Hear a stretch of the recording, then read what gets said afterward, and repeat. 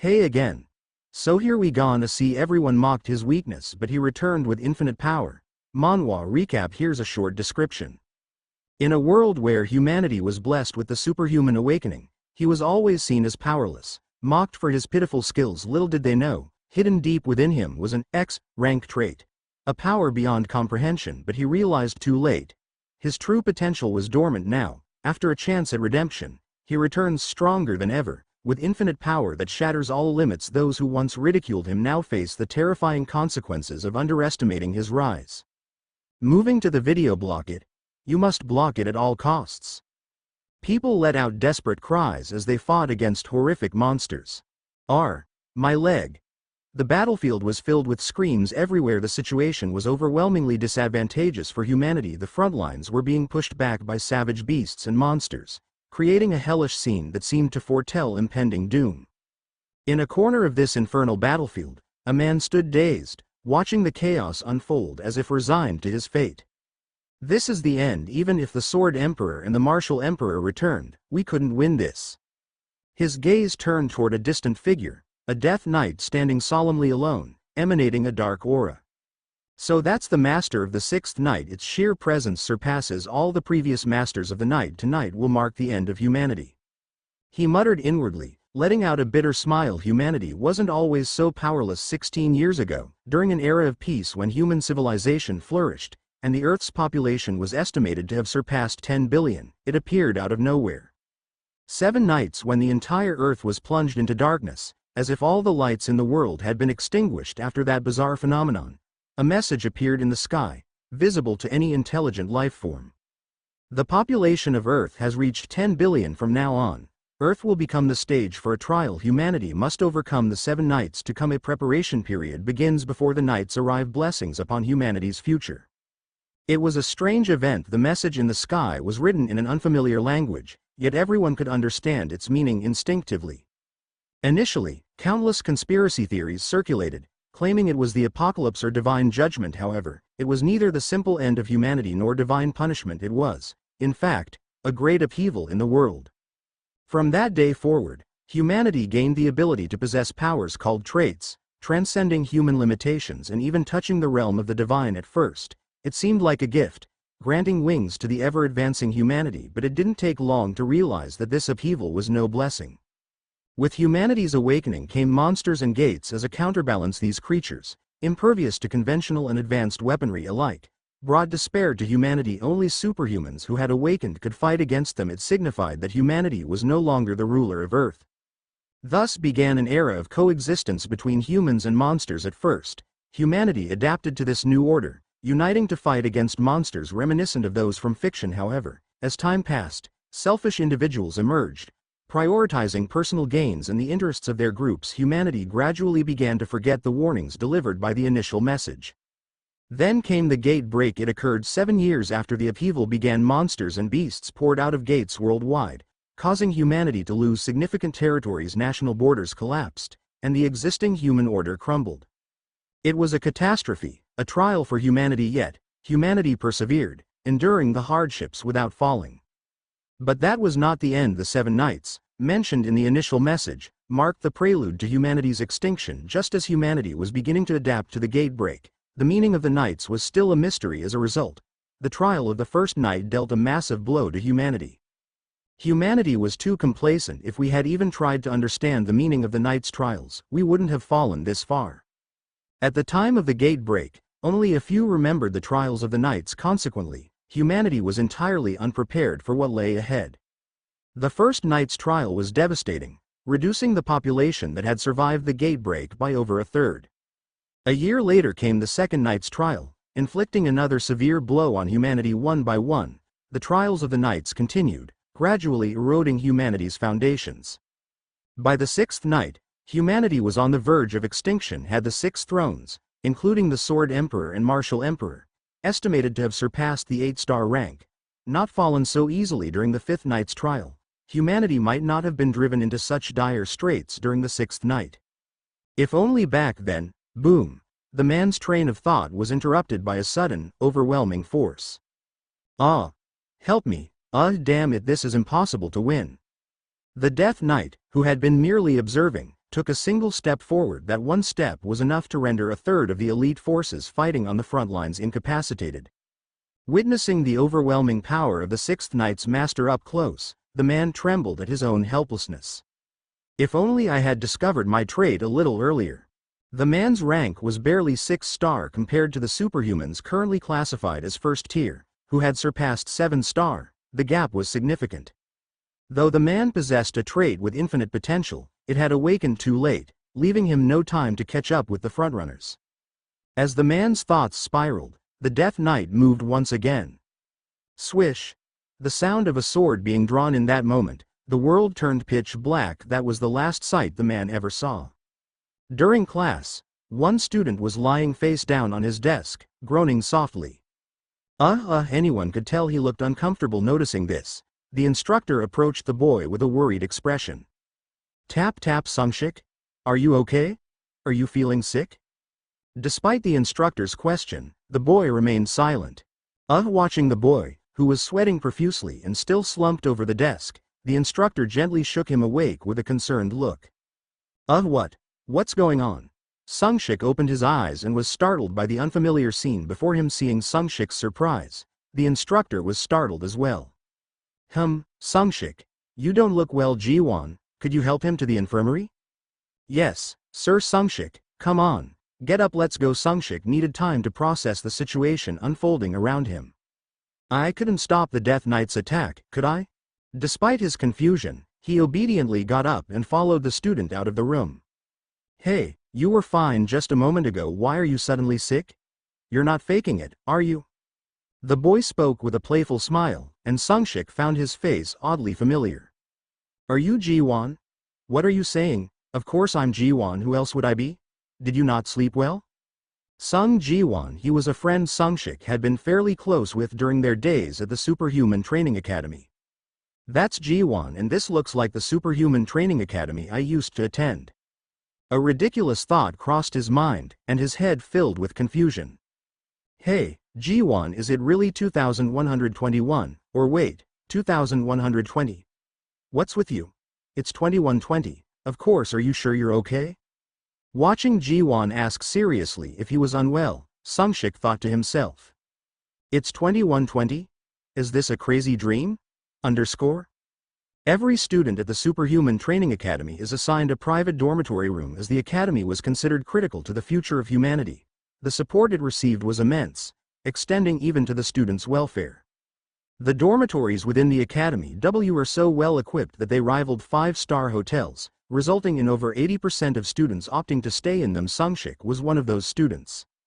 After stopping by the infirmary, Sungshik returned to his dorm room and sat at his desk with a serious expression. It was real. It was the year 2120, and Sungshik was 18 years old. 5 years after the Great Cataclysm, he had awakened his traits and was in his second year at the Superhuman Training Academy. Is this even possible? Time regression? Have I lost my mind? The intense sensations of the battlefield he had just been fighting on lingered, making it hard to accept the current situation. What happened to the Sixth Knight's trial? Did everyone perish? A chill ran down his spine as the memory of the Death Knight's overwhelming strength came flooding back. No, if I've truly gone back to the past, then everything might be undone. In his previous life, there had always been regrets over choices that could have led to better outcomes. He had also discovered his traits too late, which was a constant source of frustration. If he had awakened them earlier, his standing would have been entirely different. Humanity had faced despairing situations with the gate breaks and the Knight's trials. If this was truly the past, it might be an opportunity for both humanity and himself. Status window. Name: Hyo Sungshik. Title: None. Rank: 1 star. Combat power: F. Stats: Strength F, Agility F, Stamina F, Magic F. Traits: times, locked, X, one more time, activated, unusable. The one more time ability activated? Could this be the regression perk? One more time was an ability Sungshik had unlocked shortly before his death. Although it was classified as X tier, an absolute rarity, it had remained inaccessible due to unmet activation conditions. Regression seemed impossible, but if it's a one-time activation of an EX tier ability, it makes sense. Sungshik began to accept the bewildering situation. This is an opportunity. The status window appeared unimpressive at a glance. Without knowing the locked traits, anyone would have deemed him a combat type with no potential. But Sungshik knew better. My traits had limitless potential. In general, superhumans were limited to a single ability, a truth that hadn't changed even during the sixth night's trial. But I can acquire additional traits if the conditions are right. The acquisition of additional traits was the ultimate dream for any superhuman. The right traits could bridge even the widest power gaps and accelerate growth exponentially. At this point in time, I was so powerless I was considered ability-less. Back then, Sungshik didn't know how to unlock his traits. He only discovered the method much later, and from then on, he rapidly closed the gap with the frontrunners. But by then, there wasn't enough time to catch up to the top-tier superhumans, and he met his end during the sixth night's trial. This time, I can surpass the frontrunners. No, I can surpass even the monstrous 11 Thronesses. The 11 Thrones were the leaders of superhumans worldwide, showcasing unparalleled prowess against monsters and fiends. Sungshik believed that with his newfound knowledge, he could grow beyond them. As he organized his thoughts, Sungshik began planning his future step by step. Starting the next day, opportunities to grow stronger would come his way. The Superhuman Training Academy was an institution dedicated to training superhumans to combat monsters following the Great Cataclysm. Although it had only been 6 years since the Cataclysm, the academy had become relatively well organized, with the earliest awakened superhumans stepping in as instructors and mentors to train the next generation. Getting into the Superhuman Training Academy was no small feat. Graduating from it marked one as a distinguished individual. Sungshik, are you feeling better? As Sungshik prepared for his ability training class, a girl approached him with concern. Yeah, I'm fine. Oh, wait. Turning his head to respond, Sungshik was taken aback. Long black hair, fair skin, a small face, large eyes, and delicate, pretty features. Her face was vaguely familiar. The Moonlight Holder. She was once considered just below the 11 Thronesses. She possessed the light attribute ability, Moonlight, one of the most powerful in the natural categories. She was widely believed to have been destined to join the Thrones if she hadn't perished early during the night's trials. I noticed you didn't look well yesterday, so I brought you this. By the way, my name is Kim Subin. Do you know me? Smiling warmly, Kim Subin placed an energy drink on his desk. Of course I know you, thanks. I'll drink it. Well, hearing Sungshik's response, Kim Subin gave a bright smile, exchanged a few more words, and walked away. Take care during class and stay healthy. Even though she still had a youthful look, her beauty was striking. I knew we went to the same academy, but I don't recall having any real interaction with her. Could my visit to the infirmary yesterday have created a butterfly effect? In his previous life, Sungshik had barely interacted with Kim Subin. He didn't even remember having a casual conversation with her. Kim Subin had always garnered attention for her outstanding ability and beauty. From the moment she entered the academy, she was highly popular. Especially among the opposite gender. It wasn't uncommon to see love letters and gifts piling up outside her dorm room. On the other hand, Sungshik had been an unremarkable student with no outstanding traits. While he wasn't bad-looking, his unawakened traits often caused others to dismiss him as a talentless pretty face. As such, Sungshik and Kim Subin had an unspoken class divide between them, like royalty and commoners. Why is she suddenly showing interest in me? No matter how much he thought about it, he couldn't figure it out. It didn't seem like she had suddenly developed romantic feelings. If that were the case, something would have happened in the past timeline. After some thought, Sungshik concluded it might have been simple sympathy after seeing him unwell yesterday. That seems reasonable. Sungshik ended his reverie there. Ever since his regression yesterday, mysteries had piled up. Since Kim Subin was never part of his original plans, he decided not to pay too much attention. Of course, he didn't realize at the time how entangled he would eventually become with Kim Subin.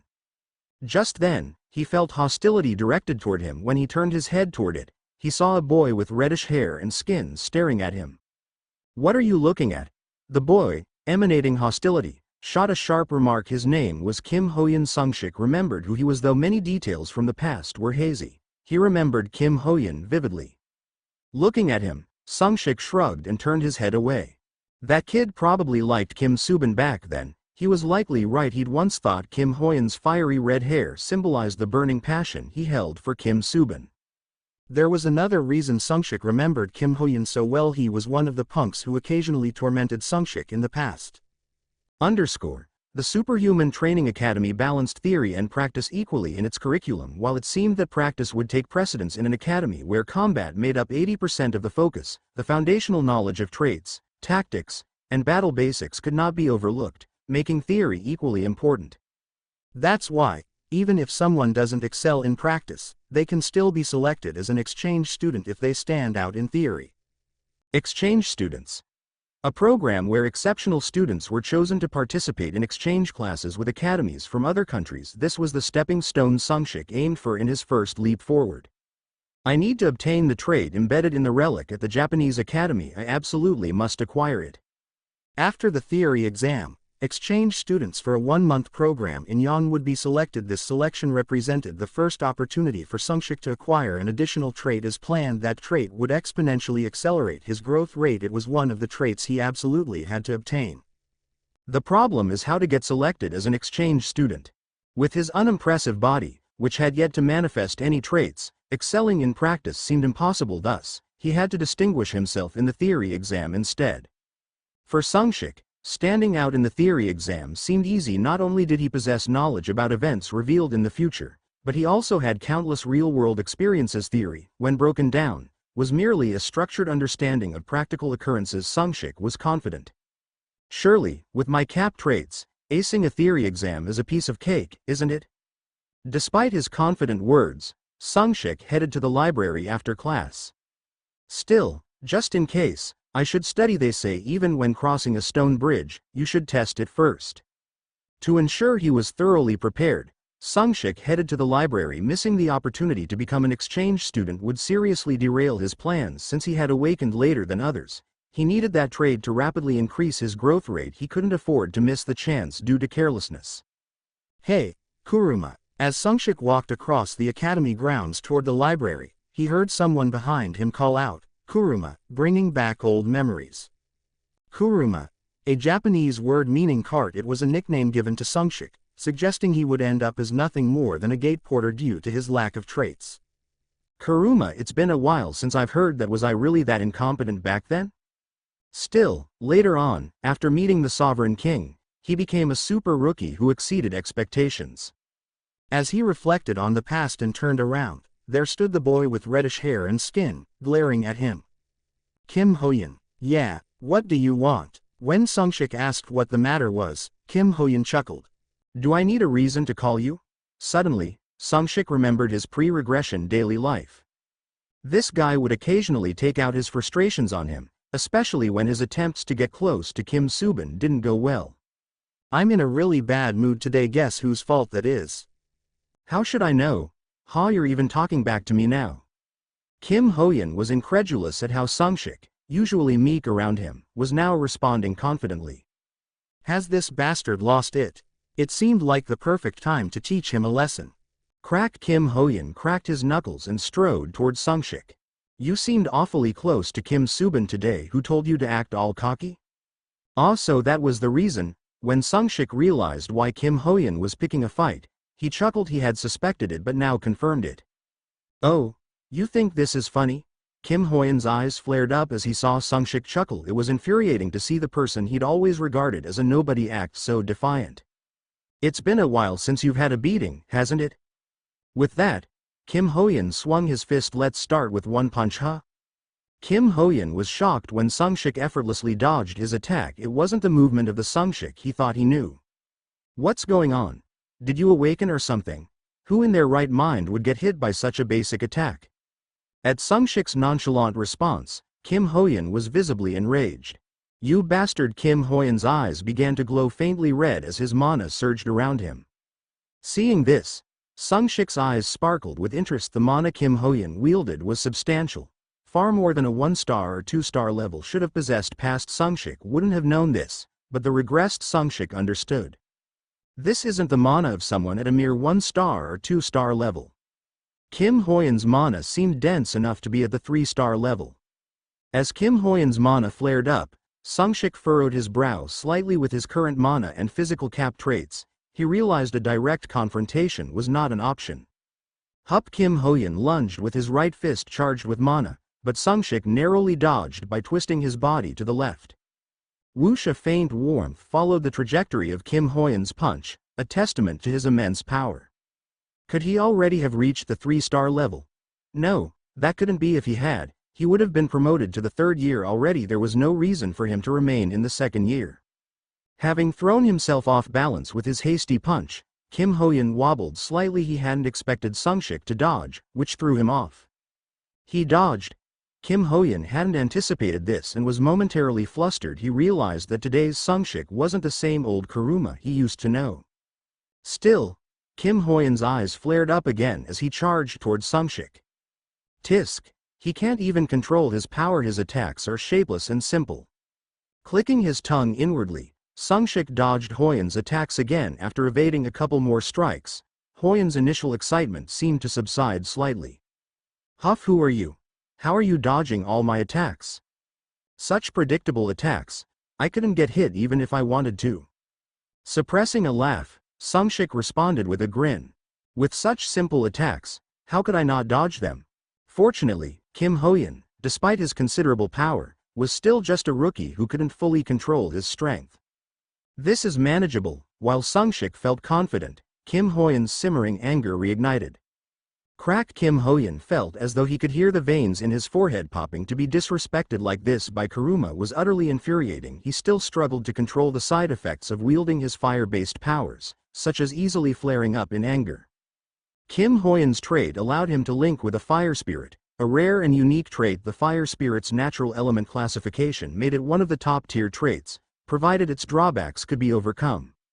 With it, he could envelop himself in fiery mana to enhance his strength or launch fire elemental attacks in the future. He would even be able to summon the fire spirit itself. It was a minimum A-rank trait. However, Kim Hoyan often succumbed to the trait's side effects. Now was no different as he recklessly let his anger control him. Damn it! Cursing, he charged at Sungshik again, but all his attacks were narrowly evaded. Amidst it all, Sungshik asked with a sly grin, "Are you seriously jealous just because I talked to Kim Subin today? No way, right?" The question hit a nerve. Kim Hoyan's face turned crimson, resembling a tomato. "No, you bastard!" Completely losing his temper, Kim Hoyan charged again, but this time, it was precisely what Sungshik had been waiting for. Now, he had been biding his time for this moment just then. "Hey, you two, that's enough!" With a chic voice, an intense presence swept between them. Mana. When superhumans awaken, they become able to sense and manipulate mana. As their proficiency with mana increases, they can later emit an aura. This ability is highly useful as it allows interference with an opponent even without direct physical contact. Hup Kim Hoyan, who was about to charge at Hyo Sungshik, was startled by the sudden, razor-sharp aura and hesitated, realizing who had interrupted their fight. Kim Hoyan's face showed a hint of surprise. "You know you can't fight in the academy, right?" Sungshik also turned his head to look at the one who had intervened. Standing there was a tall boy with piercing eyes. "He already knows how to handle an aura. Impressive, but who is he?" Sungshik felt as though he was looking at a finely honed sword. The fact that a student at the academy could wield such an aura suggested extraordinary skill and talent. President, it's not what it looks like." Kim Hoyan, who had just moments ago looked as though he wanted to devour Sungshik, stammered nervously, addressing the newcomer as President. "President? Right back in the day, there were numerous small to mid-sized clubs thriving in the academy." Hearing the word president brought back memories for Sungshik of his time at the Superhuman Academy. In addition to regular classes, there were many active clubs formed for various purposes. "Hoyan, if you keep causing trouble like this, we won't be able to cover for you anymore." It's not like that. I'm sorry, I was wrong." Hoyan, flustered, bit his lip and apologized to the president. "Fine, we'll talk later." "And you are?" "I'm Hyo Sungshik, a second-year student. I'm in the same class as Kim Hoyan." Sungshik quickly glanced at the name tag of the boy he addressed as president and replied respectfully. The name tag was yellow, a rank above his own blue one, signifying the boy was a third-year student. It feels strange using honorifics for someone so much younger, but I guess I should play along since he's technically my senior. Despite feeling awkward about addressing someone younger with respect, Sungshik managed to do so. "I'm Park Tae Sik. I'm not sure what happened with Hoyan, but I'll apologize on his behalf." There's no need for you to apologize, senior, it's fine. Hoyan has a bit of a temper, so I've been looking out for him. I must have let my guard down recently anyway. You're not hurt, are you? No, I'm fine really, it's not a big deal, it's just that Kim Hoyan likes. Hey, Sungshik, I was wrong, okay? I'm sorry about today. Hoyan, blushing furiously, hurriedly interrupted Sungshik and apologized. Look at him, turning red all the way to his ears. Hoyan's embarrassed reaction was quite amusing to Sungshik, almost making him want to tease him further. Ah, I get it now. The president, who had been observing with a bemused expression, smiled as if understanding the situation. Wow, senior, your perceptiveness is no joke. Sungshik was impressed by Park Tae-sik's quick wit. In fact, anyone who observed closely could tell that Kim Hoyan had feelings for Kim Subin. To be a club president, sharp observation is a basic requirement that said if I hadn't stepped in earlier, I'm guessing. Tae-sik's meaningful comment hinted that he was aware of Sungshik's intent during the earlier confrontation. Did he figure out that I was waiting for an opening to counter? Earlier, when Hoyan was too agitated to think straight, Sungshik had been readying himself to exploit an opportunity to counterattack just before Tae-sik intervened. The perfect moment had presented itself. Sungshik had planned to use his opponent's strength against him, applying a technique known as the four lightning tendons.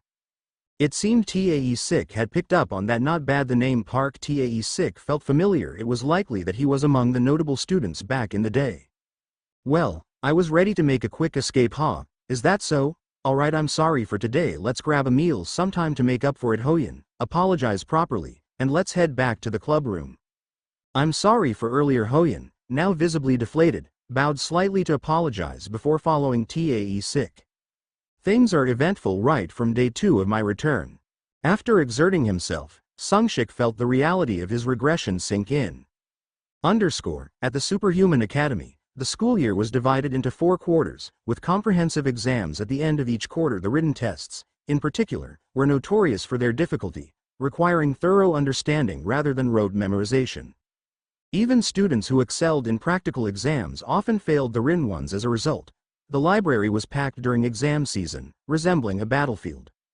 Wow, it's crowded. Standing in front of the seat allocation terminal, Sungshik clicked his tongue as he saw the near-full seating chart. The massive library, designed to accommodate an entire grade, was 90% full. This is making me nervous. Seeing how intensely everyone was studying, Sungshik felt his earlier confidence about excelling in the theory exam waver. What's making you so nervous? Startled by the sudden voice, Sungshik turned around to see a girl with sparkling eyes staring at him. The moonlight holder, Kim Subin. Her smooth, flawless face seemed to radiate light today. Looking at her extraordinary beauty, which made the other girls around her look plain, Sungshik felt he could understand why Kim Hoyan was so infatuated with her. It's just that I came to study, but everyone seems so intense. He gestured toward the seating chart display. Last quarter's exam period was even more intense. It was nearly full back then. You don't usually come to the library during exam periods, do you? I used to study in my dorm room. Looking back, Sungshik vaguely remembered how competitive library studying had been even before his regression. That's right, I failed the theory exam back then, didn't I? It's been over 10 years, so my memory's fuzzy. Recalling his disastrous past performance, Sungshik shook his head. So, you're here to study, Subin? Oh, I just finished and was heading back to my room. You're here to study, right? Take this and do your best.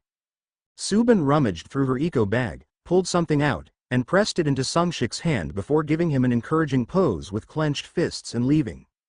This is Sungshik chuckled as he looked at the item in his hand. It was the same energy drink Subin had given him yesterday. Does she only drink this instead of coffee? Did she get sponsored or something? As he nodded to himself, amused by the idea, his thoughts were interrupted. Zing as he watched Subin walk away, a sudden headache struck. Certain conditions have been met, allowing partial retrieval of pre-regression data. The trait, hypersenses, S-rank, has been retrieved. Goo, what is this? Suddenly, all of his senses became razor sharp. He could feel what was previously unperceivable and see what had been invisible. It was as if all 5 senses had awakened to their fullest potential. It was an exhilarating sensation, as if a blind man who had lived in darkness all his life suddenly opened his eyes to see the world. Moreover, he could feel and see mana permeating everything around him. This must be the sensation one would have if they mastered the hypersenses trait. The feeling was akin to what he had imagined a master level 7, hypersenses trait would provide before his regression. The heightened senses began to recede, returning to normal. This is the hypersenses trait, but such a transcendent sensation it's almost like. Before his regression, Sungshik's hypersenses trait had only reached level 4, far below the master level of level 7. While it had given him sharper instincts than most, it had never provided him with anything close to the omniscient sensation he just experienced. However, this momentary sensation seemed to be what one would experience at the master level. "Excuse me, are you all right?" Sungshik, who had slumped to the floor under the flood of sensations, heard someone calling him and snapped back to reality. Yes, I just got a bit dizzy. I'm fine now. Okay, if you keep feeling unwell, you should visit the infirmary." "Thank you for your concern." Thanks to the passing student, Sungshik managed to collect himself and began pondering the situation. What just happened? Status window. Name: Hyo Sungshik. Title: None. Rank: 1 star, Combat Power, F. Stats: Strength F, Agility F, Stamina F, Mana F. Traits: 1. X rank, Consumption LV1 unlocked. 2. X rank, one more time, activated, unavailable, LV7, max. 3. S rank, Hypersenses LV1 new notification received. Sungshik's unique trait was consumption. Literally, it was a trait that allowed him to consume other traits. For a long time, this unique trait had remained dormant, unbeknownst to him, until it was unlocked by chance. It was this broken ability that turned Sungshik into a rising star and a super rookie. The trait has been unlocked, but I didn't meet the conditions for absorbing a trait. Could it be that mysterious power I sensed from Kim Subin? A moment ago, as Kim Subin was walking away, he had felt a transcendent presence emanating from her, and at the same time, he awakened his HPER senses. In fact, from the very first moment he saw Kim Subin, he had felt something strange. It was as though the gaze of an unknown being was fixed on him. At first, he dismissed it due to the chaos of his recent regression, but after seeing her again today, the vague feeling solidified into certainty. Interesting. The priestess of the moon, Kim Subin. Could she be linked to a transcendent entity? Occasionally, there were superhumans who were linked to transcendent entities related to their traits. These cases were extremely rare, but those who experienced it were sometimes referred to as chosen by the gods. In reality, their growth far surpassed that of others with similar traits. For instance, about 1/3 of the 11 Thrones were linked to transcendent entities. If the transcendent entity linked to the priestess of the moon is the lunar goddess Luna, why would she bestow such a privilege upon me? It was clear that the unlocking of Sungshik's trait had originated from the transcendent presence he had sensed in Kim Subin. This was evident from the fleeting master-level experience of the hypersenses trait. The transcendent entity connected to Kim Subin had granted him this privilege. It was known that transcendent entities suffered a significant loss of power when exerting influence over anyone other than their direct linkers. He pondered deeply for a while, but the mystery remained unsolved. For now, let's check the notification. The new notification had arrived when the hypersenses trait temporarily reached the master level. It was likely a special reward notification given at that level. Open notification. Open notification. As a benefit for temporarily reaching master level, a special skill has been unlocked. Privilege skill. S rank. Insight. Restricted. The privilege skill obtained upon reaching the pinnacle of the hypersenses trait allows the user to view the status window of a subject currently in a restricted state. Restrictions are lifted proportionate to the level of the S-rank hypersenses trait. Full functionality is available upon reaching master level, LV7. This is insight. According to the skill description, it was a skill that allowed the user to view the status window of others. Insight. Spotting a student passing by, Sungshik decided to use the insight skill. Name: Kim Jin Ho. Grade: 1 star. For now, this is all I can see. Using the insight skill for the first time, Sungshik found it underwhelming. With the skill at level 1, only the name and grade were visible. Still, once I level it up, it seems like it could be immensely useful. He thought it would be especially helpful during the 5th night of trials, which was also called the Chapter of Despair, nicknamed the Chapter of Illusions. It was a trial that could be overcome far more easily with full access to insight. And the additional benefits it could bring. he could almost visualize the immense rewards it could yield.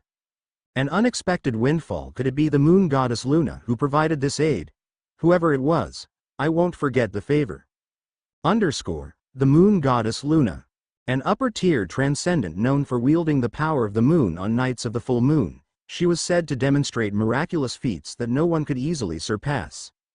Awakeners would sometimes form a link with a transcendent through their traits in the future. Kim Subin, who possessed a trait related to moonlight, was speculated to be linked to the transcendent moon goddess Luna.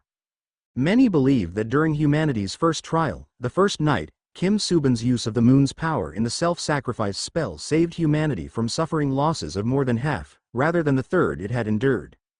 The miracle Kim Subin performed during that trial was something that even the strongest trait wielders during the sixth night could not have easily achieved. Afterward, countless people wondered how such a miracle had been possible, but Kim Subin, the one who had performed it, vanished during the first night after using the self-sacrifice spell. As the mystery surrounding transcendent links was unraveled, humanity reached a conclusion. At that moment, Kim Subin had undoubtedly been linked to the moon goddess Luna. Such transcendent power could only be displayed through a link with a transcendent. Luna, are you certain that Sungshik is the key to resolving the Night of Trials? I can't be absolutely sure, but it's highly likely you haven't forgotten one of my other titles, have you? Of course not. Priestess of the Heavens. Then trust my astrology. Hyo Sungshik is likely to become an important key in the future. The transcendent moon goddess Luna. Her lesser-known title was Priestess of the Heavens. Her astrology reached the realm of prophecy. Still, I don't quite understand. Didn't you once say that the path of destiny isn't easily altered? Yet suddenly, a key to change destiny has appeared, and it's Sungshik? It's bewildering. Don't be confused. Subin once said, the path of destiny doesn't easily change, but occasionally, an irregular appears on that path, and by doing so, the path of destiny can shift. I call such irregulars keys. I still don't fully get it, but if you say so, Luna, I'll believe you. I'm more worried that you've overexerted yourself this time. The power Luna used on Sungshik this time had been a significant strain on her. The trials known as the Nights of Trials, which plagued the planet, didn't only affect humanity but also all transcendent beings connected to the planet. As such, Luna, like other transcendent beings, faced various restrictions on using her powers after the Night of Trials was designated. Already drained from using her astrology, the energy she expended on Hyo Sungshik left her unable to use any powers for the time being. Don't worry about me, Subin. This is for everyone's sake, not just ours. Up until now, all the futures Luna had seen through her astrology led to humanity's destruction. There wasn't a single thread of hope, and even Kim Subin's fate showed an early death. But amidst this despair, a spark of change appeared, and that spark pointed to Hyo Sungshik. As a being born of the moon, Luna was one of the highest-ranked transcendents. Her intuition told her to use the light of awakening on Sungshik now.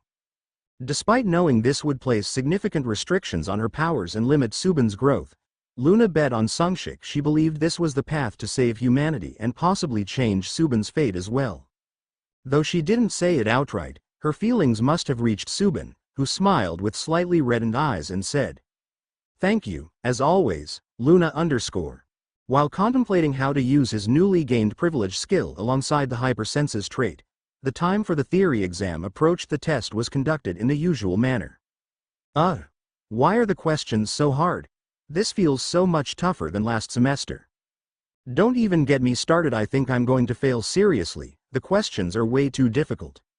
Many students felt that the notoriously challenging theory exam was even harder this time. I swear, I'm probably going to fail. Why do they have to make these theory exams so hard? Same here. I prepared so hard this time, but I couldn't even answer half the questions properly. Why do we have to stress over theory exams instead of focusing on training our abilities? After the test, groans of frustration echoed through the hallways outside the exam rooms. I found it manageable. Was it really that hard? Sungshik observed the reactions around him and thought he might have done better than expected. Having my past life experiences helps a lot. This felt even easier than before, given the less advanced concepts now. His knowledge from the future far surpassed the current state of understanding, making the questions seem straightforward, like solving middle school math problems after mastering high school material. With renewed confidence, Sungshik felt optimistic about standing out in the theory exam results.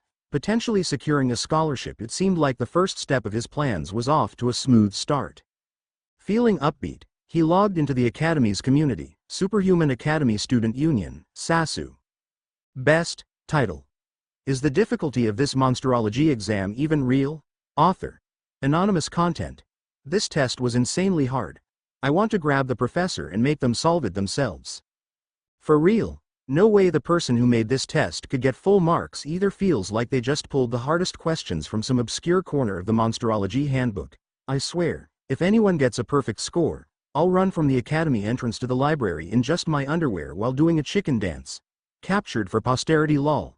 Go ahead, no one's getting full marks anyway. This test felt like it required a team of Monsterology scholars to answer everything correctly.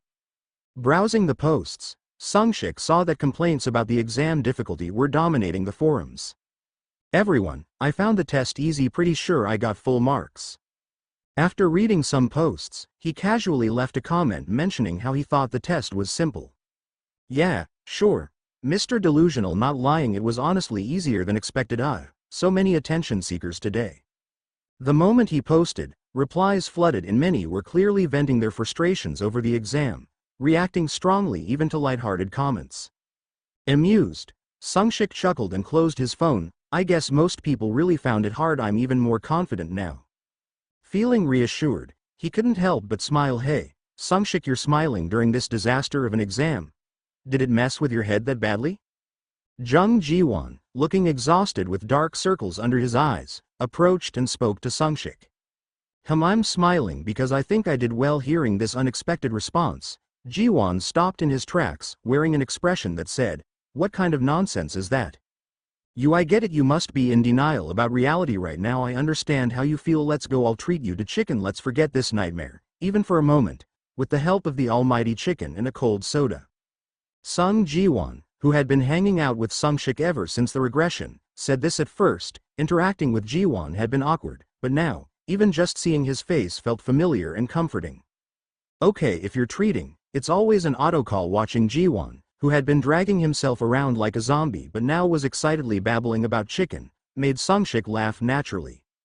A peaceful life like this isn't so bad. Sungshik, who had spent his previous life walking on the razor's edge of the battlefield, had finally found a sense of inner peace, enjoying a calm and serene life after regressing. Perhaps that was why walking alongside Jiwon felt so light and easy. Traits are of utmost importance depending on one's trait. Even those with lower grades and stats can sometimes display greater performance than high-grade, high-stat superhumans, depending on the situation. Because of this, the public's perception of superhumans varied greatly depending on their traits. Hak Il-chun, who had the trait Lord of the Sword, was called the Sword Emperor. Similarly, Severant, who possessed the trait Blessing of the Martial God, was known as the Martial Emperor. A superhuman's growth trajectory was determined by their traits, and it was commonly accepted that, except in rare cases, an individual could only possess one trait. Among those rare cases, Sungshik was an even more exceptional example. Status window. Name: Hyo Sungshik. Title: None. Rank: 1 star. Combat power: F. Stats: Strength F, Agility F, Endurance F, Magic F. Traits: 1. X rank, Consumption, LV12. X rank, one more time, activated, unavailable, LV7, max. 3. S rank, Hypersenses, LV1, skills, 1. S rank, Insight, restricted. The traits possessed by Sungshik were astonishingly 3 in total. This was all thanks to his core trait, consumption. Literally, as long as the conditions were met, he could consume the traits of his target and gain additional traits. An overpowered trait, no doubt. However, possessing many traits didn't automatically make one stronger. The true power of a trait could only be realized by increasing proficiency and understanding of it. A mastered low-rank trait could sometimes be better than holding multiple high-rank traits with low proficiency. Besides, fulfilling the conditions to consume a trait wasn't as simple as it sounded. One of the reasons Sungshik initially struggled to grow was because he didn't know the consumption conditions, and even after figuring them out, it was hard to encounter situations where he could use them effectively. If I use my trait wisely, it's a trait that can ensure the king's return in the later stages, but there are downsides as well.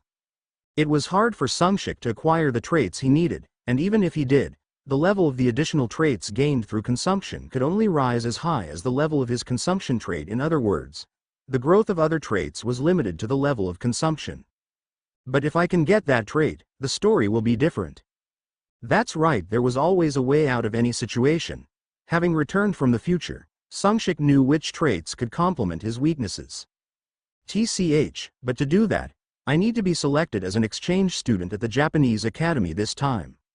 The key element in Sungshik's carefully crafted scenario lay in Japan. Why? Are you trying to go to Japan? Sungshik, who was waiting for Sung Jiwon after finishing his individual training to have dinner together, muttered to himself, and Jiwon asked back. Your hero, it's nothing special, I just have some business in Japan. But do you really have to go as an exchange student? It's just the next country over. You could just go on a day off. That would be true if it were just a simple trip to Japan. No, I have business at the shrine inside Tenri Academy. You can't enter there with a regular status. Huh? Tenri Academy, you mean the Isonokami Shrine? What are you going there for? As Sung Jiwon kept asking, Sungshik deflected him. Let's just say it's grown-up business you don't need to know about, little one. Huh? What are you talking about? I'm taller than you, you know. Oh, you punk. Just because you did well on this test, you're getting all cocky? Ah yes. Yes, I misspoke, please forgive me, my lord. When Sungshik joked to change the subject, Jiwon played along and let it drop. But seriously, if you want to be selected as an exchange student to Japan, you'll need to ace the theory test since you're not strong enough for the practicals yet. That's right, I'm aiming for the exchange student selection through this theory exam. But didn't you do only so-so on the exams in the first half of the year? If I remember correctly, you were around the middle of the rankings. Oh, you remember, that's true. So, Sungshik, how exactly are you planning to get selected as an exchange student? Even if you get first place this time, it doesn't seem like it'll be enough. It wouldn't be enough for a regular top score. After pausing for a moment, Sungshik smirked as he continued. But there's a rule in the internal regulations. Any perfect scorer is given priority consideration for exchange student selection. I think I've heard about that rule. Wait, you're not seriously claiming you'll get a perfect score, are you? Sung Jiwon stared at Sungshik incredulously at his bold statement. It was understandable. Perfect scores were exceedingly rare in the Academy's notoriously difficult theory exams. There were so few that the Academy's forums even had a dedicated page to commemorate past perfect scores. Which is why Jiwon looked even more dumbfounded at Sungshik's declaration. Sigh, you'll only come to your senses when you see the report card. Let's just go eat. Shaking his head, Jiwon headed toward the cafeteria, and Sungshik chuckled to himself. It'll be fun when the report cards come out. The day report cards were released, everyone's attention was focused on the results, particularly for the second exam of the year. People were especially interested in how their scores compared to the previous test. While most experienced some degree of change in their scores, dramatic shifts were rare. Incremental improvement was common, but for a mid to low scorer to suddenly achieve a perfect score was unheard of. Which is why, when Sungshik's score was revealed, the first reaction was doubt. Hey, does this even make sense?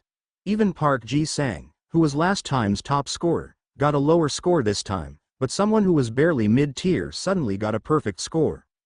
This is definitely Seuss 100% cheating, no doubt about it. But he was the only one who got a perfect score. Who could he have copied from to get it? Wait, you're right, then what? Still, it has to be foul play. It was natural for people to be suspicious. Not only was it unprecedented, but there had never been a perfect scorer in an exam as objectively difficult as this one. Requesting verification of Hyo Sungshik's scores. To the faculty office. We request a review of Hyo Sungshik's test papers. Please make them public. There was an uproar of requests for the release of Sungshik's test papers. Therefore, we intend to release Sungshik's test papers. Are you okay with this? Of course, go ahead. Haha. Thank you for understanding, Sungshik. Honestly, even I was skeptical before calling you. In truth, the principal had summoned Sungshik the moment his answers were graded to verify them. His responses were not only flawless but also offered insights that broadened the perspectives of even the professors. The principal and faculty couldn't help but acknowledge their validity. Hyo Sungshik, this guy's a genius. A new breeze will blow through academia. Amazing. How can someone approach it from this perspective? He was clearly below average in the previous test, so how? Regardless, it's an impressive insight.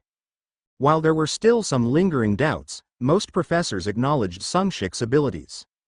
That day, 2 new announcements were posted on the Superhuman Academy's bulletin board. The first was the publication of Sungshik's original test answers. The second was a notice to hold a public hearing to allow questions and answers with student Hyo Sungshik.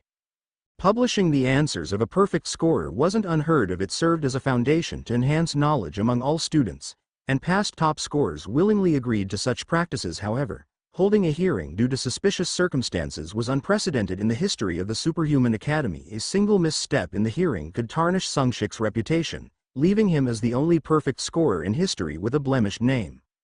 Nonetheless, this was something Sungshik himself had requested. It was an agreement reached on the very day the principal first summoned him. Why not? Let's not only publish the answers but also hold a public hearing. Are you sure about this? I'm worried this might escalate too far. From the principal's perspective, expanding the issue was burdensome. I want to prove myself cleanly. If that's what you want, it could indeed work out for both sides, but in return, I'd like to ask for something. I want to be nominated for the Japanese exchange group next month. The exchange group? Although you did get a perfect score this time, there might be backlash due to your previous grades. It could be like adding fuel to the fire.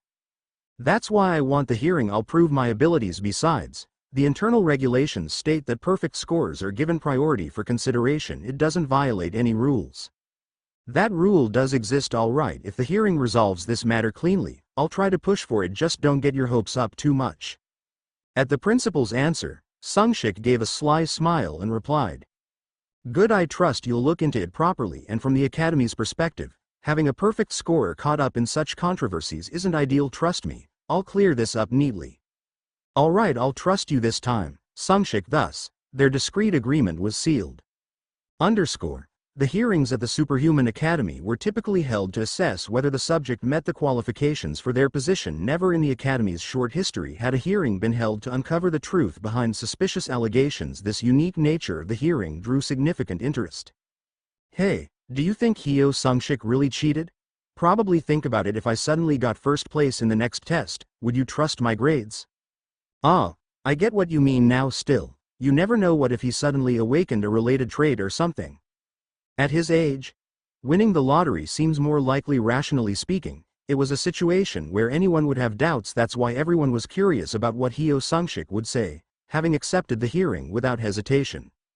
What if he's just trying to get ahead of things and apologize like a college student scandal? If that were the case, he'd just come out alone and apologize. Why hold a hearing? Oh, true. Anyway, it seems to be starting now. Let's see what happens. Amid the heightened interest, the hearing began. The internal broadcast channel of the Academy displayed the start of the hearing. The screen showed Sungshik walking to the designated seat and taking his place. Wow, his expression is totally relaxed. Does he really have something up his sleeve? Seriously, he's brimming with confidence. But look at him, he's genuinely handsome. That's probably why most of his defenders are women. This shallow obsession with looks. The expectation that he'd appear tense was off the mark. Instead, Sungshik exuded complete composure.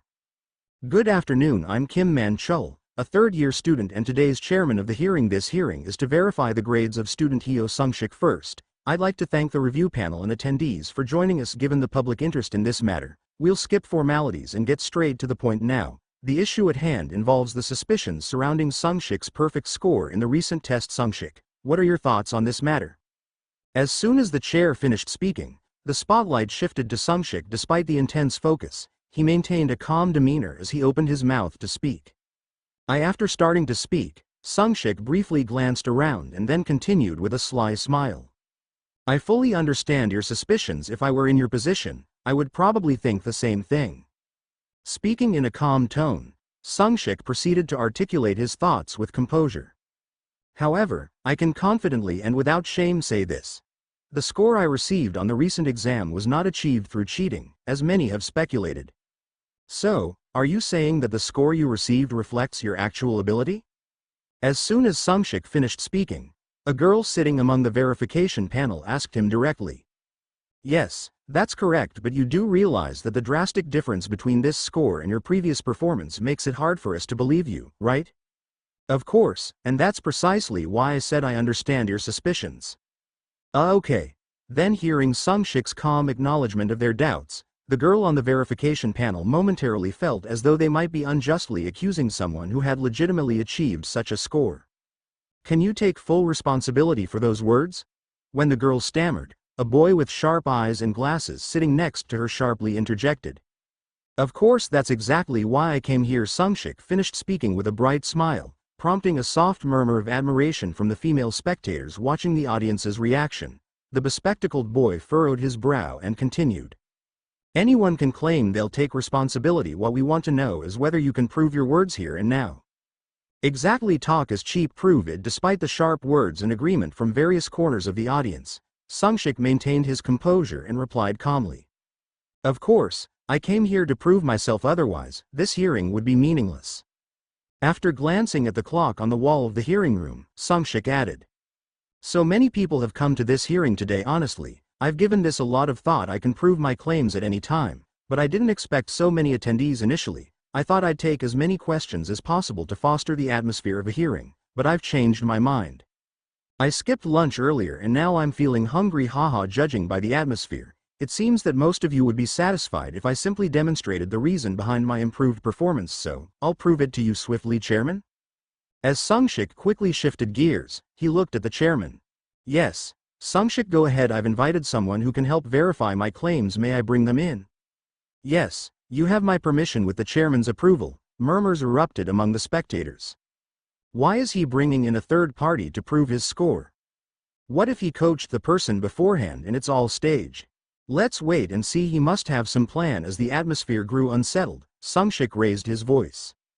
Truth Seeker, Mr. Yun, please come forward. The Truth Seeker, Yun Guards, a man of Pakistani descent. He rose to international fame after acquiring the trait known as the Light of Truth. His trait allowed him to discern the truth of any object or phenomenon. This included the ability to determine the veracity of spoken language. Yun's work using his ability extended to various subjects, including ordinary people and prominent political figures. He exposed corruption and deceit, toppling political regimes in multiple countries. People cheered as he uncovered and removed corrupt politicians and power brokers, earning him the nickname the Purifier. Now, this global superstar had appeared at the Korean Academy's hearing. Community Forum title. Wow, is anyone watching the hearing right now? Content. They're holding the Sung-shik hearing, and the Truth Seeker just showed up. Really? No way. It's true. Turn on the hearing broadcast. Whoa, it's real. The Truth Seeker is actually there. Incredible. Lol, OMG, turning on the TV right now. His unexpected appearance caused a stir not only within the hearing but also among viewers following the live broadcast. The surprise of his presence was undeniable. Hello, I'm Yun Guards, also known by the title, Truth Seeker. The tall, middle-aged man with striking, dark eyes and bronze skin stepped forward and sat in the witness chair. Wow, you've brought in an incredible guest. Welcome, Truth Seeker. It's an honor to have you here. The astonishment was evident on the chairman's face. He had not been informed in advance of Yun Guard's attendance, making his reaction all the more genuine. So does this mean all our prepared questions are pointless now? Seems like it. It's probably true that he earned that perfect score legitimately. The verification panel was visibly shaken by Yun's presence, and for good reason. His trait, the Light of Truth, could reveal the truth without the need for further debate. Their confusion and disbelief deepened. This can't be real. He must be absolutely confident if he brought him here.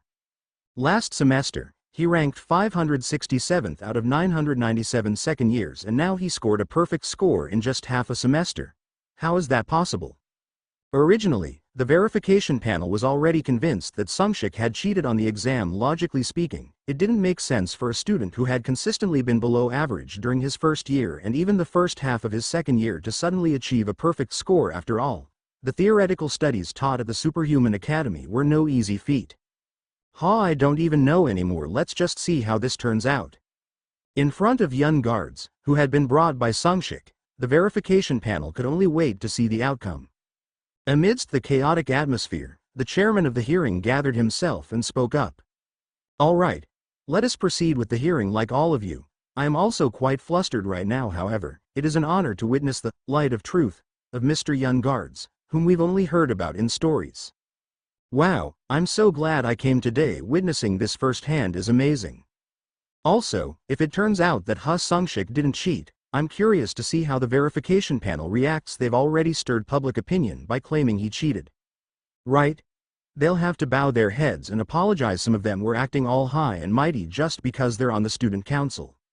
As young guards stepped forward to begin the verification process, the hearing room buzzed with excitement. It was a mixture of anticipation for the twist that Sungshik might reveal and the opportunity to see the legendary young guards use his ability in person.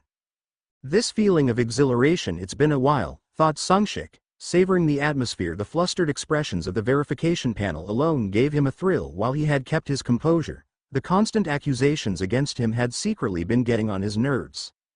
Then, Mr. Sungshik, please step forward as well. Sungshik walked to the center, drawing everyone's attention. Standing before young guards, who was a head taller than him, he exuded an almost serene atmosphere despite the heightened tension in the room. What truth do you wish to prove? Young guard's voice came through a translation artifact hanging around his neck. I wish to prove that I did not engage in any form of cheating during this exam. Whether your words are true will be revealed through the light of truth. With that, young guards placed his right hand over his heart and extended his left hand towards Sungshik. Whoosh! A brilliant, pure white light burst forth from young guard's hand. Oh, this is the light of truth. Ah, I feel purified. It's like a holy presence. Wow! The audience erupted in awe and admiration as the dazzling light filled the hearing room. Moments later, the white light transformed into a radiant golden hue, enveloping Sungshik's entire body. The live stream community, Sasu, also lit up with explosive reactions. Whoa, it turned golden. Amazing. He really got a perfect score without cheating. Lol. This is insane. Are we witnessing the birth of a genius of the century? So, how's the verification panel going to apologize now? They completely framed him from the start. Oh, Sungshik let out a short exclamation as he looked at the golden light surrounding him. Having lived through both his past and current lives, it was his first time directly experiencing the light of truth. Well then, Sungshik smirked and turned to face the hearing room. Chairman, please continue the hearing. Ah yes, ahem, let's proceed with the hearing. The chairman, who had been staring blankly at Sungshik, hastily composed himself and continued speaking. Look at the chairman's face. Lol. He's completely dazed. The chairman's really out of it today. Lol. The viewers of the live broadcast laughed at the chairman's flustered demeanor. Now then, the light of truth has confirmed that Mr. Sungshik did not engage in cheating. Does the verification panel have any further questions? If he didn't cheat, then how on earth could he improve his scores that drastically? One boy on the verification panel, who had been silent until now, gritted his teeth and asked. The name tag on his chest read, Park Ji-sang. He was the student who had ranked first in the previous exam, having suddenly been dethroned by Sungshik and relegated to second place. Ji-sang felt as though his rightful position had been stolen. Thus, he had been one of the leading figures in framing Sungshik as a cheater. I can't accept this. How could someone like you, who was below average last time, scrape a perfect mark? On the surface, Ji-sang's question seemed reasonable. Logically speaking, Sungshik's scores were suspicious enough to warrant doubts. Yeah, that's true. If it wasn't cheating, how did he get a perfect score? Especially since I heard this exam was tough. It's only natural to suspect something. By the way, is it okay to use informal speech in a hearing? Lol. Seems a bit over the line. Foolish mortals to doubt even after witnessing the light of truth. Are they all eager to fall into hell after death? Haha, this life already feels like hell. The viewers also seemed to align with Ji-sang's sentiment, creating an atmosphere of lingering doubt. Knowing this, Ji-sang clung to his argument, refusing to back down even after the light of truth had settled the matter. Sungshik hummed softly at Ji-sang's remark, drawing everyone's attention to his next words. I understand why you'd ask that. I'd probably think the same way if I were in your shoes. After glancing around the room, Sungshik curved his lips into a faint smile and asked, Are you all curious about how I got a perfect score? Academy hearing. The purpose of this hearing was to question and resolve any doubts surrounding suspicious incidents. Park Ji-sang's act of asking Sungshik about the secret to his perfect score was essentially an attempt to dig into Sungshik's personal know-how. At the point where the light of truth had already proven that there was no cheating, the hearing was effectively over. Thus, the chairman of the hearing turned to Sungshik and asked, Are you okay with this? It was a question loaded with multiple meanings. Was it really okay to reveal personal matters, such as the secret to his perfect score? And was it acceptable for Park Ji-sang to cross the line in this manner? Of course, since I'm here, I don't mind opening up to this extent. Sung-shik's straightforward response eased the chairman's concerns. Smiling faintly, the chairman replied, "Well, you're quite an open person in that case. We will proceed with just this one final question." Wow, he's really cool about this. Seriously, I was upset earlier when that guy spoke so rudely to him. He's been straightforward from the start. The more I see him, the more I like him. I'm curious, though, how exactly did he get a perfect score? 222. Me too lol. Sung-shik's refreshing attitude left a good impression not only on the chairman but also on the onlookers. Then, I'll tell you right away, the reason I was able to get a perfect score this time is because of my trait. The moment Sung-shik spoke, the room erupted in noise. A trait? There's a trait that helps with test scores? Indeed, while many traits had been revealed up to this point, no one had ever heard of a trait that specifically helped with exam scores. It was an unexpected answer. A trait? Does that even make sense? What kind of trait is that? Park Ji-sang, please mind your manners. This is a hearing. This is your warning. Next time, you'll be asked to leave immediately. Despite the warning from the chairman, Park Ji-sang, still flustered, raised his voice again. No, this doesn't make sense. Prove it again with the light of truth. How can we believe such nonsense? Park Ji-sang, you are hereby expelled from the hearing. Please leave the room. Unable to contain his agitation and ignoring the chairman's warnings, Park Ji-sang was promptly escorted out of the hearing. It's fine, Chairman. Honestly, I'd like to show him the proof through the light of truth again. However, I ask for your understanding that I cannot disclose the exact nature of my trait. In fact, it was considered a kind of etiquette not to ask too deeply about someone's trait. Traits were the foundation of a superhuman's strength, and disclosing the details could expose their weaknesses. The sensitivity varied depending on the type of trait, especially for elemental traits. For instance, someone like Kim Ho-yeon, whose trait was rooted in fire, could be easily countered if their trait was fully understood. However, even for someone like Kim Ho-yeon, it was customary not to directly inquire about their trait. Of course, my trait doesn't have that kind of vulnerability. In Sung-shik's case, his trait was what was commonly referred to as flawless. While traits classified as flawless typically lacked any distinct features, they also had no counters. Sung-shik's trait was an exceptionally rare case where it only had advantages. Then, we'll request one more verification from Mr. Yun Guards. Yes, let's proceed. With a brilliant flash, the white light once again filled the hearing room. Soon, the light turned golden.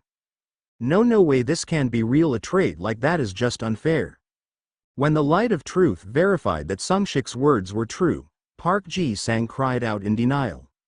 Embarrassing. He really is embarrassing. Can't even admit it at the end. I kind of understand his feelings, but it's still a bad look. What kind of trait lets you get a perfect score? Something like absolute memory. The academy tests aren't just about memorization. You can't get a perfect score with that alone. Really? Then maybe it's something like a miniature version of the light of truth, eye of truth, that shows all the correct answers? There are essay questions, too. Then what kind of trait is it that lets him get a perfect score? Either way, a trait is a skill, isn't it? It's clear that Hyo Sung-shik got a perfect score without cheating through his own abilities. Agreed. Same here. I agree. Even those watching were unable to guess what kind of trait had allowed Sung-shik to achieve a perfect score. For Park Ji-sang, who was still visibly upset, it was even harder to accept that the trait had been the key. It's understandable. Strictly speaking, it wasn't the trait itself but rather my one more trait, which allowed me to retain memories from before my regression. That's how I got the perfect score. For this reason, Sung-shik had felt slightly nervous during the light of truth's verification, worried that his method of achieving the perfect score might not be acknowledged as legitimate. Thank goodness. If things had gone south, I would have had to resort to Plan B. Of course, he had prepared countermeasures just in case. Mr. Ji-sang, do you require any further proof? With a sly smile, Sung-shik's question seemed to bring Park Ji-sang to his breaking point, as tears welled up in his eyes. I'm sorry, I pushed things too far. I sincerely apologize. Ultimately, Park Ji-sang lowered his head, tears streaming down his face, as he apologized to Sung-shik. No matter what, They're still just kids, soft and impressionable. Compared to the cunning and seasoned awakened individuals Sungshik had dealt with in the past, Park Ji-sang's actions seemed almost endearing. If he had kept pushing, Sungshik wouldn't have let it slide, but seeing how quickly he apologized made the situation feel less serious. It's understandable, I get it, but if you've done something wrong, you should take responsibility. Write a reflection paper, front and back, on a 4-sized paper, 10,000 pages. 10,000 pages? Park Ji-sang's tears dried up instantly at the absurd number. Well, 10,000 might be a bit much, but since you seem genuinely sorry, let's reduce it to 100 pages. Oh, 100 pages. Even if he'd started with 100 pages, it would have seemed like an insurmountable task, but since the initial number had been 10,000, the reduced figure actually felt merciful. Park Ji-sang momentarily felt grateful for Sungshik's generosity. Yes, I understand. With swollen eyes and a conflicted expression, unsure whether to feel thankful or resentful, Park Ji-sang agreed. Thus, the long and eventful hearing finally came to an end. The trait of Hyo Sungshik might be related to knowledge. To score a perfect mark in the academy exam, one needs not only a broad understanding of the relevant knowledge but also the application skills to utilize that knowledge effectively. Some people are claiming that Hyo Sungshik relied entirely on his trade to ace the exam, but everyone knows that a trade is also part of one's skill set, right? Additionally, attention should be given to the fact that he scored a perfect mark in the strategy subject, which requires a high level of understanding of strategic and tactical application, even though it was notoriously difficult this time. In my opinion, Hyo Sungshik has the potential to become a strategist who could surpass the genius German tactician, Jun Kroff. In the future, supporting Hyo Sungshik might serve as a stepping stone for fostering strategists in our country, which is sorely lacking in this area. I believe the government should provide full-fledged support in this regard. Honestly, I agree with the writer's opinion. Shouldn't we also hear the opinion of the person involved? If it's a knowledge-related trait, he'd have no chance in physical combat. If they offer support, he should take it gratefully. Why are people talking about surpassing Jun Kroff after just one test? Let's see how he performs in the field after graduation. Even so, he shows potential, doesn't he? It's true that our country lacks strategists and scholars. I think he's worth nurturing. Is this a case of people drinking kimchi soup before being offered rice cake? After the hearing, Sungshik, who had been requested to meet separately by young guards, waited for him at a cafe near the academy. While waiting, Sungshik skimmed through posts on the Sasu community and smirked. I have no intention of becoming a strategist. If I really end up receiving government support, though, that wouldn't be bad. The trade of consumption could absorb power not only from living beings but also from artifacts that possessed special powers, while additional traits or awakenings could originally be achieved through artifacts. Certain conditions needed to be met, making it no easy task. But for me, I can absorb their power directly through consumption. If government support could be obtained, it would open access to ancient ruins under their management. This would provide an easy route to explore ancient artifacts. Not a bad idea. If they're willing to support me, I could pretend to be a strategist. Of course, this was just speculation from a few people, and reality wouldn't be that simple. Still, this incident had made it more likely that he would be selected as an exchange student at the Japanese Academy. If he could secure the trade he sought at the Isonokami Shrine, it would greatly influence his future growth. I must acquire that trait. The first step is critical. While resolving to carry out his plans, the cafe door opened, and a tall, bronze-skinned man with a striking presence entered. Young guards, after scanning the interior, spotted Sungshik and walked straight over. Sungshik, it's a pleasure to meet you. Thank you for responding to my request. Not at all. It's me who owes you a great deal. I should have arranged this meeting first, so I apologize.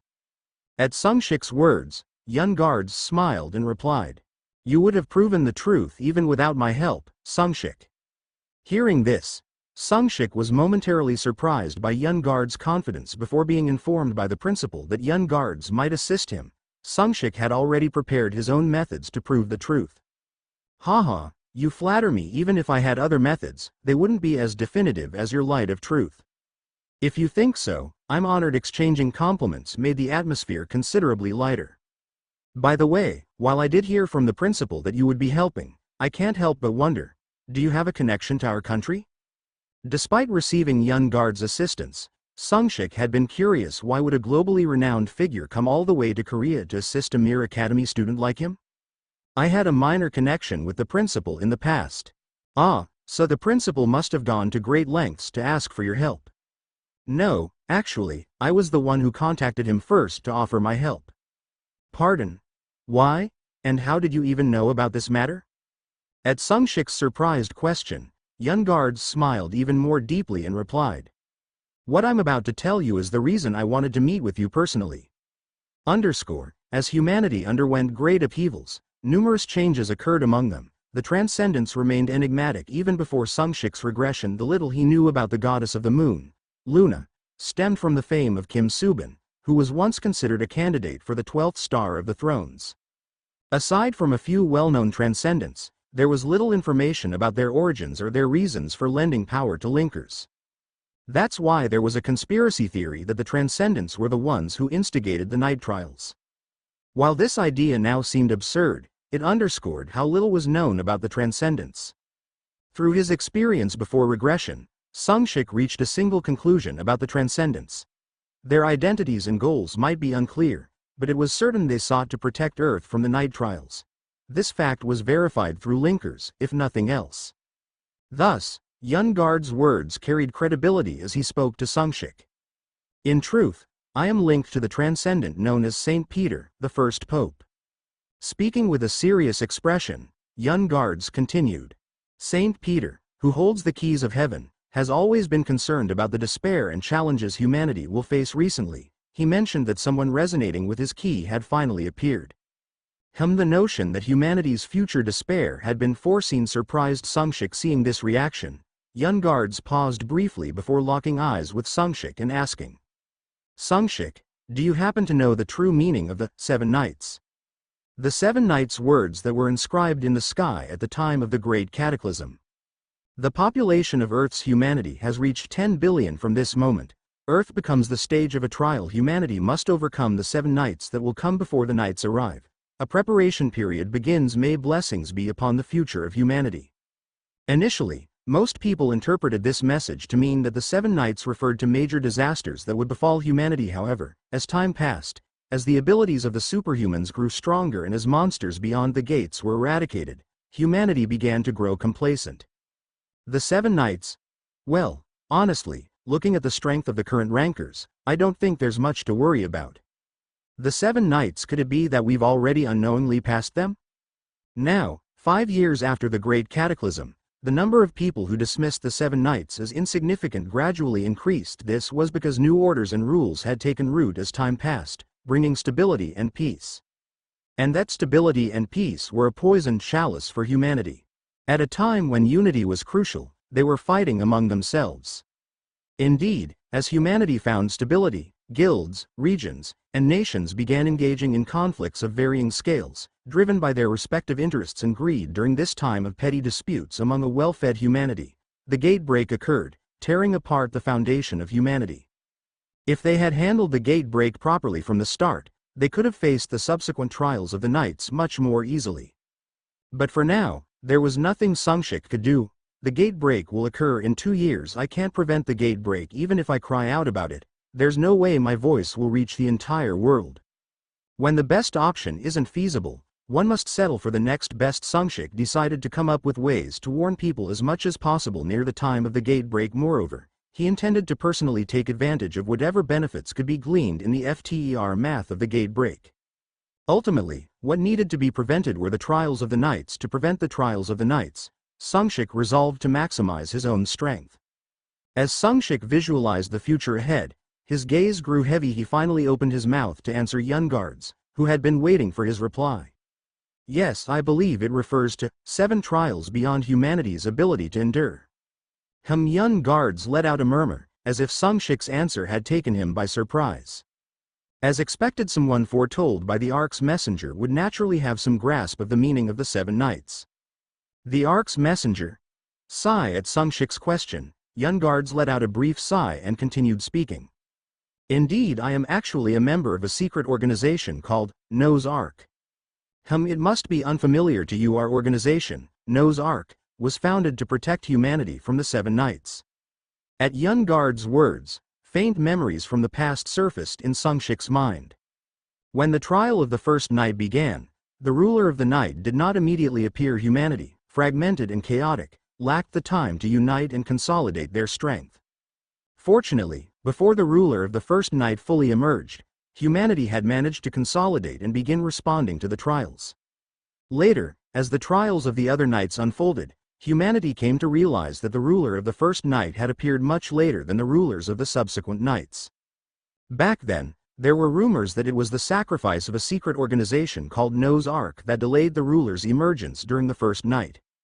The trial of the first night was perhaps the most devastating of all the trials humanity had endured. In the early stages, humanity suffered heavy losses, and many promising superhumans were wiped out before they could fully awaken their potential. It was only thanks to the delayed emergence of the ruler of the first night that the damage was mitigated, allowing humanity to somehow endure until the sixth night. If the rumors were true and Noah's Ark really did delay the ruler's appearance during the first night, humanity likely would have faced extinction during the second or third trial without their intervention. Indeed, if the rumors were true, the organization Noah's Ark had essentially provided artificial respiration to a humanity on the verge of suffocation. For this reason, Sungshik was quick to accept Yun Guard's current explanation. I see, so your organization is working covertly to prepare for the upcoming 7 nights, correct? Oh, exactly, you grasp it quickly. Seeing Sungshik immediately comprehend his words, Yun Guard's eyes widened in mild surprise. With a pleased smile, he continued. Since you understand, I'll get straight to the point. As you might have guessed from the name of our organization, our leader is someone linked to the transcendent being known as Noah.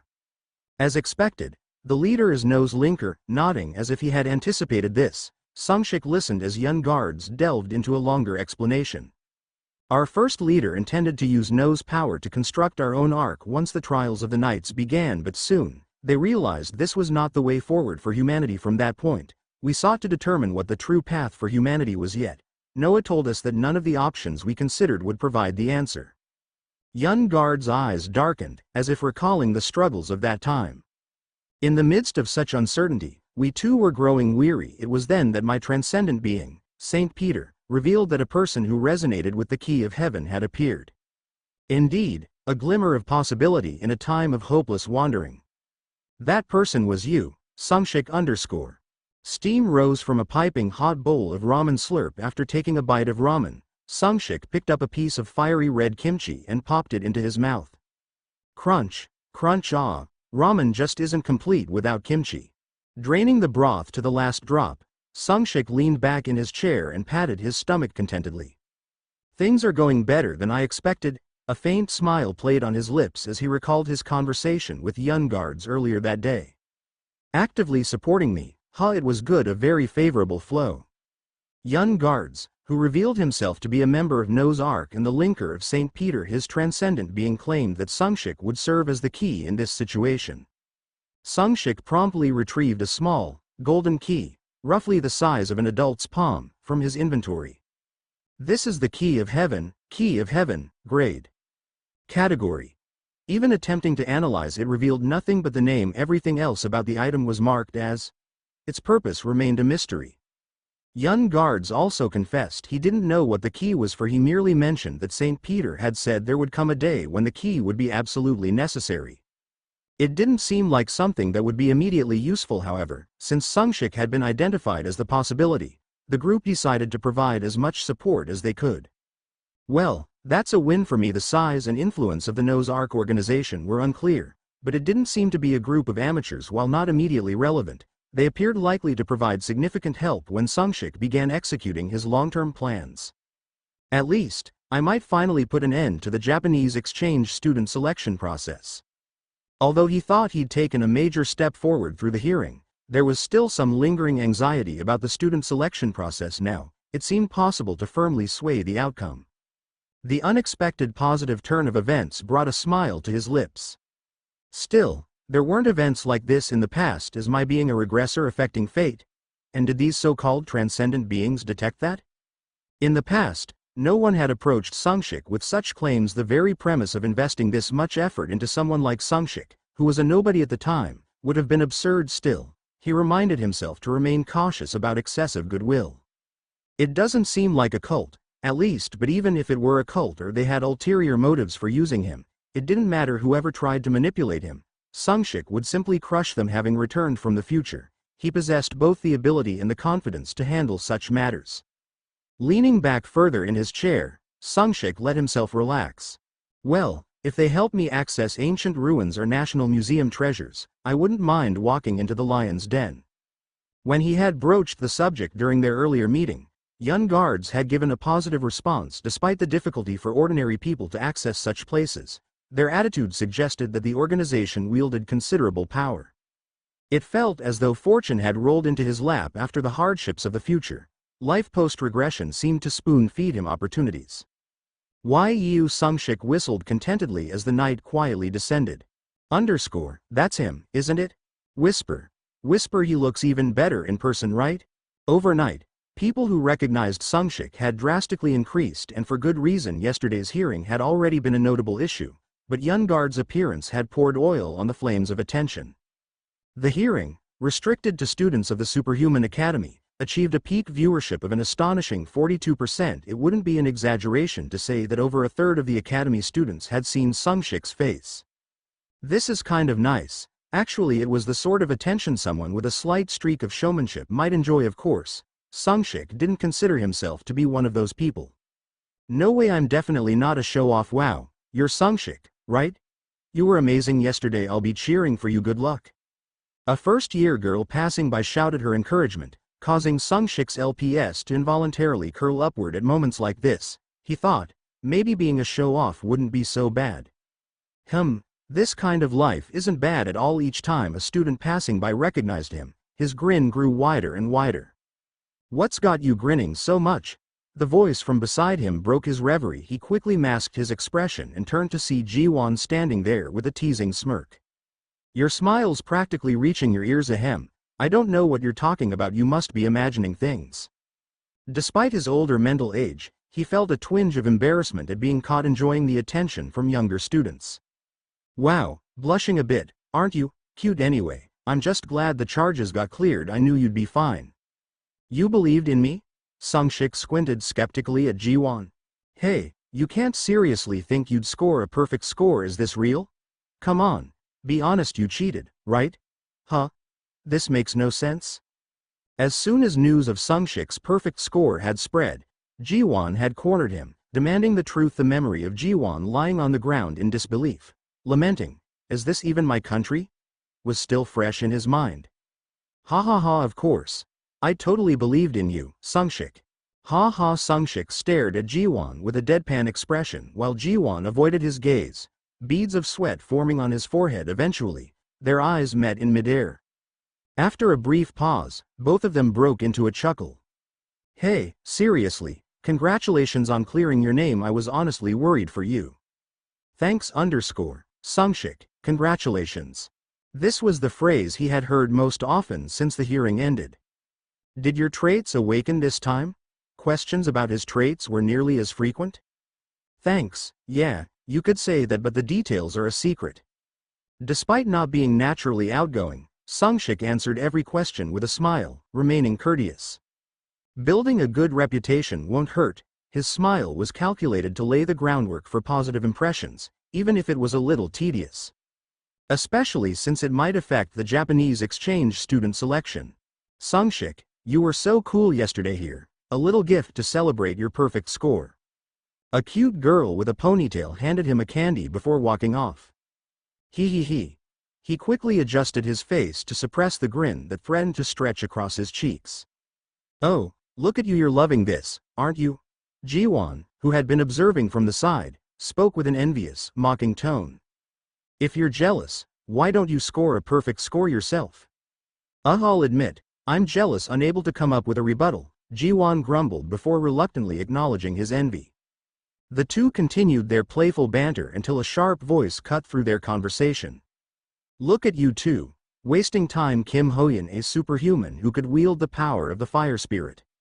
Spirits were among the enigmatic existences that remained largely unexplored even in the future. However, the power of spirits was undeniable. One of the 11 thrones, the Lord of Thunder and Lightning, was also known to have wielded the power of a lightning spirit.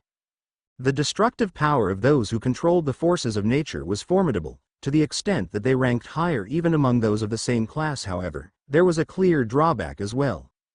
Don't get cocky just because you've got some petty ability to solve test problems. Kim Hoyan, who wielded the power of the fire spirit, had a fiery temper. As a side effect, he was quick to anger and found it difficult to control his inner rage. The humiliation he had suffered before was something he still couldn't forget. That talentless guy, once mocked as a mere Kuruma, had evaded all of his attacks. He had been about to end things decisively when President Park Tae-sik intervened, allowing the incident to blow over. Still, whenever he recalled the humiliation of that day, uncontrollable rage surged within him.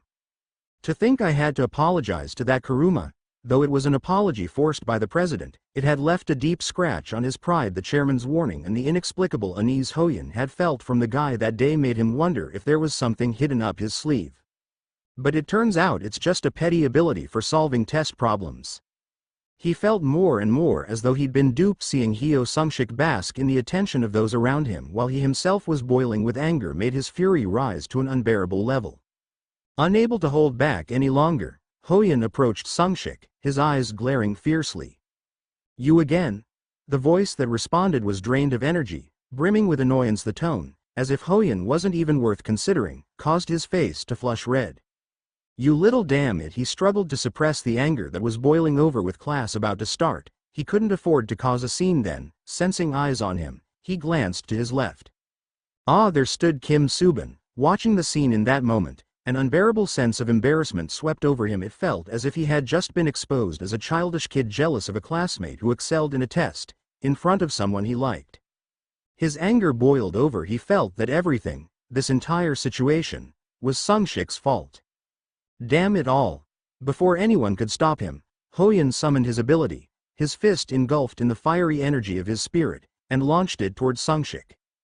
Kaya! The unexpected commotion caused the surrounding students to scream in alarm. Unlike the chaotic reactions around him, however, Sung-shik remained completely calm. S-rank, Hypersense.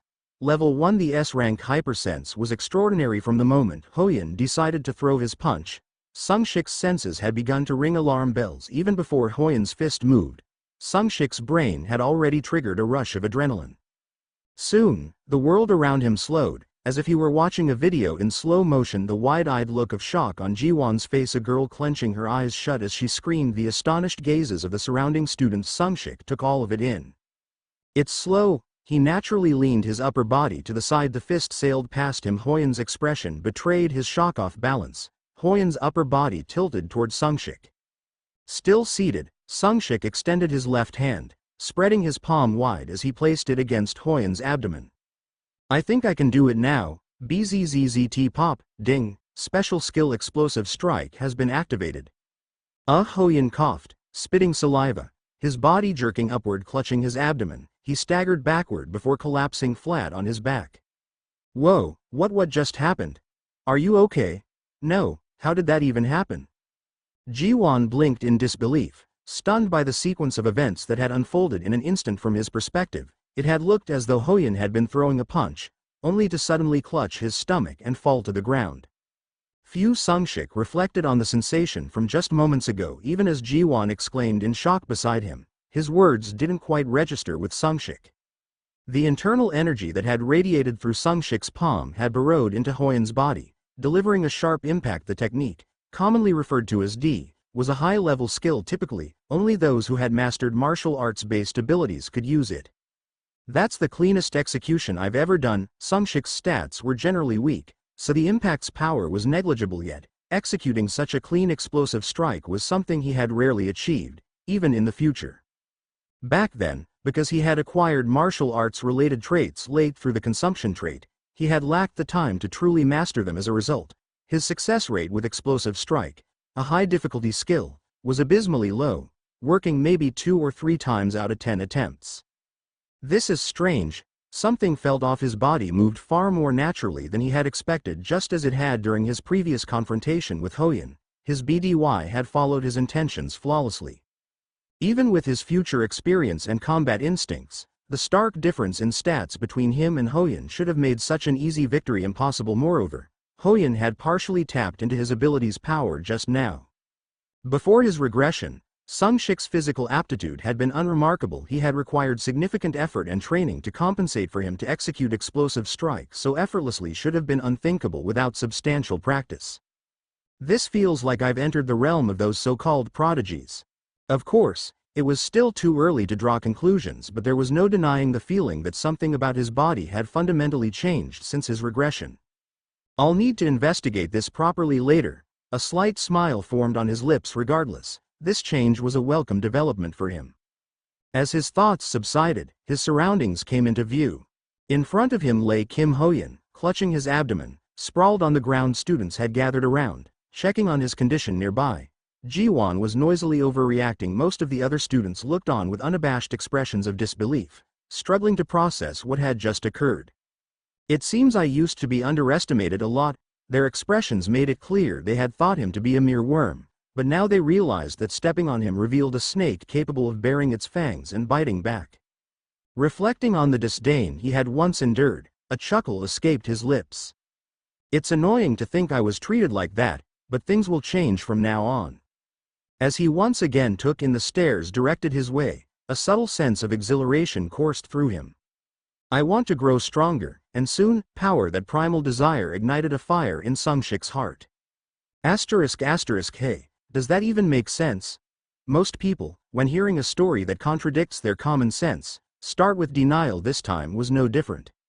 Rank 1 star presumed to have a non-combat trait, a less than 10% win rate in practice duels, and with specs like that, they took down Kim Ho-yeon, a 2-star with fire elemental control, in one blow.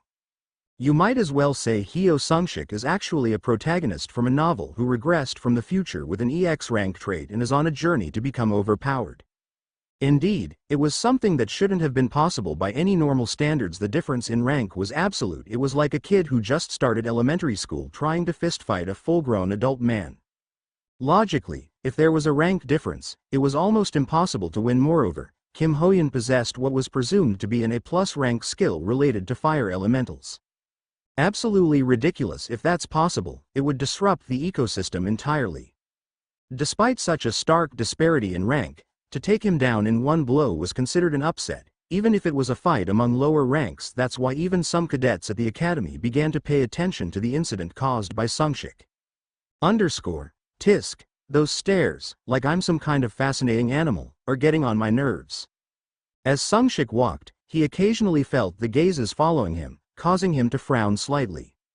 All I did was teach an arrogant brat a lesson, but it seems I've drawn some attention. Sungshik had come out to test a newly acquired skill, but with so much attention on him, making any rash moves could do more harm than good. Ultimately, he decided to visit the training room to experiment with his new skill in peace. Status window. Name: Hyo Sungshik. Title: None. Rank: 1 star. Combat power: F. Stats: Strength F, Agility F, Stamina F, Magic Power F. Traits: 1. X rank, Consumption LV12. X rank, one more time, unavailable. 3. S rank, Hypersense LV1, Skills: 1. S rank, Insight, restricted. 2. C rank, Explosive Strike, rank restricted, requires martial arts trait, new. The skill Explosive Strike originally, it was a skill that only users with martial arts traits could learn. However, Sungshik had acquired the skill by manifesting it through his past experiences in an inexplicable manner. It seems skills branching out from traits are rank restricted unless the corresponding trait is present. Originally, Explosive Strike was known as an advanced skill, typically graded at a minimum of a rank. In the past, Sungshik had never fully mastered Explosive Strike and therefore hadn't acquired it as a skill, but according to martial arts trait users, it had always been considered such. While the effectiveness of the skill varied significantly depending on its rank, the fact that the newly acquired Explosive Strike wasn't graded at a rank was slightly disappointing, but it didn't matter much. I'll eventually acquire a martial arts trait, which will lift the restriction. For now, he let it slide, though it was a little regrettable knowing the future. Sungshik planned not only to reacquire the martial arts trait he had in the past but also to absorb even better traits through consumption. A low growl snapped Sungshik out of his thoughts, making him lift his head. A beast-type monster with a hyena-like head, walking on two legs, stood before him. Typically, these monsters traveled in packs, but the augmented reality simulation of the training room had summoned it alone. Gra, the augmented reality constructed Null, sniffed the air with its nose, seemingly closed its eyes for a moment, then recognized Sungshik as its enemy. After briefly observing Sungshik, it gripped the club in its hand firmly and began to approach. Once it was within about a meter, it started circling him, as if looking for an opening. Wow, even back then, augmented reality tech was impressive.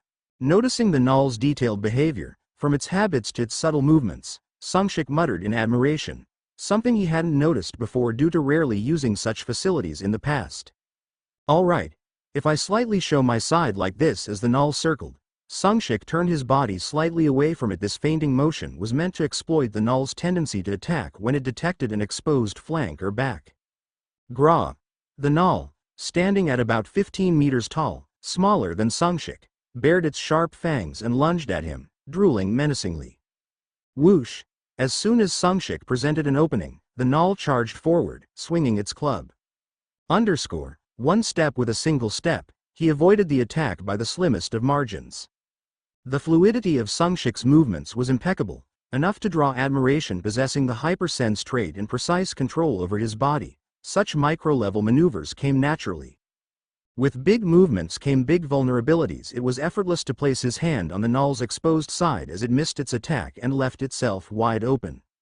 Using explosive strike on an F-rank Null feels like overkill, but... Goo! Pop! From Sungshik's hand placed on the Null's side, a powerful current of force erupted. Explosive strike, a technique that penetrates internal energy into the target, overturning their insides and causing massive damage. Unless they could manipulate mana, most monsters were extremely vulnerable to such attacks. The F-ranked Null was no exception. Krek! A short cry along with its death throes, the Null, hit by the force of explosive strike, crumpled instantly as its side was torn apart in a single blow. Huh!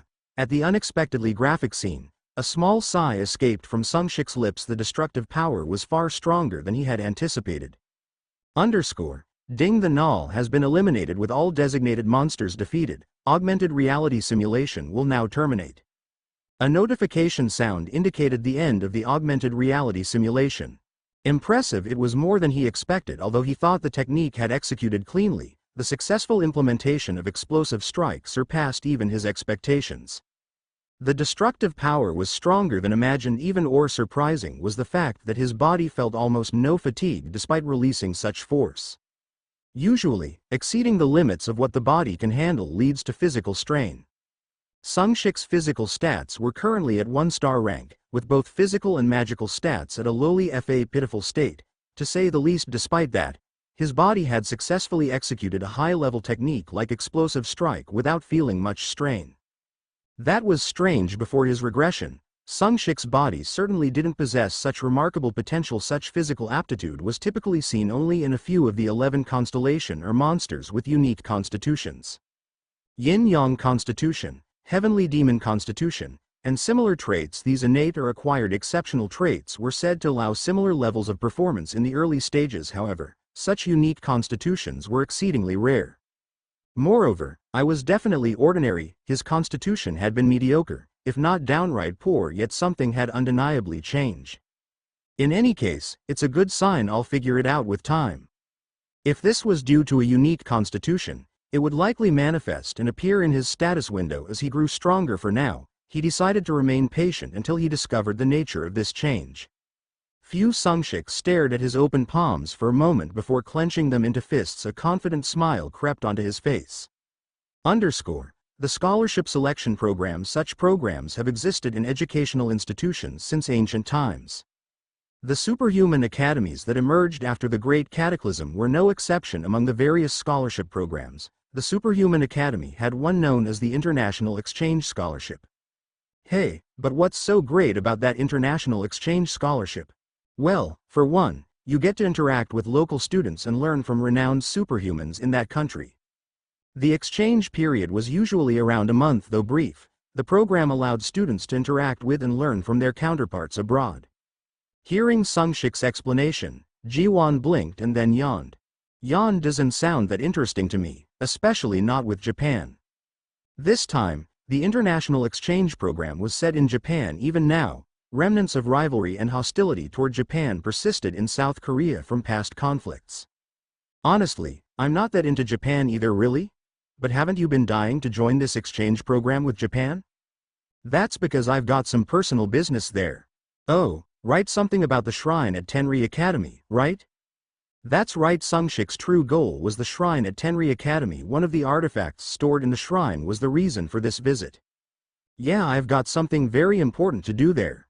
Man, you're making me curious. What? Is there honey smeared all over that place? Just tell me why you're going. If you score higher than me on the exams, I'll tell you. Ugh, you're so annoying. When I first met you, I thought you were cute and pure. Feigning annoyance, Jiwon pouted watching him. Sungshik let out a small chuckle and continued. I'll tell you why I'm going after I get back. Alright, so, what category are you applying for in the exchange, academic or combat? Jiwon's curiosity was natural ever since the day Sungshik subdued Kim Hoyeon. The perception of him had completely changed. Some believed he had been hiding his strength all along, while others dismissed it as a lucky fluke. Rumors abounded. Some claimed he had used a special skill. Others argued it was an item or sorcery. Regardless of the specifics, one thing was clear. People's perceptions of Sungshik had shifted. Some dismissed it as sheer luck, but the buzz about him was undeniable. That's why Jiwon was curious. Was Sungshik applying for the academic track or the combat track? I told you, I'm bad at physical stuff. Of course, I'm using my brilliant mind. True to his words, Sungshik's physical abilities were still lacking despite his newfound potential. From the perspective of his future knowledge, his current body was far too underdeveloped. You're seriously putting Hoyeon in his coffin a second time, huh? Jiwon squinted at Sungshik. Kim Hoyeon was a second-year student reputed to be one of the strongest, yet Sungshik had defeated him in a single blow. If Hoyeon heard Sungshik calling himself bad at physical stuff, he'd probably be on the verge of a breakdown. Well, believe what you want. HMPH, fine, whatever, but you've definitely changed a lot lately. To Jiwon, Sungshik seemed far more relaxed than before. After sniffing once, Jiwon added, bring back some nice gifts when you go to Japan. I heard they have this amazing foaming cleanser. And you want me to buy a ton of gifts from that country in this day and age? What's that supposed to mean? Jiwon frowned, puzzled by Sungshik's cryptic remark. Never mind anyway. I just hope I don't drink kimchi soup and end up not even getting selected. Come on. No way you showed off your performance during the last hearing. You're definitely getting picked. There's an old saying, pride goes before a fall. Recalling an old adage, Sungshik feigned unease. Hey, don't jinx it. ***. List of selected international exchange scholarship students for the second half of 2120. Selected students: Kang Yun-jun, Kwon Bit-na, Kim Subin, Kim So-ra, Choi Moon-gook, Kim Ho-yi and Hyo Sungshik. A total of 30 students have been selected as international exchange, Japan, scholarship recipients for the second half of 2120. The list of exchange scholarship recipients, thankfully, Sungshik's name was included on it. Wow, they really put your name at the end to make it suspenseful. I almost freaked out when I didn't see your name for a moment. What's the big deal? I figured it would be there anyway. Sungshik spoke in a nonchalant tone. Despite his casual words, a bead of cold sweat trickled down his back. Damn, I thought I didn't make it. That was close. Who the heck wrote this list? Sungshik, for someone who's so confident, you sure looked pale for a second there. My face is naturally pale, idiot. As he sighed in relief and exchanged banter with Jiwon, a voice interrupted them. Sungshik, you got the scholarship this time? We're going to Japan together? A girl suddenly appeared, accompanied by a refreshing scent. She was a beautiful girl with an innocent, youthful charm, and her fair skin stood out. It was Kim Subin. Oh, Subin, you're going too? Yeah, I applied this time as well. For a moment, something felt off. Kim Subin, didn't she never go to Japan during the academy days? It was strange. If memory served, Kim Subin had never been selected as a scholarship student during her academy years. I'm pretty sure Subin didn't do much until her second year. Then, in her third year, she joined one of the top 10 guilds, the Shine Clan, and graduated early. Kim Subin, he Moonlight Holder. She had saved humanity with a self-sacrifice spell during the first trial of the night and disappeared afterward for a time. She was mourned as a hero worldwide. Her past was later re-examined and highlighted. That's why he knew Kim Subin had never been selected as a scholarship student during her academy years. Subin, why are you suddenly going as a scholarship student? The question carried a hint of confusion as the future he knew started to change. An inexplicable sense of unease began to settle in. Huh? Suddenly? I've always wanted to visit the Japanese Academy, she replied with a bright smile. Her radiant grin seemed to light up the surroundings, but it didn't register with the bewildered Sungshik. Sungshik, you don't look so good. Is something wrong? Kim Subin leaned closer, her face filled with concern. Seeing her worried expression, he felt a tickling sensation in his chest.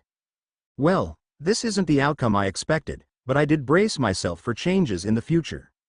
From the moment young guards visited Korea and came to the academy hearing, things had already started to change significantly. No, the biggest change was me in the first place. Indeed, the butterfly effect had likely started when Sungshik ranked first in the theory exam and drew attention during the hearing.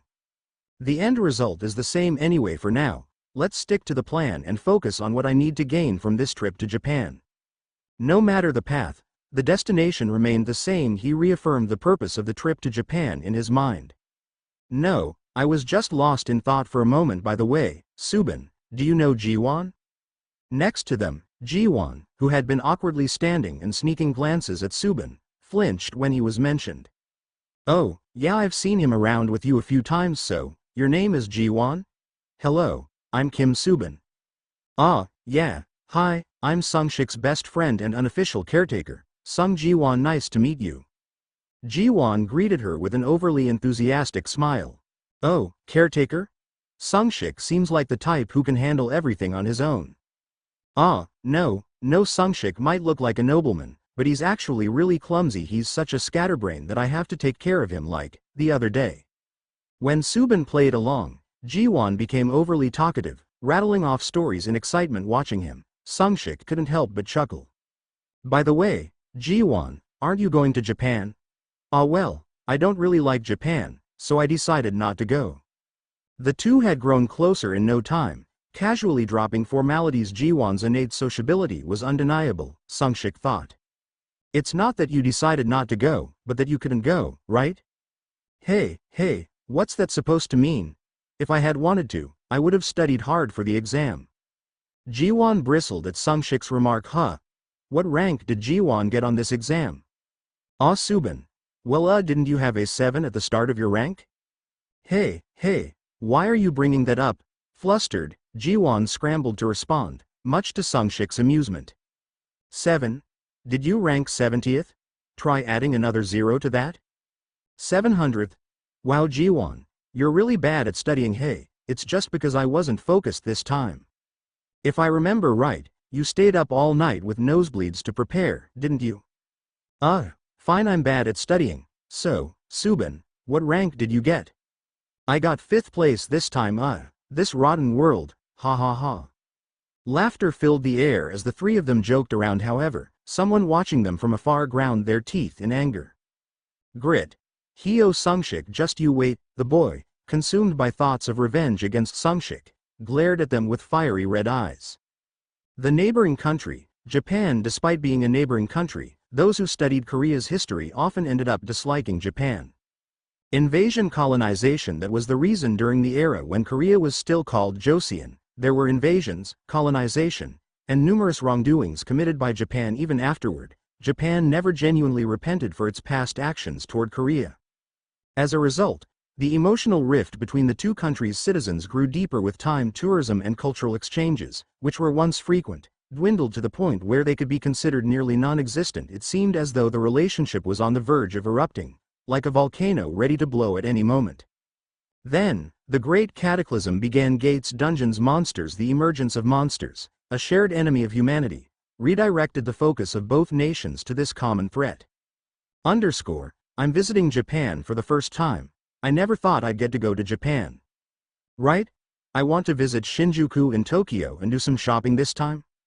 On the plane headed for Tokyo International Airport, the exchange scholarship students were all excitedly chatting about their visit to Japan after such a long time. Sungshik, have you been to Japan before? Yeah, I've been there once before. Kim Subin's tone was noticeably enthusiastic. She seemed thrilled about the trip to Japan. Though Sungshik had visited Japan several times before his regression, this was, of course, his first visit since his return to the past. Wow, really? This is my first time. If we have some free time, let's stop by Harajuku and buy some clothes. Harajuku? Yeah, it's supposed to be the mecca of Japanese fashion? Alright, if we have time, let's go together. Yay, it's a promise. Harajuku. Huh? A memory from the past suddenly crossed his mind. It was the origin point of a colossal monster that appeared during the second trial of the night. The incomprehensible monster Bulbasaur, a colossal, evolving monster that consumed all metal and turned it into its strength before his regression. It had continued to grow, eventually becoming as powerful as the Lord of the Night.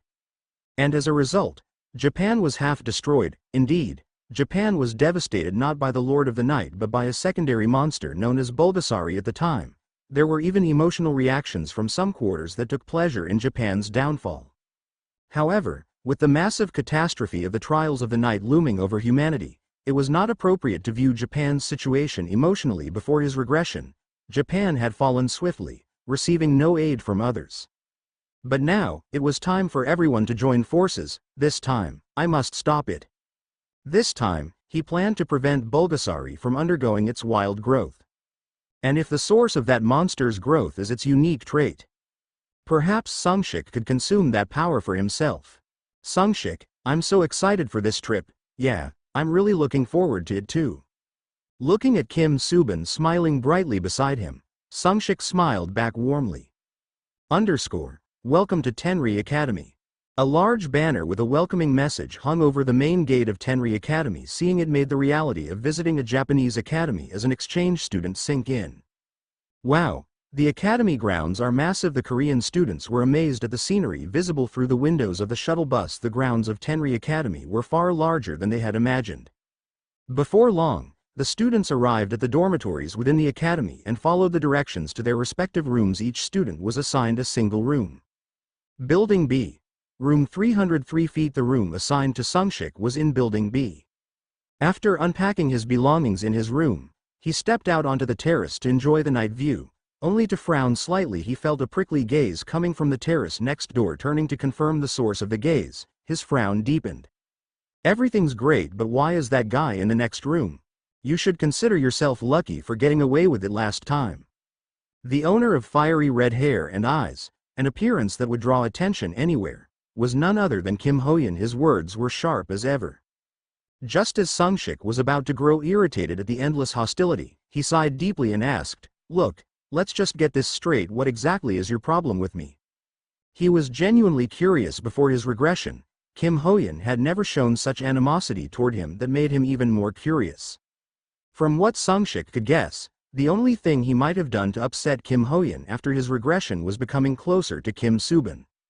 Are you seriously telling me this is just because I'm friendly with Kim Subin? Flinch. Sungshik's pointed question struck a nerve. Kim Hoyan's already red face flushed even darker. Grinding his teeth, he replied, "You damn it fine, yeah. I hate how close you are to Kim Subin." Sigh. Whether I'm close to Kim Subin or not is something she decides, isn't it? Shut up. A guy who couldn't even meet her eyes until recently, acting all cocky now. Unable to come up with a counter-argument to Sungshik's reasonable words, Kim Hoyan lashed out impulsively. His behavior was irrational, even considering his feelings for Kim Subin. Do you really like Kim Subin that much? Is that why you're acting like this? Kim Hoyan suddenly recalled a memory from his past at Sungshik's earnest question.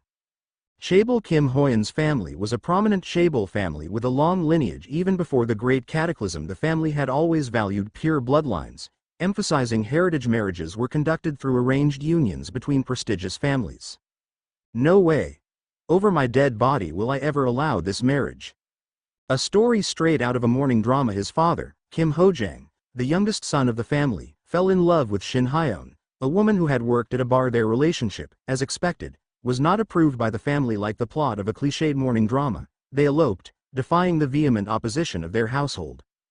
Carrying Shin Hyeon, who was pregnant with Kim Hoyan, Kim Hojang left his family with the help of Hojang's sister, who supported their love. They managed to make ends meet without much trouble. But their eloped romance was short-lived. Shin Hyeon was naturally frail. Her health deteriorated significantly during childbirth. Honey, I'm so sorry. No, please don't say that. I've never regretted meeting you, not even once. I'm so sorry. If it hadn't been for my selfishness. Shin Hyeon, with her weak constitution, gave birth to Kim Hoyeon but passed away before he even entered elementary school. Kim Hojang was consumed by regret, always lamenting that if only he hadn't dreamt of an impossible love, she might still be alive today. After Shin Hyeon's death, Kim Hojang and Kim Hoyeon returned to the family home. However, Kim Hojang, weighed down by guilt and sorrow, couldn't show proper love and affection to his son. Thus, Kim Hoyeon grew up neglected, treated as an unworthy member of the family. Due to his lowly bloodline, he was always starved for love and affection, which made him rash in his interactions with others. After the Great Cataclysm, the fiery energy within him only amplified his impulsive nature. Then came his enrollment in the Superhuman Academy and his encounter with Kim Subin. When Kim Hoyeon first saw Kim Subin, he felt a faint attraction. It was because she vaguely reminded him of his late mother. This fell here. Take care of your things better. One day, when his jacket slipped off the back of his chair without him noticing, Kim Subin kindly picked it up for him. Oh, thanks. Was it a boyish crush during adolescence? That single act of kindness left a deep impression on Kim Hoyeon. From that moment, his feelings for Kim Subin began to grow. That small spark of affection had now turned into a flame that consumed his heart entirely. It was no wonder that an ugly jealousy toward Sungshik, who had suddenly grown close to Kim Subin, arose. This was why Kim Hoyeon was especially hostile toward him. Damn it, that irritating bastard! Kim Hoyeon glared at Sungshik before turning and retreating into his room. As Sungshik watched him leave, he reflected on the emotions he had sensed in Hoyeon's gaze moments earlier. Longing, envy, jealousy, bitterness. He wasn't entirely sure, but he felt those emotions might have been present. Hoyeon had been an annoying figure from the start, but today, just for a moment. Still annoying though. No matter how you looked at it, once a nuisance, always a nuisance. Shourai no Kankoku no Eiyu Utachi no Houmono Kokorokara Kange Shimasu. In Tenri Academy's auditorium, the Academy's director gave a brief welcoming speech from the podium before stepping down. Hey, what did he say? Roughly something like, "We sincerely welcome the visit of Korea's future heroes." Oh, you know Japanese too? Forgot already? I'm a rank 2, so I bought a translation skill from the shop. Oh, right, you're rank 2 for once. You're actually living up to it. What did you just say? Want to die? The welcome ceremony at Tenri Academy was quite grand. It was evident they wished to foster friendly relations with Korea. It made sense. Japan was currently overwhelmed by the increasing frequency of gate appearances. Simply stabilizing the existing gates was already a challenge, and a gate break would likely lead to catastrophic consequences. So, in the end, they're ready to ask for help from Korea, the country they hated so much. That was what had happened in the previous timeline as well. Before Japan was completely devastated by the Knight's trials in Bulgasari, the country had already reached a breaking point due to gate breaks. Unable to sustain itself, Japan had desperately turned to neighboring countries, especially Korea, begging for help and pleading to be saved just once. But back then, Korea was too overwhelmed dealing with its own gate breaks to help. At the time, Korea and other nearby countries were too preoccupied ensuring their own safety. By the time they could turn their attention to Japan, it was already in ruins. Thus, Japan began its decline. Hey, Sungshik! A sweet scent accompanied the voice calling Sungshik's name. Turning toward the source, he saw Kim Subin and a boy who appeared to be their age standing beside her. Yeah, hi Sungshik, there's a friend who wanted me to introduce them to you, so I brought him along. This is Choi Moonguk, who was also selected as a scholarship student. This time he's the same age as us.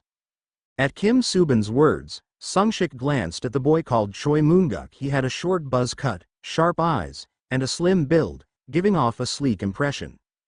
Hi, I'm Choi Moonguk. Nice to meet you. The boy, contrary to his sharp appearance, extended his hand and greeted with a surprisingly deep voice. Yeah, nice to meet you. I'm Hyo Sungshik. I found your hearing in the assembly so impressive. Choi Moonguk looked at Sungshik with sparkling eyes, as if gazing at a celebrity he admired. This is a bit overwhelming. Yeah, thanks. You're the first person I've seen with both intelligence and strength like you. Is it true you took Kim Hoyeon down in one blow? Well, yeah, But that was just luck, perhaps feeling burdened by Moonguk's intense gaze. Sungshik tried to remain humble. Ah, Moonguk, you're making Sungshik uncomfortable, interjected Kim Subin, unable to watch any longer. It's okay, it happens, haha. Sorry, I guess I came on too strong, but actually, there's something I wanted to ask. The skill you used against Kim Hoyan. Was it related to martial arts traits? Choi Moonguk suddenly hit him with a direct question. Oh well, it's something similar, why do you ask? I have a martial arts related trait, so I was just curious. Hearing this, Sungshik was inwardly surprised. Those with martial arts traits were rare, and they typically had growth potential that was above average at the very least. Oh, really?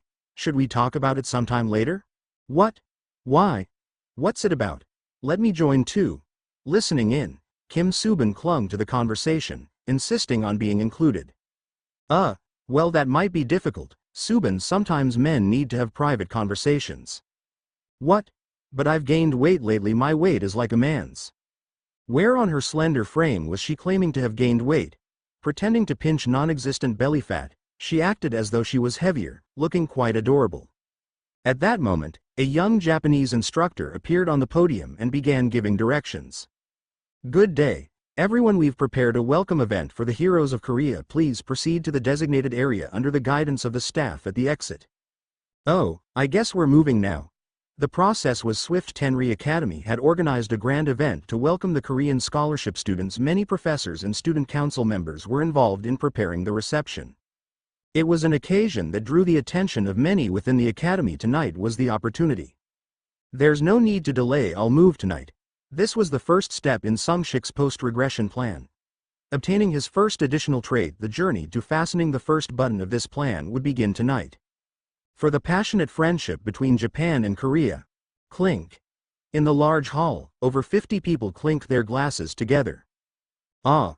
This cider is amazing. Though it might sound strange, the law prohibiting underage drinking still applied even to superhumans. While they were prone to intoxication compared to ordinary people, any mistake caused by drunkenness would be several times more dangerous than those of ordinary humans. Therefore, the only beverages allowed were non-alcoholic. Hey, can't we sneak just one drink? Nope, if you get caught, you're expelled. TCH, so strict. Despite their grumbling tone, the students wore smiles on their faces. Although drinking was prohibited, they enjoyed the festive atmosphere of the welcome party and had a great time. Now, we'd like to invite Jang Sungbae, the representative of the Korean Superhuman Academy Scholarship Group, to say a few words. Please give him a round of applause. Clap, clap, clap. Hello, I'm Jang Sungbae, an instructor at the Korean Superhuman Academy. First of all, I'd like to thank you for organizing such a meaningful event today. The representative gave the usual formal greetings. Thus, the leaders of the Korean and Japanese superhuman academies exchanged conventional pleasantries.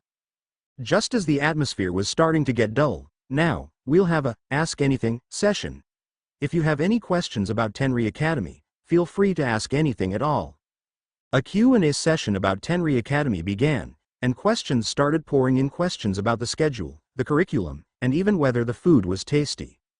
Among the myriad of trivial questions, one question caught Sungshik's attention. Hello, my name is Kim Nare. My question is about Japanese artifacts. I heard that there is a place called Isonokami Shrine in Tenri Academy where artifacts from the Kanto region of Japan are collected. I'd like to know when and how I can visit it. Oh, you seem to have a deep interest in Japanese artifacts. It's the first time someone has shown such interest during this session, so I'm thrilled. As you mentioned, the Isonokami Shrine in our academy is a place where artifacts from Japan's Kanto region are gathered. These artifacts should ideally be in the Tokyo National Museum, but thanks to the prestige of our academy, they are stored in our shrine. The Japanese representative, who answered the question, subtly showcased the academy's pride as they continued speaking. For that reason, some of the items on display are indeed important artifacts. After the Great Upheaval, there have been cases where superhumans awaken through artifacts, so we at Tenri Academy have made efforts to allow even the general public to visit. Therefore, the shrine is open for a relatively long time, from 10 a.m. to midnight. Since you asked when you can visit, you can go right now if you wish. After the lengthy response, gratitude was exchanged. While listening to the answer, Sungshik thought to himself. In the past, The trait gained by Tenri Academy graduate Nihando Ryu clearly came from an artifact at Isonokami Shrine. I wondered how they managed to obtain a trait from an artifact managed by the Academy, but it turns out it's just an open museum. Gaining a trait from an artifact typically required close interaction with it. Therefore, when Sungshik had wondered how Nihando Ryu awakened through an artifact at Isonokami Shrine, it seemed the Academy had deliberately allowed access for that purpose. I should move now. I need to identify what kind of artifact it was. While he had heard that a trait was obtained from that location, he didn't know the specifics. Sungshik decided to act, feeling an inexplicable urgency that today was the day to visit. Since everyone was immersed in the welcome party, slipping out alone was easy. It was already dark, and the sky had turned dusky. Glancing at the clock as he exited the venue, Sungshik noted it was 8 p.m. Following the signposts installed throughout the academy, he made his way toward his destination. Since it was accessible to the public, he expected it to be near the entrance, but it turned out to be closer to the academy's central area. Tenri Academy allowed general access as long as identity verification was ensured, so he spotted groups of people who seemed to be ordinary citizens along the way. After walking for a while, he arrived at Isonokami Shrine. It was quite large, situated on a site that seemed to exceed 300 square meters, with a modern 3-story building. What the? This is supposed to be a shrine. When he heard the word, shrine, Sungshik imagined a traditional Japanese structure. The modern building before him, so different from his expectations, left him momentarily bewildered. The interior was rather quiet. Only a few people wandered about, and there wasn't even a security guard at the entrance. Are they relying entirely on the surveillance cameras? Even if the artifacts are of less historical value, it feels reckless to leave them so unprotected. It was true that many of the publicly displayed artifacts at Isonokami Shrine were of lesser historical significance. Still, seeing them left so exposed made him chuckle dryly. Sungshik began examining the artifacts. Starting from the far left exhibit, there were a considerable number of items, even on the first floor. If I have to check all of these one by one, I'll be here all night. It felt like he'd hit an obstacle right from the start, but nothing worthwhile came without effort. Determined, Sungshik began inspecting the artifacts one by one. Insight: Ancient corded pottery. Grade: None. Category: None. Description: Pottery used during Japan's ancient Bronze Age. Just a regular artifact. The utility of insight for this task was immense. It allowed him to determine whether an artifact possessed special power or was an ordinary relic. Before his regression, he hadn't heard specific details about the artifact that Nihando Ryu had obtained. All he knew was that it came from Isonokami Shrine. If I didn't have insight, I'd have wasted days searching. Without insight, he would have had to rely on a trial and error approach, personally testing each artifact. Thanks to insight, he could breathe a sigh of relief. Ancient Japanese chamber pot. Grade: None. Classification: None. Description: A chamber pot used during the Nanboku-cho period in Japan. No wonder it smelled kind of musty. After exploring 1/3 of the first floor, all the artifacts on display were ordinary. A quick glance at the clock hanging on the central wall showed the hands pointing to 9 p.m. The pace of work was much slower than expected, making him wonder if he would need to split his efforts over several visits. This is way harder than I thought. Stretching briefly, Sungshik's eyes caught sight of a boy heading up to the second floor. For some reason, the boy caught his attention. That kid, no way. A sudden chill ran through him, and he quickly used insight on the boy climbing the stairs to the second floor. Loading information on the object: name: Nihando Ryu. Grade: 1 star. The information pulled by insight shocked Sungshik. Before his regression, Sungshik had never actually seen Nihando Ryu in person, thus, identifying the boy based solely on appearance was impossible. Yet, the moment he saw the boy, he felt a strong intuition. Could that intuition just now be thanks to my hypersense trait? The thought wasn't baseless. Before his regression, Sungshik had overcome countless obstacles and survived to the end, thanks to his hypersense trait. These inexplicable, almost mystical feelings, like the one he had just now, always made him think the trait was the reason. Among all the traits he had possessed before the regression, hypersense was one he would seriously consider choosing again if given the chance, especially in situations like this. It was invaluable. Sungshik quickly followed Nihando Ryu to the second floor. Unlike the first floor, the second floor displayed more sophisticated and antique artifacts. Glancing around, Sungshik discreetly observed Nihando Ryu, who was examining artifacts one by one in a corner carefully. He approached the boy while pretending to casually view the exhibits, allowing him to follow closely without drawing attention. He silently activated insight on the artifacts in Nihongo Ryu's path, inspecting them one by one. If Nihongo Ryu ends up obtaining the power of a trait before my eyes, I'll have to stop that from happening. Although he felt a bit sorry for Nihongo Ryu, Sungshik resolved to claim the trait for himself after all. In the future, when Japan was annihilated, Nihongo Ryu's trait was on the verge of flourishing before being abruptly snuffed out. It was too valuable a trait to be wasted like that. Moreover, the trait was far more synergistic with Sungshik's own abilities, potentially providing him with a significant advantage in his growth. That's why I have to claim it this time. Some might criticize his reasoning as rationalization, but treasures always belong to those who seized them first. This is exhausting. Using insight on each artifact in Nihongo Ryu's path was more taxing than expected. Most skills required mana to use, and while insight consumed only a small amount, Sungshik's current mana pool was at an F-grade level. Furthermore, his lack of skill mastery meant the continuous use of insight demanded significant focus. Depleting his mana faster than anticipated, he needed to locate the artifact that granted the trait as soon as possible. But somehow, it doesn't seem to be on the second floor. It was another intuitive feeling. The artifact didn't seem to be here. At that moment, Nihongo Ryu, without even fully exploring the second floor, abruptly headed to the third floor. Yikes! Caught off guard, Sungshik hurriedly followed Nihongo Ryu up the spiral staircase to the third floor. The third floor's exhibition hall had a modest, almost quaint atmosphere, with small and unassuming artifacts on display. Nihongo Ryu, who had been scanning the room, moved toward a corner where a collection of small pocket watches was displayed. Sungshik, mechanically using insight on nearby artifacts, suddenly froze in shock. Chronos pocket watch, sealed, classification. Description.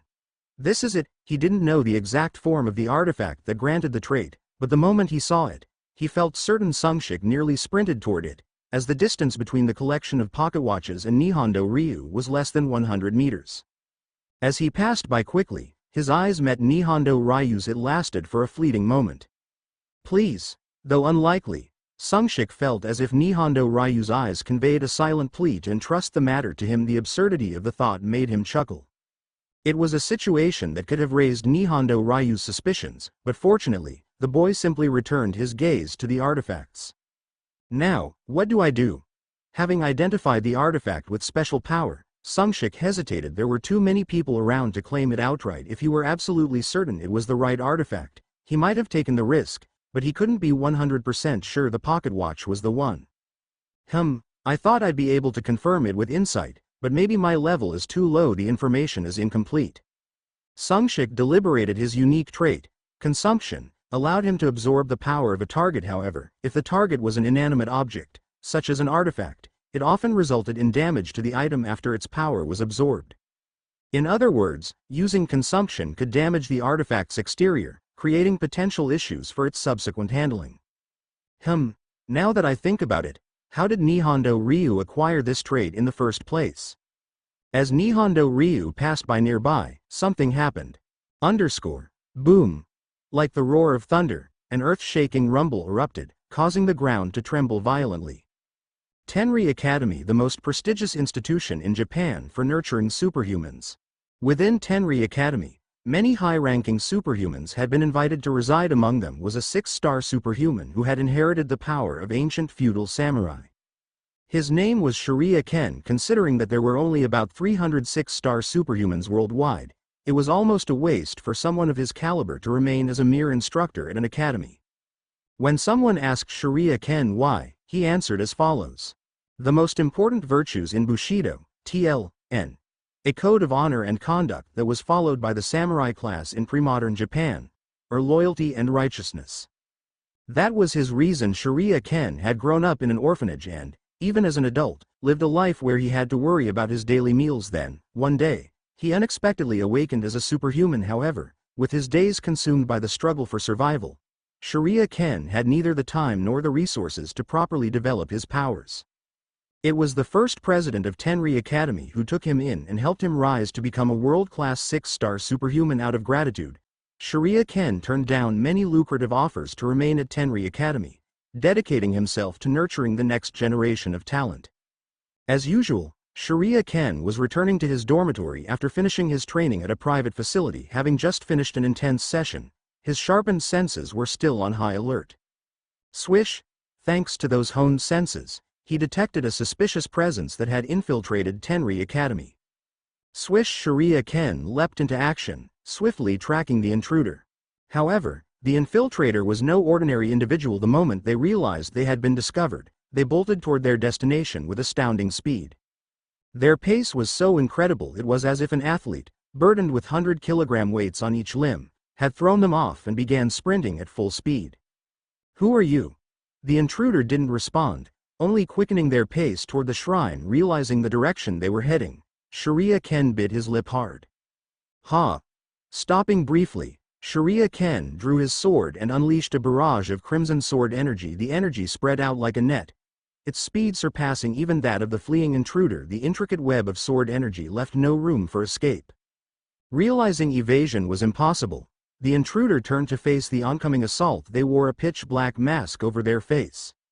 Silently, the masked figure extended their hands, summoning a semicircular shield. Boom! The storm of sword energy swept through the masked figure, the surrounding rocks, trees, and other structures. Some of the energy that collided with the shield slid off it strangely, striking the shrine's walls. Bzzz, the shrine's protective barrier activated along with the magical inscriptions etched into its walls, shielding it from damage. However, the impact shook the shrine itself. The sheer destructive power left most of the structures within the area destroyed and scattered. Few Sharia Ken exhaled, showing signs of exhaustion from the sudden exertion. The skill of releasing sword energy was something only those who had reached the pinnacle of swordsmanship could perform normally. Sword energy was designed for maximum cutting power, but to broaden its area of effect, he had altered its nature to emit an explosive force. Such a feat was no easy task. It was something only someone like Sharia Ken, a 6-star superhuman with swordsmanship-related traits, could achieve. It was an incredibly advanced technique. Although he appeared briefly drained from using such a high-level skill, he recovered within a single breath. Impressive. The masked figure, too, seemed unharmed. Having dismissed their shield, they now faced Sharia Ken with an air of condescension. Their tone suggested superiority, as if addressing someone beneath them. HMPH for a 6-star superhuman, recognized as a world-class ranker, to be looked down upon was a blatant provocation. Naturally, Sharia Ken's pride was stung. Tisk. This isn't even funny. Just like they say, a frog in a well doesn't fear the tiger. No, you're not even a frog. You're just a rat. Do you have any idea where you are? He growled, stepping toward the masked figure, his mind filled with thoughts of how to deal with this insolent intruder. The masked figure's lips seemed to curl into a smirk. Rumble. As Sharia Ken advanced, the masked figure began to release an overwhelming aura, causing the surrounding atmosphere to ripple. Such a display of power could only be explained by someone who had surpassed 6 stars and reached 7-star level strength. Before this immense power, Sharia Ken's eyes widened in shock. What is this? Now do you understand who's truly insignificant? Sharia Ken's gaze was fixed on the massive concentration of power gathered in the masked figure's hands, his pupils trembling uncontrollably. Crash. With a deafening roar, some of the pocket watches displayed on the shelves fell to the ground. Whoa! Startled, Sungshik scrambled to catch the falling pocket watches. However, he didn't have enough hands to catch them all. Thunk. Just then, Nihongo Ryu, who happened to be passing by, caught some of the falling watches. Still, it wasn't enough to save all of them. Clang! Several pocket watches hit the floor, creating a loud clatter among them. Some of the more fragile watches broke upon impact. Wee-oo! Almost immediately, the sound of a siren blared inside the shaking building, which had just experienced a sudden tremor. The siren and the clattering of fallen artifacts created an atmosphere of complete chaos. Hora, daijoubu desu ka? Hey, are you okay? Sungshik vaguely registered Nihongo Ryu calling out to him from the side, but he was too preoccupied to respond. The system notifications were flooding in relentlessly. The relic of Chronos resonates with the pocket watch of Chronos. Remnants of the god of time, Chronos, detected the mysterious power within the pocket watch. Reacts to the X rank trait one more time. The mysterious power blooms trait, S rank, pocket watch level 1 confirmed. Verifying user conditions unmet. The S-rank pocket watch trait cannot be acquired. Trait consumption activated. The S-rank pocket watch trait is consumed. Digesting a power of the same origin as the X-rank one more time trait is detected. Digestion time significantly reduced. Congratulations, you have acquired the S-rank pocket watch trait. Bonus activated. The hidden bonus of X rank one more time has been triggered. The S rank pocket watch is upgraded to SS rank. The barrage of system messages left no room for proper comprehension amidst the chaos of the moment. However, one thing was clear: he had successfully acquired the long-coveted pocket watch trait. I've got it. The pocket watch. The timing was impeccable. If the sudden tremor hadn't occurred, he might have taken more time deliberating. A gaze fell upon him from nearby. Nihongo Ryu was staring at him with eyes wide in disbelief. Ah, so that's what happened. This is how Nihongo Ryu gained his trait back then. Only now did he piece together how Nihongo Ryu had obtained a trait in the past. Still, I wonder how he met the conditions. A system message had briefly mentioned that a condition needed to be met to acquire the trait, but the details eluded him. For someone like Sungshik, equipped with the consumption trait, it wasn't a matter of great concern. Boom! A deafening explosion roared from outside once more. While the building no longer trembled as before, the sound was enough to make anyone flinch. Nihongo Ryu, startled, turned his head toward the source of the noise. Flashes of light flickered from the direction of the sound, visible through the wall of glass on one side of the building. Dare, tatakate runoni. Who's fighting? Ken sensei Janino. What, isn't it Ken sensei? The few students on the third floor murmured among themselves, looking toward the commotion with concern. Ken. The name Ken caught Sungshik's attention. The sudden death of Shiria Ken, one of Japan's most prominent 6-star superhumans, had once shocked the nation. The Japanese government had officially cited an illness as the cause and buried the incident, but rumors abounded. Especially the one about him being assassinated by the Revolutionary Knights. Could it really be true? The fierce battle outside seemed to suggest that Ken was on the losing side. If the opponent pressing Ken was indeed part of the Revolutionary Knights, the implications were dire. Are you telling me the Revolutionary Knights was active even back then? The Revolutionary Knights, humanity's betrayers, worshippers of the Lord of the Night, they began their full-fledged activities with the arrival of the first knight. Their atrocities accelerated humanity's downfall, as they wreaked havoc during the trials of the night. Boom! Ken was struck by a devastating blow from the masked figure, spewing blood as he was hurled into the ground. The students who witnessed the scene screamed in horror. No! Ken-sensei! Far in the distance, other professors and superhumans from Tenri Academy were seen rushing toward the scene. The masked figure glanced in their direction before turning his gaze to the third floor of the shrine. Gasped! The students standing by the window recoiled in fear as the masked figure's piercing gaze locked onto them. With a swift motion, the figure leapt to the third-floor window, shattering the protective barriers and frame in a single strike.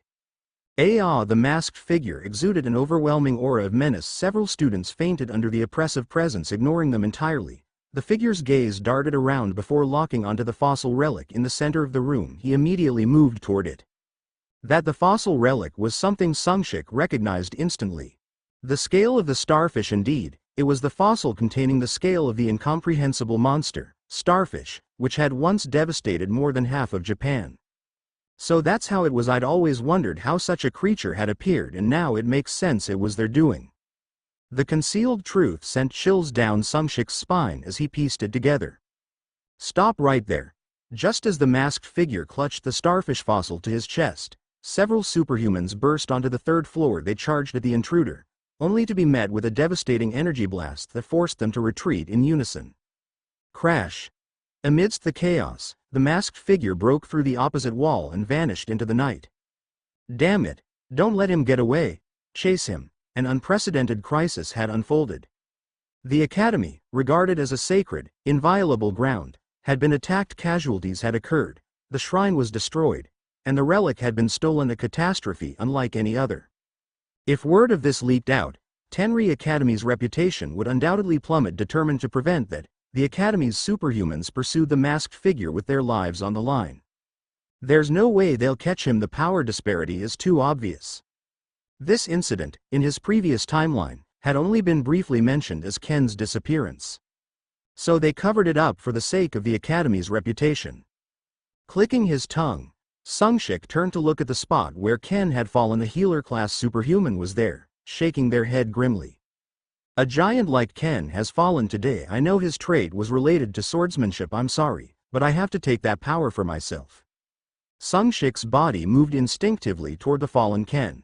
A true warrior is said to never let go of their sword, even in the moment of death. Although it was a brief 5 years, Shiryu Ken, who awakened the traits of a samurai, did not let go of his sword until the very end.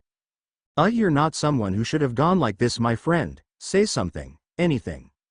The life story of Shiryu Ken, one of Japan's pillars and rising stars, ended in this moment. Even though the battle was short, his condition was indescribable. His training uniform was in tatters, with deep, gruesome scars visible through the torn fabric. Despite facing an overwhelming enemy, his determination not to give up until the very end was evident in his wide-open eyes. His mouth was smeared with blood, evidence of his last moments. For someone who had been a 6-star superhuman and a world-class ranker, his end was truly tragic. Ken-sensei, how could this happen? Sob. The crowd gathered around Ken couldn't hide their tears as they gazed upon his pitiable state. This was an unimaginable situation, and because it was so unexpected, the shock was all the greater. We must investigate this thoroughly and identify the culprit. Someone wiped away their tears and shouted with anger. We cannot forget today. The sorrow turned to anger, and the anger spread like wildfire among the crowd. At the center of this whirlwind of emotions, Sungshik furrowed his brow deeply. Ken was a 6-star superhuman at this time. For someone to overwhelm him like this, that would mean at least a 7-star level opponent. It was staggering. Only 5 years had passed since the Great Cataclysm began. At this time, even among the 11 thrones, only the top-ranked individuals were nearing the threshold of 7 stars. If that masked guy is comparable to the 11 thrones, this is a nightmare. I'll have to reevaluate the Revolutionary Knights. Sungshik, who hadn't paid much attention to the Revolutionary Knights before, found his perspective drastically changed after encountering the masked man. More importantly, how am I supposed to consume Ken's trait?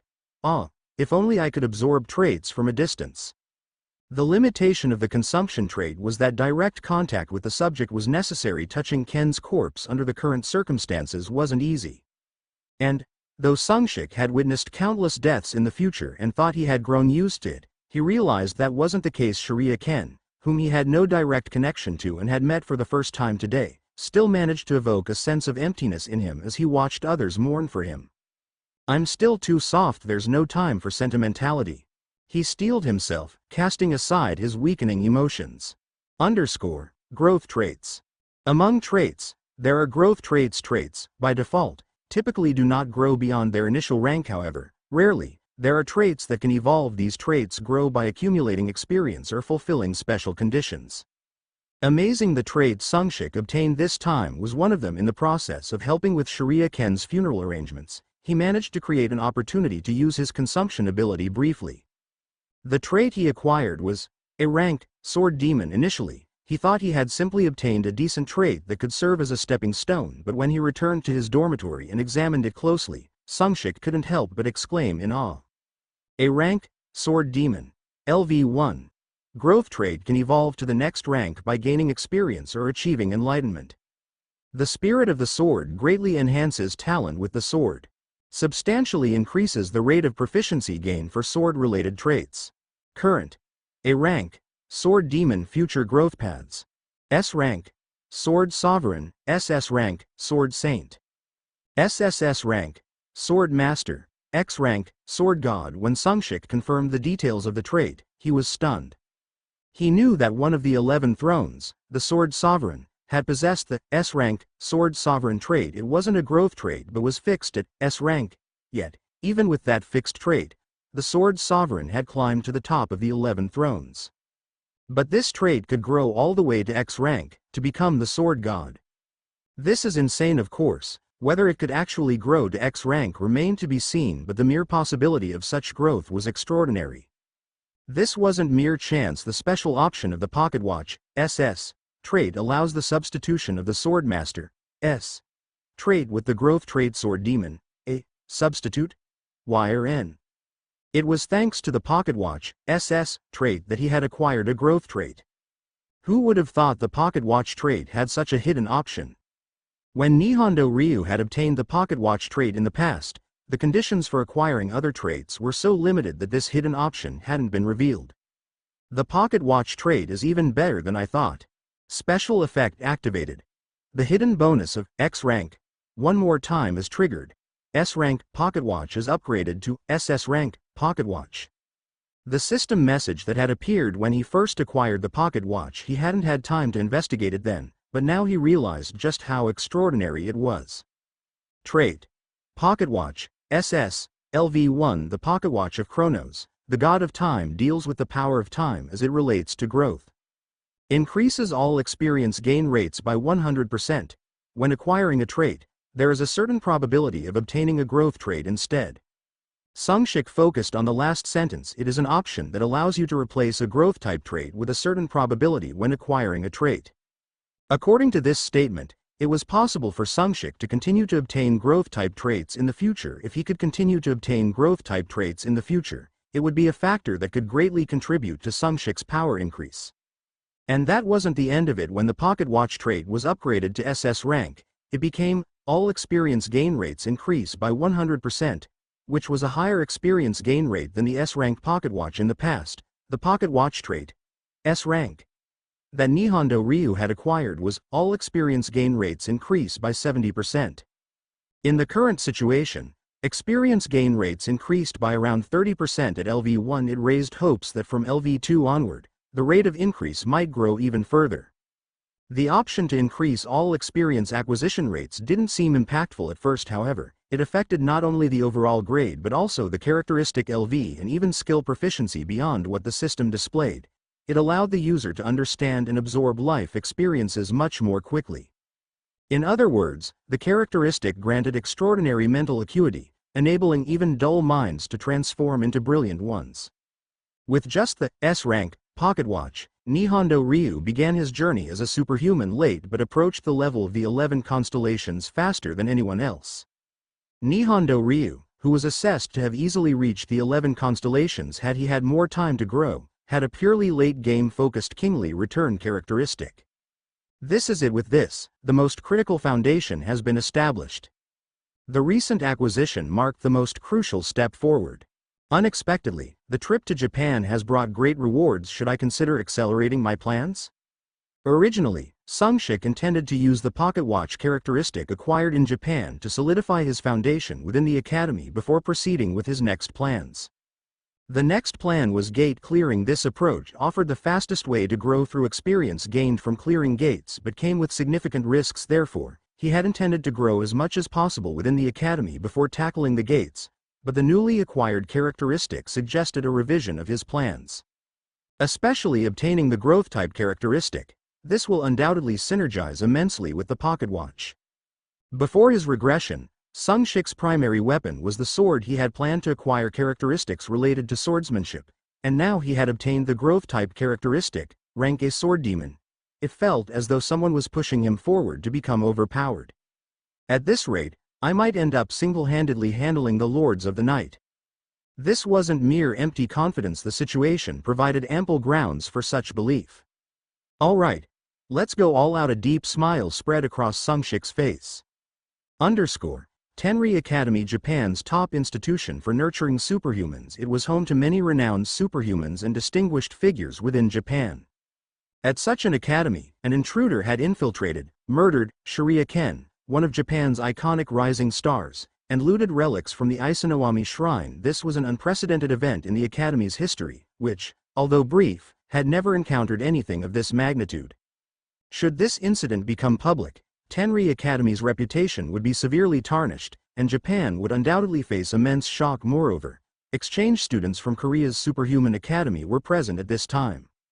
Therefore, let's bury this incident, the principal decided. From the principal's perspective, revealing the incident carried far too great a risk. However, how could such a significant event simply be ignored? A faction of relatively untainted professors and instructors strongly opposed the decision. But principal, do you realize who Ken was? We cannot just turn a blind eye to his death. We must make this public and work together to find the perpetrator. The voice of a young superhuman protesting was tinged with sorrow. No one is more outraged by Ken's death than I am. I want to catch that bastard and avenge him, but think about it, what will happen if we make this incident public now? They knew the answer. Hyena-like reporters would swarm in, sensationalizing the incident to suit their taste, broadcasting it non-stop. Someone would have to take responsibility, far beyond what was necessary. As you know, if this incident goes public, the media will demand accountability. Yes, let's be frank. That accountability will fall on me, but do you think I'll be the only one held responsible?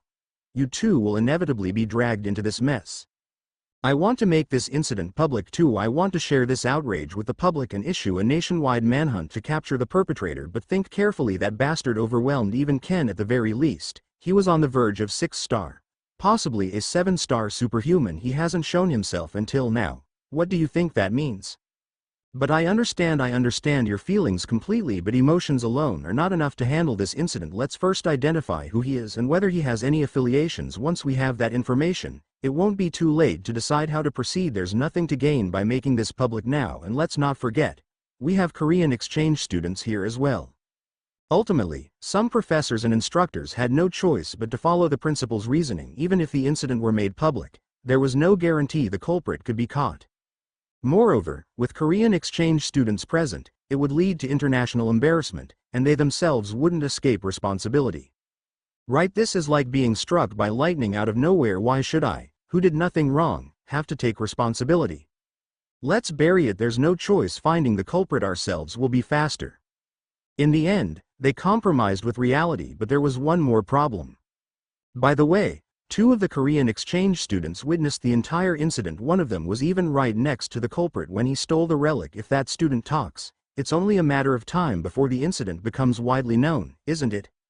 At the words of the principal's close aide, the principal furrowed his brow deeply. Why were those guys at the shrine during the welcome party? The Isonokami shrine was far from the party venue. They had skipped the party and gone to the shrine.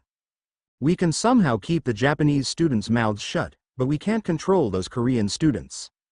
I'll speak to them myself. What are the names of those students? Their names are the 2 names are Hyo Sungshik and Kim Hoyan. Hearing the answer, the principal felt a headache coming on. It wasn't just one person. He needed to silence 2 mouths. So, have you managed to keep the 2 of them quiet?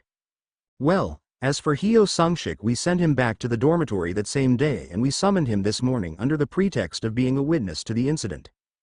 Good. What about the student named Kim Hoyan? The principal nodded as if satisfied with the response, but his expression darkened upon hearing the next answer. Well, he disappeared right after the incident. What? Disappeared? Yes, sir. Ever since that day, he has completely vanished. For heaven's sake, this is driving me insane. Find out where you went immediately. Understood. The disappearance of a witness. A heavy silence filled the room. Kim Hoyan, whose whereabouts were unknown. Why had he been at the shrine that day? Kim Hoyan, a person Sungshik had clashed with countless times since his regression. In the original timeline, there had been no Koreans involved as witnesses in this incident. However, due to the butterfly effect brought about by Sungshik's regression, even Kim Hoyan had become entangled in it. In the past, there had been no such envy and jealousy toward Hyo Sungshik, but this time, it had erupted during the welcome ceremony. Watching Kim Subin and Hyo Sungshik laughing and chatting together caused Kim Hoyan's heart to crumble. Unable to bear it, he left the venue and wandered aimlessly around the area. Oh, the scent of a fire spirit. You seem to have potential. Are you a student here? That was when it happened. A sharp-looking middle-aged man approached Kim Hoyan and spoke to him. Standing before the man, Kim Hoyan instinctively felt wary and cautiously responded.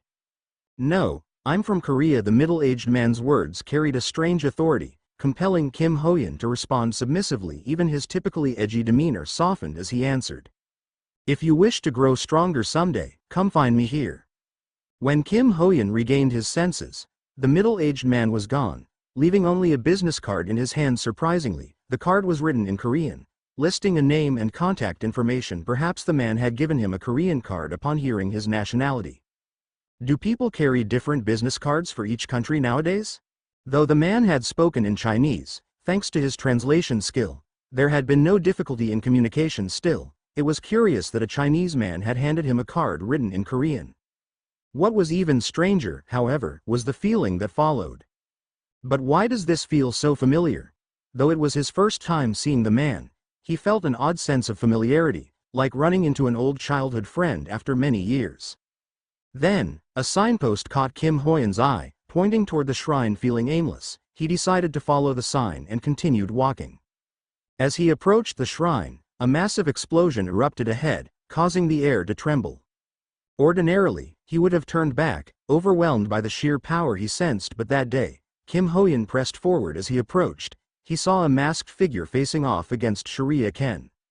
Sharia Ken was instantly recognizable as a fairly famous figure. Kim Hoyen had looked him up during a phase when he had been interested in Japan's star superhumans. Likewise, the masked figure, clad in pitch black robes that obscured his entire body, was also familiar. It was the same man he had encountered earlier, the one who had given him the business card. Although his face was hidden, the clothes, build, and energy were unmistakable. The sense of familiarity he had felt earlier, he would later realize it was a reaction to the aura of a spirit handler, something that those attuned to spirits would eventually come to recognize.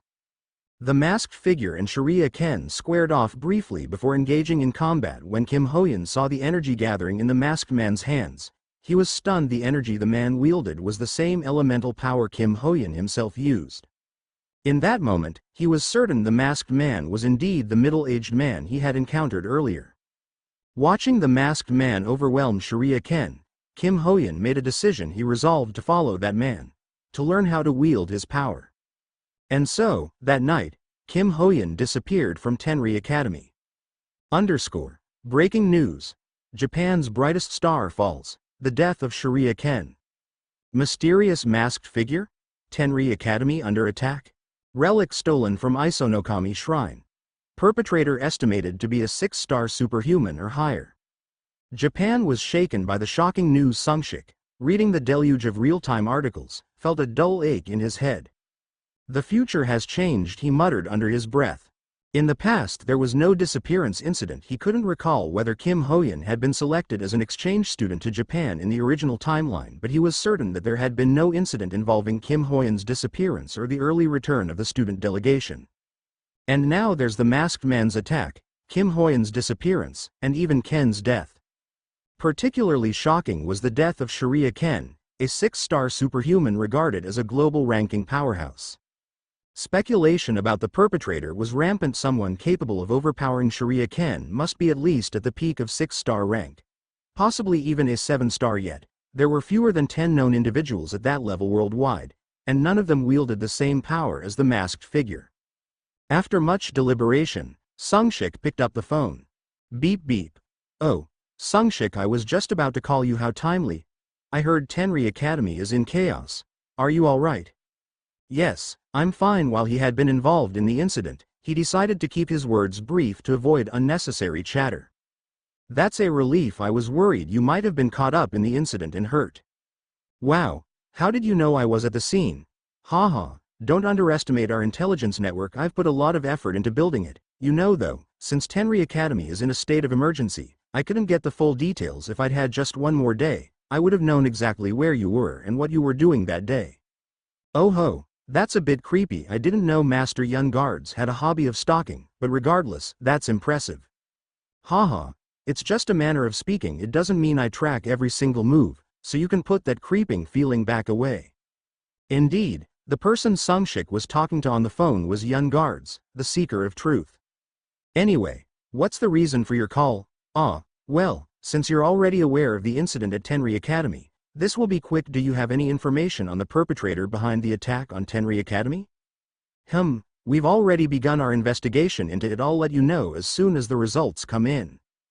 Thank you. Also, one of our Korean students went missing during the incident. Could I ask for your help in finding out their whereabouts? You mean that student you're not on good terms with, right? I'll look into it as well. For a moment, Sungshik was taken aback. Without ever mentioning his relationship with Kim Hoyen, Young Guards had immediately pointed out their strained relationship. This revealed the impressive intelligence capabilities of the Nose Arc organization. The credibility of Yun's earlier boast about their information network had significantly risen. I didn't have high hopes when I contacted him, but this might be worth expecting something. After exchanging a few trivial remarks, the call ended. Over the next few days, amidst an unsettled atmosphere, the exchange student's schedule was shortened. and classes were held as planned. After finishing classes, Sungshik had dinner with Kim Subin and Choi Moonguk before heading back to the dormitory. Ring ring. Sungshik's phone began to ring. The caller was Yun Guards. Hello hello. Sungshik, I timed my call to match your return home. How did you know I just finished dinner and was heading back? Haha, I have my ways. More importantly, I have the results for what you asked about. For a moment, Sungshik felt a chill as if he really was being stalked, but he swallowed his unease and continued. Ah, already? That was quicker than I expected. This much is no problem. As I mentioned before, we have a pretty solid information network, but, this result is quite intriguing. There was a sense of hesitation, as if he was preparing to disclose something significant. So, during our investigation, we managed to find a lead on the perpetrator, and we owe it to that student, Kim Hoyan. Kim Hoyan? What about him? Apparently, on the day of the incident, the perpetrator crossed paths with Kim Hoyan. It seems the perpetrator left their contact information with him. For a moment, Sungshik was at a loss for words. Why with Kim Hoyan? Then, Yun Guards said something that left Sungshik shocked. It seems the perpetrator recognized Kim Hoyan's talent and made him a recruitment offer, and Kim Hoyan accepted it. It was ridiculous. Such a turn of events had been unimaginable before the regression. Moreover, the group the perpetrator belongs to is a crazy organization that worships the Master of Night. They call themselves Revolutionary Knights. They operate quite secretly, so we hadn't been able to pinpoint their activities until now, but thanks to this, we discovered they possess a 7-star rank superhuman, so our organization has significantly raised its alert level for them. That crazy Lanat? No, you're saying Kim Hoyan joined this, Revolutionary Knights? Yes, based on what we've found so far, that's the case. The only reason we even discovered the perpetrator belonged to Revolutionary Knights was because we caught them meeting with Kim Hoyan. To be fair, Kim Hoyan's potential was considerable. He possessed the rare and powerful Spirit of Fire, known for its destructive prowess. Even in Korea, there had been interest in Kim Hoyan's potential for the future. If Kim Hoyan was a nobody before but is now drawing attention, it makes sense. But even so, why now? Before the regression, he was already somewhat well-known, yet nothing like this happened then. The butterfly effect caused by Sungshik's regression seemed to be far more significant than expected. Many futures were already diverging. Then, where is Kim Hoyan now? After joining Revolutionary Knights, he followed the perpetrator, but we lost track of him. After that, the perpetrator, suspected to be a 7-star level superhuman, seems to wield the power of the wind spirit. They quickly noticed our agents trailing them and escaped, so we couldn't pursue them further. I'm sorry. No, there's no need to apologize. Just knowing this much is already a great help. Thank you. Sungshik tried to recall if there had been any notable figures wielding the wind spirit before the regression, but no one came to mind. There definitely weren't any rankers who used the wind spirit before. The situation only grew more perplexing the more he thought about it. I'll let you know if I hear anything more in the future. After ending the call with Yun Guards, Sungshik fell into deep thought. It looks like I'll need to push my plans forward. He decided to adjust his strategy to match the changed future. In the past, Revolutionary Knights had only revealed its true nature gradually after the gate break. Among the powerful rankers they had, none were known to wield the wind spirit. The situation had diverged too much from what he remembered. Moreover, the disappearance of Kim Hoyan was troubling. Before the regression, Kim Hoyan had been a promising rookie who faded away during the gate break. Now, joining Revolutionary Knights seemed poised to have an unforeseen impact. I need to grow stronger as quickly as possible in a situation like this. The only thing I can trust is my own power. That was why Sungshik decided to revise his plans. With overwhelming personal strength, he could handle any situation. This isn't a rash decision. On top of that, the gains I've made recently are substantial. The acquisition of the Pocket Watch trait, which amplified all experience, gained the enhancement of the Pocket Watch's rank, and the newly obtained Growth Type trait, Sword Demon. These were all assets that would undoubtedly accelerate Sungshik's growth. After organizing his thoughts, Sungshik made up his mind. Alright, let's do this. Operation Storm Rank Up begins. Rank, the most objective indicator of a superhuman's strength. Then, how is rank determined?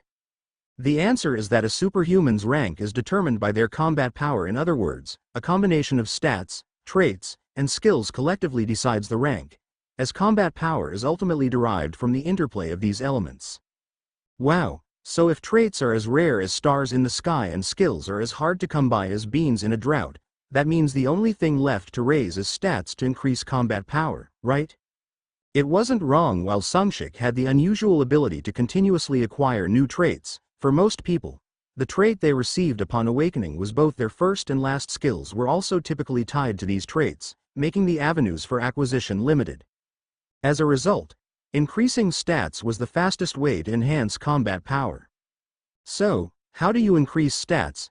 Just by going into gates, hunting monsters, and repeating training, I guess. Exactly. It was later revealed that stats increased when one consistently challenged their limits, similar to physical exercise, where muscles grow by pushing to their limits. Stats improved through rigorous training and battles against monsters that were at least as strong as, or slightly stronger than, oneself. Even though Sungshik possessed high-grade traits and skills, his rank was still at 1 star because his stats were too lacking. So basically, to fully utilize traits and skills, you need stats to back them up. And while high-intensity training is good, combat with monsters where you skirt the edge of death raises stats even faster. On top of that, it will eventually be revealed that defeating monsters in gates or clearing gates accumulates rank experience points. Rank experience points, while raising stats, could lead to rank up. Increasing rank could also elevate stats. This concept was discovered globally after the gate breaks. Superhumans ranked up as they tackled gates, a phenomenon triggered when the experience points gained in the gates reached a critical threshold. That's why Sungshik planned to immediately clear low-grade gates in Korea to rank up as soon as he returned. Sungshik, it's such a shame we have to return to Korea from Japan so soon. We didn't even get to do proper sightseeing. Yeah, it's a bit disappointing not to have visited any tourist spots. With the Tenri Academy attack and Kim Hoyen's disappearance making headlines, the Korean exchange students were sent back early. Just 2 weeks into the program. Initially, the mood was somber due to Kim Hoyen's disappearance, but since it was discovered that he had followed a mysterious man, it was treated not as a disappearance but as an unauthorized departure. As a result, all individual activities of the remaining exchange students were banned. This left Kim Subin voicing her disappointment to Sungshik about missing out on sightseeing in Japan. A little healing would have been nice, but it can't be helped. Besides, the Revolutionary Knights group feels unsettling. It's better to return quickly and focus on gaining strength. I wanted to delve deeper into Japanese samurai swordsmanship and traditional martial arts, but it's a shame I couldn't. Wow, Moonguk, you've been hard to find lately. Was that what you were busy looking into? Kim Subin stuck out her tongue at Choi Moonguk's obsession with martial arts. I didn't get much done. I only managed to study the representative swordsmanship style, Flying Heaven sword style. It's a pity. I'd like to stay here a few more months. Thumbs up. Respect. Choi Moonguk, you must have been the supreme martial lord in a past life. When we go back tomorrow, why don't you stay here and learn more? That doesn't sound like a bad idea. Kim Subin looked exasperated at Choi Moonguk's serious reply. Sungshik, Moonguk is seriously a martial arts freak. What insolence! This fiendish woman. Must I display my true martial prowess for you to come to your senses? Get away from me. Watching the two bickering, Sungshik smiled faintly. His previously complicated thoughts seemed to momentarily clear. Why couldn't I enjoy these small pleasures of everyday life in the past? Let's take a proper rest today and not think about anything else. Hey, why are you two being so chummy? Why don't you include me as well? Sungshik jokingly approached the two, his expression noticeably softened. Principal, I'd like to apply for the GATE Experience Program.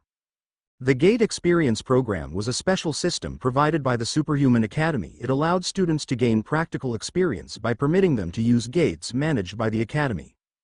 Typically, the Superhuman Academy consisted of a 3-year curriculum, and the program was established for students nearing graduation to gain real-world experience. Hence, most participants were 3rd-year students. Sungshik, are you applying? While I acknowledge your excellent theoretical skills, actual combat is no joke. The principal flatly refused, and it was understandable. Advancing to the 3rd year at the Superhuman Academy wasn't simply about spending time. It required meeting rigorous criteria, including reaching a 2-star rank. Even though F-grade gates are filled with 1-star monsters, it's dangerous for someone like you with no real combat experience. The principal's words were undeniably true for anyone other than Sungshik. When it came to real combat experience, No one in the current timeline had more than Sungshik with his ability to wield more than 100% of his potential. There was no situation he couldn't handle, even alone. Moreover, there are currently too many applicants for the program. All the third-year students are applying, but we're short on instructors to guide them. The program didn't allow participants to enter gates alone. Teams were formed with a supervising instructor and a set number of students. Hence, while there were plenty of applicants, the shortage of instructors created a bottleneck. Well, I'll handle that on my own. The issue is the lack of personnel, not the gates themselves, right? Although gates spawned randomly, regions generally saw gates of a consistent level reappear. As a result, the Superhuman Academy mainly managed areas where low-grade gates frequently appeared.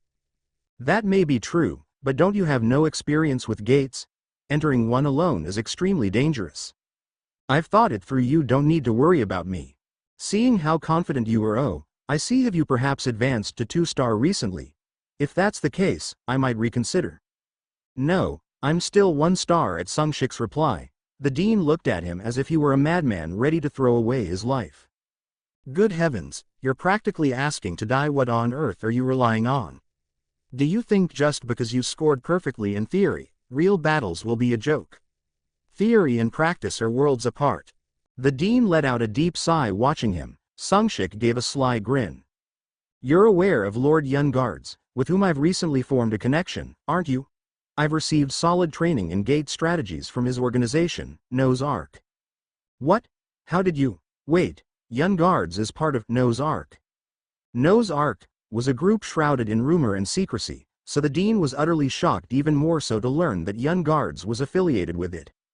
Oh, I assumed you'd know since you're acquainted with him. It seems I've made a slip of the tongue. It wasn't really a slip of the tongue. Sungshik and Yunguards had already coordinated this explanation to obtain the dean's permission. No, not at all. Well, if that's the case, very well. If he's involved, I trust there's a reason. The dean granted permission surprisingly easily upon hearing Yunguard's name. Though the ease left Sungshik feeling hollow, he was satisfied to have achieved his goal. Thank you for understanding such an unreasonable request. With a bow of gratitude, Sungshik left the dean's office. Building a connection with Yunguards is proving to be incredibly helpful. Feeling indebted to Yunguards, Sungshik silently expressed his thanks. God bless you, Yunguards _ A middle-aged man, his body covered in wounds, barely managed to stay on his feet as he spoke with great effort. Huff huff. Why would someone as powerful as you associate with such an organization?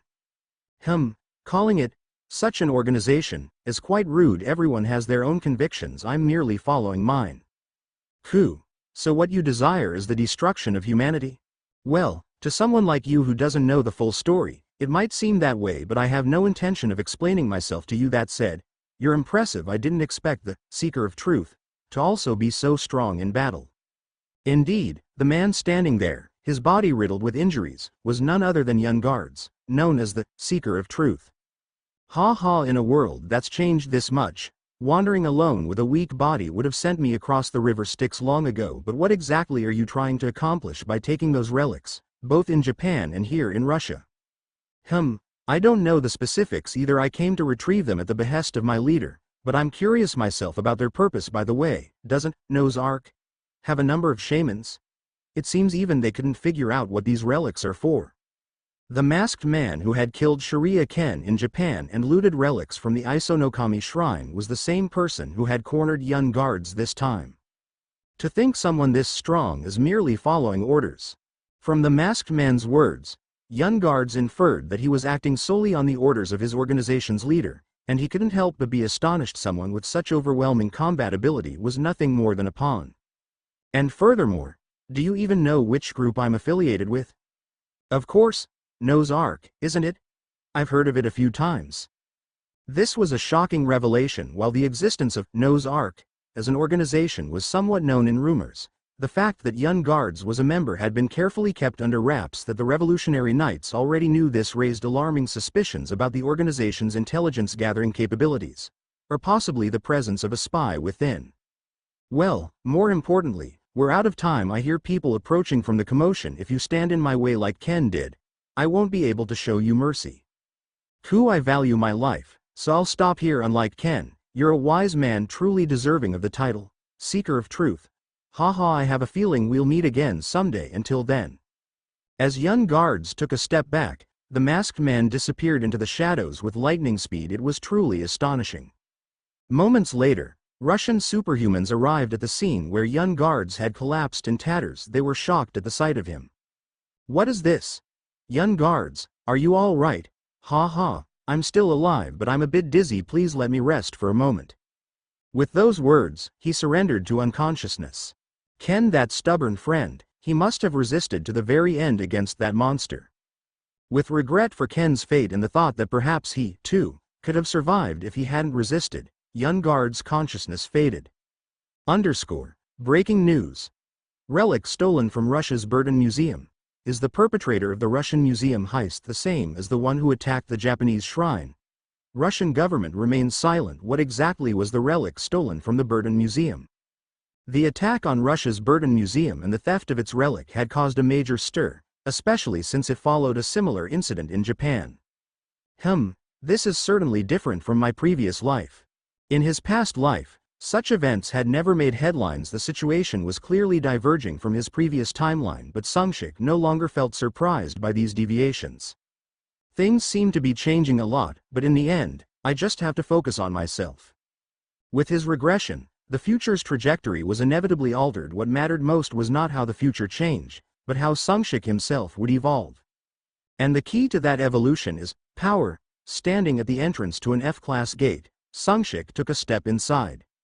The gate was a type of dungeon. Monsters appeared inside the gate, and once entered, it was impossible to leave until the gate's core was destroyed. Typically, the core was located in the boss room of the gate, and if the core was destroyed while the boss was alive, the boss and any remaining monsters inside the gate could escape. Outside this situation, where monsters emerged from the gate, was referred to as a gate break. Even an F-rank gate break posed a significant threat to civilians, so the gates were managed collaboratively by the government and private guilds. Here is my entry permit. Academy Cadet Hyo Sungshik, correct? Verified. You may proceed. Thank you. Good luck with your work. Government agents were stationed to guard the gate. This was a government-controlled gate management zone. When the gate detection system identified a gate's occurrence, agents on standby would arrive to restrict access until the gate was cleared to prevent accidents. An F-rank gate brings back memories. In front of Sungshik was the portal of the F-rank gate, emitting a reddish shimmer. The portal's red hue had a specific reason. Gates were categorized by colors. Red, F, orange, E, yellow, D, green, C, blue, B, indigo, A, and violet, S. Judging by how faint the red is, it must be on the lower end of the F rank. Maybe goblins will appear. Even within the same rank, the intensity of the color indicated the type of monsters and the level of difficulty. The lighter the color, the easier and weaker the monsters were. You have entered an F-rank gate. Destroy the gate's core. As the system notification sounded in his mind, Sungshik saw a maze-like dungeon resembling a cave before him. At the end of his sight was a figure smaller than a person, seemingly a goblin. Just as expected, goblins in this cave-type dungeon is the lowest tier. In such dungeons, there were typically few goblins leading up to the boss room, and the boss would likely be alone without any guards. Sungshik began moving immediately. Carrick, the goblin in the distance, spotted Sungshik and appeared startled, fumbling to pick up a nearby stone. As the goblin moved, Sungshik dashed forward. Wish, the goblin, seeing Sungshik charge, hurled the stone. Sungshik unsheathed his sword mid-run and deflected the projectile. Karu, the goblin, shocked that the stone was deflected, tried to throw another stone with its other hand, but by then, Sungshik was already upon it. Keek, the goblin, now with a deep gash on its chest, collapsed. Sungshik quickly pierced its heart to finish it off, shaking off the blood from his blade. Phew, the sword cuts better than I expected. Although it was a basic weapon provided for practical use at the Superhuman Academy, the sword was surprisingly effective. Staring at the sword, an information window appeared. Supply type: normal sword. Grade: normal attack power, F. Features: well maintained, retaining its original sharpness. Whoever manages this really does a good job. Sungshik continued deeper into the dungeon. From then on, there were no obstacles. Drawing upon his combat experience and the swordmaster trait, he quickly eliminated the few goblins he encountered and reached the boss room. The Swordmaster trait is truly impressive. My swordsmanship feels far superior to my past life. It wasn't an exaggeration. Even setting aside his physical skills, his understanding of swordsmanship seemed to have greatly improved. Alright, time to take down the boss. Pushing open the massive door before him, Sungshik saw a goblin twice the size of an ordinary one rising to its feet. Analyze, boss. Goblin warrior grade. 1 star, combat power, F+. Species. Golan. The information was simple but sufficient. I considered the possibility of a hobgoblin, but a goblin warrior will do. The goblin warrior, growling lowly as it rose, was roughly the size of a high school student. Its body was at least twice as large as that of a normal goblin, which was about the size of an elementary schooler. With its menacing face and club in hand, it would have been terrifying to a normal person, but to Sungshik, it was merely laughable. At the end of the day, it's still just a goblin warrior. Sungshik charged straight at the goblin warrior. His S-rank trait hyper-perception whispered to him, assuring him the attack would succeed without issue. Kuake. His quick strike left a deep wound on the goblin warrior's abdomen. Thud. Dropping its club, the goblin warrior clutched its spilling entrails with both hands and fell to its knees. Even in its dying moments, the goblin warrior glared at Sungshik with hatred. Sungshik glanced at it briefly before stabbing its heart. Ding! You have defeated the F-rank gate boss, goblin warrior. For Sungshik, armed with high-grade traits and skills, the F-rank gate was far too easy. Having survived hellish battles in his previous life, an F-rank gate was child's play. As the goblin warrior's body disintegrated into light particles, it left behind coins and a single fang. 154 coins, common, goblin warrior's canine, trash loot. Upon inspecting the item using Analyze, it was indeed trash tier as expected. Store in inventory. After awakening as a superhuman, one gained access to an inventory while its size depended on one's grade. A 1-star inventory could easily store these small items. The dungeon core has appeared. Destroy the dungeon core. With the notification, the dungeon core emerged from the stone the goblin warrior had been leaning against, which split in two. This is the first time I've seen a hidden dungeon core in an F-rank gate. Normally, hidden cores appeared only in gates ranked D or higher, making this a rare sight. Clang. Unconcerned, Sungshik smashed the core. While unusual, it wasn't worth dwelling on. The dungeon core has been destroyed. Time remaining until gate closure, 24 hours 0 minutes and 0 seconds. With the destruction of the core, a message appeared. Typically, once the core was destroyed, the dungeon would disappear within 24 hours. Failing to exit the gate before then would result in a forced expulsion after 24 hours. Congratulations. Stat up. Agility has increased by 1 level. Agility F. Right pointing arrow F+. Oh, already? Sungshik was surprised by the faster than expected stat increase. He had anticipated some stat growth after completing a few dungeons, especially since he had undergone intense training in the trading room prior to entering the dungeon. However, he hadn't expected it to happen this quickly. It was all thanks to the SS rank pocket watch trait. Normally, even for an F rank, it would have been challenging to see such rapid growth. As expected, the pocket watch is a late game trait. Although he was 5 years behind others, the pocket watch trait promised such rapid development that he could easily close the gap given the numerous gates approved for him by the principal. Sungshik was confident that leveling up would be more than achievable. Alright, let's head to the next one. Immediately Sungshik's steps toward the entrance seemed exceptionally light. Screech. The lifeless bodies of goblins lay scattered everywhere. At the center of it all, the goblin shaman let out its final death cry and collapsed. Ding! You have defeated the F+ gate boss, goblin shaman. Congratulations. Stat up. Strength has increased by 1 level. Strength F. Right pointing arrow F+. Phew, that one made me sweat a bit. This battle required some effort, primarily because the gate boss was a goblin shaman who continuously summoned goblin guards. Being on a solo hunt and still having relatively modest stats, Sungshik could have been overwhelmed by the endless tide of goblins if he wasn't careful. But the results were better than expected. The synergy between A-rank sword demon and S-rank hypersenses is incredible. The synergy between sword demon and hypersenses had shown in challenging situations, offering guidance on how best to navigate them. Thanks to this, despite some difficulty, the battle was cleared smoothly. And now, it feels like a rank up isn't far off. Sungshik could sense how close he was to a rank up after the recent stat improvement.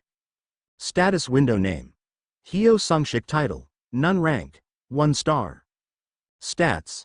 Strength F+, Agility F+, Endurance F+, Magic F. Traits. 1, X, Consumption LV 2, X rank, 1 more time, unavailable. 3, SS rank, Pocket Watch LV 4, S rank, Hyper Senses LV 5, A rank, Sword Demon LV Growth Type, Skills. 1, S rank, Insight, Restricted, 2, C rank, Explosive Strike, rank restricted. All 3 of his main stats, Strength, Agility, and Endurance, had risen by 1 level. If he could push these stats up just a bit further, reaching 2-star rank would be well within his grasp. And it seems like the Sword Demon trait is nearing an upgrade too.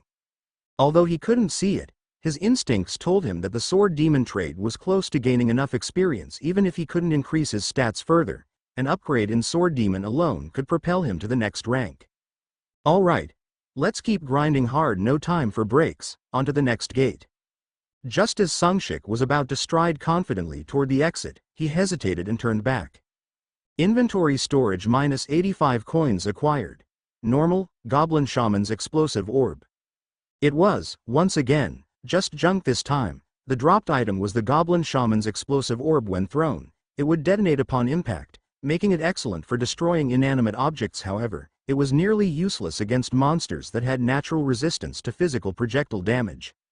Unlike the basic attacks of awakened beings, which always inflicted physical damage, these types of items had minimal effectiveness on monsters.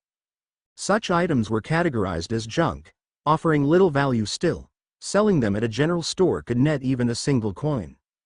Sungshik's knowledge of the future included various ways to multiply coins. Coins would later become a critical resource for making him significantly stronger. They say every little bit adds up. For that time, I'll collect even a single coin to contribute to the seed money. Feeling satisfied, Sungshik carefully stored the junk items left by the Goblin Shaman into his inventory and turned back with a satisfied expression. Kakeng with a brief death cry, the Nulls collapsed one after another. Even during his training sessions in the trading room, Nulls were incredibly easy opponents at his current strength, nearing 2-star rank. They weren't even enough to warm him up. Too easy. Scanning his surroundings, Sungshik saw the heaps of Null corpses. The F+ gate dungeon, Null's village, had spawned quite a few Nulls, but they were no match for Sungshik, armed with the Sword Demon and Hypersenses traits. Alright, let's wrap this up by finishing off the boss. The boss room for this dungeon was located at a shrine up the path behind the village. As he walked along the path, a shrine came into view, and kneeling in prayer, in front of it was the boss monster. Insight, boss. Null priest rank, 2-star, combat power, E. Species. Null O, a Null priest. The boss, kneeling before the shrine, was indeed a Null priest. While regular Nulls were 1-star, the Null priest, despite not being a combat type, was 2-star. Which makes it all the more advantageous. A monster with low combat power but a high rank. Such monsters were a favorite among all awakened. Grr? The Null priest turned around, seemingly sensing Sungshik's presence. Hello? First time seeing a human? Let's not waste time, let's finish this quickly? Walking leisurely, Sungshik approached. Having grinded through several gates intensely, he was admittedly tired. This being his final gate, he allowed himself to be more relaxed. Where should I strike first? Pointing his sword at the Null priest, he alternated between aiming at its neck, arms, and legs. Gra. Kekekeke. Perhaps sensing that it was being mocked, the Null priest began chanting a spell in an unpleasant tone. Oh no, you don't. Thud. In an instant, Sungshik dashed forward, aiming at the Null priest's staff as he swung his sword. Slash Kekeke. Unable to react to Sungshik's swift approach, the Null priest's staff and hands were severed in one clean strike. Kra. The Null priest fell backward, trembling as it clutched its now wristless arms. Does it hurt? I suffered a lot in the future too. Tisk, I'll end this without pain. Just as Sungshik thrust his sword toward the Null priest's heart, something happened. Kuoo. The dungeon interior suddenly turned dark. Sungshik, caught off guard, momentarily forgot about finishing off the null priest and anxiously looked around. Could this be a mutated dungeon? A mutated dungeon even in the future. Mutated dungeons were rare occurrences. It was a phenomenon where the dungeon suddenly transformed, causing the monsters to evolve into higher-tier entities. In such cases, superhumans who entered the dungeon according to their rank often found themselves coughing up blood. The odds of survival plummeted when faced with monsters far above their level. No, I've heard dungeon mutations occur immediately after entering the dungeon. It was right before dealing with the boss monster. A mutation occurring in this situation was unheard of. Even in the future, momentarily flustered, Sungshik quickly regained his composure and moved to finish off the null priest. Kra. A black mist began to pour out of the null priest's collapsed body, enveloping it completely. What is this? Realizing the gravity of the situation, Sungshik swung his sword at the null priest, but the black mist acted like a shield, deflecting his attack. Clang. The impact from the rebound was unexpectedly powerful, leaving a tingling sensation in his arms. This is bad. It looks like the boss is mutating. A bead of sweat trickled down his face. Even though the null priest was only a nominal 2-star monster, it still technically ranked at 2 stars. If it mutated, its grade could rise to at least 1 or 2 stars higher. Damn it. I knew my luck was too good to be true. If it had been a 1-star monster, it might have been manageable, but since it was 2 stars, the mutated boss monster would now be at least 3 stars, possibly even 4. As long as it's only 3 stars, I can manage. Please don't let it be 4 stars. As he prayed silently, the boss monster's mutation seemed to be reaching its climax. Kuo the null priest was now completely obscured by the black mist, its silhouette no longer visible. Then it happened. A black full moon appeared in the dungeon's sky. What is that? A series of shocking events left Sungshik utterly dumbfounded. With the appearance of the black full moon, a ferocious roar erupted from within the black mist. Gulp. The sound of Sungshik swallowing nervously thundered in his ears. No way. As the black mist dissipated, the boss monster emerged. A werewolf-like creature with a striking black mane. You've got to be kidding me. Identify, boss, mutated lycanthrope. Grade: 4 stars. Combat power: C species, lycanthrope.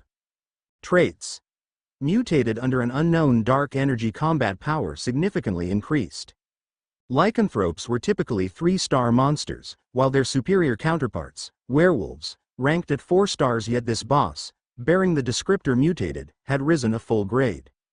Combat power C. Sungshik's eyes filled with despair as he processed the monster's stats. His own combat power was F+, a stark contrast to the boss's 4-star grade. The gap was insurmountable, 3 full tiers apart. The odds of winning were almost non-existent.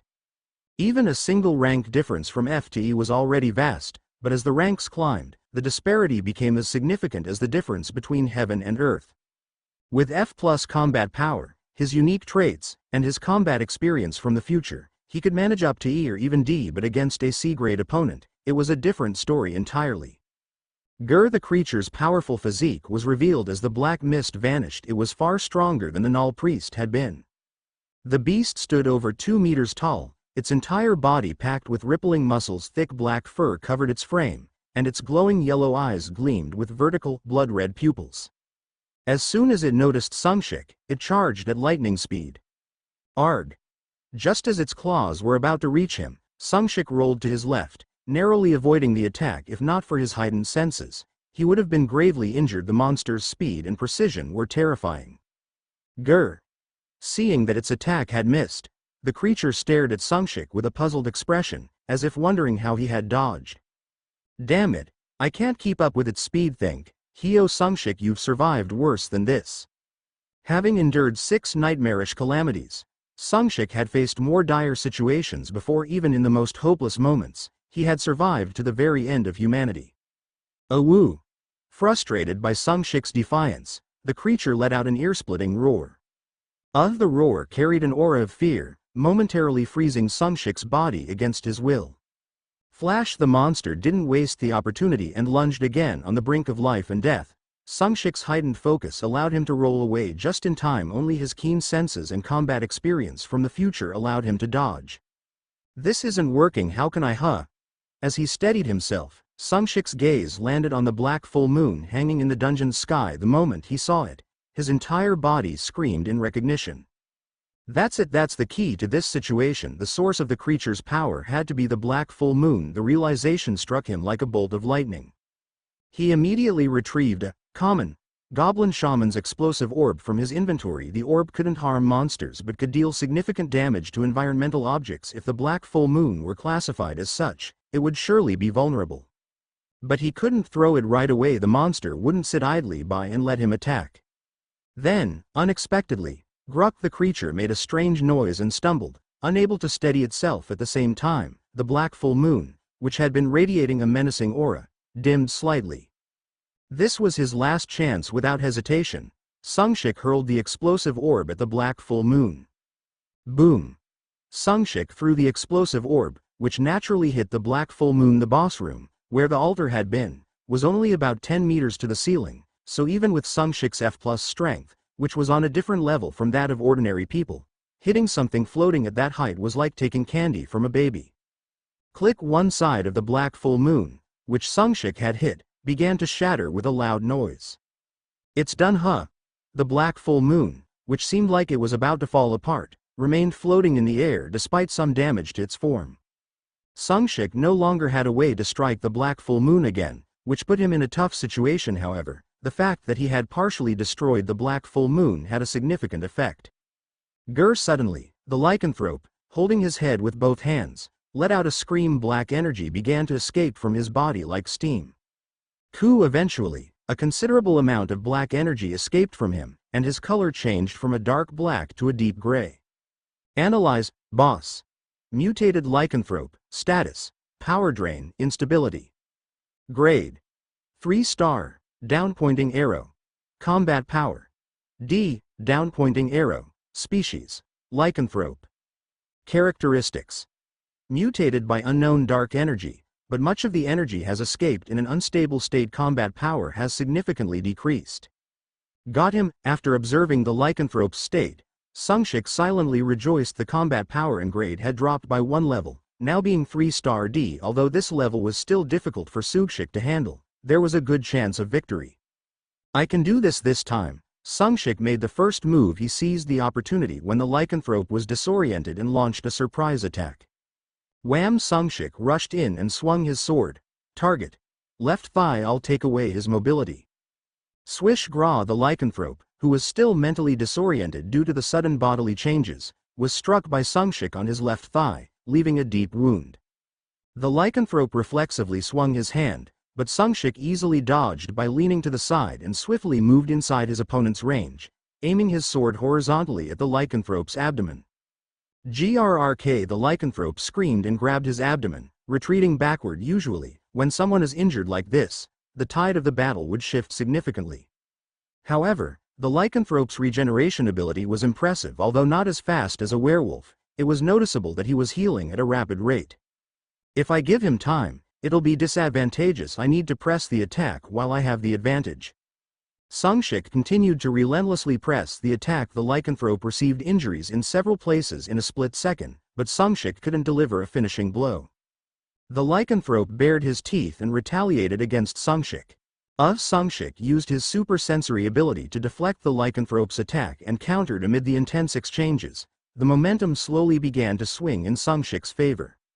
Although the lycanthrope's regeneration ability was outstanding, it wasn't unlimited. After continuous attacks from Sungshik's sword, his speed of movement slowed down, and eventually, Sungshik's sword pierced his heart.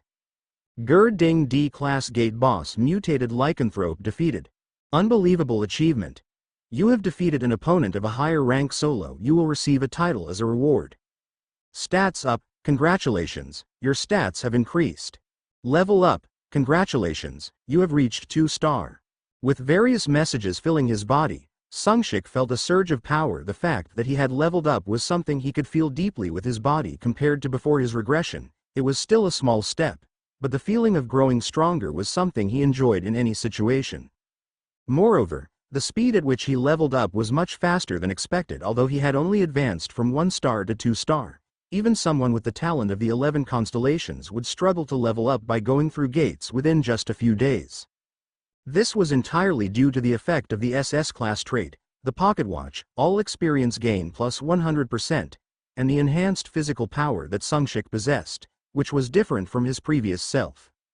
At this rate, he might be able to catch up to the 11 constellations before the gate break. In fact, by monopolizing the upcoming perks, he could even reach a level of dominance. But that was a story for the distant future. For now, he decided to revel in his victory. Phew. I did it. The emotion of overcoming adversity and triumphing over hardship always caused adrenaline to surge through his body. Immersed in the feeling of victory after overcoming difficulties, Sungshik snapped out of his trance at the sound of a notification. A dungeon core has appeared. Destroy the dungeon core. The object marked as the dungeon core was the altar where the goblin priest had been praying earlier. Before heading to destroy the altar, Sungshik decided to loot the items dropped by the lycanthrope just in case. Fizzle. The lycanthrope's body turned to dust and vanished, leaving behind 3 items and coins. Oh, 3 items? 5,480 coin, normal, mid-level health potion x5. Advanced. Lycanthrope's claw, fragment of the black moon. The dropped items weren't particularly useful, but they were decent. The health potions were still rare due to underdeveloped alchemy, so they would be useful for Sungshik. The lycanthrope's claw could be used as a material for crafting accessories or weapons, so it might come in handy later. Alternatively, it could be sold through the community system, which became available at 2-star. However, the grade fragment of the black moon was an item Sungshik had never seen before. This must be related to the dungeon mutation and the black full moon. Sungshik furrowed his brow as he looked at the fragment of the black moon. It was an item he had never seen in the future. It's too strange to be caused by the change in causality from my regression. It seemed unlikely that this anomalous event was caused by Sungshik's regression. There's something else at play here. I'll have to investigate it later. Sungshik decided to look into it in the future inventory store. After storing the items, Sungshik immediately destroyed the altar and left the dungeon. There, he unexpectedly encountered someone. How did you get here? Were you looking for me? Sungshik, you're safe. Of course, but Subin, how did you get here? Yes, the person who welcomed Sungshik as soon as he exited the gate was Kim Subin. I'm so glad, really glad. Kim Subin looked at Sungshik's body, covered in wounds, and after confirming there weren't any serious injuries, let out a relieved sigh. I suddenly heard that the gate you entered might have mutated. Oh, really? The gate mutated, but how did you know? It definitely mutated suddenly. The energy from the gate went out of control, and it was surrounded by black energy. They said it looked like the dungeon had mutated. Oh, so even the exterior of the gate mutated. This was a curious phenomenon. Mutated gates, which Sungshik sometimes encountered, couldn't be known until you entered them. In other words, from the outside, they looked the same as the original gates. However, according to Kim Subin, the red portal suddenly absorbed black energy and turned into a dark red portal. They tried to investigate the interior immediately, but Sungshik had already entered, so they couldn't enter themselves. Sorry, but Sungshik, would you mind following us? What's going on? We need to ask you a few questions regarding this incident. Hey, you guys. How can you say that after seeing his condition? He needs treatment and rest first. When the gatekeepers asked Sungshik to come along, Kim Subin immediately snapped at them. I'm fine. Subin, thanks for worrying. I'll be back soon. But I'm fine. Sungshik smiled and patted Kim Subin's head, who was still worried. Keeper, it'll be over soon, right? I'm a little tired. Of course, we apologize for the inconvenience. We'll make sure you can rest on your way. So Sungshik followed the gatekeepers to the disaster management headquarters, one of the government agencies, and explained everything that happened during the incident. Kim Subin, her transcendent being was the moon goddess Luna. Luna's other title was Priestess of the Heavens. Originally, Subin had been restricted for a while due to using a lot of energy to help Sungshik awaken his characteristics, but now she had recovered some of her power. However, her fortune reading on Sungshik today seemed extremely unstable. This was why Kim Subin came to find Sungshik. Subin, Sungshik's fortune reading today is ominous. There's a high chance something will happen to him. Huh? What do you mean? Where is he right now? If it's Sungshik, he should be going through an F-grade gate right now. Hurry, let's go there quickly. Kim Subin quickly checked the F-grade gate that Sungshik had entered and arrived in front of it. Not long after Kim Subin arrived, the gate Sungshik entered began to be engulfed by a dusty brown energy. This energy this is such an ominous feeling because Kim Subin and Luna had attributes opposite to that of the Dusty Brown. They reacted more sensitively to the energy surrounding the gate. Sungshik's fortune reading was ominous because of this energy. We have to help. But how? The gate is already closed, so we can't enter. We don't need to enter, we can still help from here. Subin, you have moonlight powder, right? You need to use it. Oh, ISTLL have plenty of that. What should I do? Should I sprinkle it directly on the gate? Not yet, wait a little longer now. At Luna's signal, Kim Subin quickly threw the moonlight powder into the blackened energy that surrounded the gate. The moment she did, the brownish energy around the gate started to dissipate. At that moment, Sungshik was able to throw an explosive orb at the black full moon. The ominous black energy surrounding the gate subsided a little. Not long after, Sungshik entered the gate, and the gatekeeper, who had briefly stepped away, returned after hearing the circumstances. The gatekeeper contacted the higher-ups, and with Sungshik's safe return, the incident was resolved for the time being. I've never seen such a phenomenon. Luna, do you know what this is? I've never seen it either, but it's definitely not a normal occurrence, and this ominous dark energy, yes, it's very similar to the energy of the Lords of the Night. You're talking about the 7 Lords of the Night? Yes, that's right. If my suspicions are correct, this isn't a good sign. Even though there's still time, how could they have already started interfering with the mortal world? That day, Kim Subin and Luna had a serious discussion about the strange phenomenon. If it was related to the Lords of the Night, as Luna worried, it was a situation that required great vigilance. Earth wasn't prepared to face them yet, so if the Lords of the Night began to interfere, it would be a big problem. Then they received shocking news through the Nose Arc. The moon's owner, Kim Subin, was part of the Nose Arc, a piece of information that was almost unknown in the future. In fact, it was only natural that Luna, who held the title of the Priestess of the Heavens, would also be involved in the Nose Arc, which was home to many transcendents with the power of prophecy. I heard that the dungeon Sungshik entered was a mutated dungeon. Mutated dungeons? You mean there are other mutated dungeons as well? Yes, I've been informed that over 10 mutated dungeons have already been reported. What?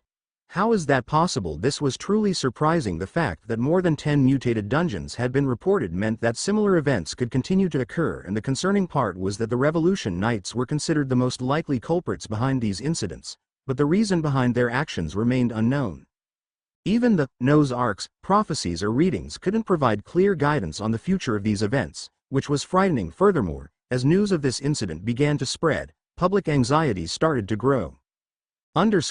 After sincerely cooperating with the disaster management headquarters, Sungshik returned to his nearby lodging and checked the status window after his recent level up. Stat window name: Hyo Sungshik. Title: Hero of Adversity, New. Grade: 2-star, up pointing arrow. Combat power: E, up pointing arrow. Stats: Strength E, up pointing arrow. Agility E, up pointing arrow. Health E, up pointing arrow. Mana F+. Traits: 1. X, consumption, LV12. X rank, one more time, unavailable. 3. SS rank, pocket watch, LV14. S rank, hypersense, LV1. 5. A rank, sword demon, LV1, growth type, skills. 1. S rank, insight, limited, 2. A plus rank, explosive strike, rank limited. The stat upgrade after defeating the mutated lycanthrope was even better than expected. It increased to a 2-star rank. Combat power also rose to E rank. Strength, agility, and health all increased to E rank. Usually, only 2 stats would break through the rank limits, but in this case, 3 stats, strength, agility, and health, broke through. Although reaching 2-star meant the stats would rise to E rank eventually, the speed of this increase was very positive. This proved that the hidden potential value was that high. And I also got a title, Hero of Adversity. A title obtained when defeating an opponent 2 or more ranks higher than oneself. Effect: all stats increase by plus 10% when fighting opponents of higher rank. This title would have a tremendous effect in the distant future as growth values increased. The percentage boost would be massive. It was an all-stat increase. This title would shine when facing top-level dungeon bosses or the Lords of the Night. Titles were hard to earn, so each one was precious. In fact, this stat upgrade was beyond what Sungshik had expected. It seemed to be due to the SS rank pocket watch trait. This was an incredibly positive result, indicating that Sungshik's growth potential could increase exponentially like compound interest. This is really beyond what I imagined. The pocket watch really is an overpowered trait. Having first acquired the pocket watch trait, Sungshik was filled with pride for his judgment. He then reflected on the battle. This battle was lucky. In fact, had the opportunity to destroy the black full moon not come suddenly, his life would have been in danger. Sungshik thought he had been very lucky this time. But there's no guarantee it'll be like this next time. Relying on luck would eventually hit a limit. Sungshik needed to focus on improving his own combat strength. The mutated lycanthrope, it was formidable. I couldn't even think of counter-attacking. At first, Sungshik was just focused on dodging the lycanthrope attacks. He was vaguely aware of the attacks thanks to hypersense, but avoiding them was his best option. However, being able to recognize and dodge the attacks meant he could have counterattacked. So, what was lacking for Sungshik? First, the difference in physical specs was huge. There was a glaring stat difference. If his stats had supported it, Sungshik would have been able to counterattack, but again, even with his current stats, he was able to perceive and dodge the attacks. So, what did Sungshik need? Stat upgrades, powerful attack skills? No more than anything else, what Sungshik needed now was martial arts. Yes, stat upgrades and attack skills weren't wrong, but they weren't the fundamental solution for Sungshik. Aiming for a late-blooming comeback, what he truly needed now was a martial arts trait to become the source of his power. So Sungshik reviewed his memories. Muguk Sin Gong, God of Death's martial arts, Thunderstrike Gong, North Star martial arts. These were martial arts so famous that anyone who knew about them would be in awe. Aside from those, there were many other divine martial arts considered to be masterpieces. Those who obtained such martial arts in their past lives had at least grown close to the 11 thrones. These martial arts were incredibly powerful. Sungshik also knew numerous routes to obtain such martial arts. But it's still not enough. That's right, even the many 11 thrones who had such talents in martial arts knelt before the Lords of the Night. So, something beyond that, something more was needed. Then, it's just one thing. Sungshik recalled the martial art that Mu Huang, one of the 11 thrones, had mentioned in the past. Heaven-splitting martial arts, the martial art with the grandiose name, heaven-splitting martial arts. In the past, Mu Huang had lamented. If I had chosen heaven-splitting martial arts back then, would the situation have changed? Mu Huang, who possessed Muguk Sin Gong, had once accidentally entered a hidden tomb where heaven-splitting martial arts was slumbering and had the chance to choose it. However, to choose heaven-splitting martial arts, he would have had to abandon the Muguk Sin Gong he had. Moreover, heaven-splitting martial arts was initially listed as a rank. With information limited, it was not an easy decision to abandon the absolute martial art, Muguk Sin Gong, for an unknown martial art. In the end, it was a choice that seemed obvious, but Mu Huang had abandoned heaven-splitting martial arts, and the tomb where heaven-splitting martial arts lay hidden vanished forever. But looking back, Mu Huang could never shake the thought that heaven-splitting martial arts might have been an X-rank martial art. This time, I will take heaven-splitting martial arts. With that resolve, obtaining heaven-splitting martial arts, a martial art with the grandiose name of tearing the sky, became inevitable. And even if heaven-splitting martial arts wasn't X rank, it didn't matter.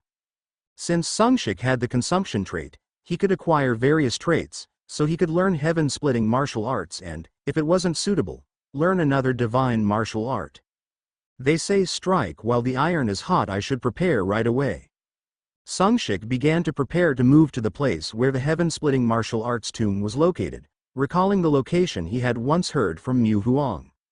Some say that the true beginning of a superhuman starts after reaching second rank. The reason behind it sounds plausible upon hearing it. First of all, a first-rank superhuman does not completely transcend ordinary humans in terms of physical specs. The physical specs of a first-rank superhuman are within a range that an extremely trained martial artist or athlete could potentially reach. However, from second rank onwards, a gap emerges that is impossible for ordinary humans to cross. This was the first reason. But the reason why people say the true superhuman start is from second rank is not simply because of the physical specs. The real reason is that from second rank onwards, superhumans gain access to the superhuman community within the system. The community is exactly as it sounds. It is a space where all second rank or higher superhumans can connect. This is not a cyberspace built through the human internet, but rather a virtual community space that originates from transcendent powers like the stat windows. In the community, high-ranked superhumans share various tips and exchange information and ideas that are exclusive to superhumans. The power of information is very important to superhumans as well. Therefore, whether or not one can utilize the information shared in the superhuman community could lead to significant differences. However, the most directly useful feature in the community would be the store function. In the store, superhumans can use the coins obtained from slaying monsters to purchase various equipment and consumable items. In the store, NPC-like entities sell items through the system. This means that through coins, superhumans can quickly enhance their specs for battle. Additionally, there is also a free market, where superhumans can trade with each other. Therefore, from second rank onwards, the path of growth opens up in a completely different quality compared to first rank, and this is why people say that true superhumans start from second rank. As a result, Sungshik decided to access the community first to prepare before heading to Cheonji Lake located in the Baekdu mountain range in North Korea and China. Accessing community. You are an unregistered user. Would you like to register? Yes, verification complete. Welcome to the community of Superhuman Hyo Sungshik. An ID will be created as part of the initial registration. Please provide the desired ID. Before regression, Sungshik's ID had been Black Dog. However, following the saying new wine should go into new bottles, he didn't want to use the same ID. After a brief moment of thought, Sungshik settled on an ID. Returner searching for duplicates. Currently, there are 0 users with the ID Returner. This ID is available. Would you like to register it? Oh, this works. Register it. Sungshik had thought that it was a common word and assumed someone else would have already taken it, but to his surprise, the ID was available and registration proceeded immediately. Registration complete with the ID Returner. Would you like to display your characteristic rank? This setting can be toggled between public, private at any time in the future. I'll display it by displaying the characteristic rank. The selected rank among the characteristics held would be revealed in front of the ID. Welcome, X Returner, to the community. And so it was. Community. Free board, tips and know-how, regional board. Store. Free market. Although Sungshik had frequented this community before his regression, it was his first time seeing this screen after returning. He had originally intended to quickly get the necessary items from the store, but feeling nostalgic about the free board he used to visit, he decided to browse there for a moment. Author. B. Turbo Ryan. Title. Hasn't the frequency of gate occurrences been increasing lately? Content. It feels like the frequency of gate occurrences has been rising recently. Is it just me? C. Strongman. Now that you mention it, it does feel like that. Private. Torangi. I definitely feel like it's increased. C. Hard skin. Maybe the author is just being sensitive. I don't notice any difference. B. Turbo Ryan. That's because you're low rank. C. Hard skin. I'm 4th rank though. B. Turbo Ryan. What's with the informal speech? And if you're 4th rank, I'm 6th lol. 4th rank? Really? C. Hard skin. Here comes the rank junkie. Even if you're C rank, there are plenty of good characteristics compared to B rank, right? My traits are probably better than yours. B. Turbo Ryan. Lol. Trying to convince yourself with that mental victory. It's clear you've only unlocked a C rank characteristic that's inefficient, and when someone calls you out for being C rank, you get all defensive. C. Hard skin. Peeved. I'm a first-tier combat specialization trait, though. Wanna see my traits? B. Turbo Ryan. Sure, let's hear it. You'll just be spewing nonsense. C. Hard skin. You seem scared. Let's compare traits then. Still the same as before. By chance, Sungshik clicked on a post and found that an argument was ongoing. The anonymity of the space seemed to be reflected in the environment of the community as well, where people hid behind their anonymity to argue. Even in the past, world-class rankers would often get into fights on this very community. Reading through the comments, Sungshik decided to leave a comment. X Returner. The author is correct. The frequency of gates is indeed increasing. It wasn't wrong from this point on. The frequency of gate occurrences would rise steadily, and eventually, the gates would pile up uncontrollably, causing gate breaks and leading to the collapse of many countries. B. Turbo Rayon. Whoa, is this really X rank? Respect. C. Hard Skin. Whoa, what rank are you at now if you're X rank? Private. Torangi. Oh, first time seeing an X rank. I thought there were only 2 X ranks in the world, but there's another one? Sungshik's comment, which was meant to raise awareness, quickly turned the post into a frenzy about the appearance of a new X rank. Wow, this is really heating up. It was to be expected. The only known X ranks were the 11 thrones from the world's top 11, and among those, only 2 held the X rank characteristic. With Sungshik's appearance, he had officially become the 3rd X rank in the world. X returner. I've only just awakened, so I'm still at a low rank. Everyone, keep up the good work. Sungshik then posted his final comment and moved on to the store section. Little did he know, his comment would become the next hot topic on the free board for quite some time. Asterisk items worth buying from the shop. The only things worth buying in the shop right now are the low-grade potion and the translation skill. After browsing the community's free board, Sungshik moved straight to the shop. With only about 10,000 coins remaining, the only things he could afford immediately were the low-grade potion and the translation skill. Purchase low-grade health potion. Would you like to purchase low-grade health potions? They cost 500 coins each. How many would you like to order? 10 ding. You have purchased 10 low-grade health potions for 5,000 coins. Low-grade health potions would be a great help to Sungshik, whose stamina stat was still at E, even though he was currently at 2-star rank. Potions may be expensive, but it's better to have them prepared in advance. Even before his regression, the survival rate of superhumans who managed their health and injuries with potions was significantly higher. Cultivating such habits in advance was important. The next purchase was the translation skill. Superhumans at the 2-star rank could communicate with people from all over the world with ease thanks to the translation skill.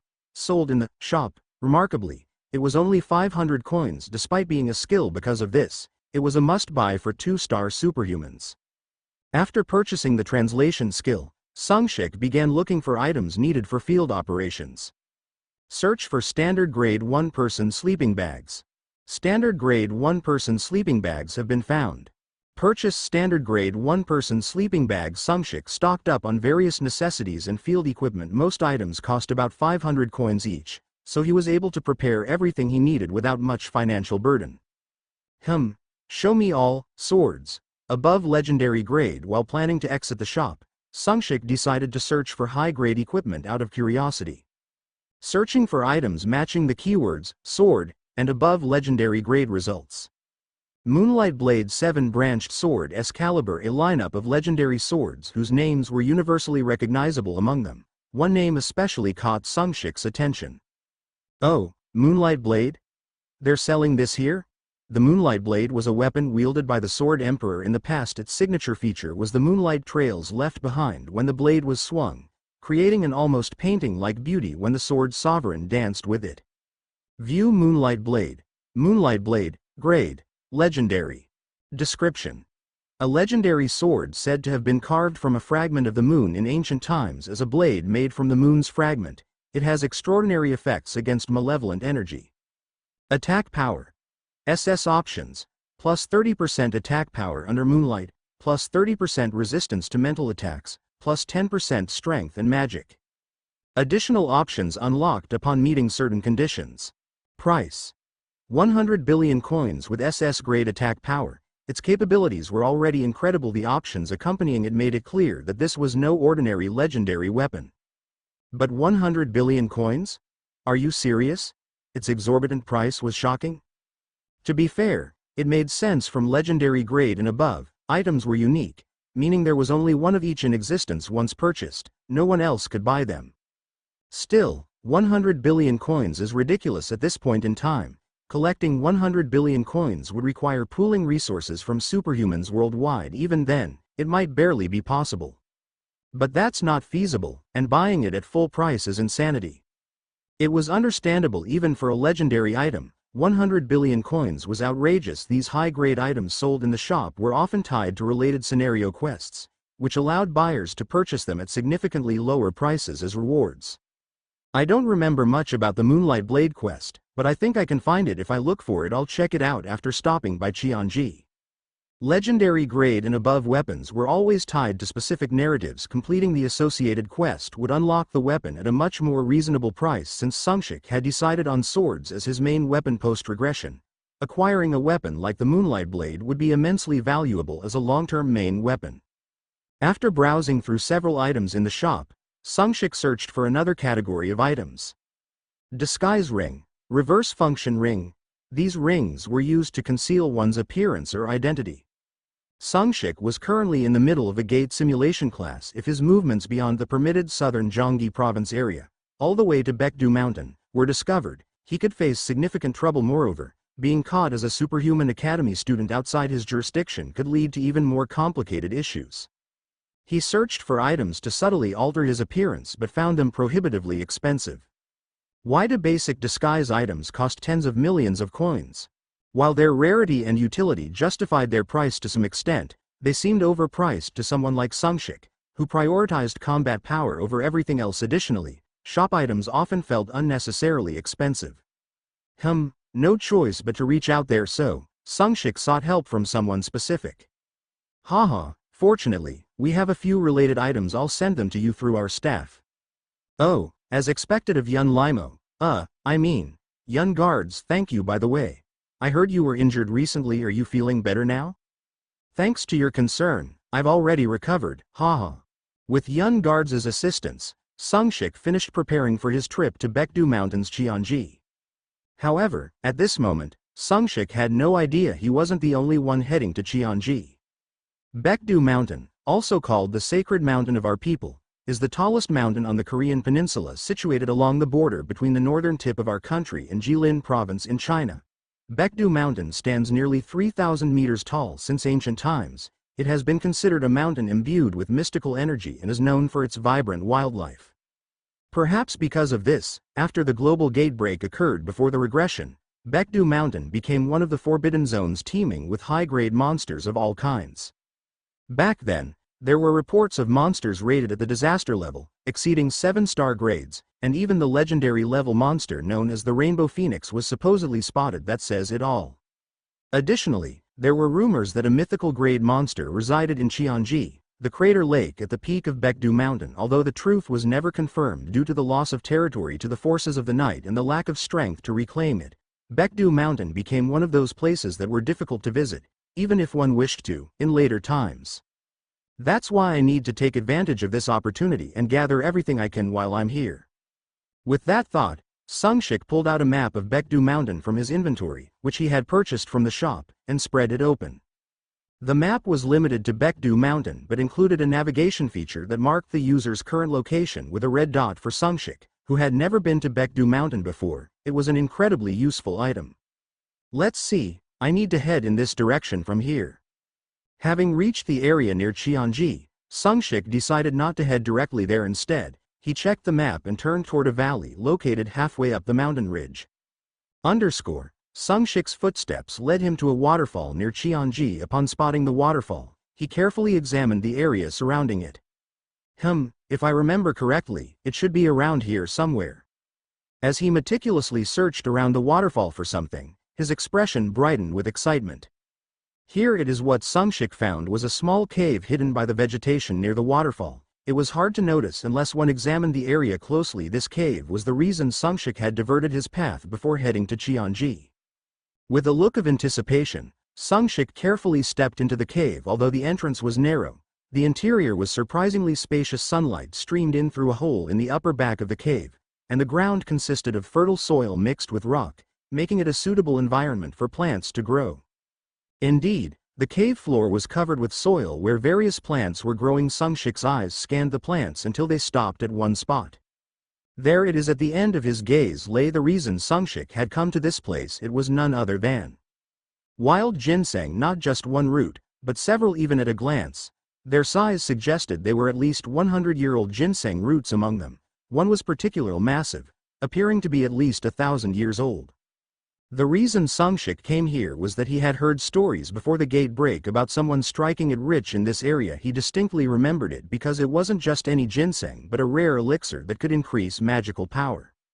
This elixir was such a remarkable find that it could rapidly advance one's magic stat by at least 2 stages for Sungshik, who had never encountered an elixir in his previous life. This harvest was deeply moving. Finally, I get to experience what it's like to harvest an elixir.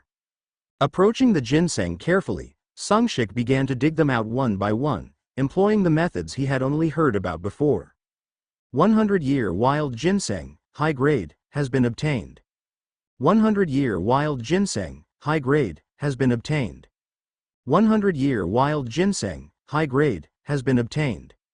100-year wild ginseng, high grade, has been obtained.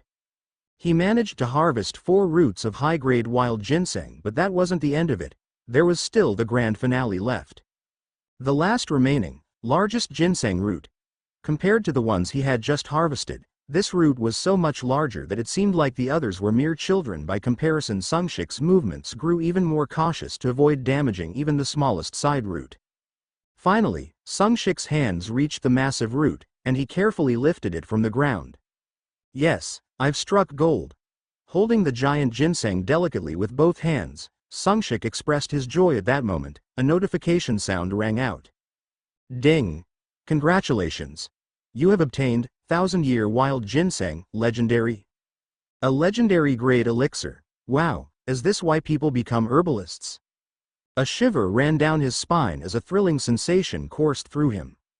Although he was tempted to consume the elixir immediately, Sungshik held back since he had chosen martial arts as his primary focus. It would be far more beneficial in the long run to consume the elixir after acquiring an internal energy cultivation technique. Once he obtained the heaven-splitting martial arts, he would be able to consume it soon enough. He just had to be patient. If I wait just a little longer, the reward will be even greater. There's no need to rush. Storing the ginseng carefully in his inventory, Sungshik headed toward Qianji with a light heart. The distance between the waterfall and Qianji was relatively short, so Sungshik quickly arrived at the crater lake after leaving the cave. Upon reaching Qianji, he took a moment to survey his surroundings. The scenery of Baekdu Mountains Qianji, which he was seeing for the first time, was truly breathtaking. Wow! He couldn't help but let out an exclamation. The view was so magnificent that it was easy to believe a mythical grade monster might inhabit such a place in the future. It was a location that seemed entirely fitting for such a being. After taking in the scenery for a while, Sungshik encountered a problem. The vast openness of the area made it refreshing to the mind, but it also meant there was no obvious place where the heaven-splitting martial arts manual might be hidden. He methodically circled Qianji, but he couldn't find any trace of the manual's hiding spot. Could it be underwater? The only place left to search was beneath the water. Although the stories of the martial emperor finding the manual at Qianji mentioned the lake, they hadn't specified whether it was discovered around the lake or underwater. Thus, he couldn't rule out the possibility of it being submerged. I had a bad feeling about this at that moment. A voice sent chills down Sungshik's spine. What do you mean by a bad feeling? What the? Startled, Sungshik turned around. Completely caught off guard, standing there was a young man dressed in black robes. Though he looked like he had just entered his 20s, a faint but dangerous aura emanated from him. Who are you? He swallowed hard and asked. I believe I asked first, didn't I? What exactly were you so concerned about? Though the voice was gentle, Sungshik could sense the murderous intent hidden behind those indifferent eyes. Every sense in Sungshik's body lit up with warning lights. This was dangerous. Well, I was just wondering if there might be any elixirs around Qianji. But you didn't seem to be looking for elixirs, did you? Why don't you be honest and tell me what you were really doing here? Sungshik's back grew damp with cold sweat at the man's words. That's as Sungshik stammered and looked at the man with trembling eyes. The man spoke again. Why are you so nervous while looking at me? I thought I had restrained my aura, but this is fascinating. Do you have some sort of sensory trait? Yes, I have a trait called hypersense. Quite a high-grade trait, I see? It's S-grade. So that's how you sensed my aura. It seems your sensory abilities are abnormally developed compared to your actual strength. Very well then, I'd like you to use that trait to assist me. At those words, The oppressive energy that had been bearing down on Sungshik seemed to dissipate somewhat. Being honest about his hypersense trait had worked. Alright, what do you need me to do? I'm searching for a hidden cave around here. I've been searching around Qianji for an entire day without any luck, except for the possibility that it's in the water or at some hidden spot nearby. If it's underwater, there's no helping it, but I'd like your help in locating any hidden spots near Qianji. Sungshik was deeply shocked by the man's response. What the man was searching for was a hidden cave. Most likely the very cave containing the heaven-splitting martial arts that Sungshik himself was looking for. But how did the man know about it? Before Sungshik's regression, the cave had only been discovered years later by the martial emperor. No one else should know about it, except for himself. Stay calm, think this through. If the man knew about the cave, there were two main possibilities. The first was that he had learned of its existence through some other route. In that case, the man would fail to find it now and leave, only for the martial emperor to discover it years later. This seemed like the most logical explanation Sungshik could come up with. But if it's the second scenario, the second possibility was that the man also possessed knowledge of the future. He could have regressed like Sungshik, or learned about the future through some other means, in which case he would know that the heaven-splitting martial arts cave was hidden here. In the past, the martial emperor had often lamented missing out on this discovery, and it had even been a hot topic in the community forums at one point. If the man had future knowledge, he could easily be aware of it. Alright, I'll assist you. The man's eyes curved into crescents at Sungshik's agreement. But you weren't, by chance, searching for the same cave I'm looking for, were you? Suddenly, the man's sharp question pierced through the air. Since Sungshik was indeed searching for the same cave, he nearly faltered at the abrupt question. However, he managed to compose himself enough to respond without giving anything away. Of course not. I mean, honestly, the idea of a hidden cave around here seems, well, pretty hard to believe. But does it have something in it? Treasure, perhaps? Oh, there's something far greater than treasure hidden within. The man smirked as he answered, seemingly satisfied that Sungshik was no longer under suspicion. But just as it seemed, the interrogation had ended. But, you know, the more I think about it, the stranger it seems. You're barely at 2-star level, yet you've come all the way here looking for elixirs. Isn't that excuse a bit flimsy? Don't you think? What exactly are you?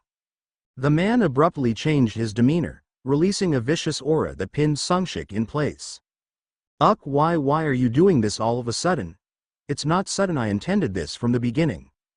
Smiling faintly, the man approached, his aura growing more oppressive with each step. Sungshik staggered backward, retreating toward Qianji.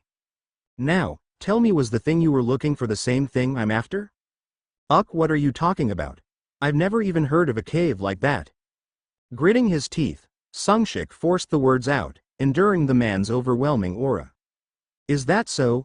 Is that what you're saying? The man's eyes crinkled as he smiled. At that moment, Sungshik realized that the man had never believed him from the start. He had already suspected that Sungshik was searching for the cave, and he had no intention of letting him live. But it's fascinating, isn't it? You're only about 2-star level, yet you've been enduring my aura this long, and no matter how I look at it, you do seem like you were looking for the same cave. How did you know? The man's gaze, filled with curiosity, examined Sungshik like an intriguing specimen. It was only because of this curiosity that Sungshik was still alive, and the only reason he could endure the aura this long was thanks to the recently acquired title, Hero of Adversity. But he was quickly reaching his limit. Blood spurted from Sungshik's mouth as he staggered backward. His feet entered the waters of Qianji, submerging up to his ankles. Before him was the man behind him, the waters of Qianji. There seemed to be no escape. A desperate crisis. Damn it, I can't let it end like this. He thought of how he had come this far despite his regression. Humanity's fate had remained unchanged. If he were to die here, humanity would walk the same path to destruction as before. It wasn't out of some noble sense of duty to save humanity. He simply couldn't stand the thought of those bastards bringing about humanity's downfall, or his own powerlessness this time. He wanted to change everything with his own hands. Humanity's fate, his desire to grow stronger. So, about that cave, how exactly do you, Qu? Before the man could finish, an anomaly erupted from the waters of Qianji. At the summit of Baekdu Mountain lies the Qianji. According to legend, a monster had lived there for ages, long before the Great Upheaval. Even one of China's ancient geographical texts, the classic of mountains and seas, Shenheijing, mentioned strange creatures said to inhabit Baekdu Mountain. Da huang ji zhang yu shan ming yu bu xian yu su shen shi ji guo. Yu fei ji si yi yu chong shou shou she shen ming yu chin chong. In the vast wilderness, there is a mountain named Buham. It is within the country of the Sushan clan. There is a creature called Feiji with 4 wings. There is also a creature with the head of a beast and the body of a snake, named Chinworm. A monster whose appearance closely resembled that of a dragon. Because of this, people speculated, if a monster truly resided in the Qianji on Baekdu Mountain, wouldn't it be a creature resembling a dragon? Today, 2 men witnessed the existence of that legendary monster with their own eyes. Hua. A massive silhouette surged from the center of the lake, sending up a tremendous spray of water. The enormous figure shot up above the lake's surface, hovering several meters above the water before coming to a stop. It was a breathtaking sight, one that could only be described as the appearance of a dragon-like monster. The creature's graceful body, clad in vivid blue scales, exuded an aura so majestic that it felt almost divine. At that moment, Sungshik, who had been thrown out of the water by the monster's sudden emergence, instinctively activated his ability, Insight. Insight, a Mugi holding the Qianji grade, combat power. Race. Dragon, a fragment of an ancient monster on the verge of shedding its skin. Sungshik was startled upon reading the information about the monster. Shedding its skin? The term shedding its skin caught his attention. Shedding its skin was the process of entering the transcendental rank. In the past, humanity had never produced a superhuman capable of transcending into the transcendental rank through the shedding process. Even the renowned 11 thrones had been blocked by the wall of 9 stars. Many believed that if a superhuman had managed to overcome the wall of 9 stars, a state considered to be the peak of transcendence, humanity might not have fallen so easily. Such was the challenge of the 9-star wall, which even the most gifted 11 thrones with legendary traits failed to surmount. And yet, here was a monster poised to break through that barrier? So this was the mythical creature said to reside in the Qianji. Sungshik finally understood the reason even the forces of the night avoided Baekdu Mountain before his regression was because of this dragon. For now, use the health potion. Used a low-grade health potion. Your wounds are rapidly healing. Even while thinking, Sungshik used a health potion to quickly heal the internal injuries caused by the monster's presence. Meanwhile, the monster and the man stood locked in a tense standoff. Ha ha ha. How amusing to think such a mythical being actually existed. So, it was you. This massive presence crouching within the Qianji. Open double angle bracket. Such a sinister aura. Surely they haven't started their invasion yet. Who are you? Close double angle bracket. Oh ho, a monster with intelligence. Even more impressive, and from what you're saying, it seems you know about the trials of the night. How fascinating. The man's eyes gleamed as he exuded a menacing energy. Open double angle bracket. Foolish creature, that power will ultimately drag even your soul into corruption. Close double angle bracket. Coo. What amusing nonsense. You claim your power is righteous while mine is corrupt. And what exactly is the basis for that judgment? If that's the case, why don't you try proving your so-called superior power? With those words, the man stretched his hands toward the monster, unleashing a barrage of black energy spheres. They were as fast as lightning. Even from a distance, Sungshik could feel the tremendous destructive power emanating from the spheres, sending shivers down his spine. Thanks to his heightened senses, a product of his superhuman traits, Sungshik could discern that the man's strength rivaled the current strongest 7-star rankers. This is insane. Where are these monsters even coming from? Sungshik felt a growing urgency even amid this chaos, recalling how unaccountable monsters had begun to appear ever since the Japanese shrine assault incident. Pawa. The black spheres unleashed by the man were shattered by a translucent barrier that appeared in front of the monster. Open double angle bracket. That will not suffice. Close double angle bracket. Quazizizik. Simultaneously, lightning began to crackle around the monster's 2 horns before it was unleashed toward the man. Bang. A massive crater formed where the man had been standing, directly struck by the lightning. Haha. How entertaining to think this is the power of a mere fragment, not even your true form. Truly impressive. Fragment? Sungshik recalled the phrase he had read earlier with his ability. A fragment of an ancient monster on the verge of shedding its skin. So, it really is. It was astonishing. Despite being only a fragment of itself, the monster had enough power to rival 7-star rankers. And while I'm at it, Insight. Sungshik used Insight on the man, something he hadn't had a chance to do earlier. Name: Li Xiaoguang. Grade: Traits. As expected, the disparity in strength was too vast for him to discern more than the man's name. But even knowing his name is a big gain. I've never heard of a superhuman named Li Xiaoguang before my regression. Judging by the name, the man was Chinese. Sungshik made sure to commit the name to memory, repeating it over and over in his mind. Kwa Kwa Kwang. The battle between the two raged unevenly. The monster's mastery over lightning was incredible, but so was the man's ability to counter it. The man's power was especially troublesome because it was based on darkness. He teleported unpredictably, sent out blades of darkness, released dark energy spheres, or even caused sharp black spikes to erupt suddenly from the monster's shadow. His attacks were varied and difficult to predict. What began as an evenly matched battle gradually shifted in the man's favor. The monster, forced to defend against all of the man's attacks, began to accumulate visible damage on its body. Ha ha ha. Did you really think you could handle me with just a fragment of your true form? And where has your arrogance gone, after all that talk about corruption earlier? I'm curious to know, ha ha ha ha. The man, excited by the realization that he was gaining the upper hand, taunted the beast. Open double angle bracket. How pitiful and ridiculous it is to speak such words while recklessly drawing upon evil power without understanding its source. Close double angle bracket. The beast, responding to the man's words, began radiating light across its entire body, as if preparing to make its decisive move. Crackle. The beast's entire body turned blue, and an overwhelming energy began to condense around it. At that moment, Sungshik received a will from the beast. Bearer of destiny, the entrance to the place you seek will soon open when the moment comes. I shall guide you there. Do not resist, but accept it. Surprised by the transmitted will, Sungshik looked at the beast with wide eyes. I have delayed my transcendence to lead the destined one to this place. Although the one I initially foresaw was different, it seems fate has chosen you instead. If that is the will of the heavens, I shall merely follow it. Before long, Sungshik's body was enveloped in a translucent barrier, pulling him rapidly toward the center of Qianji. What kind of nonsense? Noticing the anomaly, the man attempted to intervene and stop Sungshik, but the beast was a step ahead. Open double angle bracket. Feel the power of the mere fragment you so arrogantly dismissed. Close double angle bracket. Rumble. With a thunderous roar, as if the heavens were furious, massive bolts of lightning raged toward the man, painting the world in blinding white.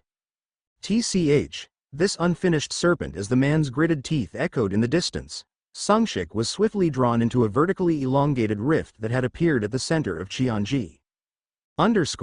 Ding. You have entered a hidden stage.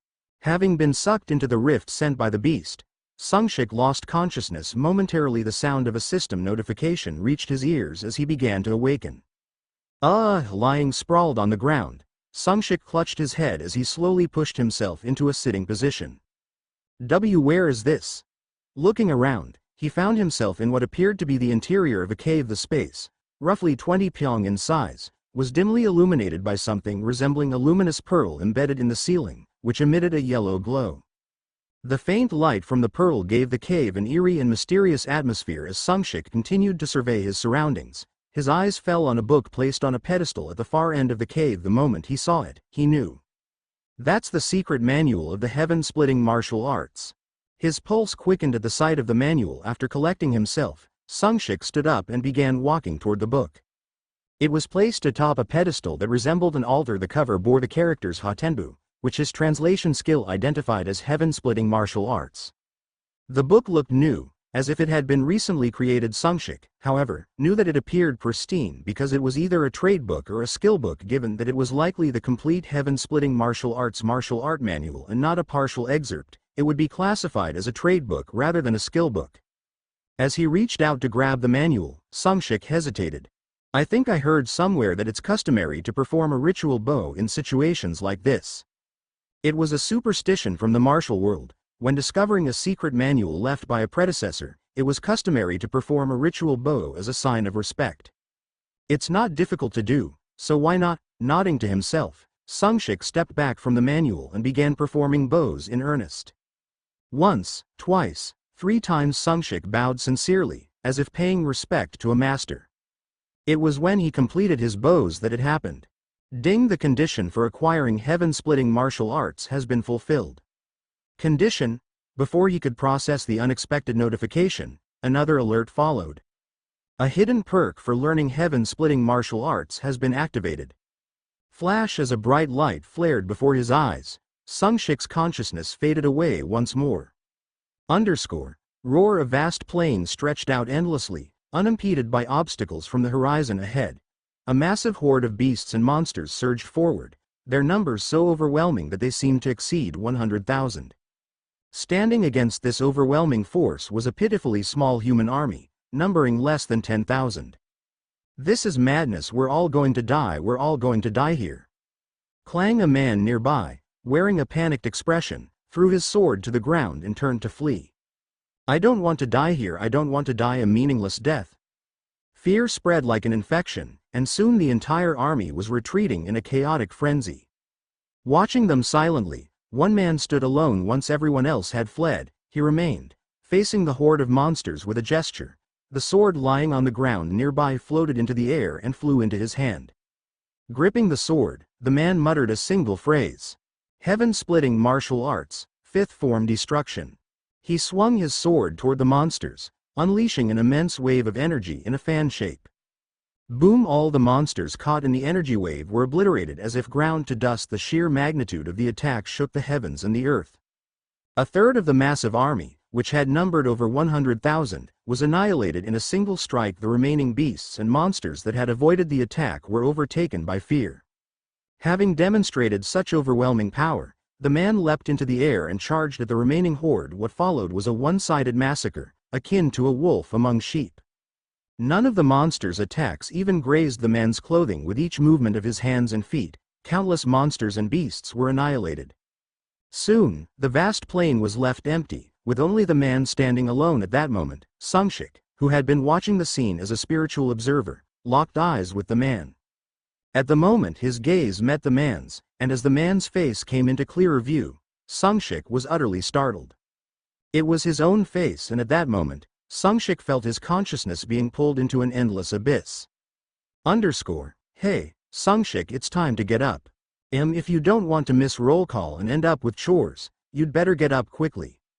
At the sound of someone trying to wake him, Sungshik opened his eyes. In front of him stood a boy he had never seen before. The boy had a clean-shaven head and a noticeable mole on his cheek. If you're awake, let's go. Still bewildered, Sungshik followed the boy. Even as he moved, he couldn't make sense of what was happening. Why did that man have my face? And where is this? The situation was completely incomprehensible. Holding his throbbing head, Sungshik followed the boy to a massive training hall. At the entrance was a roster, and as he entered, he noticed a large nameplate hanging prominently at the front. The inscription read, Heaven-splitting divine arts. Heaven-splitting divine arts? Upon seeing the nameplate, Sungshik realized one thing. This was a sect dedicated to training in heaven-splitting divine arts. From that day forward, Sungshik began learning the basics of heaven-splitting divine arts in the sect. Above all, the prerequisite was the ability to sense ki. Once he could sense it, he unlocked a skill called heaven-splitting eyes. Thus, step by step, Sungshik laid the foundation to master heaven-splitting divine arts. It was impossible to know how much time had passed during his time here. Sungshik learned that heaven-splitting divine arts was the greatest and most powerful sect, and that it existed in a world with an ancient martial arts setting. He also discovered that heaven-splitting divine arts had consistently produced the strongest martial artists in history, earning its title as the Supreme Sect. I never imagined heaven-splitting divine arts would be such an extraordinary martial art. The martial artist rankings in this world were divided into 7 levels. Third-rate right-pointing arrow, second-rate right-pointing arrow, first-rate right-pointing arrow, peak right-pointing arrow, supreme right-pointing arrow, Hua Jing, flowering realm, right-pointing arrow, Yun Jing, profound realm. Among them, the profound realm was so rare that only 2 individuals had ever reached it in history, both of whom were from heaven-splitting divine arts. This made heaven-splitting divine arts undeniably the greatest martial art of all time. During his stay, Sungshik also learned another critical truth. Not all disciples are taught the entirety of heaven-splitting divine arts. Only first-generation disciples who reached the supreme level could receive the full essence of heaven-splitting divine arts. I've reached the first-rate level in their standards. After years of training, Sungshik had achieved the first-rate level by the sect's standards in the ranking system of his original world. This would equate to approximately a 4-star rating. First-rate status meant being a full-fledged disciple of a major sect, considering that Sungshik had been a third-rate martial artist when he first awakened here. His rapid progress to the first-rate level was remarkable. His fast growth had even earned him a position as a first-generation disciple. This rapid advancement was primarily due to one thing. It's all thanks to the status window. Name: Hyo Sungshik. Title: Warrior of Adversity. Rank: First-rate martial artist. Combat power: C. Stats: Strength C, Agility C+, Stamina C, Magic C+. Traits: 1. X rank, Consumption, LV3, Up pointing arrow. 2. X rank, One more time, Unavailable. 3. SS rank, Pocket watch, LV2, Up pointing arrow. 4. S rank, Hypersensory, LV2, Up pointing arrow. 5. A rank, Sword Demon, LV2, Up pointing arrow. 6. Heaven-splitting divine arts. Skills: 1. S rank, Insight, Restricted. 2. S rank, Kicking technique. 3. Ungraded, Translation. 4. Heaven-splitting martial arts. 5. Heaven-splitting eyes. Indeed, even in this world, Sungshik had access to his status window because of the pocket watch trait. He was able to grow at an incredible pace. While my body's potential has certainly increased, the pocket watch trait is absurdly overpowered. Thanks to this growth cheat key, Sungshik's progress was unstoppable. Yet, amidst this rapid growth, one frustration lingered in his mind. I still don't know where this place is. Is it a real world? Why did I end up here?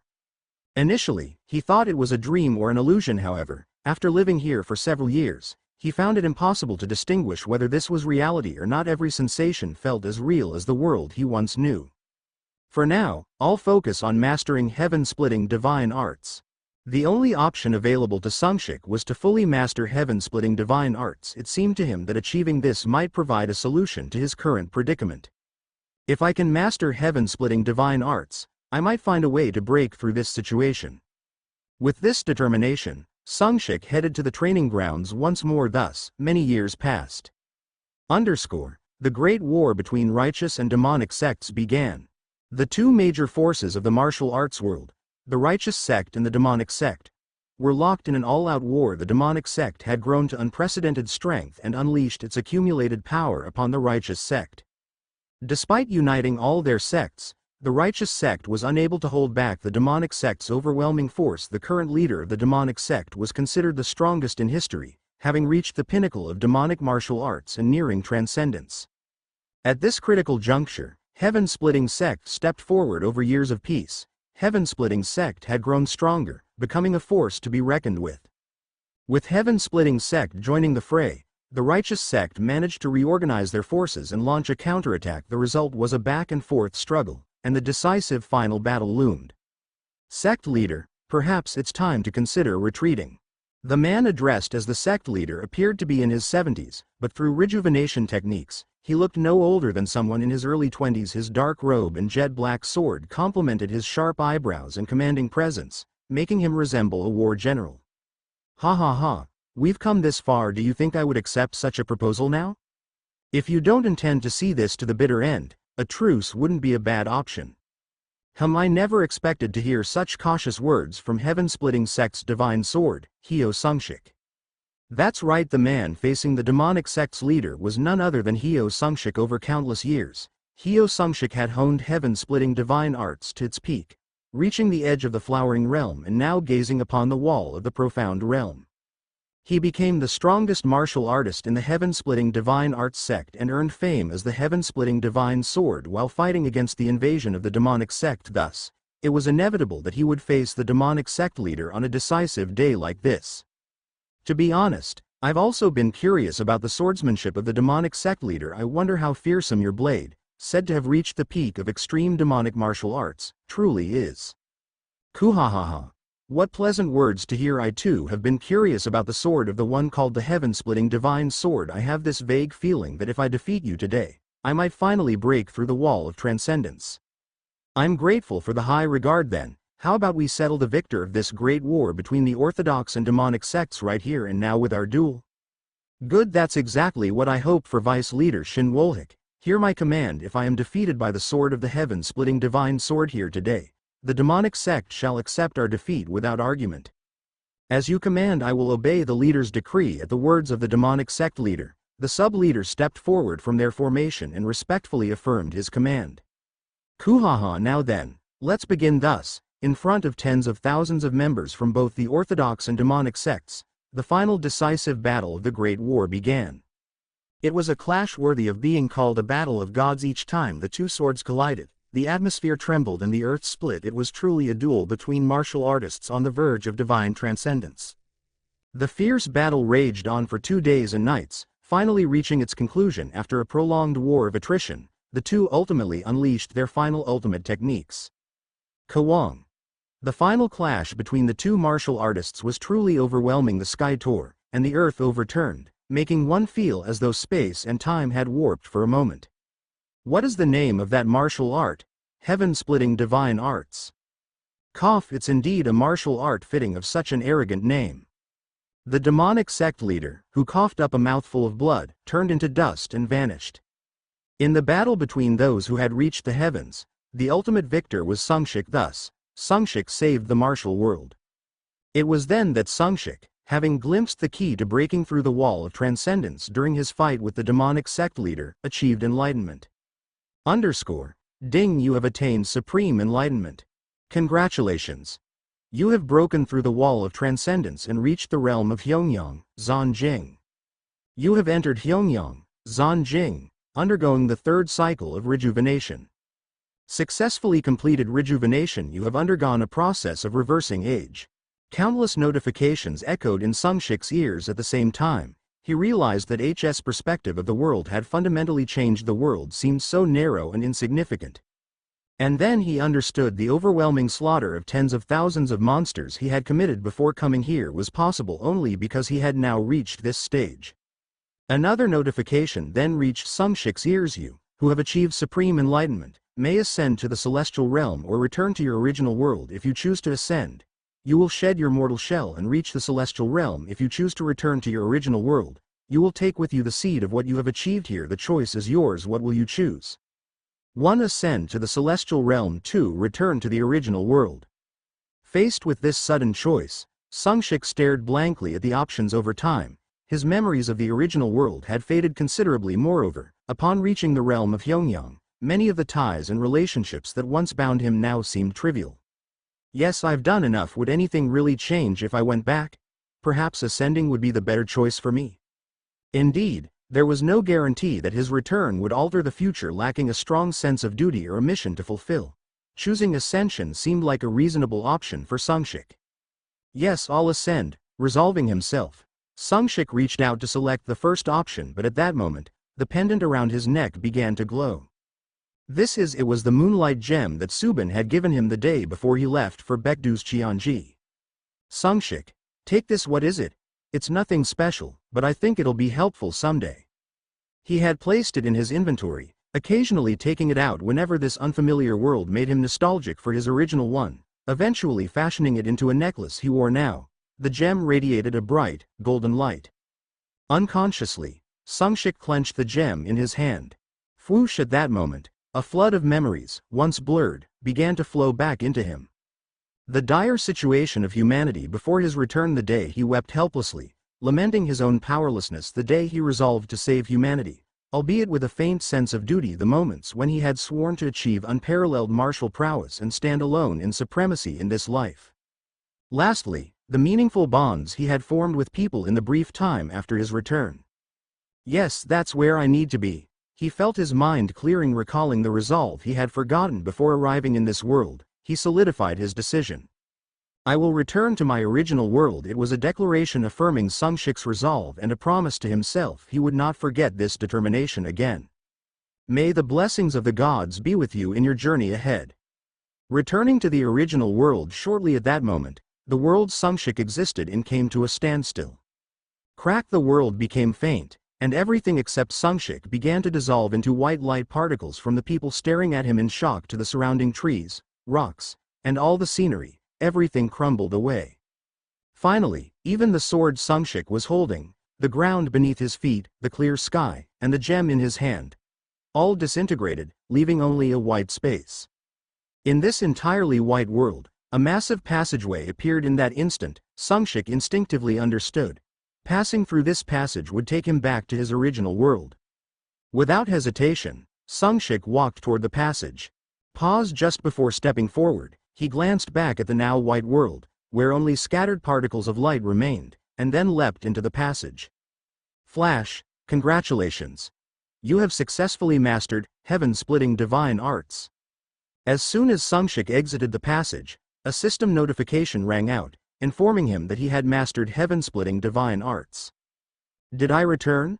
When Sungshik regained his composure, he found himself in the same kneeling position he had been in before returning. He was still dazed just moments ago. He had spent decades in an alternate world resembling the martial arts realm. The sudden return left him feeling a profound sense of disorientation. However, the confusion was relatively minor because the decades he had spent in that world felt like a fleeting dream, leaving only vague memories. I've returned curiously. His once faded memories of the original world were now crystal clear. The moment when he felt threatened by the mysterious man and entered the secret art of heaven-splitting divine arts through the blessing of the heavenly lake beast remained vivid. Of course, this vividness was natural, as it had just happened. Gathering his thoughts, Sungshik decided to check his status window first. Status window. Name: Hyo Sungshik. Title: Hero of Adversity, one who has touched the threshold of transcendence. New. Rank: 4 stars up pointing arrow. Combat power: C+. Stats: Strength C, Agility C+, Stamina C, Magic D+. Traits: 1. X rank, Consumption LV4, up pointing arrow. 2. X rank, one more time, unavailable. 3. X rank, Heaven-splitting divine art LV1, new. 4. SS rank, Pocket watch LV3, up pointing arrow. 5. S rank, Hyper perception LV3, up pointing arrow. 6. S rank, Sword sovereign LV3, rank up, skills. 1. S rank, Insight, restricted. 2. S rank, Explosive strike. 3. No rank, Translation skill 4. B rank, Heaven-splitting martial arts, growth type, new. 5. B rank, Heaven-splitting eyes, growth type, new. 4 stars. He immediately understood why his body felt so light and brimming with power compared to the heavenly realm he had just experienced. This was insignificant, but the status window revealed the reason for his newfound strength. How did I become 4 stars so suddenly? Sungshik summoned the system notification log to review the details. Congratulations! You have fully mastered X, Heaven-splitting divine art. Your experience points have broken the limit. Rank up. You have advanced to 3 stars. Astonishing achievement. Through mastering heaven-splitting divine art, you have reached an incredible state. Massive experience points have been applied. Congratulations. Rank up. You have advanced to 4 stars. For achieving an extraordinary accomplishment, the title, One Who Has Touched the Threshold of Transcendence, has been awarded. The notifications kept pouring in. Upon reviewing the messages, Sungshik could comprehend it all. It wasn't for nothing that heaven-splitting divine art was X rank. X rank martial arts required specific conditions to be fulfilled for mastery. Sungshik deduced that his trial in the simulated world was a test to determine his qualifications. He had heard in his previous life that such high-ranking traits often came with special tests. The bowing gesture was truly a game-changer. Perhaps the act of bowing had eased his path through the trial. Had he simply picked up the secret manual without performing the bow, he might have started as a slave or beggar, struggling through the entry process of the heaven-splitting sect. Thinking back to how others described their hardships in acquiring high-rank traits, it seems entirely plausible. Relieved by the thought of what could have gone wrong, Sungshik let out a sigh of relief. Phew, jumping from 2 stars to 4 stars in one go must be thanks to the pocket watch. The pocket watch, even with a large amount of bonus experience from clearing the trial, advancing 2 ranks at once was likely due to the pocket watch's experience multiplier effect. Additionally, not just the rank ups but several traits leveled up significantly this time. The gains didn't stop there. His X consumption trait jumped 3 levels, and he acquired X heaven-splitting divine art. The SS pocket watch and S hyper perception traits leveled up. Moreover, his S rank sword emperor trait Previously, a rank, Sword Demon, advanced in rank. Wow, even for a growth-type trait, jumping from A to S is no small feat. Incredible. He was amazed. For a trait to advance from A to S, it first had to reach max level, level 7, and then accumulate enough experience to surpass that threshold. That entire process had been accomplished at once. Sungshik attributed this remarkable progress to spending decades honing his swordsmanship in the alternate world, coupled with the insights gained at the heavenly realm and the pocket watch's buffs. I spent decades with the sword as my constant companion, plus I achieved enlightenment in swordsmanship and reached the heavenly realm. Factoring in the pocket watch's buffs, it all makes sense. A grin spread across Sungshik's face. This rapid power-up left him feeling like dancing with joy. He had anticipated it would take at least 6 more months to reach 4 stars, but he achieved it in one go. The results exceeded all his expectations. Still, it's a pity. If only the heavenly realm's power had been fully reflected, I might have been 9 stars by now. The wall of despair, the wall of transcendence, even the 11 thrones, endowed with divine talents, had been thwarted by the 9-star wall. In the martial arts world he had visited, only 2 individuals throughout history had crossed the heavenly realm's wall. This insurmountable wall was likely equivalent to the 9-star wall. If I had brought that power here, the game would have been over. Still, he had gained something. Having reached the heavenly realm, even in a simulated world, meant that it was no longer an uncharted territory. He could return to it again. Sighing, he smacked his lips in regret but checked the title he had earned: one who has touched the threshold of transcendence. Title: one who has touched the threshold of transcendence. A title granted to those who have reached an unfathomable state beyond the wall. Since it was achieved in a simulated world, the title is downgraded from one who has reached the threshold of transcendence to one who has touched the threshold of transcendence. Effect: the growth speed of heaven-splitting divine arts increases by 30%. Although it was achieved in a simulated world, reaching a remarkable state is an undeniable fact. Traveling a path once makes it easier to tread again. The mastery speed of heaven-splitting divine arts significantly increases. Oh, a sigh of admiration escaped him. He hadn't expected much from the title, but it turned out to be far more satisfying than anticipated. If the growth acceleration of the heaven-splitting divine arts skill is increased by 30%, the synergy with the pocket watch's effect would make mastering the heaven-splitting divine arts skill progress exceptionally fast. If this goes well, I might really be able to reach the Hyunking realm again by the time I face the Lords of the Night. This wasn't an exaggeration. Although his past experience was faint, he had once walked this path with the addition of such special bonuses, and considering the further spec upgrades he had planned, it seemed entirely possible. But what would have happened if I had chosen ascension to the immortal realm in the world of illusion? It was a genuine question. Would he have truly ascended to the immortal realm if he had made that choice? What Sungshik didn't know was that choosing to ascend would not have led to a true immortal realm but a false one. It might have taken an immeasurable amount of time to gain true enlightenment and reach the real immortal realm. Or he might have been forever trapped in that false world. Ultimately, choosing to return to his original world was a very wise decision. Anyway, that's enough of that. Let's see, I've got some new skills. By mastering the heaven-splitting divine art, he had learned 2 new skills: B rank, Heaven-Splitting Eye, and B rank, Heaven-Splitting Martial Arts. Wow, starting at B rank, this really lives up to being an EX grade martial art. Normally, even with an SSS rank martial art trait, the starting rank of learned skills would max out at C rank.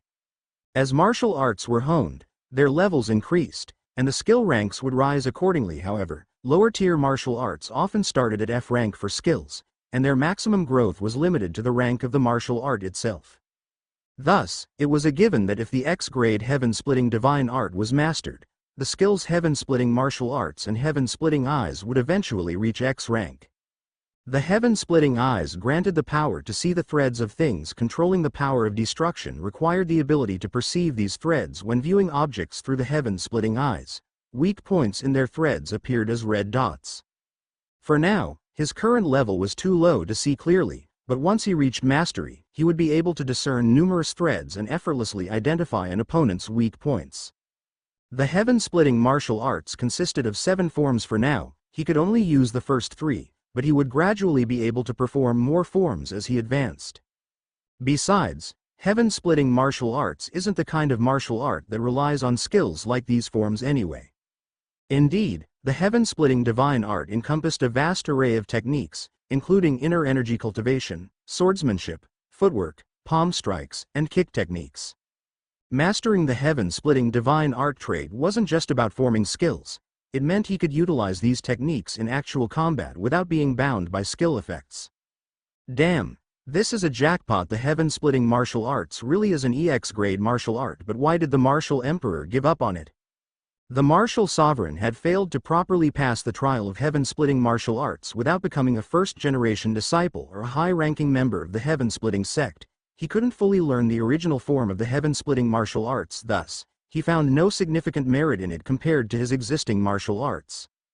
If the martial emperor had chosen to train in the heaven-splitting martial arts at that time, he might have eventually had the chance to master the X-grade heaven-splitting martial arts. However, not knowing this, he gave it up. At that moment, the altar where the secret manual of heaven-splitting martial arts had been placed began to tremble. Splitting in half from between the cracks, a sword emerged. The heaven-splitting divine sword is bestowed upon the inheritor of the heaven-splitting divine arts. What? The unexpected appearance of the heaven-splitting divine sword. It was unmistakably the sword Sungshik had used in the other world. Heaven-splitting divine sword. Rank. Mythical description. The divine sword of the heaven-splitting sect, steeped in the myth of splitting the heavens. It is an indestructible sword imbued with mythical energy. Attack power. C. Proportional to the mastery of the heaven-splitting divine art. Options.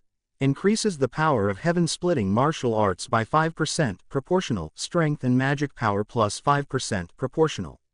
Slash question mark. Slash question mark. Slash question mark. Slash question mark. The options unlock as the mastery of the heaven-splitting martial arts increases.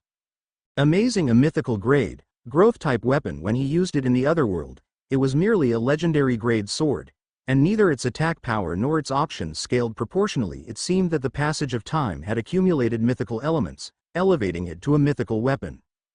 Thank you. I will surely save this world. After checking the options of the heaven-splitting divine sword, Sungshik knelt and bowed deeply toward the altar in gratitude. With this sword, there was no longer a need to seek another weapon.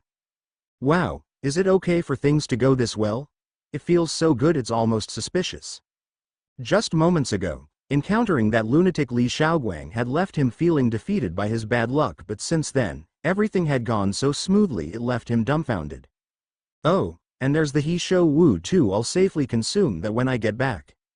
The miraculous elixir, He Shou Wu. Sungshik's good fortune didn't end there. Sungshik safely exited the secret chamber. When he decided to leave, the altar split apart, creating a portal for him. He worried about running into Li Shaoguang again, but fortunately, he emerged far away on a remote hill near Baekdu Mountain. The most concerning part of leaving the chamber was resolved. What happened to that beast and Li Shaoguang, though? Curious about the outcome of their battle, he wasn't willing to risk his life to confirm it. That beast saved my life and helped me obtain the heaven-splitting martial arts. Since it was just an avatar, even if it lost, its main body shouldn't be too affected. He decided he would express his gratitude if he ever had the chance to return. Also, if it weren't for the reverse use ring I got from Yun guards, I'd be in serious trouble. If he had exposed his bare face to that maniac Li Shaoguang, he might have spent his life fearing when the man would come after him. The item he had prepared merely to conceal his identity for the academy had saved him from disaster. This must be what they call foresight. Praising himself, Sungshik began his covert journey south. Fortunately, he returned to the academy without further incident. Not long after his return, an opportunity arose for Sungshik to test his newly gained strength. Inside the dormitory, Sungshik sat cross-legged. Before him lay the remnants of a 100-year-old ginseng root he had just devoured. Absorbing the essence of the 100-year-old ginseng through heaven-splitting heart technique. Congratulations, you have successfully absorbed the energy of the 100-year-old ginseng. Stat up. Magic power D+, right pointing arrow C-. Few, perhaps because his magic power stat had been close to leveling up, or maybe due to the exceptional effects of the 100-year-old ginseng, Sungshik immediately achieved an increase in his magic stat upon consuming the root. Wow, so this is why they call these things elixirs. Seeing his most difficult to improve mana stat increase right before his eyes, Sungshik let out a brief exclamation. His magic stat had likely been near the threshold of an upgrade, but had he trained on his own, it would have taken weeks, if not months. He decided to consume the remaining 400-year-old ginseng roots and the single 1,000-year-old root at a later time. I heard elixirs work best when taken periodically.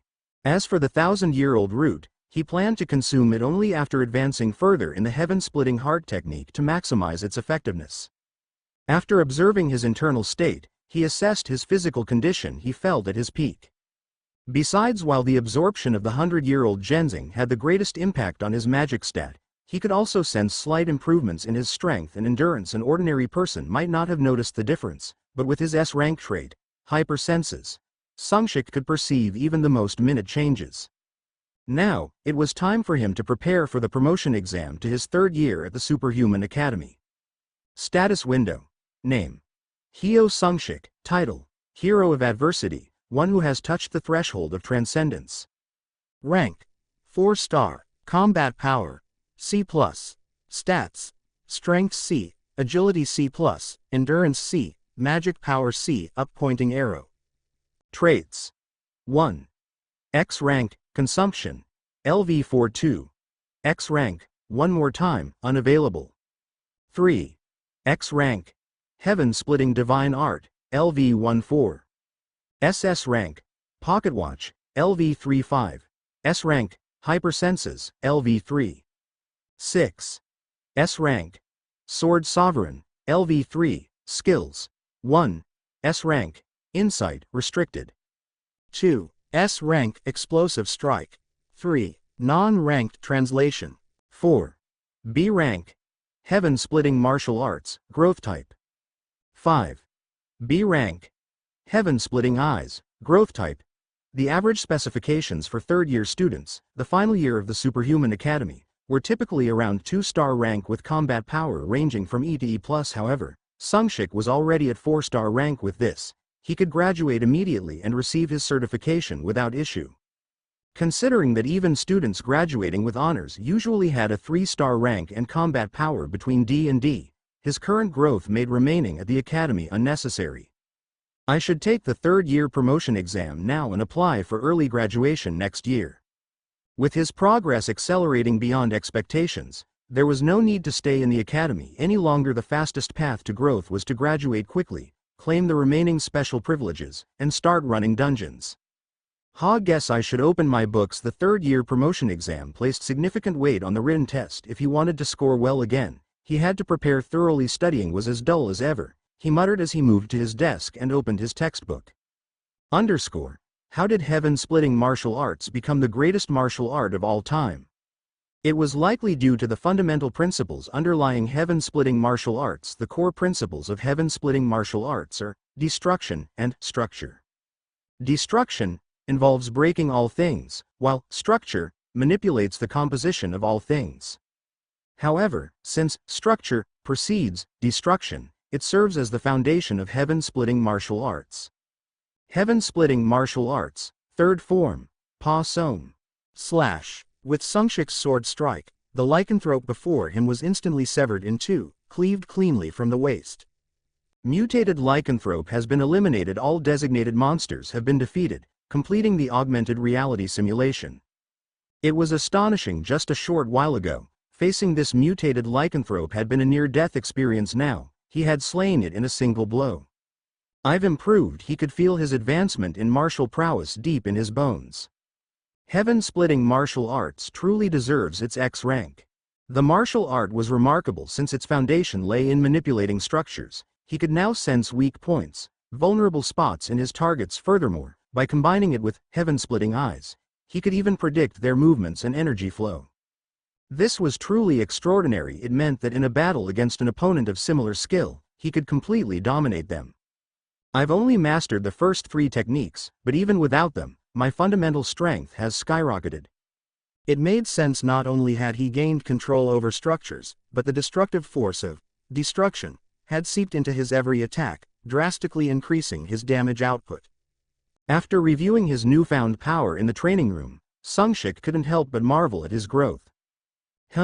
Maybe I should sign up for the one-on-one tournament at this year's Superhuman Academy Olympics. Smirking, he curved his lips into a wide grin. Underscore. Wow, Sungshik, did you ace the third-year promotion written exam again? Of course this is nothing for me, I worked hard this time too, but I still can't compete with you. The third-year promotion exam proceeded swiftly. The results were announced less than an hour after submitting the written test. Once again, Sungshik proudly scored a perfect 100, securing first place. Seeing this, Seong Jiwon and Kim Subin clicked their tongues in disbelief. So what? He's still just a 1-star. Yeah, he's probably going to fail the rank assessment anyway. Must be nice, just got lucky with one good trade and coasting through. Yet, there were many around him who deliberately downplayed his achievements. Men being jealous. Sungshik, don't mind them. Even if your rank assessment doesn't go well, your perfect score means you can still be admitted into third year later. Keep going. Thanks, I don't let comments like that get to me, so don't worry. Hearing Kim Subin's words of concern, worried that his feelings might be hurt, Sungshik smiled lightly and reassured her. Yeah, Sungshik, besides, even if it was a lucky punch, you did beat that Kim before, and you also applied for the experiential class and cleared an F-rank gate. You'll rank up to 2-star in no time. Or wait, could it be? You're already 2-star, aren't you? Oh, that's right, you look strangely relaxed. Are you 2-star now? Watching the two of them beating the drum and playing the GOG by themselves, Sungshik simply curled his lips into a smirk. Wow, what's with that smile? There's something, isn't there? Be honest, your rank went up, didn't it? You'll find out soon enough. Whoa, no way, it really did go up, didn't it? When did that happen? You didn't even tell us. That's so mean, Sungshik. I never said I was 2-star. Then what was that smile just now? Are you still 1-star, or are you 2-star? Just say it already. So frustrating. Ha ha ha. As Sungshik laughed and chatted with Sung Jiwon and Kim Subin, they arrived at the rank assessment room. Alright. See you all later. Upon arriving, the three split up to find their assigned rooms. After a brief wait in the waiting area, it was finally Sungshik's turn. Group 5, number 37, Hyo Sungshik, please come in. Underscore. Opening the door and stepping inside, he saw a young man with glasses sitting in front of a computer. Beside him was what appeared to be the rank assessment device. Hello, Sungshik, I saw you at the hearing last time. This is your first rank assessment, right? Yes, hello, yes. It is. Sungshik was briefly taken aback by the examiner recognizing him, but he couldn't deny that it felt good. Am I really an attention seeker? Well, I should at least pretend it's my first time using the rank assessor. In his previous life, he had used it several times, but he acted as though it was unfamiliar to him. Please take a seat in front of the monosphere and simply place one hand on it. Following the instruction, he sat in the chair before the monosphere. It was about the size of a tennis ball and glowed with a deep blue color beneath its pedestal. The number 2-star was written. The principle behind rank assessments using monospheres was simple. Each rank corresponded to a specific monostone. For example, a 2-star monostone would be obtained from 2-star monsters. These monostones underwent processing and were infused with certain magic formulas. If a person's rank matched the monostone's level, the stone would emit light. Whoosh! When the examiner infused mana into the sphere, a blue light shone forth naturally. Even if someone exceeded the monostone's level, it would still light up. The examiner's eyes widened in surprise. Oh, Sungshik, you've already ranked up to 2-star? Congratulations, here's your certificate. Thank you. The 2-star monosphere could only verify whether someone had reached 2-star. It couldn't determine if they had surpassed it. Holding the 2-star certificate in hand, Sungshik stepped out of the rank assessment room, where Sung Jiwon, Kim Subin, and even Choi Moonguk were waiting. Kaya. Sungshik. You passed. Kim Subin, spotting the certificate in his hand first, let out an excited cheer. Whoa, amazing, you really are 2-star now. Wow, congratulations. Oh, you passed? I knew you would. Congrats. Thanks, guys, you all passed too, huh? Congrats to you as well. Damn, this is awesome. Tonight calls for a party. Party, let's go. Okay, let's go. Move. In truth, Sungshik had already known that Sung Jiwon had ranked up to 2-star. Not only had he figured it out with his insight ability, but Jiwon himself had mentioned it before. As for Kim Subin, there was no need to even guess. She had been 3-star for a while, so her passing was a given. But then there was Choi Moonguk, whom he hadn't seen in a while. Insight, name. Choi Moonguk rank. 3-star, traits. B+ rank, iron cannon hand, SSS rank. Indestructible Vajra body, currently sealed. Well, look at this. When Sungshik had first met him, his stats had been. Name. Choi Moonguk. Rank. 1 star. At that time, Sungshik's insight ability had been more restricted, so he hadn't been able to see Moonguk's traits. However, he distinctly remembered that Moonguk had only been 1 star yet. In just a few months, he had skyrocketed 2 whole ranks to 3-star. It was an astonishing rate of growth. And his trait, Iron Cannon Hand, is part of the Shaolin 72 techniques. It's currently B+ rank, but it's highly likely a growth type trait. And then there's SSS rank, Indestructible Vajra body. That's a trait no one possessed even in my past life. Although it was still sealed, if it ever awakened, his potential would be far beyond that of an ordinary ranker. Choi Moonguk, I never even heard of him in my past life. Why didn't someone with this potential ever rise to prominence? Narrowing his eyes, Sungshik analyzed Moonguk. Most likely, he was cut down before he could bloom this time. I'll make sure he grows. The future wasn't far off, and soon, chaos would descend. Even setting aside the trials of the night, large-scale gate breaks would erupt worldwide in the near future. Many superhumans and civilians would lose their lives. If Moonguk had been caught up in that disaster, he might have perished before ever realizing his potential. Hey, Moonguk, you said you were really into martial arts, right? Yeah, that's right. Moonguk is a total martial arts nerd. Yeah, my traits are martial arts based, and I'm super into it. Why? Moonguk scratched his closely cropped head and asked with innocent curiosity. Seeing that, Sungshik smirked and continued. I see. Want to train with me sometime? Oh, you mean sparring? Sounds good. I'm totally down, but you better be ready. I don't hold back. His tone made it clear he didn't even consider the possibility of losing. And that made sense as far as he knew. Sungshik was weak. Alright. Let's do it tomorrow. Sounds good. Deal. Ooh, I want to watch too. I'm bringing popcorn. Hey, you guys know you have to pay an entrance fee, right? The atmosphere was buzzing with excitement in the midst of it all. Sungshik's eyes gleamed like those of a hawk as he looked at Moonguk. Hey, if I train him well, I can mold him into one hell of a tank. That's right. Before leaving the academy, Sungshik planned to push Moonguk's potential to its absolute limit. Let's get along well, Moonguk. I'll make you the ultimate tank. At that moment, as Moonguk was laughing and chatting with Jiwon and Subin, he suddenly felt a chill turning to look at Sungshik. He flinched at the sight of Sungshik grinning ominously. In the Superhuman Academy of Korea, there was an annual event. It was the Superhuman Olympics. These were not the regular Olympic events held before the Great Upheaval, but rather the Olympic Games of Superhumans, for superhumans, by superhumans. Events such as the Gate Dungeon Time Attack, 1 vs 1 tournament, 2 vs 2 tournament, and 3 vs 3 tournament, where superhuman capabilities were tested, were held. Among the events, the 1 vs 1 tournament was called the Crown Jewel. Who is the strongest in our Superhuman Academy? Who is the most powerful?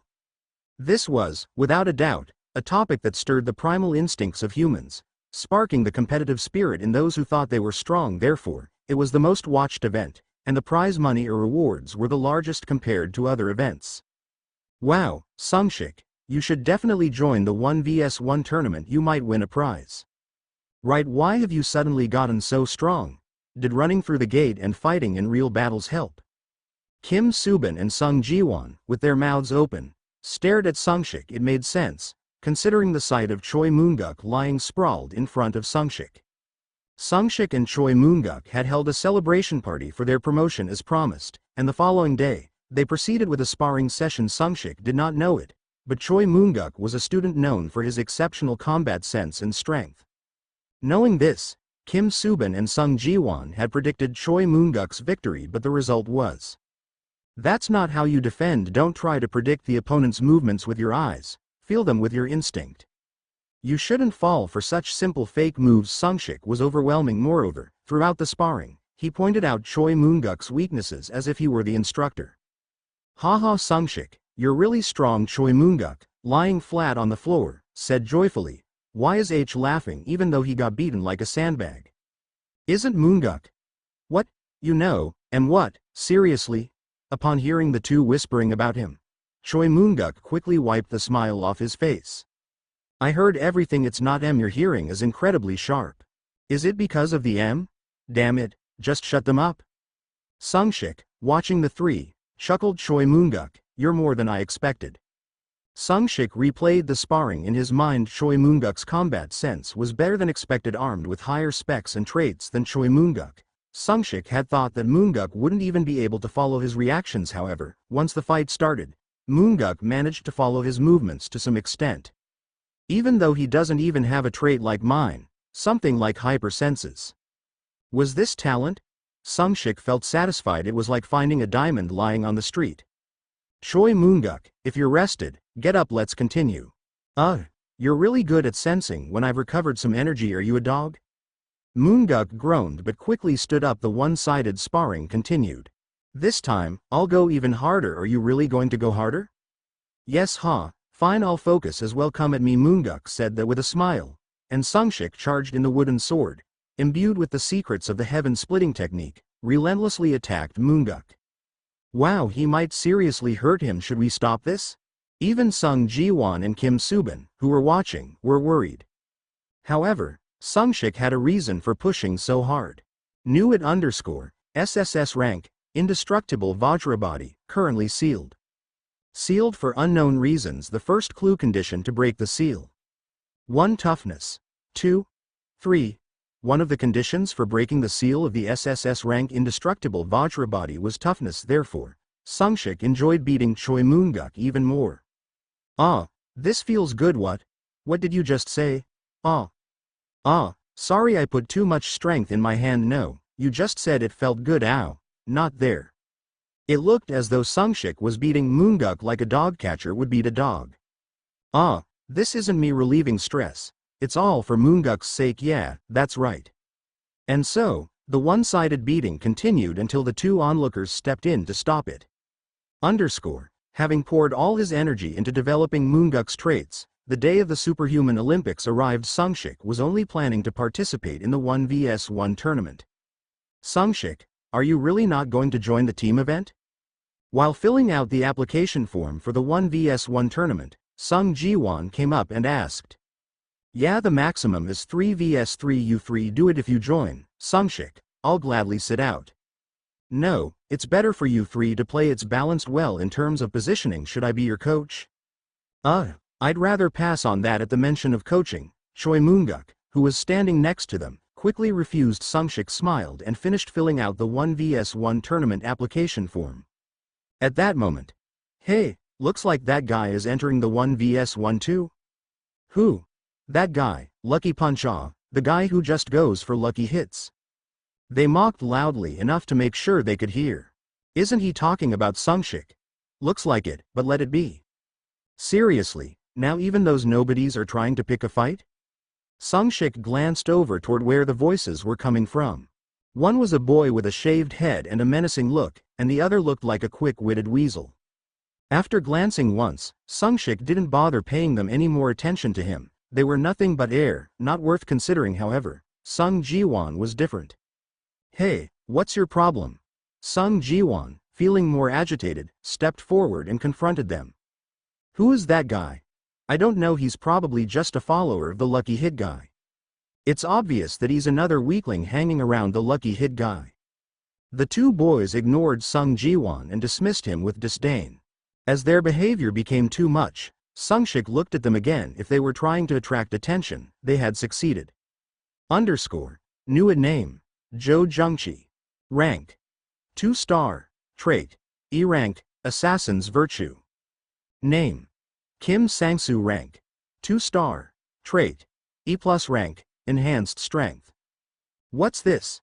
Sungshik scanned their status windows with his insight. Feeling puzzled, he wondered if they were confident enough to pick a fight because they trusted their own strength or if they had high potential traits. But they're just extra 1 and 2, they're nothing special. When Sungshik used his instinct to scan their status windows, he realized they were just ordinary extras with no remarkable traits. Unless they found a way to break through their limits, their potential would be capped at 2 stars. Sungshik found it puzzling. Those guys will be the first to be eliminated when the gate break happens. In the future, the gate break would happen, and the world would collapse in that moment. Brute strength would be the most valuable asset. Those who had been acting like they could make a difference with their poor skills would be the first to be weeded out. Sungshik shook his head side to side and stopped Sung Jiwon, who was about to rush out in anger. They're not even worth looking at, just ignore them and move on. Hey, but doesn't this piss you off? Not really. They'll probably enter the 1v1 tournament too, so we can just get our revenge there. Ha, fine. Hey, you guys. See you at the tournament. You're dead meat. Even as Sungshik was holding Jiwon back, the duo kept at it. Wow, they're just handing us a free win. Are they charity angels or something? Hey, yeah, make sure you win and get to us, that is, if you don't drop out before then. They kept running their mouths, and by this point, even Sungshik was starting to get annoyed. Alright, just you wait until we meet. So annoying. What's their deal? Probably just jealous that I aced the written exam. Recently, there had been more and more people showing this kind of petty jealousy. The written exam at the Superhuman Academy was quite difficult, and many struggled with it. So from their perspective, some random guy coming out of nowhere, getting a high-tier ability, and then scoring a perfect mark on the test, it was enough to make them envious. Honestly, all of this is meaningless. It was true. Soon, the world would descend into chaos, and the scores earned at the academy would become utterly meaningless. There was no need to look as far ahead as when the Lord of the Night would emerge. Even before that, in just 2 years, the world would fall into chaos due to the phenomenon known as the gate break. At that time, academy grades and rankings would be nothing more than a pointless game of numbers. Yeah, I definitely need to talk to the headmaster before I leave the academy. Sungshik didn't have the power to stop the upcoming gate break, but at the very least, he wanted to bring some changes to Korea's Superhuman Academy. That's why he decided to tell the headmaster to reduce the increasingly academic nature of theoretical lessons and instead focus on practical training, like real gate simulations and improving tangible combat skills. Several days passed in the blink of an eye. It felt like they had just signed up for the tournament yesterday, and now, the Superhuman Academy Olympics had begun. Hello, viewers. Maha here, greeting you all. Hi everyone, Soha here too. At the venue of the Superhuman Olympics, a boy and a girl dressed in Superhuman Academy cadet uniforms greeted a broadcasting magic sphere. The boy had messy hair and a slightly rustic look, but his mischievous expression was his charm. The girl had her hair neatly braided into twin tails, looking adorably cute. Maha Soha. Today's broadcast is obviously about that, right? Of course, the Olympics. The magic sphere displayed the two students and the academy's surroundings, while a flood of chat messages filled one side of the screen. That's right, this was a private broadcast meant to stream the Superhuman Academy Olympics. While external personal broadcasts were prohibited, streaming within the academy was allowed. This meant that all the viewers were also academy students. Yes, everyone, you got it right, today's broadcast is about the Superhuman Academy Olympics. Woo! Everyone, give it up. Clap clap clap. JJJJJJ. JJJJJJ. Hands clapping, hands clapping, hands clapping. So, what event are you covering today? Obviously, the 1v1, right? J222J confirmed. I kinda want to see the 3v3 team match, though. What, are you blind? Sorry crying. Alright, everyone. You're all wondering what event we're covering today, right? Well, of course, this broadcast is by you, for you, and because of you. That's why we'll be covering the crown jewel of the Superhuman Olympics, the 1v1 tournament. Good. The Olympics are all about the 1v1 tournament. Educated take, nice. Let's go. Let's do this, yes. This year again, we'll bring you an amazing 1v1 tournament broadcast. Maha, move your face and show us Soha. Yeah. We want to see Soha. Maha, just hide your face and broadcast. Come on, guys, that's too much. I'm actually pretty good looking, you know? Ew. I can hear the viewers gagging from here. Ho ho, dear viewers, I sincerely apologize for your suffering, Bo.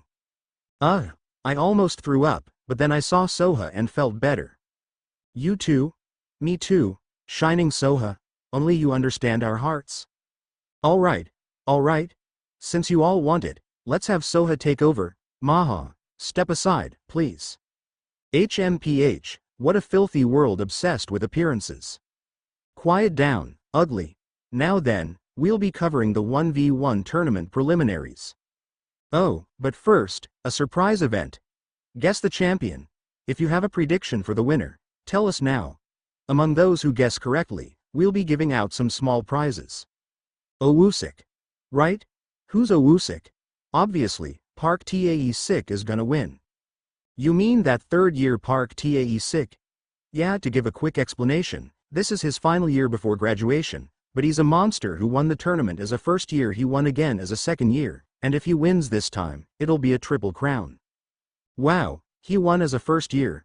Weren't the third years back then mostly 3-star ranks or higher? How did a first year beat them? Go look it up yourself. Okay, third year Han Hyeryong isn't an easy opponent either, she's determined since it's her last chance. Oh, right, Hyeryong's in this too. Damn, looks like the finals are set. Park Tae-sik versus Han Hyeryong. I dunno, I feel like an upset might happen. Like, what if it's Park Tae-sik versus Hyo Sung-sik? Who's Hyo Sung-sik? Never heard of him. Oh, is he that guy? The one who got caught up in the grade rigging scandal, and young guards came in with the light of truth? Oh, yeah. That was hilarious. Tears of joy. If he calls young guards to fight for him again, he might make it to the finals. Lots of viewers have made their predictions, but as expected, one person is getting overwhelming support. That's right. Given his record, it's no surprise. Now, let's see if he can do it again. Oh, the prelims are starting now. Shall we move over? Okay. Let's go. Move. At that moment, none of them knew that the joke prediction thrown out by one viewer would actually come true, an upset that no one could have expected.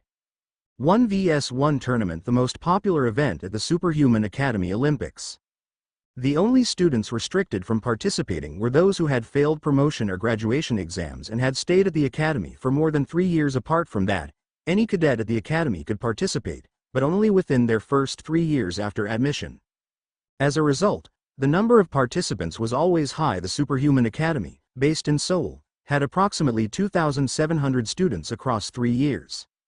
More than half of those 2,700 were either first-year students who had just enrolled or those who had exceeded 3 years due to failing their exams. Excluding them, the majority of the remaining students participated. Wow, so many participants this year too. Oh, Soha. How many participants are there in this year's 1vs1 tournament? Prepare to be amazed. This year, a whopping 1,012 people have entered. Last year, we had about 900 participants, but this time we've finally surpassed the 1,000 mark. Wow, you can really feel the heat of the 1vs1 tournament again this year. Oh, we passed 1,000 this time. Isn't this the most participants ever? No, 4 years ago, the tournament also surpassed 1,000. But back then, all the early awakeners were concentrated in the second-year class, so the number was even higher. That year was legendary. The Scarlet Witch, the Apprentice of Destructive Power, the Grand Mage of Tremors, top superhumans who are now famous out there were all gathered together. It was truly a war of the stars. Did you watch it live? Yeah, it was insane. If Park Tae-sik had competed that year, he wouldn't have even made it to the top 16, let alone won. Whoa, Park Tae-sik. No way, he would have at least made it to the top 4. Nope, back then, you could get a certificate after just 2 years, so all the truly skilled superhumans left early. Park Tae-sik only joined after that and won. His victory was basically an empty house robbery. Sorry to interrupt, but from what I'm hearing, he sounds like an old-timer from the early days. Why hasn't he graduated yet? Don't poke where it hurts. You need to level up to graduate. Loudly crying. Anyway, this year's champion will be Park Tae-sik again. Owusik Park, make some noise. The viewers of the personal broadcast were mostly first-year cadets who had just enrolled, cadets who had failed their graduation exams and couldn't participate, or a few non-combat awakened individuals. Most of them watched the tournament to vicariously experience the strength of others. That was why the 1vs1 tournament was the most popular event.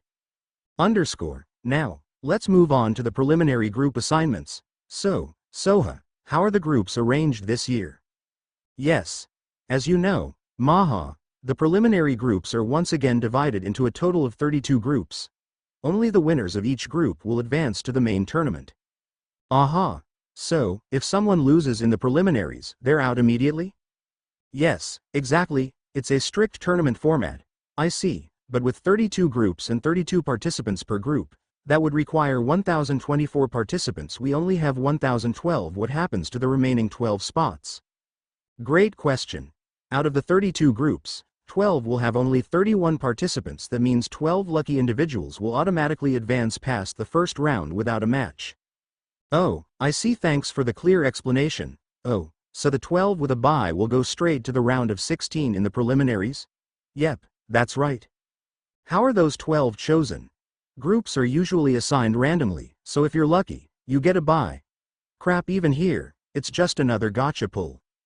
Alright, the group assignments are about to be announced this time. Oh, the assignments have just been completed. Let's go check them out now. Okay, let's see. Keep the top contenders separate, please. Agreed. No way they make them fight in the preliminaries. Ta-da! Here are the preliminary groups for this year's 1vs1 tournament. Oh no, a top contender, Park Tae-sik, is in the same group as another championship candidate. Gasp! No way. Wait, who is it? It's not Hyeryong, right? Loudly crying, loudly crying, loudly crying, loudly crying. And there is no other top contender. Once again, the championship candidates have been neatly separated into different groups. Are you kidding me? What the hell? Who's up for rating manhwa? 1/100th, I'm in. Ha ha ha. Still, thank goodness. The real contenders should only meet at the main tournament. Manhwa. I told you not to joke about this. Viewers, I sincerely apologize for not keeping manhwa in check. This is all my fault. I beg for your forgiveness. Soha did nothing wrong. Phew. I was about to hunt down manhwa, but I'll let it slide for Soha. Same, letting it go for Soha. 222 agreed. Haha. I'm really sorry. I just thought the bracket looked really well organized, and I got carried away. Alright, let's take a look at the most noteworthy preliminary groups. Well, first and foremost, we need to keep an eye on Group 3, where last year's champion and this year's strongest candidate, Park Tae-sik, is competing. I agree, but aside from Park Tae-sik, I think this time. As the two continued analyzing the preliminary groups, the viewers also engaged in heated discussions. Thus began the much-anticipated 1vs1 tournament. At the time of the group announcement, Sungshik was enjoying tea and snacks with Sung Jiwon, Kim Subin, and Choi Moonguk at a cafe. Oh, the group assignments are out. Whoa. Really? The moment the groups were announced, Sung Jiwon got an alert as he mentioned it. Everyone pulled out their phones to check the bracket. Damn, seriously? Park Tae-sik is in Group 3 and so am I. Wait, let me see. Whoa, you're right. What are you gonna do, Jiwon? And we're up against each other in the very first match of the round of 32. Sigh, I was hoping to make it to the main tournament for once, but I guess my luck just isn't that good. Seeing Jiwon's sudden gloom, Kim Subin patted him on the shoulder. Sungshik, what about you? What group are you in? Me? Group 31. Oh, nice. Let's see. Whoa, Sungshik, you got a bye in the first round.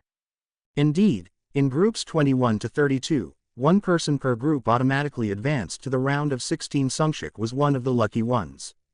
Wow. Congrats, Sungshik. What the hell, is this rigged? One guy gets Park Tae-sik in the first round, and another gets a free win? How is this fair? Who's that? What? You just have to do well and make it up there yourself. And who even is Park Tae-sik? Why the fuss? Sungshik, you don't know Park Tae-sik. At Sungshik's question, everyone looked at him as if wondering, is this guy a freshman who just enrolled? Nope. Who's he? What? You're joking, right? I really don't know. He's the senior who won the championship 2 years ago and last year. Champion? Sungshik searched his memory for everyone else. Last year was just that, last year, but for him, it was a distant past, more than 10 years ago. As he dug through his memories, a faint recollection surfaced. A first-year student who had stormed onto the tournament scene, won, and then continued to secure 3 consecutive championships until his graduation. He was a legendary senior.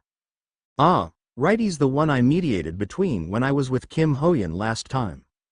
Sungshik had been uncertain when he first heard Park Tae-sik's name that day in the past. he was considered a superhuman who came close to the 11 constellations, alongside Kim Subin. Park Tae-sik was the one who, during the first night's trial, had fought to the death against the owner of the first night alongside Kim Subin's self-sacrificial spell, ultimately stopping the threat. He was so skilled with a spear that people called him the Spear King.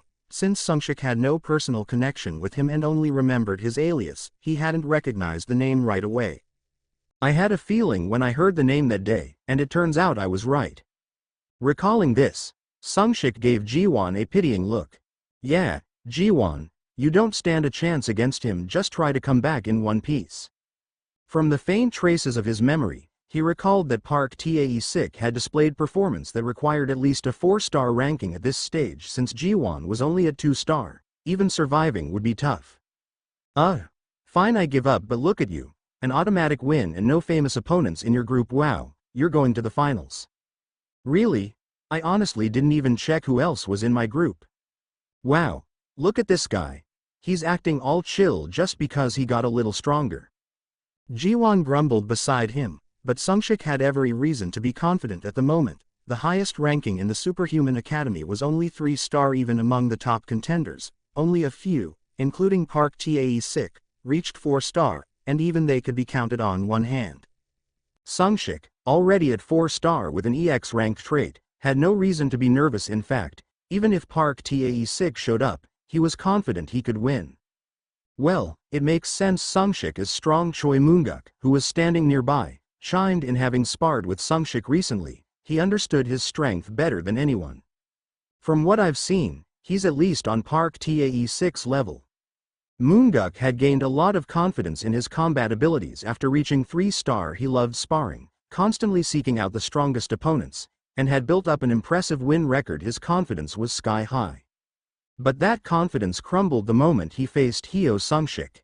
TCH, I can't deny it, after seeing you get beaten like a dog by Sungshik, I have to admit he's more than qualified for the finals. Yeah, Sungshik is strong. But Moonguk, what group are you in? Group 15. What about you, Subin? I'm in Group 19. Oh, Group 15. Moonguk, you got lucky too. That's an easy group. Everyone, except for Jiwon, had landed in fairly manageable groups. They all had a good shot at making it to the finals. Just as everyone was feeling satisfied with their group placements, Jiwon let out a wail. Why is it always me? I want to make it to the finals too. The preliminaries were held quickly. The matchups had been announced in the morning, and by the afternoon, they had already begun. We already have our first finalist. This contestant is incredibly strong. Who could possibly stop them? It hadn't been long since the preliminaries started, but the first finalist had already emerged. It was none other than the championship favorite, Park Tae-sik. As expected, Park Tae-sik truly lives up to his reputation. Park Tae-sik, agreed. Wow, his class is on another level. Let's go for a third win. Wouldn't this be the first time someone wins 3 times? We should make a golden badge or something. The chat in the personal broadcast run by Manhwa and Soha was already treating Park Tae-sik as if he had won the championship. Now, let's hear from Park Tae-sik himself. The screen changed, showing Park Tae-sik standing next to Soha. Hello, Park Tae-sik. Congratulations on making it to the finals. Could we have a quick interview? Oh, it's Soha. Of course. Soha, who had been waiting off stage as soon as the third group's finals began, seized the opportunity for an interview while the chat was still buzzing. Oh, you remember me? Thank you. Of course, how could I forget such a beautiful lady? Besides, I even subscribed to Manhwa and Soha TV. Since she had interviewed him both last year after he reached the finals and after he won, Park Tae-sik recognized her. Wow, I'm honored. Thank you. Soha's face visibly brightened at his words. Look at Soha getting happy because he called her pretty. She never reacts when we say she's pretty. Betrayal. Ah, did I make it too obvious? Ahem, no, actually, I like it even more when you all call me pretty. Alright, let's proceed with the interview. Just like last year, you're the first to qualify for the finals again. How do you feel? Smiling at Soha as if he found her endearing, Park Tae-sik gave a short response. I guess I just got lucky again. This time I'll work harder and aim for a good result in the finals. Oh, noted. The fastest way to reach the finals is to be lucky. Our TAE sick is even humble. Shining TAE sick, just pure brilliance. Thank you for your thoughts. We'll be rooting for you to achieve a great result in the finals. Good luck. Hearing such a lovely lady cheering for me gives me even more motivation. I'll do my best in the finals. Thank you. With that brief interview, Park Tae-sik headed back to the waiting room. With him being the first to qualify, the other groups continued their preliminary rounds. By the time Soha returned to where Manhwa was, the second group to reach the finals had been decided. Now, let's take a look at the next match. The second finals group is Group 31. That's right, Group 31. Let's see who made it through. Oh, this contestant looks familiar? Me too. It's Cadet Hyo Sungshik, the protagonist of that recent hearing. Maha and Soha were astonished to recognize that the finalist of Group 31's preliminary round was Hyo Sungshik. I heard this contestant was a 1-star with a non-combat trait. Did he have some hidden ace up his sleeve? That's what I'm wondering. Back then, it was said that he didn't stand out in combat at all. Oh, breaking news just in. This contestant has passed the third-year promotion exam. Oh, so that means he's at least 2-star now? That's right? Whoa, I thought he'd go the non-combat route, but he advanced in the combat track? Who is this guy, anyway? The guy who scored a perfect mark on the second-year theory exam, but his trait was supposedly non-combat. Wow, so did he just get lucky and only face 1-stars? Even with a bad trait, you can win if there's a big enough stat and rank gap. True, but what are the odds of that? I just checked his prelim group. There were 2 stars in there too. Whoa, so he made it this far on his own skill? Yeah, seems like it. The viewers were shocked that Hyo Sungshik, once thought to have awakened a non-combat trait according to the hearing, had made it to the finals of the preliminaries. Wow, he must have had a hidden ace. After all, I'm really looking forward to seeing how he fights. Same here. His opponent is Cadet Jo Jungchi, an assassin-type fighter who specializes in quick, dagger-based attacks. Alright, the match has begun. Let's take a look. While Maha and Soha TV chattered about Sungshik, he was inwardly startled upon seeing his opponent, a boy with a sharp, weasel-like face, someone he recognized. That guy, not long ago, when Sungshik had been filling out his application for the 1v1 tournament, this boy had been one of the 2 who picked a fight with him. During the preliminaries, contestants fought their matches and then returned to the waiting room, only coming out again when their next turn arrived. That meant no one could watch their opponent's matches in advance. It was designed to be fair, preventing fighters from preparing based on prior observations. So Sungshik had no way of knowing he would face this weasel-like boy in the finals. As he realized this unexpected encounter, a small smirk played on his lips, but it seemed he wasn't the only one pleased by this reunion. Wow, what are the odds? Jo Jungchi's face split into a broad grin as soon as he realized his opponent was Hyo Sungshik. He had struggled in the semifinals, barely making it through, and was worried about the finals. But what luck! A bonus mob was waiting for him. No wonder I had such a good dream last night. It must have been a sign that I'd make it to the main tournament. His mind was already filled with the vision of easily defeating Sungshik and proudly advancing to the main stage.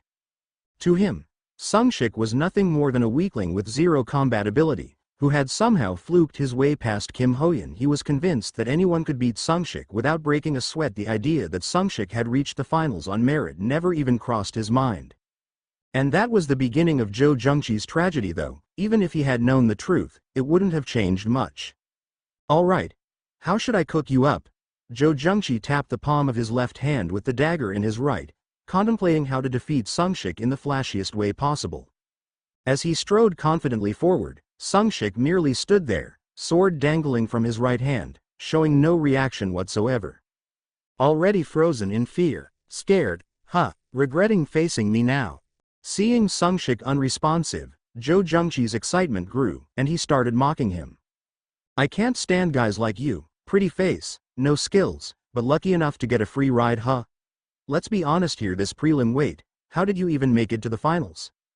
As he got closer, the thought finally struck him. How had Sungshik reached the finals? And then, it happened. Sungshik, who had been watching him silently, suddenly unleashed an overwhelming killing intent. HRK Hyuk. The fear of standing before an unstoppable predator, was this what it felt like? For a moment, Zhou Zhengqi was so terrified he nearly wet himself. Thud, shocked out of his wits, he stumbled backward, tripping over his own feet and landing hard on his rear. The dagger he had been holding slipped from his grasp, spinning into the air. Sungshik infused a slight amount of energy into the falling dagger, subtly altering its trajectory. Thwack! The unmistakable sound of something breaking, a sound every man dreads. G-A-H-H-H-H-H-H. Zhou Zhengqi clutched his crotch, writhing in agony as he rolled side to side. The hilt of the falling dagger had landed squarely on the worst possible spot. Sungshik merely watched with indifferent eyes. He could have ensured the blade struck instead of the hilt, but as a fellow man, he had granted some mercy. As Zhou Zhengqi rolled in pain, a healer rushed over, signaling the end of the match. The winner of Group 31's finals is Cadet Hyo Sungshik. Even the referee outside the arena, a man himself, stammered as he declared Sungshik's victory, shaken by the unspeakable sight. Whoa wow! Even the commentators at manhwa and Soha TV were left speechless by the catastrophe. Whoa, did his get shattered? Yeah, looks like it. I have become a eunuch. Seriously? Making jokes at a time like this? Even Satan would cry. Damn, I feel pain just watching this T.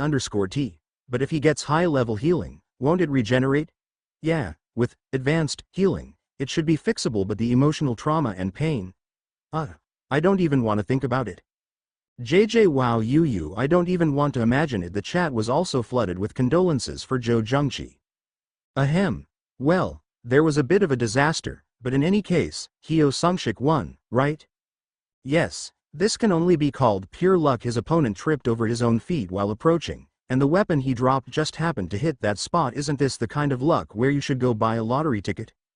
Sigh. I feel like the odds are even lower than that. I'm not a guy, so I don't know for sure, but it looked really painful. Wishing him a smooth recovery now. Let's go interview Hyo Sungshik. But seriously, his luck is insane. Right? At first, it looked like he was frozen under Zhou Zhengqi's pressure, but who could have predicted his opponent would self-destruct like that? Wow, so that means Hyo Sungshik made it to the finals without lifting a finger? For real, that's crazy. KK. I figured it out. Hyo Sungshik's awakened trade must be maxed out luck. This has to be it. Makes sense, he probably guessed everything on the exam and got it all right with pure luck. King-level reasoning, divine intuition accepted. I'm curious what he'll say in the interview. Me too. KK _ Oh, the interview is starting now. While the chat was still buzzing about Hyo Sungshik's unbelievable luck, his interview began. Hello, Hyo Sungshik, I'm Soha from manhwa and Soha TV. Congratulations on making it to the finals. Your matches were so impressive. Can you share a quick tip on how you made it through? Hello, a tip. I think I just got lucky. Yes, luck, that's certainly. No, wait, that's not what I meant. You're so humble. Congratulations again on making it to the final, and we look forward to seeing your performance in the championship match. As Sungshik spoke, Soha instinctively nodded along before quickly changing the topic and wishing him good luck, ending the interview. KKKKKK. Did anyone else see Soha nod when Hyo Sungshik said he got lucky? Me KKKK. I chuckled watching it. Same. KKKK. Soha Nuna is so cute. But honestly, isn't it fair to say he got here purely by luck? KK. No wonder Soha nodded. JKK. While everyone was busy debating whether Sungshik had made it through sheer luck, one boy watching the match saw things differently. That wasn't luck. The timing that disrupted his opponent's movement, the aura charged with mana, the mana burst and control strong enough to influence the dagger midair, all of these elements came together to create that outcome. A smirk played on the boy's lips. He looked interesting before, but he's grown so much in such a short time. This just got fun. The preliminaries, which started at noon, finally ended after sunset. The main tournament was set to begin in 2 days, following a day of rest. Sungshik, congrats on making it to the finals. Sungshik, congratulations. Yeah, thanks, and congrats to you too, Subin and Moonguk, for making it to the main tournament.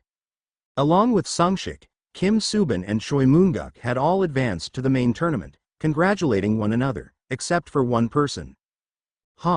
Why did I have to face Park Tae Sik? Tisk, Jiwon, just let it go already. I could have made it to the main stage too. Honestly, even if it wasn't Park Tae Sik, I think it would have been tough for you. Seeing Ji-won's complaints, Moonguk delivered a brutally honest remark. Damn it, Choi Moonguk, you wanna fight me one-on-one? You serious? No, Ji-won looked like he was about to charge at Moonguk but quickly backed down, making everyone chuckle.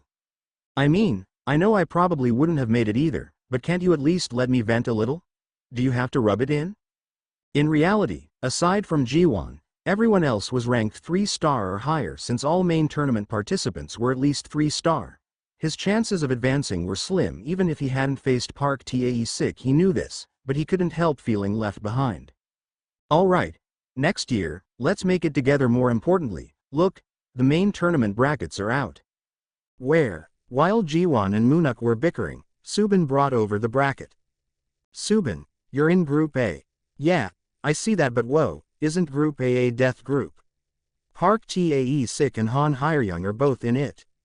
Wow, you're right, the two strongest contenders ended up in the same group. Damn, I'm screwed. Subin, who found herself in the same group as the overwhelming favorite Park Tae-sik and his rival Han Hyeryung, looked utterly dejected. Sungshik and Moonguk are in Group B. Wow, Sungshik, you really dodged a bullet. The main tournament's round of 32 was split into Group A and Group B, each with 16 participants. The winners of each group would face off in the final. Wait, but if Sungshik and Moonguk both win their first matches, they'll face each other in the round of 16? Whoa, you're right. Come on, why'd I have to fight Sungshik? Upon seeing the bracket, Moonguk realized he'd have to face Sungshik early on and turned to look at him in horror. Sungshik grinned. Moonguk, looks like fate keeps bringing us together. Let's do our best in the main tournament. No way, this is a scam. I'll go easy on you. Do you think I'd fall for that again? No chance, damn it. Memories of his grueling sparring sessions with Sungshik resurfaced, making Moonguk shudder as he rejected reality. Ha ha ha ha. Moonguk, congratulations. Yep, that's life for you, ha ha ha. Ji-won burst into laughter, enjoying Moonguk's misery. Even if I make it through, I have to face Han Hyeryung at some point. Amidst the chaos, Subin let out a sigh of frustration. Let me see. Whoa, you're right. Oh no, Subin, I guess your luck ends here. Such is life. Ji-won flitted about, making cheeky remarks, earning him a glare from Subin. Sungshik, however, looked at Subin with an excited glint in his eyes. Kim Subin, once known as the Moonlight Holder, facing the Ice Witch Han Hyeryung. This is going to be interesting. The first day of the 1vs1 tournament finals began with everyone's attention focused on it. This was because the strong championship contender, Park Tae-sik, was competing in Group A on the first day. Hello, everyone, this is Maha and Soha, here to greet you. Thanks to all of your support, we've been selected as the official broadcasters for the 1vs1 tournament finals. Originally, the 1vs1 tournament finals were broadcast directly by the Academy. However, this year, as Maha and Soha TV gained popularity through their individual broadcasts of the preliminaries, they were immediately recruited as the official commentators for the finals. Wow, Maha and Soha really made it big. Congrats, congratulations. This is all thanks to us. Agreed, they got the gig because of us, of course. We're here today all thanks to our viewers. We love you, dear viewers. With their greetings, the finals officially began. The matches progressed smoothly, and before long, it was time for Park Tae-sik's match. This match features third-year Park Tae-sik versus third-year Kim Min-seong. Finally, the long-awaited Park Tae-sik has arrived. Damn, my man is here. Dominate, Park Tae-sik. Before he was called the Spear King in the future, his nickname during his time at the Superhuman Academy was simply Domination. This was because, no matter who he faced, he won in an overwhelmingly dominant fashion. His opponent had also proven himself capable enough to reach the finals, but I surrender. Faced with the spear in Park Tae-sik's hand, he could do nothing but admit defeat in helplessness. As expected of Park Tae-sik, three-time champion, let's go, I swear, spears are incredibly hard to master, but the way he wields it is pure artistry. It's chilling. Just like that, Park Tae-sik once again advanced to the Group A finals without facing a single moment of crisis, displaying an overwhelming performance. With his spot in the finals secured, The afternoon match for Group A2 began. Since Han Hyeryong was in Group A2, everyone assumed the Group A finals would be a match between Park Tae-sik and Han Hyeryong. Han Hyeryong was known as the Ice Witch due to her mastery of ice-based abilities. Her combat style was defensive. She would turn the entire battlefield into a blizzard zone, gradually wearing down her opponent with accumulated frost damage. With her S-rank defensive skill, Ice Shield, she could withstand almost any attack, slowly suffocating her opponents. Unless one possessed the sheer offensive power of someone like Park Tae-sik, she wouldn't even allow them to get close. Having made it to the semifinals of Group A without facing any difficulties, she believed she would once again advance to the finals without trouble. However, that belief was shattered into pieces before the dazzling brilliance of the moonlight. This match features third-year Han Hyeryong versus second-year Kim Subin. Wow, this is going to be an exciting match. I never expected Kim Subin to rise as such a dark horse. This was Kim Subin's first time participating in the 1vs1 tournament. At first, no one knew of her strength. People were only supporting her because of her beauty. However, her trait, SSS rank, Lord of Moonlight, was overwhelmingly powerful. Using light-based attacks, she effortlessly dominated her opponents and reached the semifinals of Group A. I can't believe such a high-tier superhuman was hiding among us. The world is vast indeed. By the way, Kim Subin is gorgeous. I'm officially a fan from today. She was already famous for her looks. Subin Nuna, take me. It seemed many viewers had fallen for her after watching her matches. Alright. Group A semifinals match begins now. Eek, whoever wins, we support her. The match between the rising rookie, Kim Subin, and the established powerhouse, Han Hyeryong, felt like a battle between a spear and a shield. Whoosh! Several orbs of light materialized around Kim Subin, floating up into the sky at the same time. An area of frost began creeping outward from beneath Han Hyeryong's feet. Falling moon, here it comes. Falling moon. Time for a carpet bombardment. It was the signature move she had demonstrated throughout the tournament. At her command, the orbs of light in the sky rained down indiscriminately toward Han Hyeryong. Ice shield simultaneously. A massive shield of ice materialized in front of Han Hyeryong, enveloping her. Boom! The light orbs crashed into the ice shield. The scene resembled meteors bombarding a solid bunker. The arena momentarily became dazzlingly bright as the moonlight exploded upon impact. Crack! Crumble! The ice shield had successfully blocked the barrage, but cracks began spreading across its surface until it shattered completely. Her attack power was astonishing. Whoa! This is the first time I've seen Han Hyeryong's ice shield break, aside from when she fought Park Tae-sik. Damn, Kim Subin has to be among the top-tier 3-star superhumans, right? Yeah, considering Han Hyeryong was said to be near the peak of 3-star, it checks out. Wow, no one in the academy has ever broken my ice shield except for Tae-sik. Impressive. Phew, this is also my first time facing someone who blocked my attack so easily. Oh. So you were planning to take me down with just one move? How cheeky. Hee, was I being greedy? Well then, here I come again. Time was not on Kim Subin's side. Even as they spoke, Han Hyeryong's ice field continued expanding. If given more time, the battlefield would turn entirely in her favor. Han Hyeryong did not remain idle this time. She attacked with Ice Ball and Ice Spear to prevent Kim Subin from focusing solely on offense. However, the tide of battle gradually turned in Kim Subin's favor. Wait, is Kim Subin really going to win? Is this the dawn of a new generation? No way, is Han Hyeryong about to lose? The unexpected development left spectators in shock. Moonlight descent. Whoosh. Boom. Kya. Faced with her relentless assault, Han Hyeryong's once impenetrable defense finally crumbled. Group A2 semifinal winner. Kim Subin. Everyone's jaws dropped in disbelief. Only when the referee officially announced the result did the reality of Kim Subin's victory sink in. Holy crap, she really won. Kim Subin is insane. Nuna, take me, goddess of the moon. Radiant Kim Subin. While everyone else was celebrating, Kim Subin remained calm. Stay composed, do the best I can. After all, her next opponent was none other than Domination Park Tae-sik. Thus, the Group A finals between Park Tae-sik and Kim Subin began. Her attacks were sharp and relentless, but they fell short of reaching him. As soon as the match started, Park Tae-sik seemed to be momentarily pushed into defense by her relentless attacks. However, the way he dismantled her barrage with just a single spear was nothing short of awe-inspiring. In the end, when Park Tae-sik's spear reached just in front of her nose, his victory was confirmed.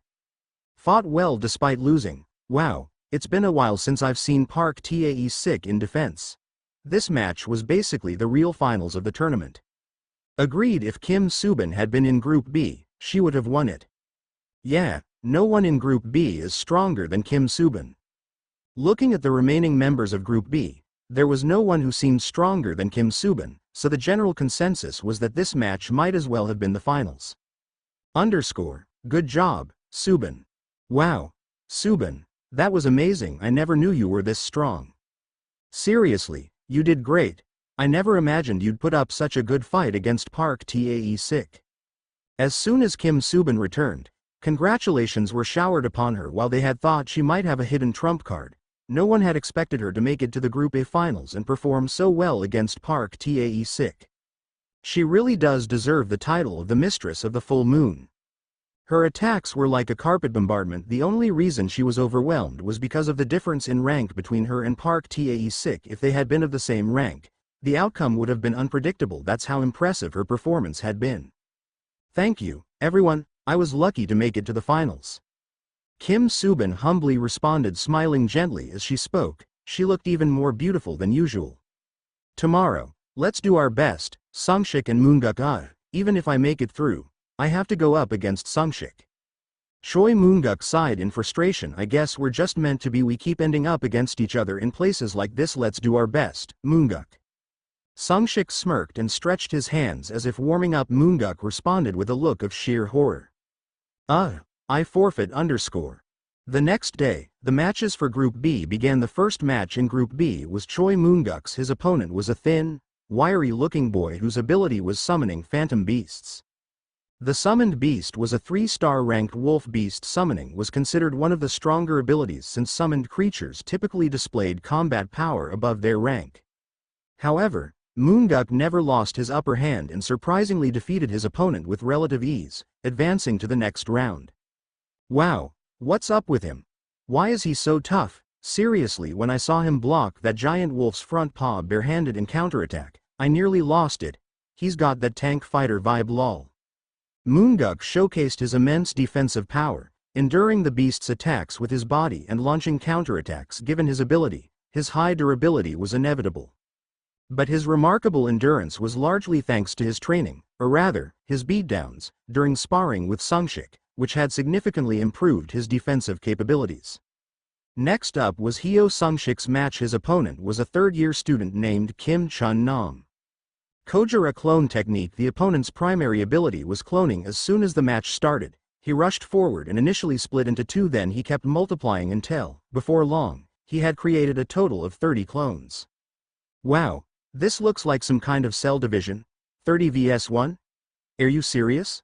Lol, wait, are all those clones real? Do their attacks actually count? Nope, they're all illusions with attacks coming from all directions. Anyone would have been flustered, yet Sungshik's expression remained calm. Holding the heaven-splitting divine sword loosely in one hand, he simply observed. Insight has been activated among the countless clones. A single presence shone distinctly. Ignoring all other attacks without so much as blinking, Sungshik swung his sword straight at the real body. With a pained grunt, his opponent collapsed. Never in his wildest dreams had he imagined that Sungshik's attack would directly target him. Thinking he was safe amidst his clones, he had rushed in recklessly, only to be struck down in one blow. In an instant, all the clones vanished, leaving only his real body sprawled on the ground. It had happened so quickly that the spectators were left wondering what had just occurred. What just happened? Why did he suddenly fall? The clones were there, and now they're gone. What exactly happened? Explainer. Here's a simple breakdown. Kim Chun-nam used his cloning ability to fight Sungshik 30 vs 1. Sungshik swung his sword once, hit the real body, and knocked him out. Whether he pinpointed the real body on purpose or just got lucky is unclear. That's all. Wait, how could he identify the real one like that? Is this for real? Probably just luck. Even Park Tae-sik struggled to find the real one when he fought this clone guy. So is Hyo Sungshik's awakened ability literally maxed out luck? That makes sense. Debate broke out over Sungshik's victory. It was understandable. Was this a display of true skill, or was it just a fluke? Moreover, Sungshik had only recently passed the promotion test and was known as a mere 2-star. His opponent, Kim Chun-nam, was a well-established 3-star warrior. For Sungshik, a mere 2-star, to defeat a 3-star with skill alone? Does that even make sense? Let's not say ridiculous things. That was how most people would react if asked. So, was it really just a lucky punch? That, too, was uncertain. Even if it was a lucky punch, a 2-star knocking out a 3-star in one hit? I don't know. That's not easy to pull off. Exactly, it was possible but highly improbable. However, Sungshik had a precedent. He had already taken down a higher-ranked opponent, Kim Ho-yeon, with what people had called a lucky punch. Thus, people started theorizing, Hyo Sungshik, he might have a trait related to luck or critical hits. That would explain everything. That's what people began to assume. Either he had exceptional luck, or he possessed a trait that amplified luck-based effects like critical strikes. No one believed Sungshik was actually a warrior of 3-star caliber. It made sense. Just a few months ago, Sungshik had been ranked among the lowest 1-stars in various ability tests. Amidst these debates, Sungshik moved on to his next match. The Group B quarterfinals. Second-year Hyo Sungshik versus second-year Choi Moonguk.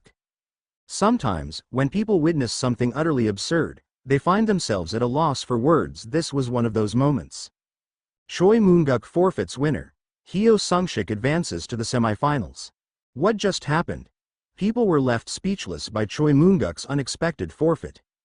No way. Does this even make sense? WTF, I found out the reason for his forfeit. What is it? Did some hidden illness suddenly flare up? If that were the case, I wouldn't even be this dumbfounded. Lol, the reason is urgent diarrhea. He got food poisoning. Lol, I can't believe this. Insane. Lol, is this a joke? That's ridiculous. Lol, oh my god, a poop-related forfeit, is this real? I mean, I can understand if it's urgent, but couldn't he just go, do his business, and come back? Maybe it kept coming out. Lol, even though it was an unavoidable biological issue, it was still so absurd that people were left in disbelief. But aren't Hyo Sungshik and Choi Moonguk close? Couldn't this be intentional? But if someone was going to throw the match, wouldn't it make more sense for Hyo Sungshik to do it? Why would Choi Moonguk? He's pretty strong and had a good shot at winning B group. Yeah, agreed. If anyone was going to be pushed forward, it would have been Choi Moonguk, not Hyo Sungshik. That's true. Guess it really was urgent diarrhea. Once people started to accept Choi Moonguk's forfeit, only one thought remained. Wow, Hyo Sungshik is seriously lucky, and why wouldn't they think that? Some people couldn't even qualify for the main tournament, but here was someone who barely seemed strong at all, winning his way through qualifiers purely by luck. Now, in the main tournament, he had already advanced twice thanks to sheer good fortune, making it to the B group semifinals. His ridiculous luck was so frustrating that just watching him win felt unfair. But that wasn't the end of it. B group semifinals. Hyo Sungshik versus Kim Young-hoon. Hyo Sungshik's opponent was an undead summoner. If one were to classify it as a profession, he could be called a necromancer or death sorcerer. It was an incredibly rare trait, both now and in the foreseeable future, and Sungshik was more curious about the way he used his power than the match itself. If Kim Young-hoon had enough time, he could summon an endless army of undead within the limits of his mana. Because of this, the audience fully expected Kim Young-hoon to win this match with ease. Even Park Tae-sik didn't give Kim Young-hoon any time when they fought. He took him down immediately. Yeah, if you give him time, even Park Tae-sik finds it annoying to deal with him. Is Kim Young-hoon really that strong? Yep, give him a little time, and he'll summon entire battalions of undead. On top of that, he can cast curse-type magic, making him an absolute nightmare to fight. I'd love to see Kim Young-hoon last 10 minutes against Park Tae-sik. Doesn't matter, Park Tae-sik would still wipe the floor with him. True, nobody believed that Hyo Sungshik, who had made it this far through sheer luck, stood a chance against Kim Young-hoon. And so, the semifinals began. As soon as the match started, Kim Young-hoon widened the distance and began chanting his spell. Watching this, Hyo Sungshik's curiosity was piqued. He's drawing in mana so defenselessly? Sungshik could see it, the process of Kim Young-hoon pulling in mana around him and resonating it through his spell. Unlike typical magicians who cast spells by resonating their own mana with external mana, Kim Young-hoon was simply pulling in external mana to prepare his spell. This was a method he had devised as a temporary measure due to the enormous amount of mana required for summoning magic. Is he guarded against interference? It was pure curiosity. Sungshik released a small amount of his own energy to sever the mana channels that Kim Young-hoon was pulling in, while also sending some of his energy directly toward him. Kook. Kim Young-hoon coughed up a massive amount of blood and collapsed forward. The external mana had been cut off, and Sungshik's energy had disrupted the spell, causing a violent backlash within his body. Kim Young-hoon had been aware of the risks of drawing in external mana so carelessly. However, he had never imagined that Hyo Sungshik would be skilled enough to interfere with his spell using energy manipulation. Trying to conserve mana for the B Group Finals while maintaining his condition had been his fatal mistake. Ugh! Even as he lay on the ground, coughing up blood, he stared at Hyo Sungshik in disbelief. He didn't just get here by luck. No, before he could finish his thought, he lost consciousness. B Group Semifinals. Hyo Sungshik wins. The referee, seemingly caught off guard, announced Sungshik's victory with a slight delay. The audience, of course, had a lot to say. What just happened? What? Why did he suddenly collapse, coughing up blood? Looks like his spell backfired while he was chanting. Is that even possible? I've heard that if you push yourself too hard, it can happen, but it's extremely rare. Wait, are you telling me that this incredibly rare event just happened? Does that make sense? No way. Does this make sense? I don't get it. He won without doing anything again? This has to be rigged. No way. Lol, I can't believe this. People were so dumbfounded that they even started suspecting foul play. And rightfully so. Looking at Sungshik's journey from the qualifiers to now, he hadn't won a single match in a normal fashion. It all just seemed like a series of coincidences and strokes of luck. No, seriously, does it make sense that from the qualifiers until now, he's only swung his sword once? For real, this is practically scripted. It makes no sense. Oh, this reminds me of that old manga Lucky Man or something. The protagonist just won every fight purely through luck, but this guy is even worse. People had every reason to think so. Setting aside Choi Moon-guk's forfeit, every other match, whether it was against the Illusionist, the qualifier finals, or now the B Group semifinals, just looked like his opponents were self-destructing. The forums and community boards exploded with discussions about Sungshik. Hyo Sungshik's trade is definitely related to luck. At this point, he should be called the man of great fortune. And then, fuel was added to the fire. B Group Finals. Hyo Sungshik wins by default. B Group Champion. Hyo Sungshik. Final match of the main tournament, secured. No way, does this even make sense? Ha ha ha ha ha ha ha. At this point, we really have to suspect it's rigged. Ha ha ha.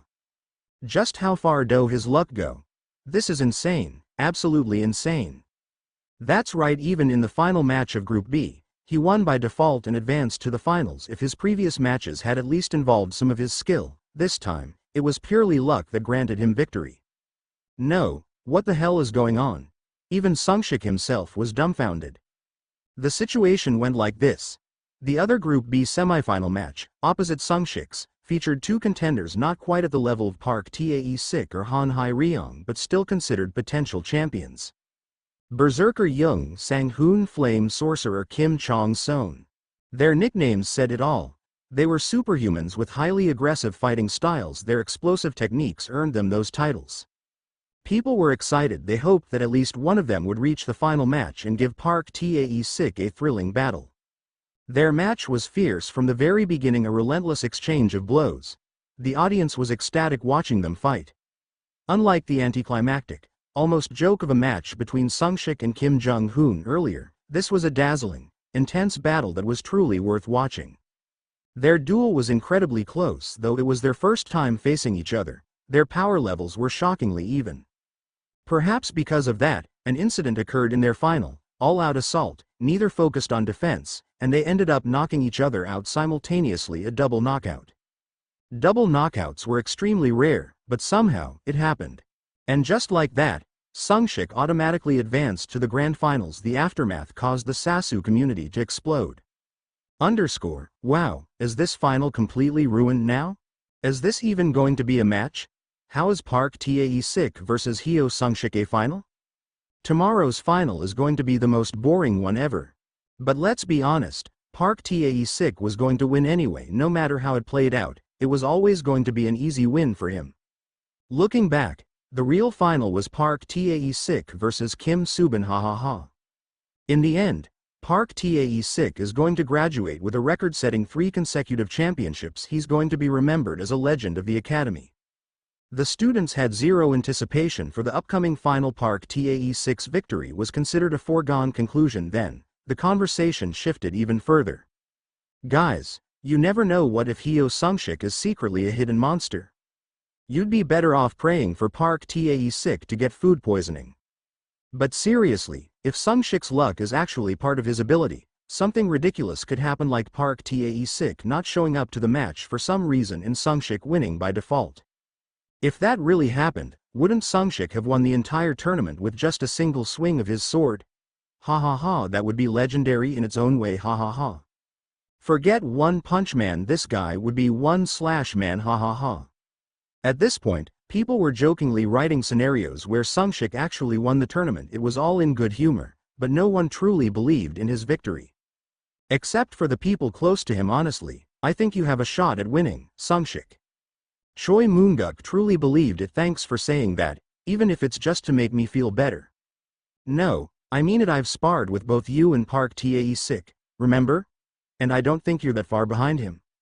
As someone who had fought both of them, he felt their strengths were surprisingly close. He genuinely thought that tomorrow's winner wouldn't be decided until the match itself. I think so too. I haven't sparred with Sung-sik myself, but based on how he fought Moon-guk, I don't think he'd be easily overpowered by Park Tae-sik. Kim Subin, who had been listening nearby, added her thoughts. She had just fought Park Tae-sik in the Group A final yesterday, so she had a sense of his power. But Sung-sik knew the truth. That Park Tae-sik hadn't been showing his full strength at all. That was why he couldn't be too sure. The exhibition match after the finals, where the academy instructor stepped in. During that event, Park Tae-sik had demonstrated something to everyone. He had shown them that, until then, he had never needed to fight seriously. When Park Tae-sik finally went all out, his power wasn't that of a mere academy student. Sung-sik had almost forgotten about it, but watching the stats during Park Tae-sik's match with Kim Subin had suddenly reminded him of that event.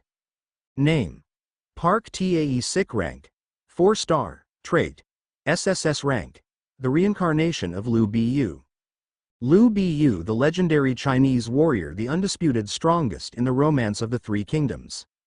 Park Tae-sik's transcendent trait was linked to Liu Bu himself. That was the secret behind his overwhelming power. Even without it, his trait already granted him monstrous martial talent, but one of his skills, Liu Bu's descent, allowed him to temporarily wield Liu Bu's strength, a completely broken ability. That was how he, a mere 4-star, had been able to defeat a 5-star academy instructor in the exhibition match. The gap between 4-star and 5-star was supposed to be an insurmountable wall, yet he had broken through it. That was the power of his transcendent connection to Liu Bu. That was the true strength of the man known as the Domination. That was why Sung-sik had reconsidered his confidence in facing him. Originally, Sung-sik had a clear understanding of his potential. He knew he would continue to grow stronger. Right now, he simply saw this as a checkpoint on his journey to the top. He didn't care who was stronger or weaker at the moment. He was confident he would surpass them all soon enough. That's why he hadn't placed much importance on winning or losing in this one-on-one tournament. He had only joined on a whim, hoping to enjoy one last thrill before graduating from the academy. But now, I'm actually feeling competitive. Park Tae-sik, the man who would one day be known as the Spear King, one of the closest contenders to reaching the 11 thrones. If he hadn't perished in his duel with the First Knight's master, he might have even surpassed the 11 thrones one day. Sung-sik was curious. Against someone who would become one of the absolute strongest in the future, just how well would he fare? This is going to be fun. Really? A genuine smile formed on Sung-sik's face for the first time in a long while. His fighting spirit burned. Status window: name: Hyo Sung-sik. Title: Hero of Adversity, one who has touched the threshold of transcendence.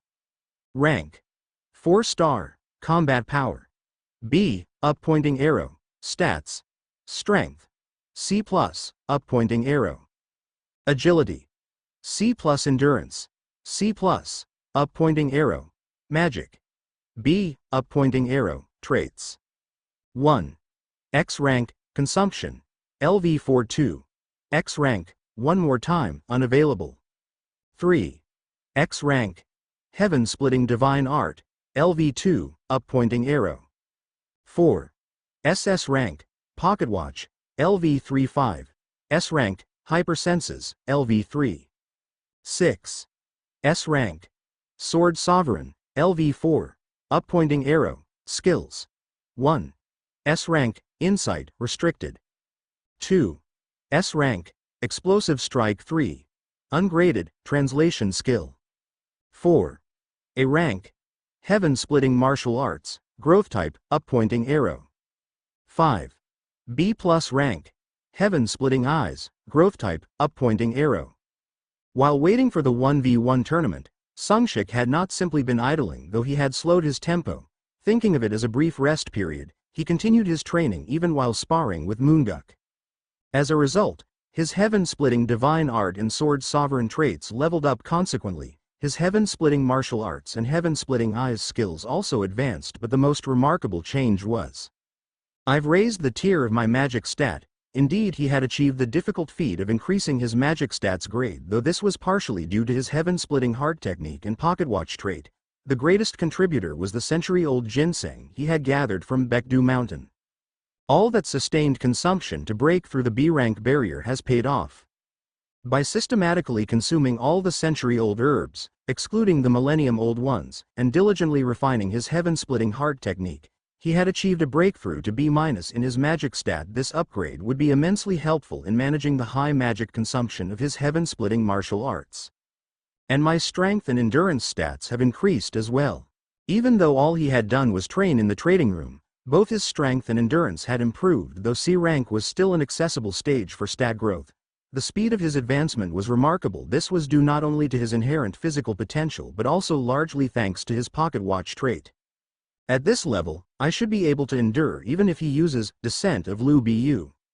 He couldn't be certain, however, leveraging his traits and combat experience from the future. He felt he had a chance. Furthermore, his combat power had risen to B thanks to his stat growth and trait upgrades.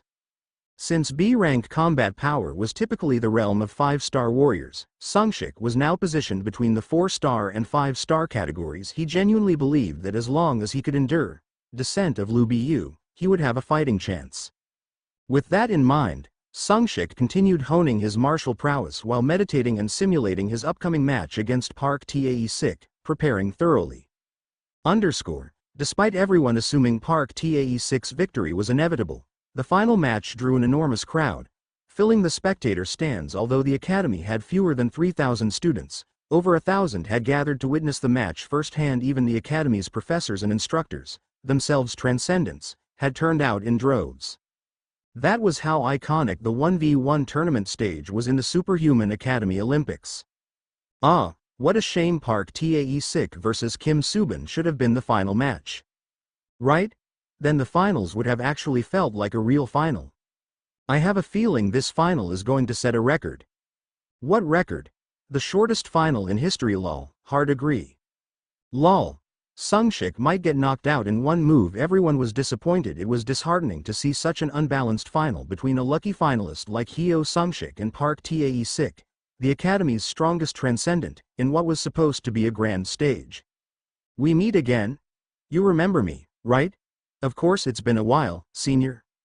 The two finally faced each other on the final stage. When Tae-sik greeted him first, Sungshik responded in kind. It's nice to see you again after so long. Yeah, I feel the same, and it's an honor that such a famous senior remembers me. Of course, even if it was brief, you left quite the impression back then. They had only met once by chance a few months ago when Sungshik got tangled up with Kim Hoyan, so he found it odd that Tae-sik found him memorable. I don't think I did anything special back then, but I'll take it as a compliment. Haha. I saw you hiding your sharp claws. It made me look forward to seeing what you'd become. There was something about Tae-sik's tone, like he knew something. Hearing his words, Sungshik's eyes glinted with curiosity. I'm not sure what you mean. Is that so? Well, there's no need for superhumans to waste time talking. Seeing Sungshik feign ignorance, Tae-sik chuckled. Oh, this just got interesting. Sungshik wasn't sure what exactly Tae-sik had noticed, but based on his words, he had clearly picked up on something. Seek. A smirk naturally crept onto Sungshik's lips. If Tae-sik had also underestimated him like everyone else, Sungshik had planned to seize the momentum with an aggressive opening, but that plan was no longer viable. So, he's not underestimating me. Good, that makes it more fun. Whoa, is Hyo Sungshik smiling? WTF? Why is he smiling right now? What's up with him? IDK, but he was talking to Park Tae-sik, and now he's smiling. Park Tae-sik is smiling too. Lol. Did Sungshik ask him to go easy on him? That actually makes sense. Lol. Seems likely, though the conversation between the two wasn't broadcasted, their expressions were clearly visible on screen, prompting a flood of reactions from the viewers. The atmosphere was anything but tense. Amidst this lighthearted mood, the match finally began. And in that very moment, everyone who had been casually watching the final with little interest found their jaws dropping in utter shock. Alright, shall we have some fun? At the signal to begin, Tae-sik gripped his spear firmly and took a cautious stance. Seeing this, Sungshik also drew his heaven-splitting divine sword and readied himself. The two maintained a cautious distance, carefully observing each other. Why do they both look so serious? Lol, why are they acting so tense? Tae-sik's at least setting the mood for the final, I guess. Lol. Anyone watching without context would think this is some legendary rival showdown. Lol. The viewers laughed, thinking Tae-sik was just playing along to make the final seem more dramatic. The first move came from Tae-sik. Given that a spear had greater reach than a sword, it was only natural that he initiated the attack. Clang. Hyo Sungshik deflected Park Tae-sik's thrust, producing a loud clashing sound. That was when it truly began, their dazzling exchange of attacks and counterattacks. Park Tae-sik aggressively pressed forward, utilizing the fundamental spear techniques of block, control, and suppress. Sungshik met him head-on, drawing upon the essence of heaven-splitting divine art. When Tae-sik's spear thrust in, Sungshik would sidestep and deflect, launching a counterattack. Conversely, whenever Sungshik's sword approached, Tae-sik would rotate outward with block and control to push it away, or inward to suppress it, responding with suppress. The description was long, but the exchange itself was as fast as lightning.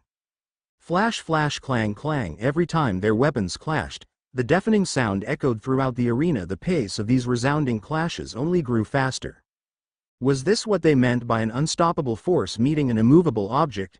The two fighters, both fierce and unyielding, crashed against each other relentlessly. Both of them were ranked 4-star, the highest among the tournament participants. That was why this match stood out as the fiercest, the most dazzling, among all the fights in the tournament. As the unexpected intensity of their battle unfolded, the atmosphere in the arena grew feverish. The spectators, who had been holding their breath at the unforeseen clash, finally exhaled as the two paused to catch their own, erupting in a thunderous roar. Whoa, what the hell is this? Fweet. Their unexpected prowess struck everyone with even greater impact. The same went for the viewers watching the broadcast. Cough. Holy shit, this is insane. Whoa, what is this? No way, is this real? Lol. Wow, Hyo Sungshik, what the hell? Lol, this is nuts. Lol. Anyone who called Hyo Sungshik a lucky puncher, get on your knees now. I'm on my knees, sir. 222. I bowed instantly, watching Sungshik trade blows evenly with Tae-sik. People no longer mocked him as a man of fortune or lucky puncher. They could only marvel at his ability to stand toe-to-toe with Park Tae-sik. The excitement was reaching a fever pitch this match. It truly felt like the grand finals that everyone had been hoping for. As the energy reached its peak, the two fighters seemed to declare that what had come before was merely a warm-up, as they escalated their attacks even further. Boom crash. As they began using their full strength, explosive booms raged through the arena like detonating bombs. It was the result of them deploying their skills in earnest. A shimmering haze swirled around their sword and spear. Wait, is that sword energy and spear energy? Yeah, looks like it. Holy crap, weren't you supposed to be at least 5-star to use that? Yeah, only 5-star and above should be able to use it. What the hell? Are they already 5-star? But if they were, The energy would be clearly visible. The fact that it's just a wavering haze means they're still at the peak of 4-star. Looks like they're both on the verge of breaking into 5-star.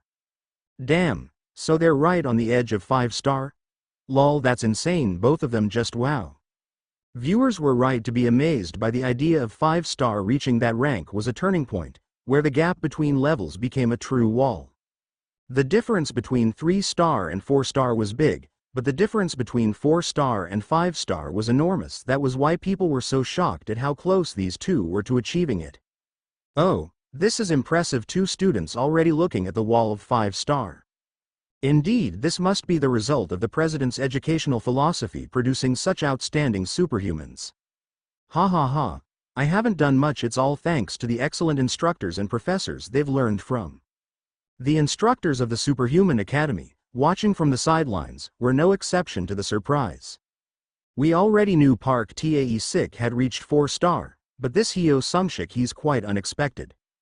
Isn't he the student who was at the hearing recently? I thought he had awakened a talent for strategy, but apparently not. Damn, this kid is really something else. Like the other superhuman students, they couldn't hide their astonishment, but their shock was still premature. You're really incredible. I never expected you to match me this evenly. Totally unexpected. Haha, thank you. You're even stronger than I imagined, senior. Seeing Sung-sik respond without backing down, Tae-sik grinned. Alright, let's call the warm-up over. Time to go all out.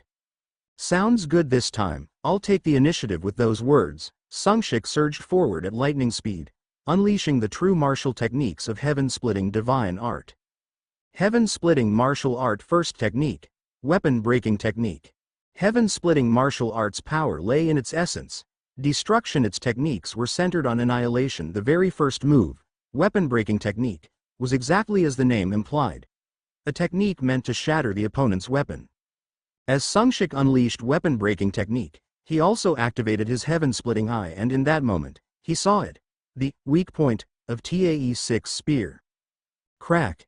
Tae-sik, who had been blocking with his spear shaft, looked on in shock as his weapon bent under the force of Sung-sik's strike.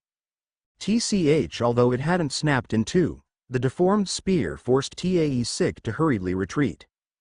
Damn, is that sword legendary tier? My spear isn't bad, but I never expected it to bend like this. Haha, I got lucky. Sung-sik grinned as he responded to Tae-sik, who wore a wry smile. In truth, even with the weapon-breaking technique, destroying Tae-sik's spear so easily shouldn't have been possible. However, Sung-sik's weapon was the heaven-splitting divine sword, a mythical tier weapon. On top of that, the sword's option effects had enhanced the power of his technique, and Tae-sik's spear, by sheer misfortune, was just an ordinary weapon. Moreover, Sung-sik's heaven-splitting eye had allowed him to spot the weak point, a worn groove along the spear's shaft, leading to this outcome. No matter how strong Tae-sik was, without a proper weapon, his strength would inevitably decline. That was why everyone was stunned at the sight of him losing his spear. At that moment, as people began entertaining the unthinkable, the idea of Park Tae-sik's defeat. Rumble. 1vs1 tournament finals. The outcome of this 1vs1 tournament final was something everyone had predicted. It was expected to be ridiculously one-sided. However, once the battle began, the reality was entirely different from what everyone had imagined. Hyo Sung-sik's strength was enough to stand against Park Tae-sik. Still, the winner will be Park Tae-sik. Yet, everyone believed that the champion would undoubtedly be Park Tae-sik. It was an obvious conclusion. The difference in the results they had shown so far was like heaven and earth. Even though Hyo Sung-sik was currently exchanging fierce blows with Park Tae-sik, most people thought that this was the extent of his ability. Wow, but still, the fact that he's able to go toe-to-toe with Park Tae-sik is incredible. There were only a handful of people who had ever fought Park Tae-sik to this degree, so even this much was considered an incredible feat. However, those who knew Park Tae-sik's true strength understood. This was not his full power. Everyone who was aware of his abilities thought that he was merely enjoying the moment. The moment he got serious, Hyo Sung-sik would be swiftly overwhelmed. That was why, when Park Tae-sik's spear was dented, the entire audience was left speechless in shock. What the hell? Is Park Tae-sik actually going to lose? This reaction was only natural no matter how exceptional Park Tae-sik was within the superhuman academy. He was still bound by the limitations of his weapon. Reaching a level where one could fight without relying on weapons was an unexplored realm, one even the highest-ranked warriors had yet to attain. Seeing Park Tae-sik without his weapon, everyone began to think, perhaps he might actually lose no matter how strong he was.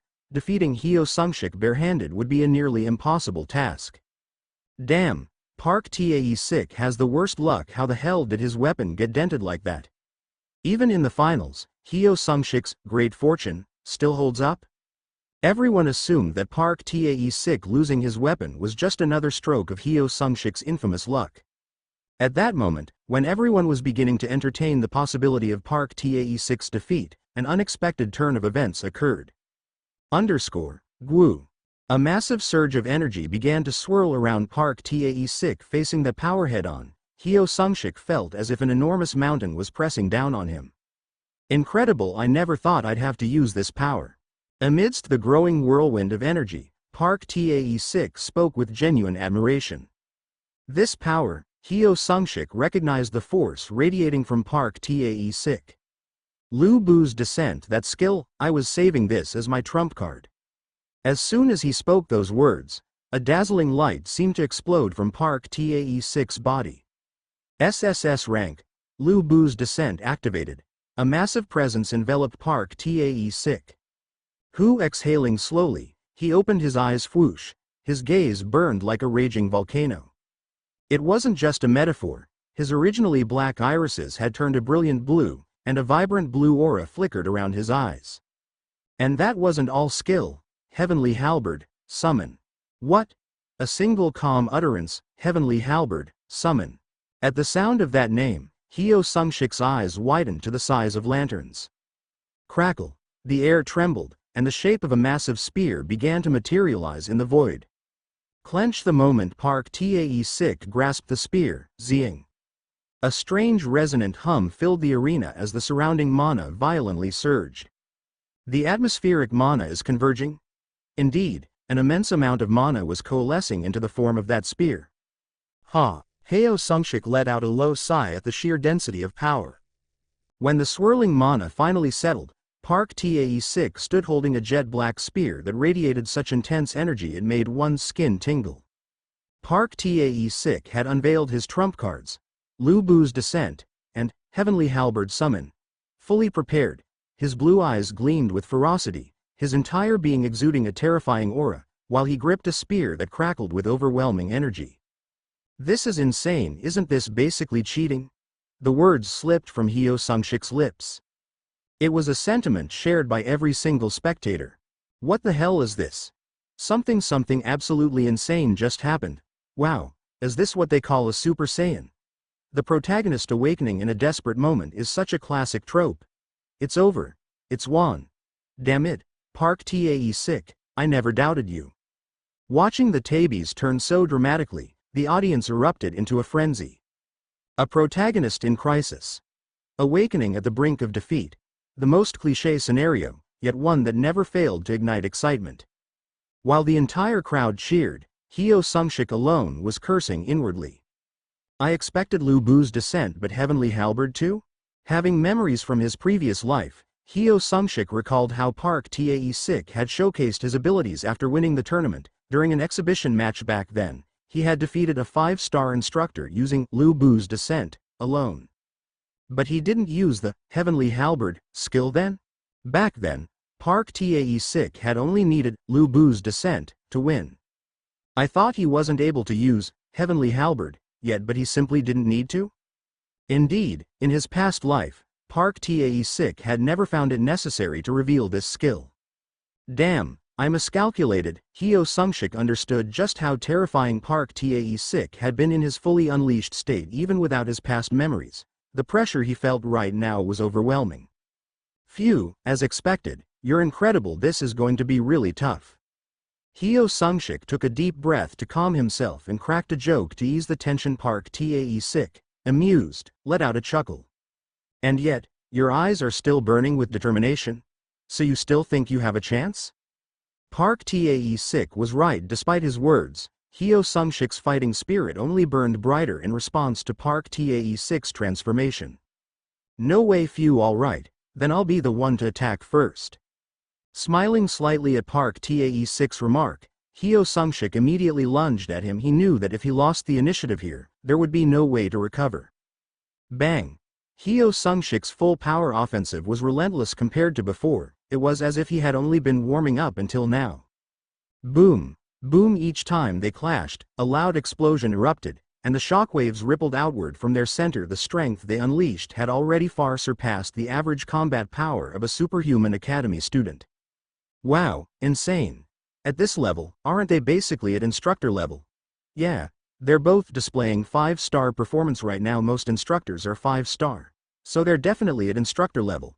This is absolutely crazy. Ueu, and what's up with Hyo Sung-shik? I have no idea. Maybe he was a hidden powerhouse all along. Insane.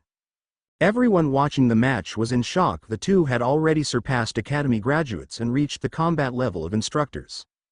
Despite the seemingly even match, in truth, the fight was anything but balanced.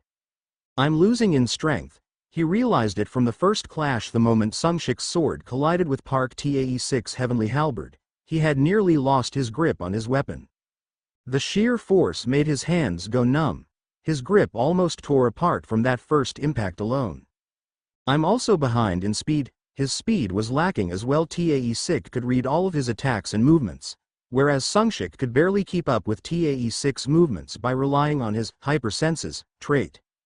He had heard rumors about the descent of Lu Bu skill before his regression, a skill that borrowed the power of Lu Bu, the god of war. The higher one's rank, the more of Lu Bu's strength could be drawn upon, and at its peak, the god of war himself would fully descend. Even though Tae-6 was only at 4-star and could only borrow a small fraction of that power, he was still summoning the transcendent strength of a god of war. Even with just a fragment of that strength, Tae-6's combat prowess had reached 5-star. That alone made him an overwhelming opponent, but then he summoned Heavenly Halberd. Sung-shik had assumed that if he broke Tae-6's weapon using heaven-splitting martial arts as sword techniques, then even with Descent of Lu Bu, victory would be his. No matter how much power Tae-6 borrowed, it shouldn't be enough to surpass the limitations of his weapon. But Sung-shik's strategy crumbled in the face of Tae-6 summoning Heavenly Halberd. Boom. Drip.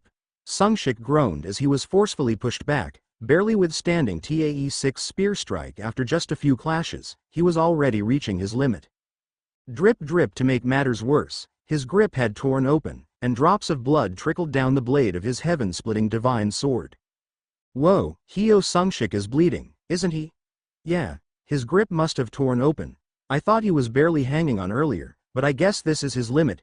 Hyo Sung-shik put up a good fight, but Park Tae-6's Super Saiyan mode is just too much. Agreed. I never expected him to have a trump card like that. As expected, Park Tae-6 as always, Tae-6 is supreme. Everyone watching had reached the same conclusion. Park Tae-6 would win. Hyo Sung-shik had done an incredible job holding out, but the wall that was Tae-6 seemed insurmountable. As this hit, after several clashes, he came to a realization. Right now, Park Tae-6 had far surpassed the 5-star threshold, whereas he himself had yet to break past that barrier. The gap between them was far greater than he had initially thought. If not for heaven-splitting martial arts, a supreme martial art, he wouldn't have even lasted this long. Without it, he would have fallen long ago. I thought he wouldn't be able to maintain that form for long. Sung-shik had assumed that, even if he couldn't win, he could hold out against Tae-6, Descent of Lu Bu, and stall for time. There was no way such an absurd skill could last indefinitely. But even buying a little time was proving difficult. You're really something else, truly astonishing. I never imagined you'd be able to hold out against me like this. Tae-6 was genuinely impressed that Sung-shik was still standing. He had assumed that once he activated this skill, no cadet in the Superhuman Academy would be able to withstand a single move from him. Even Han Hyeryong, one of his past rivals, would likely be incapable of standing against him. Yet, unexpectedly, Hyo Sung-shik had put up a remarkable fight. You've done well. No one will think of you as the loser of this match. Let's end this now. Recognizing Sung-shik's efforts, Tae-6 decided to finish it. Guo. Energy gathered at the tip of his heavenly halberd. Half-moon slash. With those words, he swung his weapon horizontally. A crescent-shaped spear strike shot toward Sungshik. Clang. Cough. Sungshik barely managed to block the attack but vomited a mouthful of blood. He had raised his sword to absorb as much of the impact as possible, letting the force pass through his body, but he couldn't dissipate all of it once again. He suffered severe internal damage. His struggle, from an outsider's perspective, seemed utterly desperate. I want to throw in the towel for him. He fought so well. Let's just stop here. Sungshik Yu. This is too tragic. Yu. Even the spectators felt pity watching Sungshik desperately hold on. Isn't this enough? Why are you holding on so stubbornly? Even Tae Sik furrowed his brows at Sungshik's sheer tenacity. In truth, Tae Sik had been holding back slightly in his attacks. If he had gone all out from the beginning, Sungshik wouldn't have lasted this long. However, he had worried that using his full power might inflict serious injury. He had expected Sungshik to surrender, given the overwhelming gap in power, but seeing him endure until the bitter end made Tae Sik wonder what was driving him. Huff. I can still continue. Sungshik, catching his breath during a brief lull, expressed his will to keep fighting. Even speaking seems painful. Anyone could see that Sungshik was in no condition to continue. But he refused to give up before his regression. He had survived worse situations by sheer determination. That was how he had managed to endure until the very end. Despite his inferior abilities, when the trials of the night descended, every battle was a fight for survival. This is nothing compared to that. Compared to the hell he had experienced, this was nothing, and he had a plan. Facing such an overwhelming opponent and pushing himself to the absolute limit was a rare experience. The more he was pushed, the more his pocket watch trade would accumulate experience. I really wanted to take down Park Tae Sik, though. And then, do you want to defeat him? A whisper echoed in his ears. Sometimes, there are cases where an artifact, having endured for so long that the passage of time is forgotten, gains a sense of self. Such artifacts were called ego swords. A prime example was the weapon wielded by Gunther, who in the future would be known as the Master of Twin Blades among the 11 Thrones. Ganjong and Moi, legendary weapons that, through the long passage of time, had transformed into ego swords. Do you want to defeat that guy? The heaven-splitting divine sword that Sungshik was holding was one such weapon. Over its long existence, it had developed an ego. In a way, it was only natural. The heaven-splitting divine sword was of the myth grade. That it possessed an ego was hardly surprising. The ego of the heaven-splitting divine sword, which had long slumbered, had just awoken, stirred by Sungshik's intense will and the blood he had shed in the recent battle. If you need power, I can lend it to you once again. The voice of the heaven-splitting divine sword resounded even in the midst of battle. Sungshik was startled and stared at the sword. Was that you speaking? Yes, that's right. I am the spirit of the heaven-splitting divine sword. The spirit of the sword? You mean, you're the spirit of the heaven-splitting divine sword? That's right. I am the spirit of the heaven-splitting divine sword, and my name is Heaven Splitter. Heaven Splitter? That's your name? Yes, the 6th Master of Heaven-Splitting Sect gave me that name. It was true. The 6th Master of Heaven-Splitting Sect, the first in all history to reach the realm of transcendence, had once wielded the heaven-splitting divine sword when he split open the very heavens with his power. The impact of that moment had given birth to the ego of Heaven Splitter because it had been born from the heavens being torn asunder. It was named Heaven Splitter. Are you tired? Are you giving up now? At that moment, Park Tae Sik's voice snapped Sungshik back to reality. He had many questions about Heaven Splitter, but his immediate concern was how to deal with the opponent before him. All right, Heaven Splitter, I need power right now, but how exactly can you lend me your strength? You can use my skill, Great Opening. There will be severe aftereffects for a while, but it will grant you tremendous power in the moment. The Great Opening skill. The moment Heaven Splitter explained it, Sungshik immediately understood what kind of skill it was. It was literally the power to open a new world, a skill that forcibly granted Sungshik strength by drawing upon Heaven Splitter's power and his own latent potential, a kind of latent explosion skill. However, the price for using it was substantial. After activating it, he would be left unable to properly wield his strength for some time. Right now, the skill Park Tae Sik is using, Descent of Lu Bu, is also a form of latent explosion. That was right, the Descent of Lu Bu skill supposedly borrowed Lu Bu's power, but in reality, its foundation was the user's latent potential being drawn out to the utmost. The aftereffects of its use were similar. Fine, an eye for an eye, a tooth for a tooth. I'll use the great opening skill. The moment Sungshik resolved to use the great opening skill, a strange power surged into his body through the heaven-splitting divine sword. Activating S rank. Great opening skill GU, GU, GU. A whirlwind of power raged inside him, his entire body surged with energy. Sungshik recognized this sensation. It was the feeling of surpassing his own limits through the great opening skill. He had temporarily broken past the barrier of 4 stars and ascended to the level of 5 stars. And then, wait, what's happening? Suddenly, Heaven Splitter's voice rang out in confusion at the same time. A system notification echoed in Sungshik's ears. The S rank, great opening skill of the heaven-splitting divine sword, is reacting with the rank key of the heavens. The key of the heavens and Heaven Splitter's power are resonating. A special trait has been detected. X rank consumption is activating consuming S rank great opening skill. As the notification rang, a massive surge of energy drained from the heaven-splitting divine sword and was absorbed into Sungshik. At the same time, "Ah no, I just woke up." The fading voice of Heaven Splitter reached his ears. Consumption complete. S rank great opening skill has been upgraded to SSS rank future vision skill. Congratulations, you have obtained the SSS rank future vision skill. Hearing that notification, Sungshik was stunned. He was so shocked that he even forgot to speak to Heaven Splitter, whose voice had been fading. This skill, he had never seen anything like it before, but the moment he activated it, he instinctively understood what it was. SSS rank future vision. The user borrows the power of a realm they will one day reach in the future. At that moment, his vision turned pure white, a space filled entirely with dazzling white light within it. An endless staircase stretched upward. The staircase changed colors at regular intervals, and at each section, another version of himself was climbing. Sungshik instinctively understood that staircase represented the gradations of power, the different levels of mastery, and the figures climbing at each section. Those were his future selves, who would eventually reach those levels. He approached the nearest version of himself. This other Sungshik had stopped climbing and turned to look at him. It was likely the version of himself that had just reached 5 stars. "Do you need power?" "Yes," as Sungshik answered. The 5-star version of himself reached out a hand, but just before taking it, Sungshik hesitated and looked higher. "Wait a moment."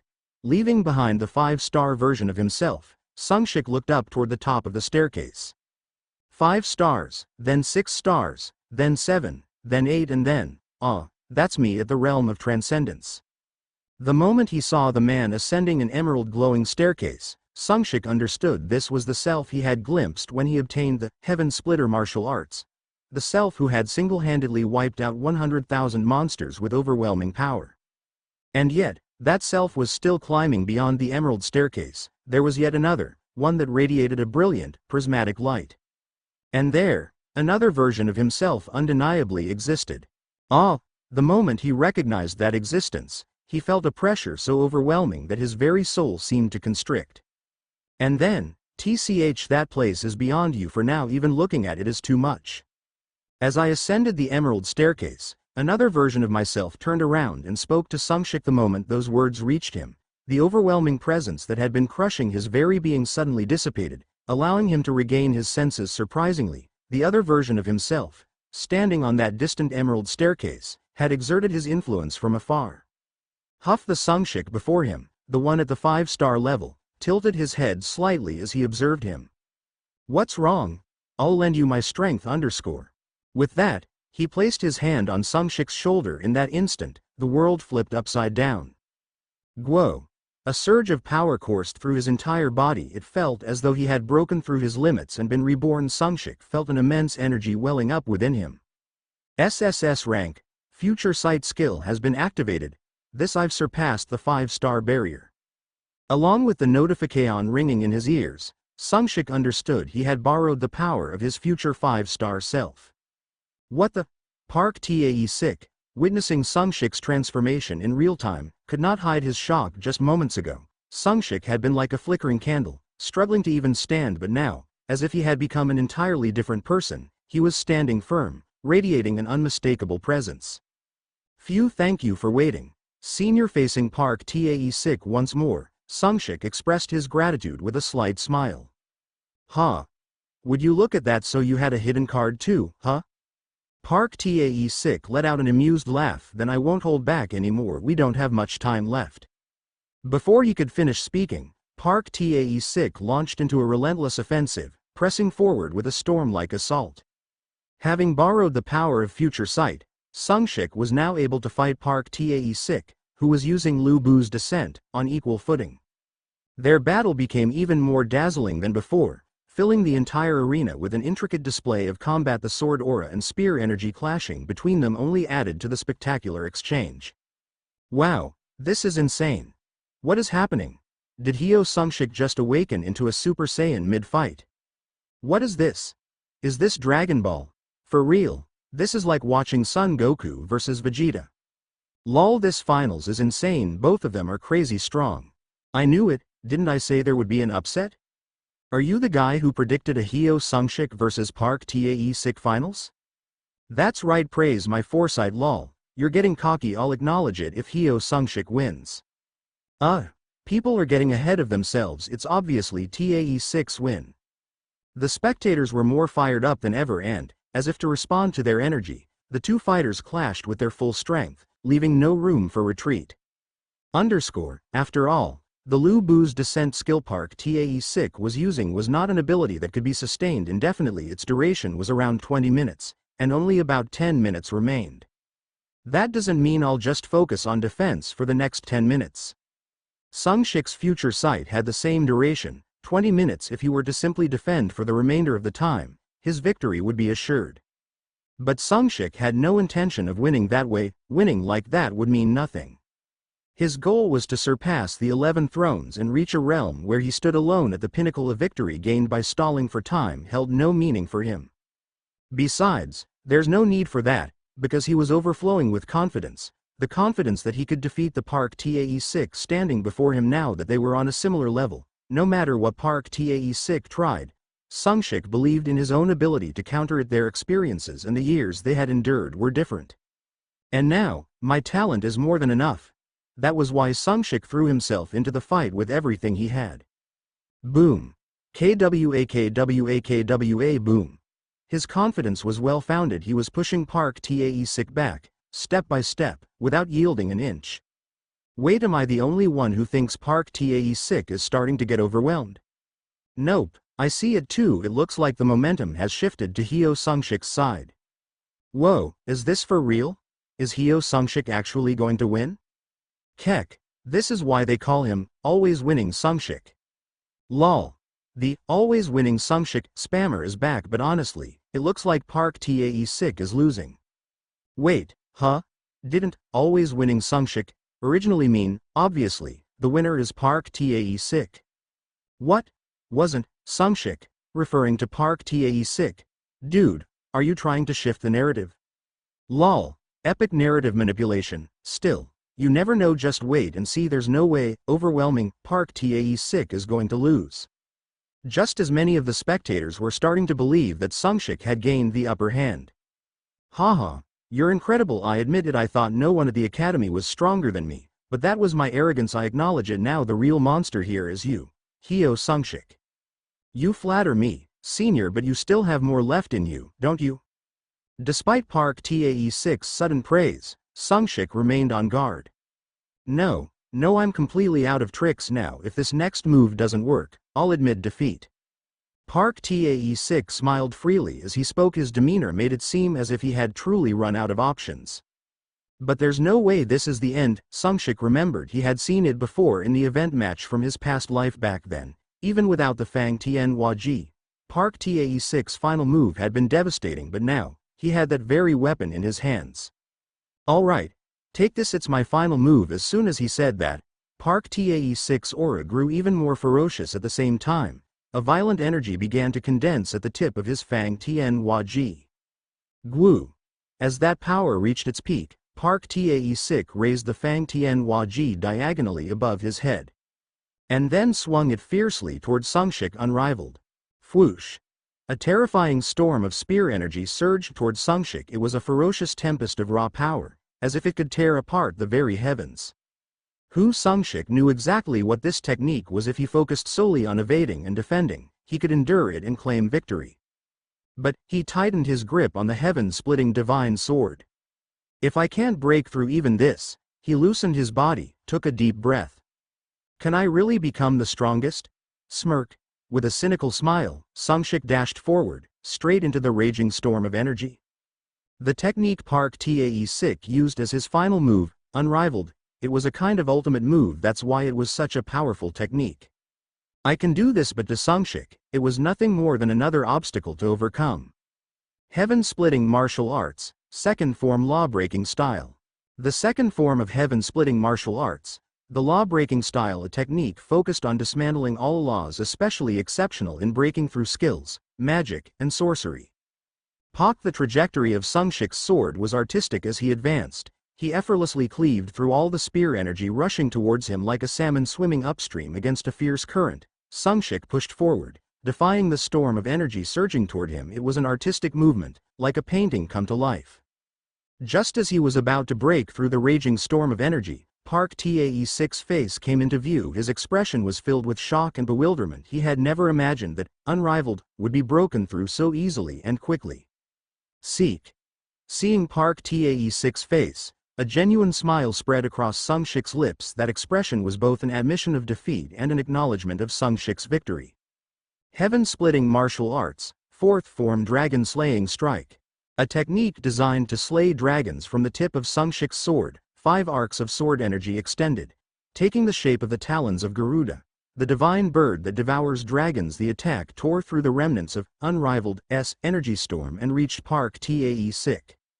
Guk, having exhausted all his strength in Unrivaled, Park Tae-sik had no energy left to defend himself. He coughed up a mouthful of blood and collapsed, showing no signs of getting back up. Everyone watching the outcome was frozen in shock. Beep. Match over winner, Hyo Sungshik.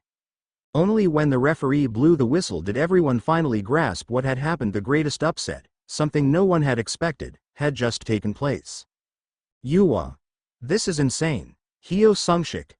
This can't be real. Is this actually happening?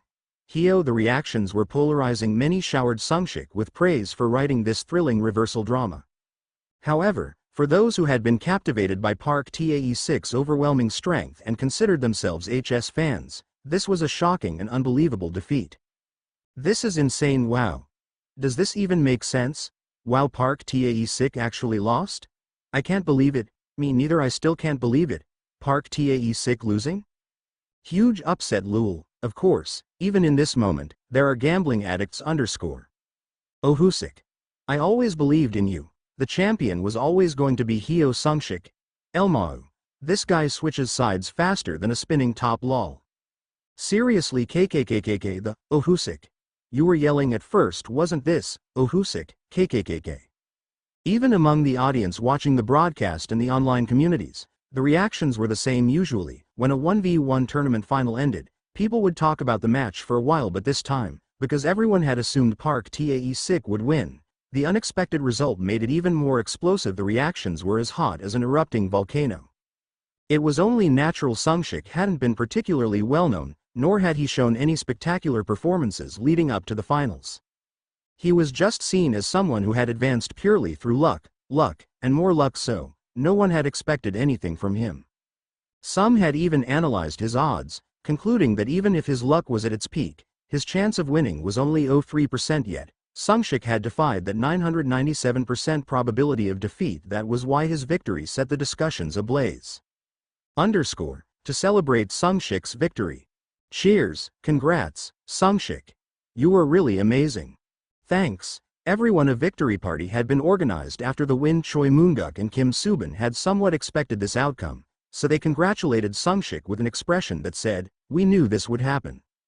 Honestly, I thought maybe, just maybe, Sungshik could win, but wow, this is nuts." But seriously, what's your rank now? Weren't you just a 1-star a little while ago? Does this even make sense? I still can't believe you actually won. Just wow. Sung Ji-won spoke like a machine gun, his words pouring out non-stop. He was the only one who didn't fully understand Sungshik's abilities. That's why he was the most shocked and was practically bouncing with excitement. What's going on? Why are you two so calm? Wait, was I the only one who didn't know? Still flustered, Ji-won turned to Choi Moonguk and Kim Subin, who were looking at him as if he were amusing. Ha ha ha, Ji-won, you were the only one who didn't know. Wait, seriously? I was the only one? Ji-won turned sharply toward Sungshik, as if demanding an explanation. His eyes practically shot lasers.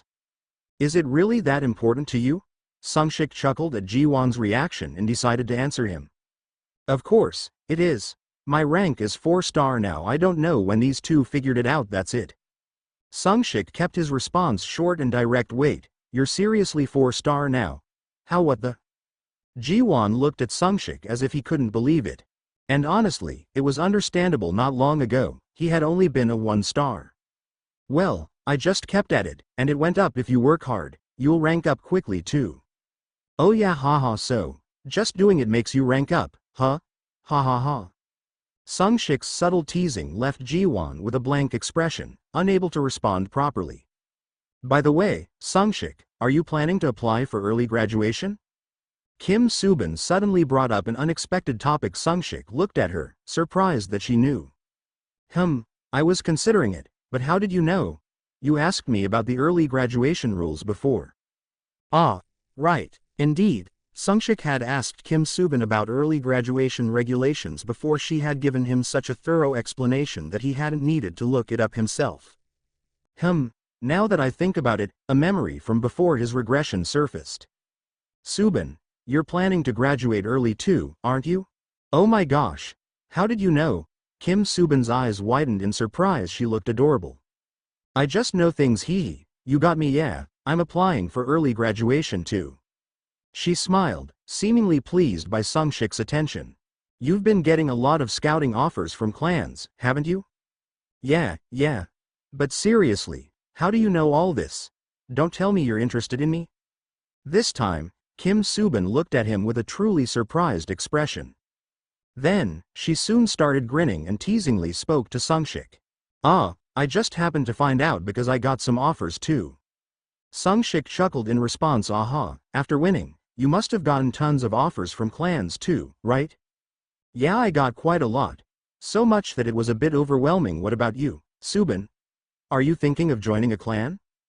Before her regression, Kim Subin had joined the Shining Clan, one of Korea's top 10 clans, which allowed her to graduate early. She later found out that Shining Clan was actually the Korean branch of Noah's Ark. Yeah, I already have a clan in mind. What about you, Sungshik? Are you planning to join one? Kim Subin waited for Sungshik's answer with eyes filled with subtle anticipation. I haven't decided yet, but I plan to act alone for now. Oh, you're going solo? Kim Subin responded with a slightly disappointed tone. Yeah, I think it's better to go solo for the time being. Alright, but if you ever think about joining a guild later, promise me you'll tell me first, okay? Kim Subin looked up at him with bright, sparkling eyes, looking so adorable that Sungshik chuckled again before answering coolly. Sure, we'll see. After winning the 1vs1 tournament, Sungshik became an overnight star within the academy. On top of that, countless clan scouts who had been watching the tournament bombarded him with love calls, making this the period in his entire life, before and after his regression, when he received the most attention. Phew. Getting this much attention is surprisingly exhausting. Sungshik sighed as he finally managed to shake off yet another persistent clan scout. He muttered to himself with a drained expression, but it doesn't feel bad. But what's going on with Heaven Splitter? With eyes filled with slight concern and curiosity, Sungshik looked down at the Heaven-Splitting Divine Sword. Heaven-Splitting Divine Sword. Grade. Mythic description. The Divine Sword of the Heaven-Splitting Sect, a legendary sword that was said to have once split the sky. It is an indestructible sword imbued with mythical energy, cannot be broken. Attack power. B. Scales with the mastery of Heaven-Splitting Divine Art. Options. Plus 10% increase in Heaven-Splitting Martial Arts Power, Scales.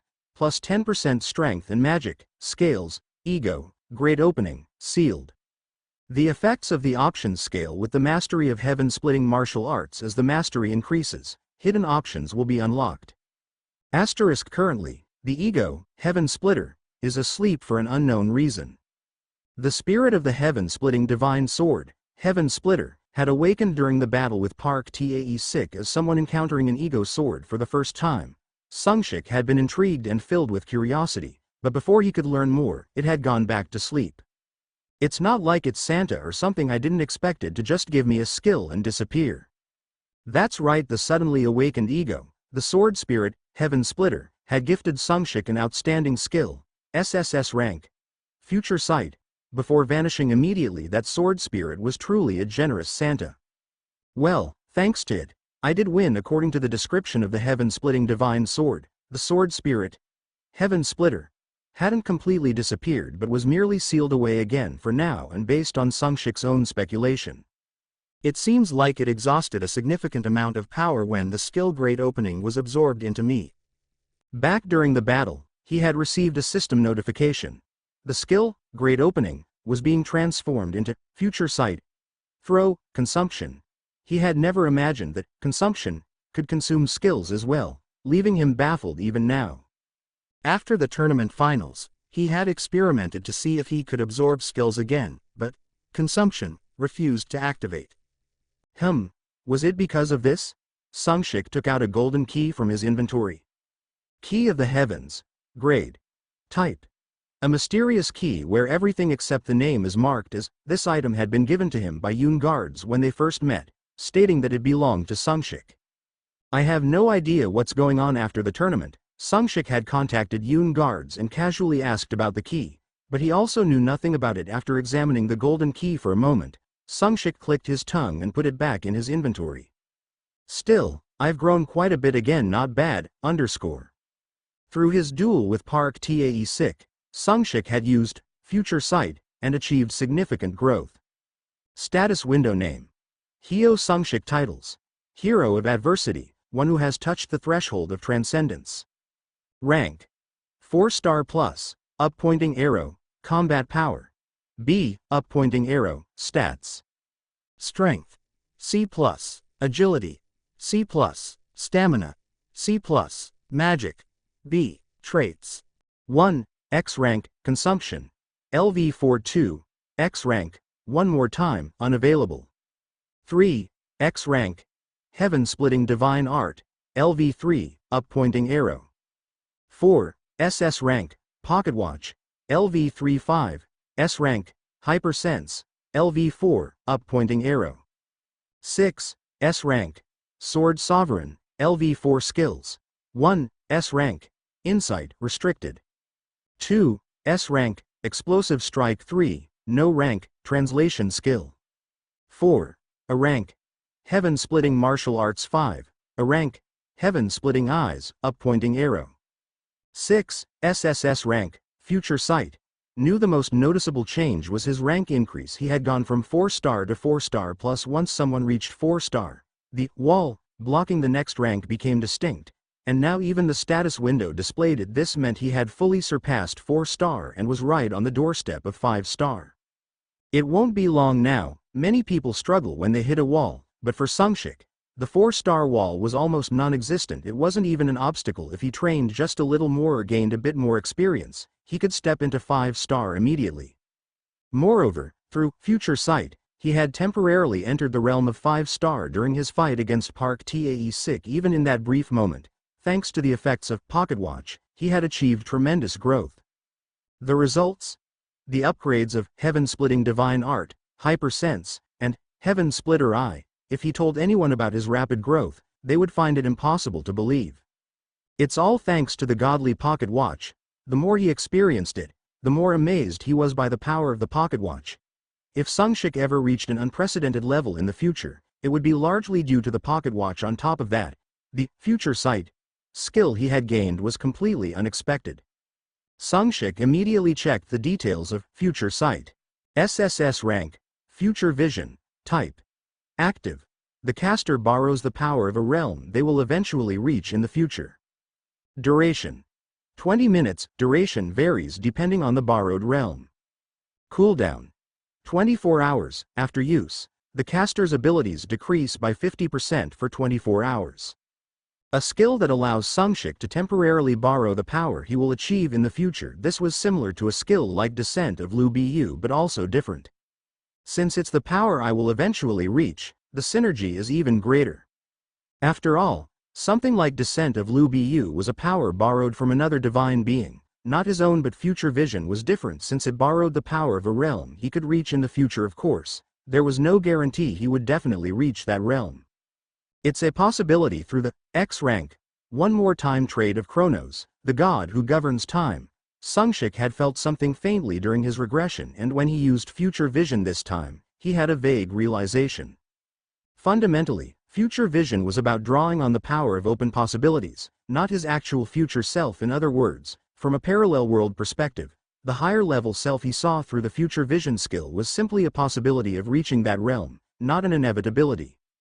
But I will reach it. He was confident not only in reaching the 9-star realm he saw but even ascending the iridescent staircase beyond it.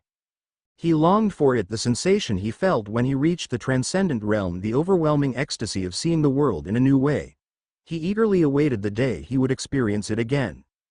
And what would it be like to stand there? The transcendent realm above the current highest realm. Just sensing its presence had nearly overwhelmed his consciousness. He was deeply curious about what that realm truly was. Just imagining it sent a thrill through him. Sungshik calmed his rising emotions and steadied his mind. No need to rush, one step at a time. Having regained his composure, Sungshik went over the rewards he had received for winning the tournament. The championship prizes were threefold. The first was a cash prize of 200 million won. Money was necessary in this era, where gates were breaking, national borders were collapsing, and currency was gradually losing its function. Money was still the most important tool. There were more things money could do than things it couldn't. Everyone knew that to survive in this world, money was essential. 200 million should last me until the gate break occurs. Even now, before the gates fully broke, society was already being restructured around superhumans for high-ranking superhumans. Money naturally followed them. That was why the Academy's finances were so generous. Despite being an annual cadet competition, they had no hesitation in awarding a 200 million won prize. The second reward was coins. Upon reaching the 2-star realm, one could access the system community, where these coins were the main currency. In a way, they were even more valuable than modern money. After all, coins were directly linked to a superhuman's combat ability. Thus, the 300,000 coins he received as a prize were not an enormous amount but would still be quite useful. What should I do with these? The final reward was none other than a B rank random skill orb. These orbs were rare resources, occasionally dropped by gate boss monsters or sold in the community shop at exorbitant prices. It was safe to say that the main prize of the tournament was this skill orb. However, since it was not a guaranteed B rank skill orb but a general B rank random skill orb, the element of luck was heavily involved. If it were a guaranteed B rank skill orb, it wouldn't have been given as a tournament prize in the first place. That was obvious. A B rank skill orb was something that even active 5-star and above superhumans would covet. The means to acquire skills were extremely limited, and obtaining a skill of B rank or higher was incredibly difficult. This made B rank skill orbs incredibly valuable. Should I sell this or not? Thus, he hesitated. Realistically, random skill orbs usually resulted in obtaining the lowest possible grade. The skill orb he had received as a prize was no exception. General B rank random skill orb. Using this will grant a random skill between B and F rank. Because the lowest possible rank was F, and the orb itself was only of general grade, the likelihood of obtaining a low-tier skill was high. If it had at least been of advanced grade, the lowest would have been E rank. Given that the chances of drawing an F-rank skill were overwhelmingly high, selling the orb on the system community free market to earn coins was the rational choice. Despite its randomness, the small chance of acquiring a high-rank skill made these orbs sell for exorbitant prices. The demand far outstripped the supply, leading to inflated market prices. If I end up with an F-rank skill, it'll be useless, so I should just sell it him?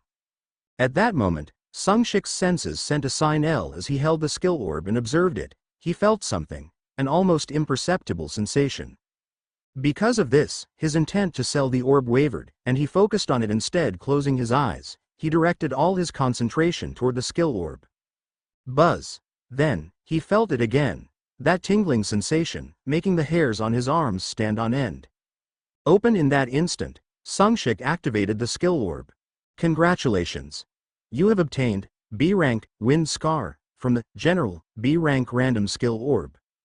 Sungshik was shocked. He had felt a strong premonition that he would get a high-ranking skill, and against all odds, he had actually drawn the best possible outcome, a B-rank skill. Wow! His amazement wasn't just because he had obtained a B-rank skill, it was because this experience opened up new possibilities for future situations. This must be thanks to my hypersense trait. Sungshik's intuition was correct. His hypersense trait had reached level 4, and this was one of its hidden effects. This is amazing. Perhaps the hypersense skill was actually an overpowered skill? With that thought in mind, Sungshik examined the B-rank Wind Scar skill he had just obtained. B-rank Wind Scar type. Active, creates multiple blades of wind and sends them flying forward. Attack power. Proportional to the caster's magic coefficient. Cooldown.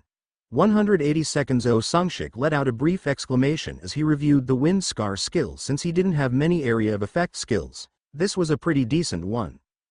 Damage that scaled with the magic stat rather than being fixed was a rare option even among B-rank skills. The cooldown of 180 seconds wasn't bad either. It was practically an A-rank skill in disguise. Not bad. It wasn't just talk. It really was a great gain. This was enough of a jackpot to celebrate. Good thing I didn't sell it in the community. Sungshik applauded his own decision to follow his intuition and use the skill ball instead of selling it. Now that I think about it, should I check out the community? Accessing community. Connecting to the community. User confirmed. Welcome. X. Returner. Community. General discussion. Tips and know-how. Regional boards. Shop. Marketplace. It had been a while since he accessed the community. Sungshik considered buying another random skill ball with his coins to try again. He immediately navigated to the shop and marketplace to search for random skill balls. Search results for General B rank Random Skill Ball. 2 results found. Wow! Seriously, clicking his tongue, Sungshik shook his head. General B rank Random Skill Ball. 5 million coins. Nothing was available in the shop, and the only listings in the marketplace, where supers posted items for sale, were priced at 5 million coins. The reasonable priced ones had likely already been sold, leaving only the overpriced ones unsold. Smacking his lips, Sungshik considered searching for C-rank random skill balls but decided against it given his current specs. Anything below C rank wouldn't satisfy him, so there was no need to waste coins. And I probably couldn't afford it anyway. With barely 300,000 coins to his name, he wouldn't be able to buy it. Regardless, he decided to revisit the strange sensation he'd felt earlier another time and instead navigated to the general discussion board. The board was the same as always: casual conversations, daily news, and occasional social interactions. However, one post stood out. Author: A. Shumperian. Title: The frequency of gate occurrences is increasing. Content: I happen to look at some statistics, and the graph for gate occurrences is steadily rising. I'm worried that something might happen. B+. Yoshimoto. It's true that they're increasing here too. I'm from Japan. Where are you from, Op? A. Shumperian. I'm from Mexico. It definitely seems like gate occurrences are increasing worldwide, and that's concerning. B+. Yoshimoto. Yeah, I feel uneasy about it too. Anonymous, Byung. No need to worry, gate occurrences naturally fluctuate. B+. Yoshimoto. That may be true, but this time they seem to be increasing non-stop. Anonymous, Byung. It's just a temporary phenomenon. It'll settle down again, and even if it increases, so what? The number of supers is also growing, so they'll handle it. A post expressing concern over the increasing frequency of gates and a counter-argument dismissing it as paranoia. Sungshik decided to chime in as well. Author: X. Returner. Title: You should be cautious about gate occurrences. Content: The steady increase in gate appearances is a warning sign, and you should all be vigilant. Don't fall into a false sense of security. Always consider the worst-case scenario. C. Jarrowing. Whoa, amazing. An EX rank. B. Toshiro. Oh, this is the third X ranker who caused a stir on the board a few months ago. C.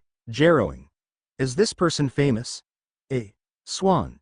Yeah, this guy showed up a few months ago as the third X ranker, and the board was buzzing for a while. I'm super curious about his traits. S. Chrome. Since an EX ranker is saying this, it wouldn't hurt to pay attention. I'll have to educate my guild members on this too. See. Jarrowing. Whoa, Chrome. Aren't you the guild leader of Germany's bulldozer guild? The only thing he could do to prepare for a potential gate break was to leave messages like this, hoping that someone would take it seriously. After leaving the community, Sungshik headed straight for the academic office. He was planning to apply for early graduation. Oh, it's Hyo Sungshik. Where? Whoa, look at his aura, that's insane. As Sungshik walked past, most of the students recognized him and expressed admiration. After winning the tournament finals, he had become a star, and there was hardly anyone in the academy who didn't know him. Unconsciously, his shoulders lifted slightly. So this is what recognition feels like. Sungshik had always been an extra, never the main character, but now that he was receiving attention as a protagonist, it wasn't bad. No, to be honest, it felt great. Phew, I want to get even stronger. Once again, the desire to grow stronger surged within him. Having tasted the thrill of being in the spotlight, he had no intention of returning to a life of obscurity. The thought of graduating as soon as possible to become even stronger solidified in his mind. Soon, he arrived at the academic office and filled out the early graduation application form. You've already completed the requirement of clearing 10 gates. Yes, would you like to apply for the theory exam now as well? Yes, please process them together. That's right, to graduate early, he needed to clear 10 gates, pass the third-year theory exam, and finally, the last requirement is placing in the top 10 of the third-year academy ranking tournament. He had to secure a top ranking in the tournament. Understood, I'll be back in 2 weeks. A confident smile stretched across Sungshik's lips. 2 weeks was more than enough time to dominate the ranking tournament. Ranking match, as the name suggests, the ranking battle was a system that determined rankings through competition among third-year students at the Superhuman Academy. There were about 1,200 third-year students, including those who had failed to graduate. Since many superhumans had been unable to graduate for over a year or two, the ranks were quite stagnant. To graduate early, one had to rank within the top 100 out of these 1,200 students. The ranking system was simple. It was based solely on individual combat strength. Each student engaged in one-on-one duels, earning points based on wins and losses. The rankings were determined by these accumulated points. There was even a common joke about it. Isn't the ranking battle mostly about luck? The reason for such talk was simple. Even if two students had similar combat strength, their traits and fighting styles could create natural advantages and disadvantages. Well, that has nothing to do with me. Indeed, for someone like Park Tae-sik or Hyo Sungshik, who possessed overwhelming combat power, compatibility didn't matter. They could dominate the ranking battle with an undefeated streak. That was why Sungshik planned to climb the ranks as quickly as possible and graduate early. Thud, cough, cough, I lost. The opponent clutched his stomach and collapsed after taking a single punch from Sungshik. Cadet Hyo Sungshik, victory. With powerful superhumans like Park Tae-sik and Han Hyeryong having graduated, very few could stand against Sungshik. For most students, a single hit was enough. Wow, he's finishing everyone with just one punch. He's literally a one-punch man. The nickname was well earned even against weaker opponents. Knocking them out in one blow required an overwhelming gap in skill, but more than just the skill gap, Sungshik had heaven-splitting eyes. A skill that allowed him to see his opponent's weak points. Against opponents weaker than him, their weaknesses were glaringly obvious. Sungshik simply needed to strike those weak points, and the fight was over. He might have an even stronger presence than Park Tae-sik. Well, he did beat him, after all. Damn, that's insane. Park Tae-sik had once held the undefeated rank 1 title, but Sungshik was now rising through the ranks even faster, exuding an even greater aura of dominance. Most of the graduates were gone, leaving only newly promoted third years and those who had failed to graduate. This made climbing the ranks even easier. Hey, why are we fighting already? Haha, I know, right? Let's have a good match. I'm going all out. That was how he ended up facing Sung Ji-won Gwa. Sung Ji-won was no exception. He was sent flying with a single hit. Why, you cruel bastard, how could you do this to a friend? The world of competition is cold. Sungshik replied with a wink as he looked down at Sung Ji-won, who glared at him resentfully from the ground. Damn it, this makes me want to get stronger. I wish you luck, my friend. Since every third-year student had to be matched regardless of rank, encountering Sung Jiwon was inevitable. Ah, Sungshik, hi. Oh hey, Subin ah. Seeing you here is kind of scary. Go easy on me, will you? I'll try. While making his way up the rankings, he encountered Kim Subin. Considering that she once pressured even Park Tae-sik, seeing her act coy made him chuckle. She attacked with full force right from the start, her strikes sharp and relentless. Falling moon moonlit dew full moon's descent, her attacks were dazzling. Watching her unleash every offensive skill she had was like witnessing the arena being lit up by a spectacular light show. Whoa, he's blocking all that with just one sword. Since when were swords defensive weapons? But more impressive than her attacks was Sungshik. With just one sword, he neutralized everything, parrying, deflecting, and redirecting each strike flawlessly. When she unleashed a wide-range attack, he effortlessly blocked it by forming a defensive barrier with his sword. Huff. Having exhausted herself with a relentless offensive, Kim Subin breathed heavily. Sungshik, who had only been defending, stepped closer to her. TCH, I lost. Good effort. I didn't expect to not even land a single hit.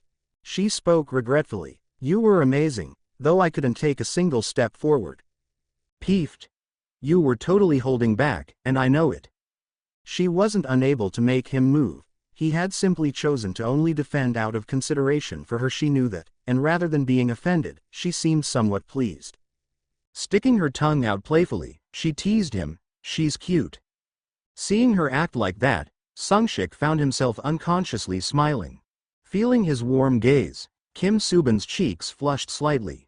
Good job thanks. As he looked at her, he felt the sudden urge to pat her head but stopped himself for a moment. Sungshik wondered when he had last been in love. Before his regression, he never had the chance to seriously be with anyone. At first, he had struggled desperately to catch up, and later, he had fought merely to survive. Then, during the third night trial, he met Gong Haeyeon. She was superior to him both in combat and mental resilience. Having lost all her family during the night trials, she was emotionally shattered. Yet, when she saw Sungshik struggling desperately to survive, she embraced and comforted him. That was when Sungshik opened his heart to her. They had relied on each other, forming an unbreakable bond. Was that love? Before he could answer that question, he lost her during the fifth night trial. He remembered weeping bitterly the day she died. That was the last time he had ever been with someone after living such a life before his regression. Sungshik wasn't sure what he felt whenever he looked at Kim Subin. Affection, or something with the potential to become more. He shook his head. Now was the time to focus on becoming stronger. There wasn't enough time to move forward, let alone stop and look around if the time ever came when he had the luxury to do so. Maybe then I'll find my answer. Clearing his thoughts, Sungshik smiled at Kim Subin. Let's go, I'll buy you a meal since I lost. I'm picking something expensive today. Looking at Kim Subin, Sungshik felt something warm stir within him. Yeah, let's feast on an entire cow today without overcomplicating things. He simply enjoyed the lingering emotions of the moment. Sungshik's steps, as he walked alongside Kim Subin, felt noticeably lighter. Kim Subin. The first reason she ever got close to Sungshik was none other than Subin. Sungshik might be the key to saving humanity. The moon goddess Luna. In her astrological readings, Sungshik had been designated as such. That was why, following Luna's advice, she began to build a connection with Sungshik. Initially, that was the only reason. She had already heard of Sungshik before. He was, in a way, somewhat famous, though not in a good way. Oh, Sungshik? Isn't his nickname Kuruma? It was a name given to him because he had failed to awaken a special ability for over a year at the Superhuman Academy. People believed he had no chance of graduating and would end up as nothing more than a porter for superhumans in the outside world. Because of this, there were those who looked down on him and mocked him. Kim Subin never had any intention of joining such groups or belittling Sungshik, but she had overheard his nickname and circumstances a few times by chance that only made her more curious. Why had he been designated in Luna's astrological reading? After that, she began observing Sungshik from a distance. The first student to score a perfect mark on the Superhuman Academy's fifth theoretical exam. He suddenly gained attention for scoring full marks on a theory exam. Cleared a mutation gate. He cleared a mutation gate entirely on his own. An unprecedented turnaround from dead last to the strongest student in the academy. He wrote an unexpected underdog story, going on to win the tournament. The transformation she had witnessed in Hyo Sungshik was astounding. Some dismissed it as mere luck, saying he had just awakened an extremely good ability, but she knew the truth. Incredible effort. The Hyo Sungshik she observed never wasted a single moment. She knew that his dramatic change was backed by an unimaginable amount of hard work. Before she realized it, she found herself looking forward to what he would achieve next and silently cheering for his efforts. That was why she felt disappointed. A guild? I haven't decided yet, but I plan to act alone for now. When he said he wasn't planning to join a guild, the first thing she felt was regret deep down. She had hoped that they would end up in the same guild after the academy. So, without thinking, she made a request. All right, but if you ever decide to join a guild, promise me you'll tell me first? Kim Subin still didn't fully understand her own feelings. She thought her desire to stay with him was simply because she wanted to support him. Here was someone watching the two of them with great interest. Fufu, this is such a sweet time for you both. The moon goddess Luna smiled warmly as she observed Kim Subin. Hyo Sungshik's unstoppable march through the ranking matches became a hot topic in the Sasu community. Anyone here seen Hyo Sungshik in the ranking matches? I did right now. He's at 48 wins, 0 draws, 0 losses, ranked 128th. Wow, only 5 days in and he's already at rank 128? Insane. At this point, isn't he even more overwhelming than Park Tae-sik? Agreed. Everyone just collapses in a single hit. He's literally One Punch Man. One Punch Man lol. I totally agree. The academy students were reacting with fervor as they watched his ranking matches, and understandably so. In just 5 days, he had climbed from dead last, 1200th place, to the top 100. It was an unbelievable pace. Fighting 10 matches a day required immense stamina, but even more impressive was his 50-match undefeated streak. Normally, it would be difficult to accumulate enough points to enter the top 100 in just 50 matches. However, because Hyo Sungshik had won every single match, he gained additional streak bonuses, catapulting him into the rankings. Now, with just a few more wins, he would secure a spot in the top 100, his initial goal for early graduation. But Hyo Sungshik had no intention of stopping at rank 100. Since I've come this far, I might as well take first place. His confidence wasn't baseless. With Park Tae-sik gone, there was no one left to challenge him. It was like a lone wolf stepping into a pen full of sheep. He's a real ecological disruptor. Honestly, doesn't this scream early graduation? Park Tae-sik had his reasons for staying, but Hyo Sungshik should just graduate early. Yeah, no doubt he's definitely graduating early. If that exhibition match against the instructor had actually happened after the tournament finals, I bet Hyo Sungshik would have won. Come on, no way, he's still just a student. No way he could beat an instructor. Did you even see his presence in the finals? Even if it had been Park Tae-sik instead, he still would have won. Agreed. At this point, even the other students acknowledged that Hyo Sungshik was on a completely different level, an untouchable anomaly in the Superhuman Academy. The exhibition match against the instructor had been cancelled due to Hyo Sungshik's injuries in the finals, but if it had happened, many believed he would have won. And with all eyes on him, he finally did it, achieving first place with an overwhelming undefeated streak in just 2 weeks. Ranking match standings. First, Hyo Sungshik 3,412 points, 129 matches, 129 wins, 0 draws, 0 losses. Second, Ji Hana 2,708 points, 113 matches, 67 wins, 3 draws, 43 losses. 17th, Kim Subin 2,369 points, 79 matches, 75 wins, 1 draw, 3 losses. 1,189th, Sung Ji-won 359 points, 88 matches, 6 wins, 0 draws, 82 losses. He had secured first place with an overwhelming lead over second place. The fact that he had completed 129 matches in just 2 weeks was impressive enough, but even more remarkable was, undefeated as expected, he had won every single one of his 129 matches. No one had been able to stop him. He had already reached first place before the 10-day mark, setting a new record for the fastest climb to the top. Though overshadowed by Hyo Sungshik, Kim Subin had also climbed into the highest ranks with an impressive win rate. If not for him, she would have been the one in the spotlight. After leaving yet another record in the academy, Hyo Sungshik realized that the time had come. Early graduation, that's right. Having also passed the theoretical exam with ease, Hyo Sungshik had now met every requirement for early graduation. Before I submit my request, there's someone I need to see first. He recalled the person he needed to meet before graduating and began walking toward them. The very top floor of the Superhuman Academy's main building, passing through the secretary's office in the middle, Sungshik headed toward the central room at the topmost level and knocked on the large door. Knock, knock, come in, Kriak. As he stepped inside, an elderly gentleman was stroking an orchid in the corner of the room. It's been a while, Principal Sungshik. It has indeed been a while. You look even more impressive since I last saw you. That's right. Before officially applying for early graduation, Sungshik had come to visit none other than the principal's office. The principal placed the towel he had been using to wipe the orchid on the table and moved toward the central table. I've heard rumors that you're dominating the ranking matches. They say you've been climbing up with an unprecedented performance. I could tell from our first meeting that you were exceptional, but you've truly proven yourself. You flatter me. I was just lucky. That's all. Sungshik responded modestly to the principal's praise.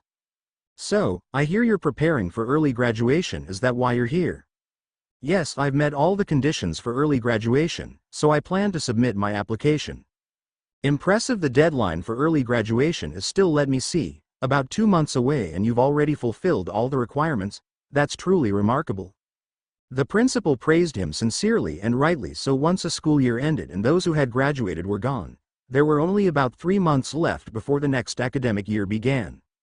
The graduation and entrance ceremonies were held simultaneously just before the new academic year started, meaning that those who wanted to graduate early had to complete all requirements within that brief 3-month window. Even with careful preparation, achieving all the requirements in that time frame was extremely difficult, especially since a new rule had recently been added: completing 10 gate clearances. Reaching the top 100 in the rankings, clearing gates, and preparing for the theoretical exam all within just 3 months was a near impossible task, yet Sungshik had managed to do it all in just 2 weeks. Completing some gate clearances in advance through the gate experience class helped a lot. It's all thanks to your guidance, Principal. Ha ha ha. What guidance? It's all thanks to your own abilities. They exchanged humble words, making for a warm atmosphere. Still, it's a shame to see you go with Park Tae-sik also leaving. It feels like our academy is losing 2 of its brightest stars. I appreciate the kind words. So, is there something else you wanted to discuss? Yes, actually, I have something important to say. The principal's experience was evident. He could tell just from Sungshik's demeanor that he had something else on his mind. Sungshik was inwardly impressed. Experience really is something you can't ignore. He had been wondering when to bring up the topic, but since the principal had set the stage, it was much easier now. Principal, what I'm about to say might sound absurd, but please hear me out to the end. Of course, go ahead. As Sungshik adopted a serious tone, the principal also listened intently. In the coming years, the world may face a major upheaval. With the atmosphere set, Sungshik began to speak solemnly. That's right. Before leaving, he had come to warn the principal about the upcoming gate break. This was the best he could do within his current limitations. At the moment, the Superhuman Academy's education system was becoming increasingly complacent in response to the prevailing sense of peace. Practical training was being overshadowed by theory, and the lenient curriculum was turning superhumans into nothing more than hothouse flowers. There were only 2 years left until the gate break occurred. He wanted the academy to focus more on real combat and instill a sense of urgency in its students, even if only for those 2 years. Perhaps, even in a small way, it could plant the seeds of change. After listening in silence, the principal let out a long sigh. Ha! So what you're saying is that there could be a global-scale gate break in the near future? Yes, that's correct. I have heard reports that gate occurrences have been increasing recently, but I never considered the possibility of a full-scale gate break. May I ask what led you to this conclusion? Fortunately, the principal seemed to be somewhat aware of the increasing frequency of gate appearances. That made it easier to explain. I heard it from Yun Guards. How well? If Yun Guards said so, then I'll need to take it more seriously. Very well, I'll get in touch with him and see what he has to say, and I'll also consider revising the academy's training guidelines to prepare for the possibility of a gate break. Hearing the principal's positive response, Sungshik felt a weight lift off his shoulders. As expected, using Yun Guard's name works like a charm. Before coming to the principal's office, he had already spoken to Yun Guards on the phone. A gate break, huh? Well, our leader had already predicted something like that. Where did you hear about this? Let's just say I came across some information. Haha, Sungshik, the more I learn about you, the more mysterious you seem. You're like an onion, layer after layer. You flatter me, I'll leave it in your hands, then. But the leader of Noah's Ark is impressive. If they've already foreseen the gate break, they must have great insight. At the same time, he found it curious. If they had known about the gate break, why hadn't they done anything to prevent it? Either their influence is smaller than I thought, or there are other circumstances at play. He pondered briefly but soon shook his head. Overthinking might lead to unnecessary biases. Then, I sincerely thank you for everything. It is I who should thank you for growing into such an outstanding individual. See you at the graduation ceremony. Having conveyed his message to the principal, Sungshik then proceeded to the academic affairs office to submit his early graduation application. With 2 months left until the early graduation ceremony, Sungshik dedicated himself to personal training, focusing entirely on honing his skills. While he aimed to improve his stats through consistent training, he was also preparing himself for something significant. Phew, I think I'm just about ready. Before Sungshik lay the legendary 1,000-year ginseng. Indeed, before his graduation, Sungshik planned to consume the 1,000-year ginseng. It was a medicinal herb on an entirely different level from the 100-year ginseng. Even before his regression, fewer than 5 instances of a 1,000-year ginseng had ever been discovered. It was that rare and precious. Thus, he had meticulously prepared himself to consume it properly. Crunch. Without hesitation, Sungshik placed the 1,000-year ginseng in his mouth and chewed. True to its name, its size was even greater than that of a 100-year ginseng, but with the mindset of not letting even a single root fiber go to waste, he devoured it all. At that very moment, a massive surge of energy began to stir within his stomach. Recognizing the onset, Sungshik swiftly assumed a lotus position and activated heaven-splitting heart technique. Absorbing the essence of the 1,000-year ginseng through heaven-splitting heart technique. It was far more intense than he had expected. If the energy flow when consuming a 100-year ginseng had been like a gentle stream, the energy from the 1,000-year ginseng was akin to a raging river in full flood. Sweat beaded on Sungshik's forehead. He had never consumed a medicinal herb of such potency before. Even in his past life, he had only heard tales of how extraordinary the 1,000-year ginseng was, but never had he been warned of how difficult it was to manage its effects upon ingestion. Fortunately, he had prepared himself for this moment through rigorous training and conditioning. Drip. The continuous stream of sweat pouring from Sungshik's forehead was a testament to the grueling battle he was enduring. Normally, a 1,000-year ginseng was considered safe for consumption only by those who had reached at least 6-star. However, such information was not widely known, and those who had consumed it in his previous life were all superhumans of 6-star and above.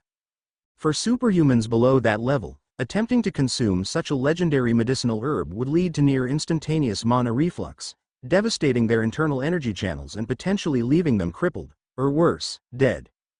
However, Sungshik was no ordinary superhuman. In his past life, he had reached 6-star, and now, he possessed the supreme martial art, heaven-splitting heart technique. This was the sole reason he could endure this perilous trial and gradually absorb the energy. He lost track of time when his body was completely drenched in sweat. A radiant light suddenly burst forth from him. Congratulations, you have partially assimilated the energy of the 1,000-year ginseng. Stats up, magic B, right pointing arrow A. You have broken through your limits. Congratulations, rank up. Your rank has risen to 5-star. At the same time, a series of notifications rang in his ears, but that was not all. You attempted to break through the barrier to 6-star but could not surpass it. The remaining energy has been sealed within your dantian. Phew. The effects of the 1,000-year ginseng were astonishing. Not only had he immediately ascended to 5-star, but he had even knocked on the door of 6-star. This was only possible because his understanding had already reached beyond 5-star. However, while his comprehension and energy were sufficient, his physical body could not withstand the breakthrough, preventing him from advancing further. Yet, he instinctively knew the barrier would not hold for long.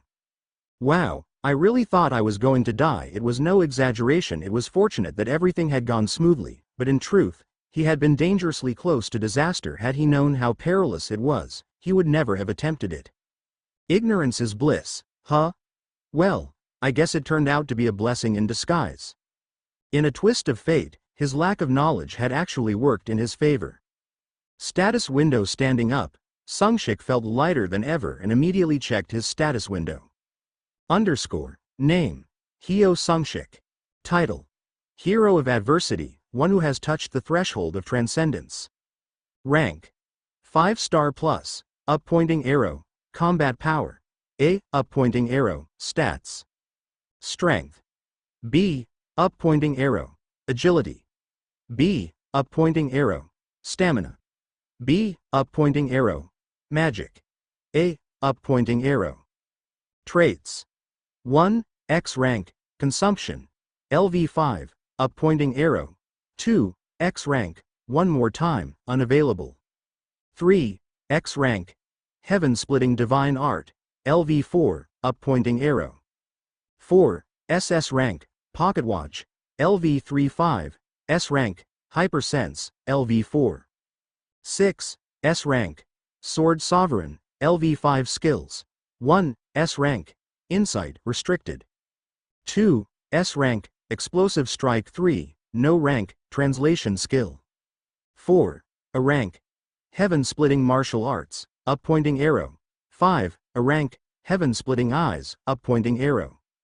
6. SSS rank. Future vision. 7. B rank. Wind scar. Wow. Seeing the updated status window, Sungshik couldn't help but let out a gasp of admiration. Several of his stats had jumped by 2 whole stages in one go. Rank. 4-star plus. Right pointing arrow. 5-star plus. Combat power. B right pointing arrow. A. Stats. Strength. C plus right pointing arrow. B agility. C plus right pointing arrow. B stamina. C plus right pointing arrow. B. Magic. B right pointing arrow. A traits.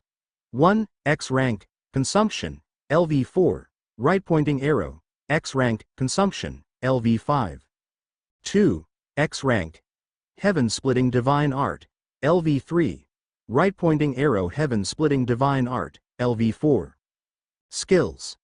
1. A rank. Heaven splitting martial arts. Right pointing arrow. A rank. Heaven splitting martial arts. 2. A rank.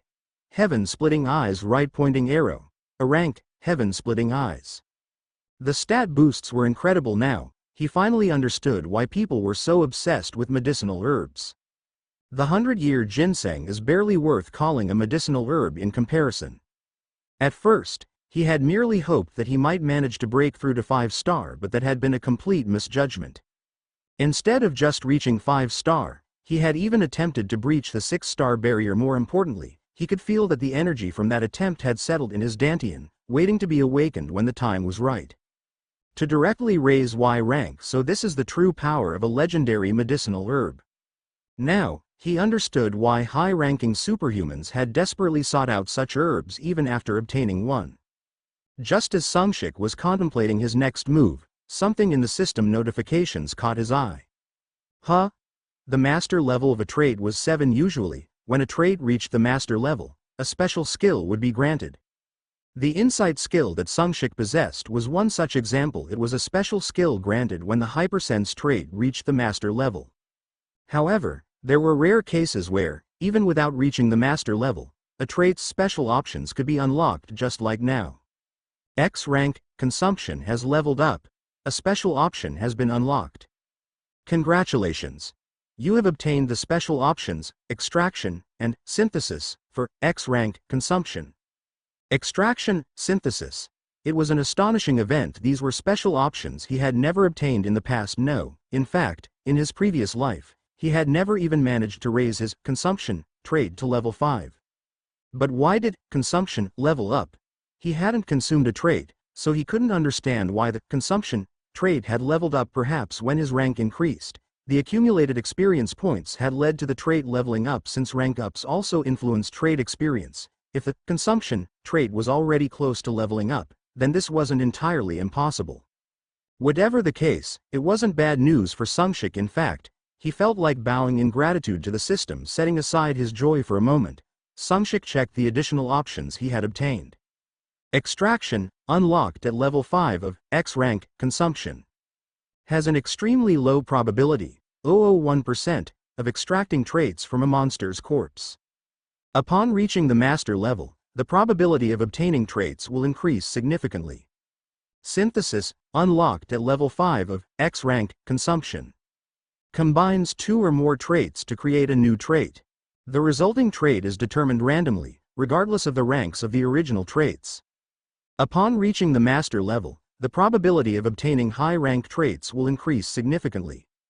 Oh, the moment he saw extraction. Sungshik's eyes lit up. A skill that allowed him to extract traits from monsters. Monsters of different species possessed unique traits of their own, for example, a troll's regeneration or an ogre's brute strength. Traits that represented their species. However, Sungshik's consumption trait had never allowed him to acquire such traits from monsters. This had always been a frustrating limitation. But now, with the newly acquired extraction option, he had opened a path to obtaining traits from monsters as well. But is this probability for real? 0.01%? It was an outrageously low chance. Mathematically speaking. He would have to attempt extraction on 10,000 corpses just to succeed. Once acquiring traits through normal methods would require an insane amount of grinding. Looks like I'll have to reach the master level before this becomes truly useful. At the end of the description, there was a key phrase. Upon reaching the master level, the probability of obtaining traits will increase significantly. If this was correct, then he needed to reach the master level before extraction became viable. The same seemed to apply to the synthesis option. The ability to combine traits to create new ones sounded great, but the fact that the resulting trait's rank was randomized was a concern. It felt like, in his current state, even if he combined high-rank traits, he might end up with low-rank ones instead. But will the synthesized trait be related to the original traits? As he considered synthesis, a thought suddenly struck Sungshik. He recalled his X rank. One more time trait. It was the trait that had allowed him to return to the past. Right now, it had exhausted its uses and was marked as unusable. But what if he synthesized this trait into something new? He couldn't help but wonder what kind of trait would emerge. Might be worth trying in the future rather than letting it sit there taking up space. It might be better to synthesize it into a new trait. I didn't expect to power up this much. His progress had far exceeded expectations. Setting aside the bonus trait options like extraction and synthesis, he had already reached a 5-star plus rank, and upon reaching 5-star, he had immediately knocked on the door of 6-star. To most superhumans, this would sound utterly absurd. Does that even make sense? You might as well say a goblin evolved into an ogre. That was how ridiculous it was. Sungshik's growth speed was beyond the realm of common sense. This must also be due to the effect of the pocket watch trait. The extreme growth he was experiencing was likely amplified by the effects of the pocket watch. This is just broken. Sungshik felt a deep sense of satisfaction as he looked at the pocket watch trait in his status window. He gazed at it as if it were a treasured family heirloom. But I'm still hungry. Thinking about how much stronger he would become in the future, Sungshik felt a tingling excitement in his chest.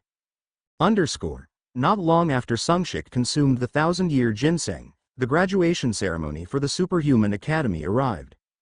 The Superhuman Academy's graduation ceremony. This event included not only regular graduates but also those who had met the conditions for early graduation. Normally, external visitors were prohibited from entering the academy, but on graduation day, they were granted access. Because of this, scouts from various guilds swarmed the event. They came to approach the superhuman graduates they had marked as recruitment targets. Hello, Superhuman Hyo Sungshik. We are from the Big Crown Guild, and as soon as the graduation ceremony ended, scouts approached. Sungshik was no exception, having already risen as the academy's top rising star. Numerous scouts surrounded him, trying to talk to him. Wow, Sungshik is really popular. Sung Jiwon, watching from a step behind, clicked his tongue in amazement. It was like watching fans swarming a celebrity. Sungshik, you must be happy being so popular. Kim Subin, speaking in a soft voice beside him, caused Choi Moonguk to interject. Subin, you're not exactly unpopular yourself. Indeed, despite already being set to join the Shine Guild, many scouts still clung to Kim Subin. Yeah, if I were a guild scout, I'd definitely try to recruit Subin too. That wasn't just empty talk. Kim Subin's star power was on par with Hyo Sungshik or Park Tae-sik when recruiting new superhumans. Guilds valued not just combat ability but also star power. A single well-promoted superhuman could shape a guild's entire image. That's right, Subin is pretty. After all, in that regard, Kim Subin's appearance also contributed to her star quality. Her fair skin and cute, pretty features naturally drew the gazes of many men. On top of that, her trait was from the dazzling, light, attribute series. With this, she had more than enough potential to become a major star. That was why, despite already having a signed contract with a guild, scouts still clung to her, eagerly sending love calls. Looks like everyone has good taste. Feeling proud after hearing the praises from Sung Ji-won and Choi Moon-guk, Kim Soo-bin struck an exaggerated pose.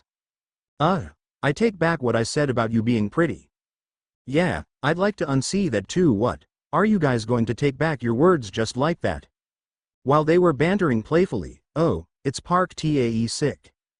Park Tae-sik. Hello, we are from Scouts rushed toward Park Tae-sik, who had come out a little later. It was like watching moths drawn to a flame.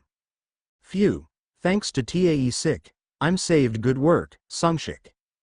Being popular is tough at times like this. Thanks to Park Tae-sik, Sungshik managed to escape from the horde of scouts and let out a deep sigh. His hands, which had been trapped among the crowd, were now filled with usiness cards from various guilds.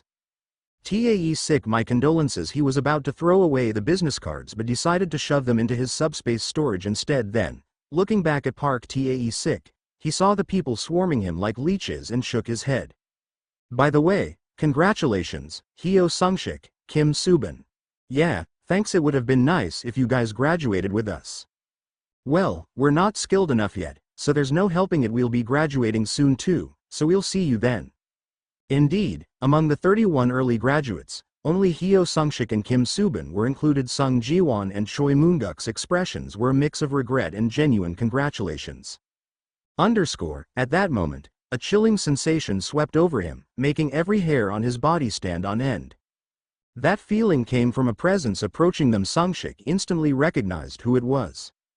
That man. Hello. A man approached with a bright smile. His hairstyle was completely different, but Sungshik immediately knew who he was. It's him. The man I saw back at Baekdu Mountain's Heaven Lake. His palms grew damp with sweat. Insight name, Lee Xiaoguang. Rank. Trait. The status window still displayed nothing but question marks except for the name, but the name alone was enough to confirm his identity. Who are you? I apologize for the late introduction. I am Lee Shuan of the Revolution Guild. At Choi Moon-guk's question, the man introduced himself. Revolution? Sorry, but that name doesn't ring a bell. That's understandable. We're based in China. We've just established a branch here in Korea. The man spoke with a relaxed smile, but knowing the malice hidden behind that expression, Sungshik became even more tense. I actually came to meet Hyo Sungshik. What? Did he recognize me and come here specifically? For a moment, a worry crept into his mind. Had this man realized who he was from their encounter at Baekdu Mountain? But this place is safe. No matter how strong he is, even a 7-star wouldn't dare cause a scene here. Sungshik quickly regained his composure. No matter how formidable this man was, he wouldn't recklessly act out in a place filled with so many superhumans. Besides, if he knew it was me, he would have approached me outside the academy, not here. It was a rational thought. If Lee Shuan had truly recognized him and came seeking revenge, he would have approached him somewhere outside, not inside the academy.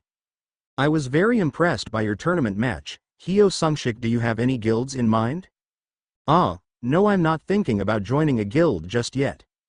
Lowering his voice slightly so it wouldn't be recognized, Sungshik answered carefully. The man didn't seem to notice anything strange about it. However, Sung Ji-won and the others beside him were giving him puzzled looks as if wondering, did he eat something weird? Why is he suddenly lowering his voice? That's unfortunate. If you ever change your mind, please contact me. With that, the man handed over a business card. The words, Revolution in were scrawled in a dark shade, with the bold typography giving it an impressive look, but instead of admiration, Sungshik silently cursed in his mind. That crazy bastard really is from Revolution Night. While cursing inwardly, Sungshik felt the man's unwavering gaze on him and met his eyes. Have we met somewhere before? You seem familiar. The man stroked his chin and narrowed his eyes slightly at those words. Sungshik felt his heart drop. My disguise should have been perfect. There was no way he recognized him by appearance. The reverse transformation ring had completely changed his face back then. If that was the case, did this man remember Sungshik's unique aura? Realizing this possibility, Sungshik's mind raced. He can distinguish that? Is that even possible? Recognizing a unique aura meant memorizing the mana scent of an individual, but mana didn't have a tangible scent.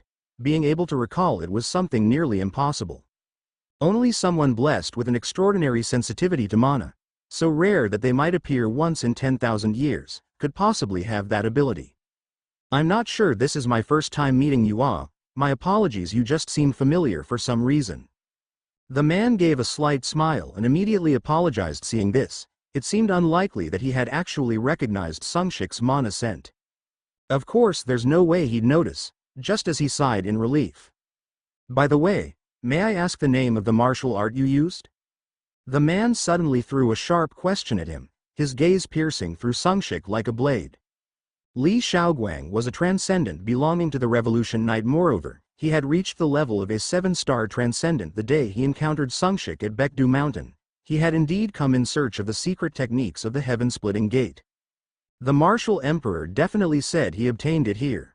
That was correct. He too had come, knowing that in the future, the martial emperor had obtained the secret techniques of the heaven-splitting gate here. After arriving, he searched thoroughly all day but was unable to find the secret chamber. Tisk. The only place left is inside that lake. His instincts kept warning him, telling him not to approach. His 5 senses detected an enormous presence lurking below. A day passed as he struggled with what to do, wondering if there was some hidden spot he had missed. That was when someone appeared at the lake. Shaoguang narrowed his eyes. What's this? The power I sense is only about 2-star? Watching carefully, the person seemed to be searching for something near the lake, much like himself looking for the heaven-splitting martial arts secret chamber. Well, that was how Shaoguang approached Sungshik. Through a few questions and answers, Shaoguang realized something. He didn't just wander up here by chance. He knows something. That meant there was no reason to let him live. He intended to extract a bit more information out of curiosity before finishing him off. However, just as he was about to act, the beast inside the lake appeared. Damn it! He had been careless, thinking it was safe since there was no reaction even when he got close to the lake. Because of this weakling, grinding his teeth, Shaoguang engaged in battle with the beast. Soon, he realized something. It was only an avatar. For some reason, the real body must be unable to move.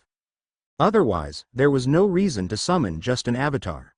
Shaoguang thought this was actually fortunate. If he could eliminate this avatar along with that weakling, he could dive directly into the lake. If his guess was right, and the real body couldn't move, he might even be able to destroy it. After exchanging blows for a while, his assumption was confirmed. The avatar's strength was impressive, but it couldn't surpass his own. Ha ha ha. Even if you were a legendary beast, did you really think you could stop me with just an avatar? A provocation born out of his confidence in victory, but it was a premature celebration. That weakling had already entered the heaven-splitting martial arts secret chamber.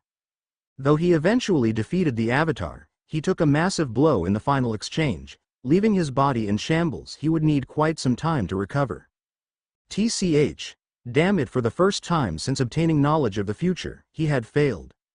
Just wait, weakling he had memorized that face. The moment he found him, he would kill him without hesitation. Since the energy he sensed was only around 2-star, it was highly likely that the boy belonged to the Superhuman Academy. Whether he was from the academy or not didn't matter. Infiltrating the academy and getting caught while trying to kill him would be a hassle, but his fury was not something that could be ignored. He was willing to take that risk. The 2 major superhuman academies in Korea, Seoul and Busan. Using his intelligence network, he investigated all students from both academies, including recent graduates. He's not there. He clearly remembered THT face, yet no one matched. His gaze sharpened. Was he a Hoseonjok?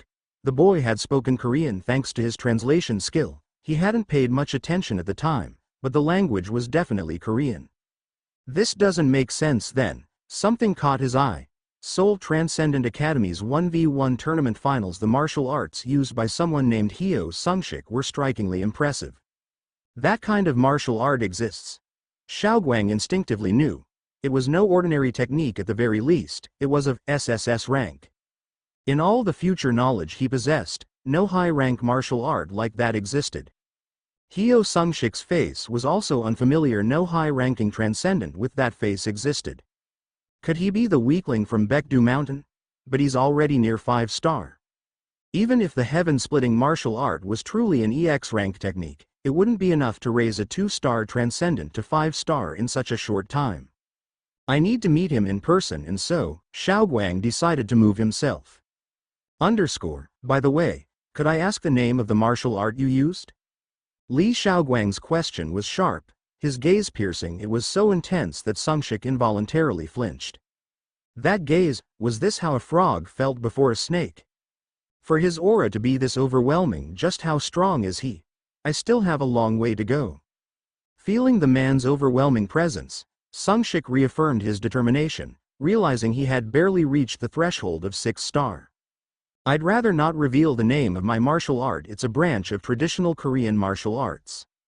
Sungshik suspected that Xiaoguang had come looking for him because of the heaven-splitting divine art, so he answered vaguely. Ah, my apologies for being rude. I was simply curious about such an impressive martial art. Fortunately, Xiaoguang did not press further. In fact, many warriors disliked being asked about their martial arts, making such questions a delicate matter. He still seemed suspicious. Observing Xiaoguang's expression carefully, Sungshik had that impression. It seemed that Xiaoguang wasn't exactly sure what the heaven-splitting martial art was, but for some reason, he still harbored suspicions. I need to be careful. Meeting him outside the academy could be dangerous. Miss Kim Subin, you've already joined a clan, correct? Yes, Kim Subin responded with a rather reluctant expression, as if disgusted by a dirty stray dog approaching her. Xiaoguang seemed to pick up on that.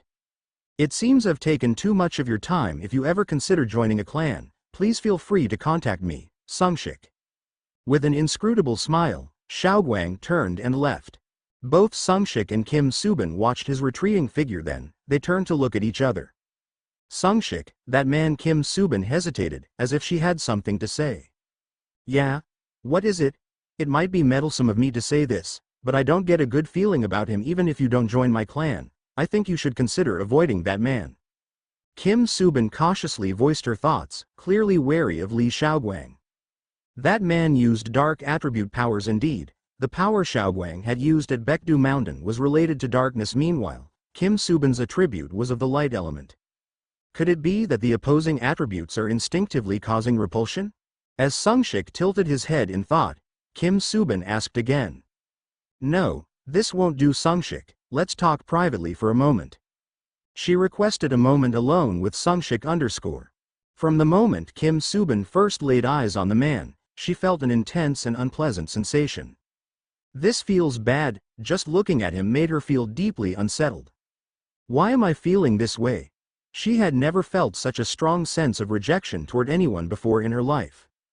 That man harbors an extremely ominous energy. At that moment, Luna, who had been silent, spoke up. Ominous energy? Yes, a very murky and malevolent aura. Ah, this energy, could it be? Luna let out a short gasp, as if she had realized something. Seeing this, Kim Subin asked again. What is it, Luna? Do you recognize this energy? He isn't revealing his full aura, so I can't be certain, but the faint energy I sense from that man, it closely resembles the energy of the Lords of the Night. Lords of the Night? Are you saying that man is one of them? No, I don't think so. Their power isn't something that can be concealed just by hiding it. He isn't a Lord of the Night, but the energy he carries is eerily similar to theirs. Hearing Luna speak with such seriousness, Kim Subin couldn't help but worry. Wait a moment. Subin watching as the man observed Hyo Sungshik with an odd intensity, Luna came to a decision. Subin, you still have the rune of the full moon, right? Yes, of course. Give it to Hyo Sungshik. Kim Subin's eyes widened slightly in surprise at Luna's unexpected words. The rune of the full moon.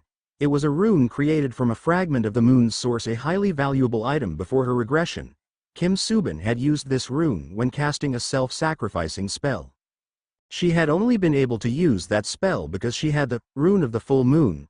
Luna had always insisted that it was a precious item and should be kept safe. The rune of the full moon? All right, I understand. Though initially shocked by Luna's words, Kim Subin quickly nodded in agreement. Even if Luna didn't explain her reasoning, she believed this item would be beneficial to Sungshik in some way. And that was why she had asked to speak with Sungshik privately. Kim Subin retrieved a small, pebble-like gemstone from her inventory. It emitted a gentle yellow glow, resembling a piece of topaz. She handed the stone to Sungshik. Here, Take this. What is this? Sungshik accepted the small, yellow glowing stone from her. He immediately used insight on it. Insight, rune of the full moon, grade, legendary. A fragment of the moon's source, crafted into a rune by the goddess Luna. It holds the fundamental power of the moon. Effect when carried. Light attribute plus 25, darkness resistance plus 25, light attribute attack power plus 20%. Upon seeing the item's details, Sungshik was taken aback. A legendary, grade item simply possessing it significantly boosted his attributes and resistances. A boost of 25 to light attribute and darkness resistance? The numbers were shockingly high. The maximum possible value for attributes and resistances was 100. It was extremely difficult to increase these stats later on. Even a single point of increase would be considered significant, yet this rune granted a boost of 25. No wonder this is classified as legendary for those with light attribute abilities. This could almost be considered a mythic grade item. Why is she giving me something so valuable? Sungshik looked at Kim Subin with a puzzled expression. Why are you giving me this? Kim Subin smiled playfully at him. It's a graduation gift. As Sungshik opened his mouth to respond, she quickly added. So don't lose it, and make sure to keep it with you at all times. Seeing her bright, sparkling eyes, Sungshik grinned. All right, thanks, I'll keep it safe, but I didn't prepare anything in return. That's fine, just keep in touch often. Yeah, let's keep in touch. I'll give you a gift next time, thanks. That's a promise. Okay, I'll be looking forward to it. Was she looking forward to the gift, or to them staying in touch? Seeing her warm smile, Sungshik smiled back as well.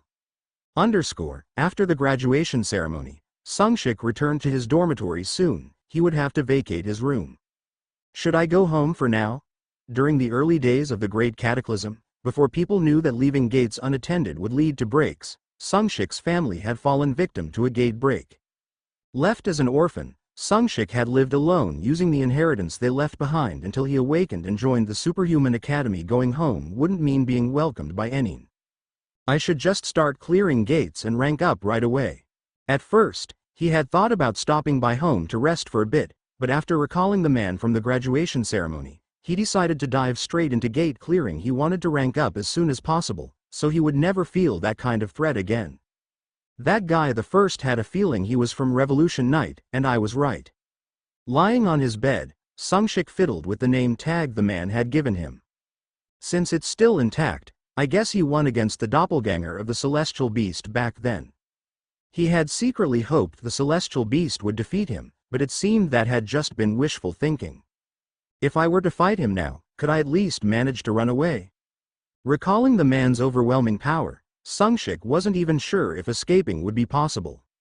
Once I reach 6 star, use future vision, and make use of this rune I got from Subin today, maybe then I'll have a chance. The man seemed to be on the verge of breaking past the 7-star threshold. If he hadn't already, if Sungshik could reach 6 star and activate future vision, he might be able to summon power close to that level, and with the increased darkness resistance from the rune, he might be able to put up a fight. I really owe Subin every time I need something. She always ends up helping me. Thinking back, it was true when he regained his hypersense trait, it had likely been thanks to Luna's intervention.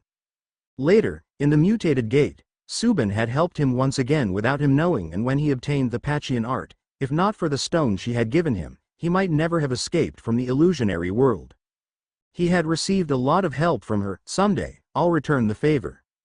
With that thought, he took out the rune of the full moon. That was when, Sungshik let out a startled voice as a sudden notification appeared. The rune of the full moon and key of the sky resonate. Special condition detected. X rank, consumption activated, absorbing the power of rune of the full moon. What the? Hearing the next notification, Sungshik was even more dumbfounded. Hyo Sungshik's ability, X rank, consumption, allowed him to acquire additional traits. Rune of the full moon and key of heaven are resonating. Perk confirmed. X rank, consumption activated, absorbing the power of rune of the full moon. That's why he couldn't help but be shocked upon hearing the notification. It was the same when I acquired future vision from the heaven-splitting divine sword. Just like before, he was once again receiving a notification about absorbing abilities from an item. Processing consumption complete. Congratulations. You have acquired the trait, S-rank, Fragment of Light. A trait? Seeing the notification, Sungshik was stunned. He had expected to gain a skill like last time, but instead, he obtained a trait. Can traits be obtained like this? Feeling a bit dazed, he immediately checked the newly acquired trait. S-rank, Fragment of Light. A trait obtained from the essence of light. If more fragments are gathered, the trait's rank can be elevated. Allows the user to learn all light attribute skills. Light attribute plus 30, darkness resistance plus 30, light attribute attack power plus 30%. Wow! After checking the trait, Sungshik let out an exclamation. He had essentially absorbed the exact power of the rune of the full moon. It's even better than when it was the rune of the full moon.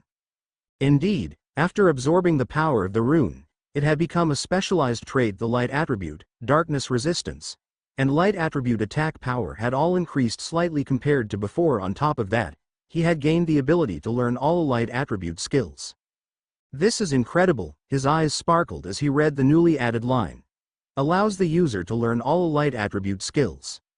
Acquiring skills was already difficult, but the real challenge was that if one did not possess the corresponding trait, they could not fully utilize a skill. Even if they managed to acquire it, the skill's effectiveness would be significantly reduced.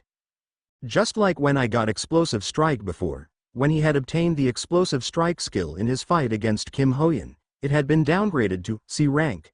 Due to his lack of a martial arts trait. However, once he obtained a martial arts trait, the skill had been promoted to S rank. Because of this, the phrase allows the user to learn all light attribute skills was incredibly appealing. Acquiring multiple skills would significantly increase his overall combat power. I should start thinking about how to acquire light attribute skills. The light attribute was a high-tier power. It wasn't just effective for powerful offensive attacks but also included exceptional healing and buffing abilities. If I collect enough light attribute skills, I might end up fighting like a holy knight. The thought occurred to him suddenly. If he gathered a wide variety of light attribute skills, he could wield power comparable to a holy knight. In fact, before his regression, one of the 11 thrones had been a holy knight named Quelin. Though Quelin had the lowest ranking among the 11 thrones, his light-based powers placed him among the strongest. Especially during the trial of the night, his abilities had shown the brightest. If any light attribute skills appear in the system shop, I should buy them immediately. With that thought, Sungshik accessed the system shop. Search. Light. Attribute skills. Search results. 17 skills found. What? 17? Sungshik was taken aback by the search results. He had expected to find, at most, 2 or 3. Normally, skills were rarely sold in the system shop and were instead traded privately between users. Curious, he searched for other skill categories as well. Whoa, they're selling a lot more skills than usual.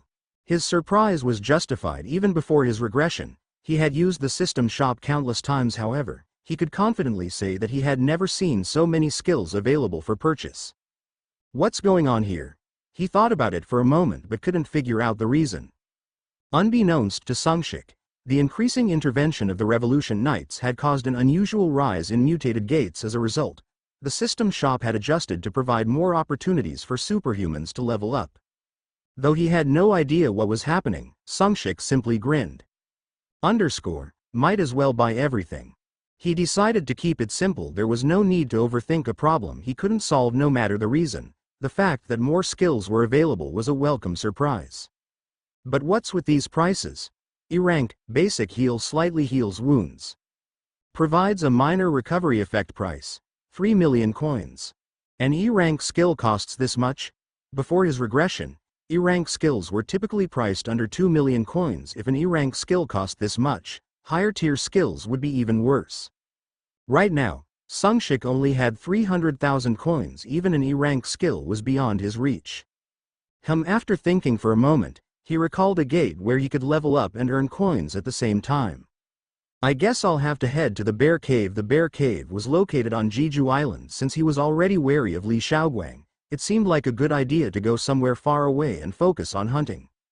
And so, his next destination was decided. The next day, after getting ready to apply for his superhuman license, Sungshik glanced at the yellow gemstone in his hand. Since I absorbed its power, I guess the original item loses its strength.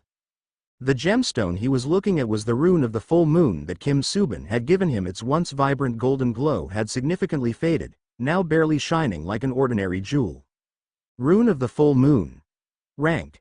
Common, a fragment of the moon's essence, crafted into a rune by the goddess Luna. Once contained the fundamental power of the moon, but now only an empty shell remains. Having transferred its power to Sungshik, the rune of the full moon had seemingly exhausted its energy. It had even been downgraded to a common item. After staring at the rune for a moment, Sungshik carefully stored it in his inventory. I'll turn it into a necklace later. Hyo Sungshik did not forget what Kim Subin had told him, to keep it safe and not lose it. Since the power of the rune has become my trait, I guess there's no way to lose it anymore? With a slight chuckle at his own thought, Sungshik stepped outside. The process of receiving the superhuman registration certificate went smoothly. Armed with his academy graduation certificate, Sungshik visited the Seoul branch of the Superhuman Association, where he was able to immediately undergo a rank evaluation. The process included a mana assessment and a virtual battle in a test room against an augmented reality monster. Throughout the evaluation, the examiner's gazes were filled with shock. You just graduated, and you want to take the 5-star test? When he requested to be tested for a 5-star rank, the examiner looked at him as if he were out of his mind. Whoa, no way, he's really 5-star. That initial disbelief quickly turned into astonishment and admiration. Next was the test room battle against a 5-star monster. The news of a newly certified 5-star superhuman spread quickly, and staff members gathered to watch. The virtual monster Sungshik had to face was an ape, one of the 5-star creatures. This beast resembled a massive gorilla. It was known for its monstrous arm strength, capable of crushing anything it got its hands on in jungle terrain. It would use its powerful arms to swing between trees, executing ambushes. As a result, even 5-star superhumans often avoided jungle-type gates where apes appeared. Because of this, the gathered staff members were eager to see how Sungshik, a freshly ranked 5-star, would handle the fight. True to their nature, they even started placing bets on whether he could defeat the ape. He'll probably pass, but I doubt he'll take it down. I'm betting on not defeating it. Come on, he's got some serious presence. I'm betting on defeating it. The wagers were initially just for lunch money, but more people joined in, and soon the pot had grown large enough to buy a full steak dinner. The majority bet that he wouldn't be able to defeat the monster.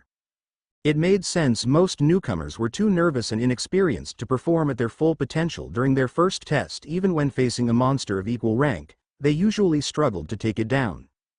Because of this, the test regulations allowed candidates to pass as long as they could last for 15 minutes against the monster, even if they didn't defeat it. That's why most believed Sungshik wouldn't be able to bring it down.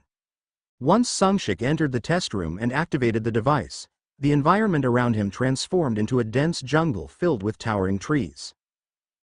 It's been a while since I've seen an ape. Since jungle gates rarely appeared in Korea, apes were not commonly encountered. Sungshik had only seen them a few times during the early stages of gate breaks. Quoo! The gorilla-like beast roared at Sungshik before leaping onto a nearby tree. It began swinging effortlessly between the branches, circling him. After a brief moment of observation, it noticed Sungshik was neither reacting nor moving.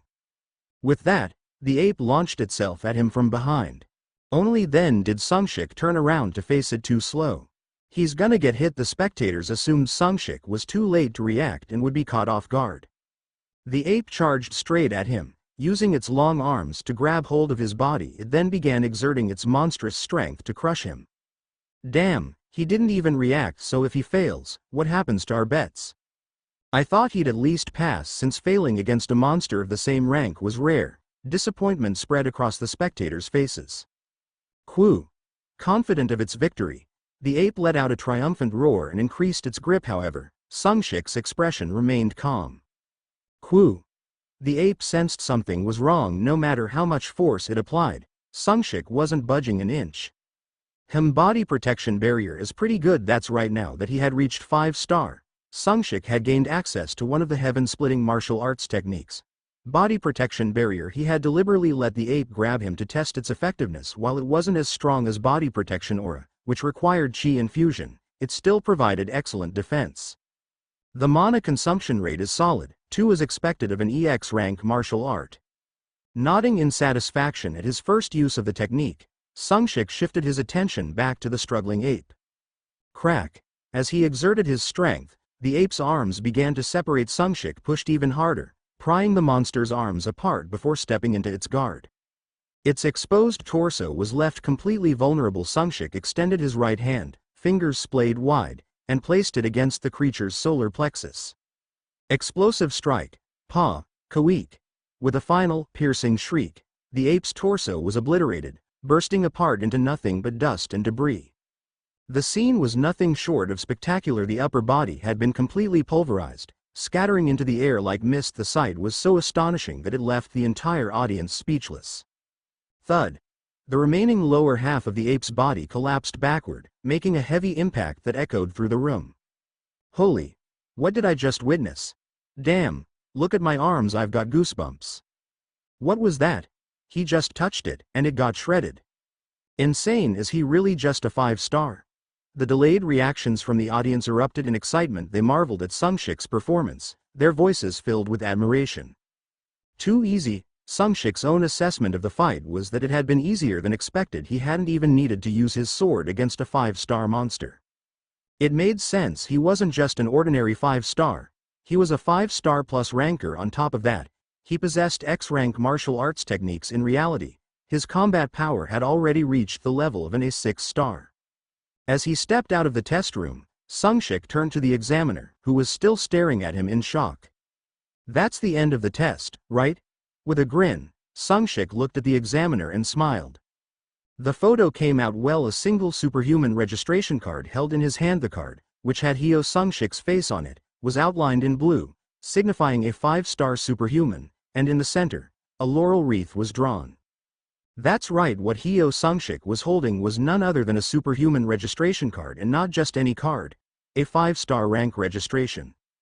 Hyo Sungshik looked at the card and grinned. It reminded him of the first time he had received his superhuman license before his regression. Back when everyone doubted he would even graduate from the Superhuman Academy, when he had finally graduated against all odds and received his superhuman license, he had been so overwhelmed with emotion that he burst into tears. Back then, it felt like I was finally being acknowledged by the world. Comparing that time to now gave him a strange feeling. This time, receiving the superhuman license didn't stir any particular emotions. I was so naive back then. It was the last time he had been truly innocent. Before experiencing the bitterness of the world for a moment, he felt as if he had lost that innocence. But this is much better. Even if given the chance, he had no desire to return to that time now. With clear goals and the drive to pursue them, he felt more alive than ever. After a brief moment of reflection, Hyo Sungshik recalled his immediate objective. Alright, let's get started right away. Bear Cave, a term referring to a region near Halasan in Jeju Island where specific monsters emerged from gates among superhumans. It was colloquially known as the Bear Cave Gate area. The reason was obvious. It was a gate zone where bears appeared. The monsters found there were grizzly bears, massive creatures that closely resembled actual bears. Grizzly bears primarily attacked using their powerful muscles, sharp claws, and fangs. They also frequently employed their signature move, the bear hug, to crush their opponent's spines. Their attack patterns are simple and brutish, but they can be quite a nuisance.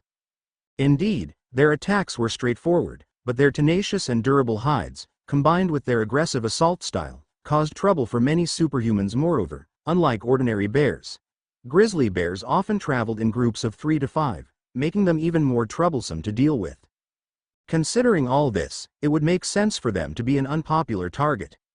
But in the future, they became so valuable that people would fight over them. The reason was simple.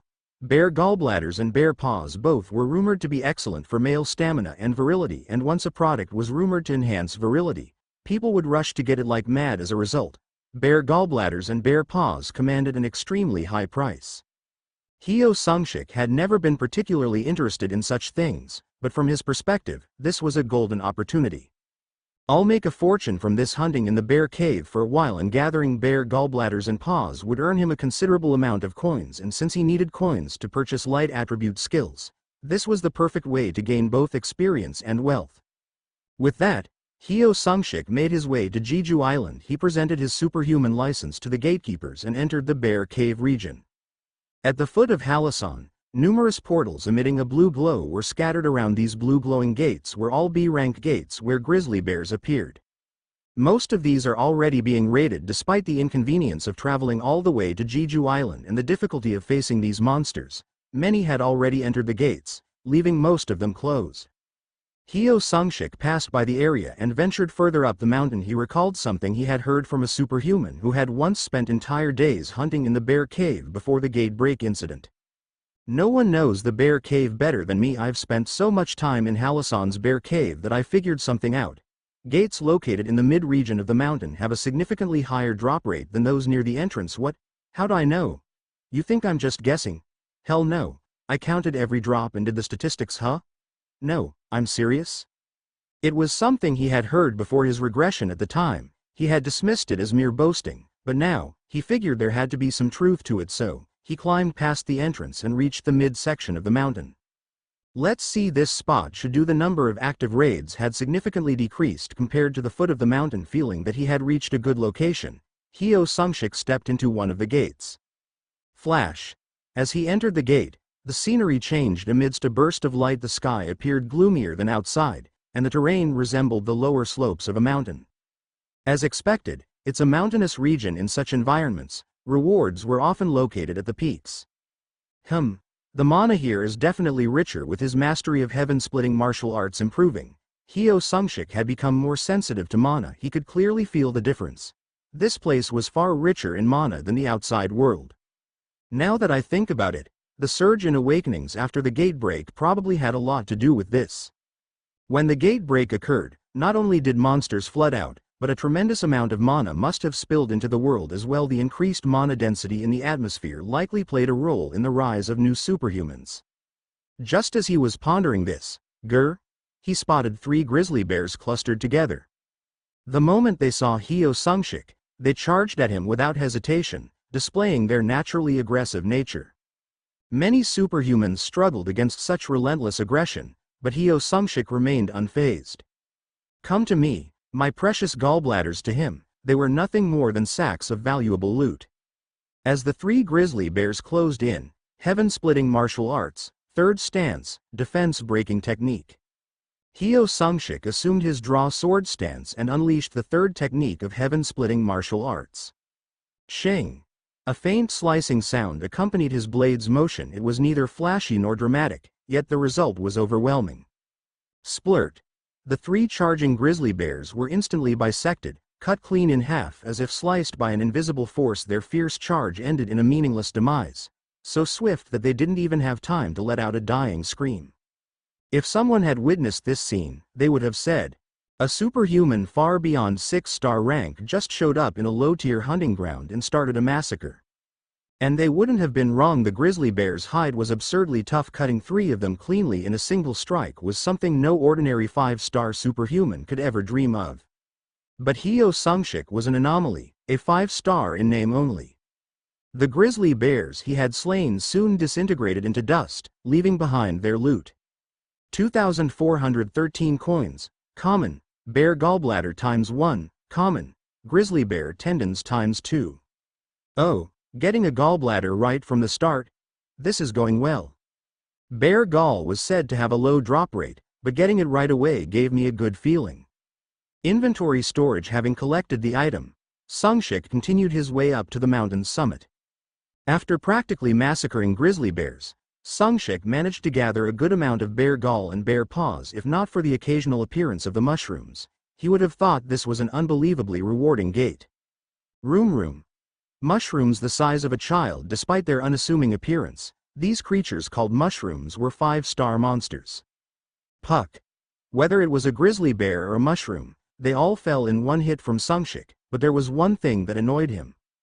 That powder they scatter is always such a hassle. If mushrooms weren't taken down immediately after attacking, they would release a spore powder from their bodies. Inhaling this powder would result in paralysis, making it a rather dangerous ability.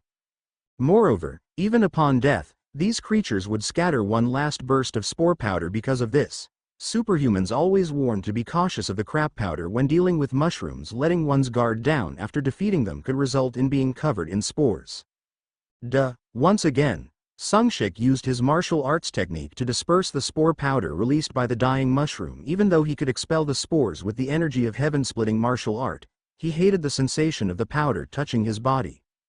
Disgusting. Whenever the spore powder landed on his skin, it left an extremely unpleasant feeling. Why did it have to be a gate with mushrooms right from the start? Mushrooms occasionally appeared in mountainous terrain. They weren't that common, but unfortunately, the gate Sungshik entered happened to have them. At first, obtaining bear gall right away made him think this would be a good run, but he quickly shook his head, realizing he had been too optimistic, and continued his ascent.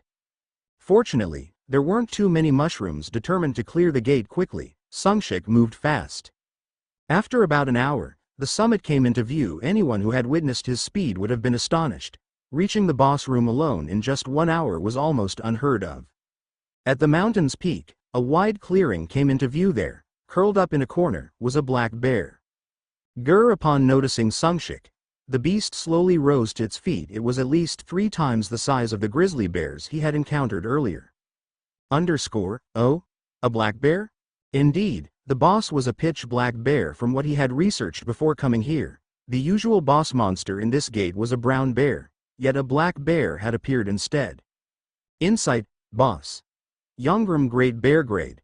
5-star plus, combat power. B+. Loves honey. Its skin has evolved to be extremely tough to resist bee stings. Despite the unusual description, the boss's stats were fairly ordinary. Like most boss monsters, it was a 5-star plus rank. However, one detail caught his attention. Its skin evolved? It mentioned that the bear's skin had evolved to resist bee stings. Sungshik found this puzzling. Would bee stings even affect it in the first place? The idea that bee stings could penetrate a 5-star monster's defenses was ridiculous. Moreover, he hadn't seen a single beehive on his way here, making the claim about its love for honey even more confusing. Qua. Before Sungshik could dwell on it further, the beast charged straight at him. Impatient, aren't we? Setting aside his thoughts, Sungshik quickly assumed a combat stance and met the beast head-on. Whoosh! The bear swung its massive front paw. Sungshik deftly avoided the attack and swiftly slashed at its exposed side. Shrrk. Huh? Instead of slicing through like tofu, his blade only left a shallow scratch. The unexpectedly tough skin took him by surprise. Kuar. Enraged that Sungshik had dodged and even wounded it, the bear unleashed a flurry of wild attacks. Nimbly dodging, Sungshik retaliated with a flurry of sword energy. Thud, thud. Quoor. Astonishingly, despite taking the sword energy head-on, the bear remained largely unscathed, suffering only minor cuts. I didn't put much force into that, but still impressive. Sungshik was genuinely impressed. The claim that its skin had evolved wasn't an exaggeration. Its defense alone was on the verge of reaching 6-star level. Grr. The beast seemed shaken by his attack. With such incredible defense, it had likely never been wounded before. Not coming? Then I'll go to you. Since the bear didn't seem eager to charge again, Sungshik took the initiative. As he rushed forward, the bear opened its maw, ready to bite. Swish.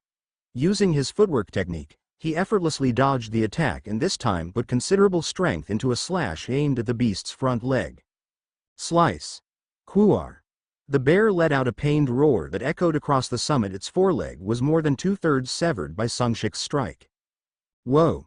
Sungshik was truly amazed. This time a slash that powerful would have cut down most 6-star monsters outright, yet it failed to completely sever the bear's limb. That hide is seriously tough. He mused that armor made from this bear's hide would be incredibly valuable. Kuang, the black bear, its foreleg nearly severed, let out a sorrowful wail. Sungshik stepped closer. Let's finish this underscore. With those words, he unleashed the combined essence of defense breaking and weapon breaking from heaven-splitting martial art, sending a devastating blade of energy at the beast. Whoosh. Krrrrk. The sword energy imbued with heaven-splitting martial arts technique effortlessly sliced the bear in half, letting out a final death cry. The black bear disintegrated into dust. The dungeon core has appeared. Destroy the dungeon core. After defeating the boss, a notification appeared, along with the loot drop. 15,380 coins. Advanced, Black Bear Gall. Advanced, Black Bear Paw. Rare, Black Bear's extremely tough hide ×3.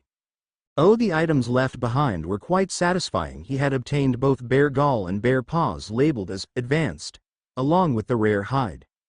Wow, how did it know I wanted to make some clothes out of that hide? Feeling pleased, Sungshik collected the items and was about to destroy the dungeon core when something caught his eye. What's that? At the spot where the black bear had been curled up earlier, behind a massive boulder, a hidden passage was visible. While exploring dungeons inside a gate, one would occasionally come across a double dungeon. A dungeon within a dungeon. The dungeon Sungshik had just discovered was precisely one of those. A double dungeon indeed. The place Sungshik had just entered was an extremely rare double dungeon. The passage he had seen beside the massive boulder was actually the entrance to this hidden dungeon. Most double dungeons were high risk, high reward. Some even referred to them as double or nothing dungeons, as they offered far greater rewards than regular dungeons, but with a significantly increased difficulty level. Just as greed often leads to disaster, many had been blinded by the rewards of double dungeons and recklessly attempted them, only to be wiped out. That was why double dungeons always required careful risk assessment before diving in. With my current abilities, I should be able to manage. However, Sungshik's combat power far exceeded his current rank, given that most double dungeons were typically half a rank, or a full rank higher than the original dungeon. This one was highly likely to be at a 5-star plus or even 6-star level. The fact that he was going in alone was a bit of a concern, but since he had stocked up on plenty of potions from the shop, he figured he could handle it even if the dungeon turned out to be of 6-star difficulty. This is an extra dungeon within the main dungeon. Once entered, you cannot leave until the dungeon is cleared. Do you wish to proceed? Y or N? With confidence, Sungshik pressed Y, and at that moment, he felt as if his body was being sucked into the entrance he had been staring at. You have entered an extra dungeon. Eliminate the dungeon boss. With the entry notification, the surrounding scenery changed. An underground dungeon, huh?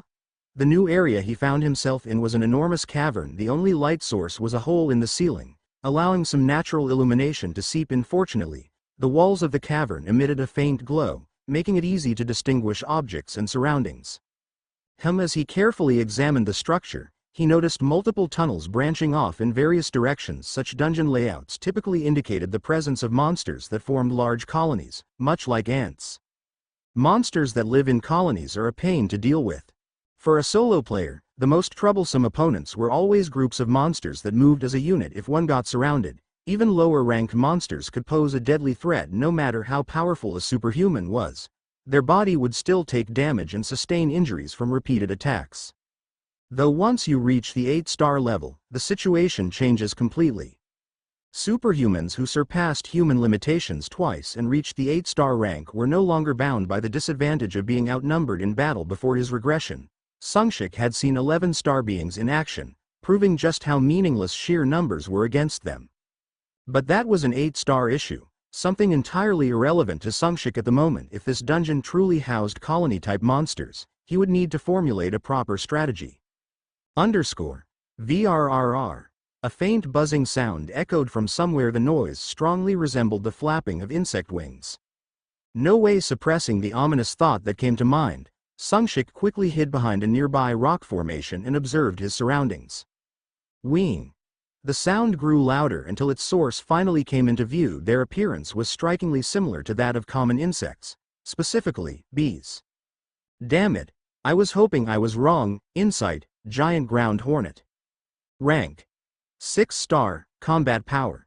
They burrow underground, forming massive colonies. Their exoskeleton is as tough as armor and difficult to break. The monsters were giant ground hornets, massive wasps nearly 2 meters in size. Before his regression, Sungshik had often encountered them after gate breaks. These creatures lived underground in vast colonies and moved in swarms, to the point where superhumans would have to form entire military squads just to exterminate them.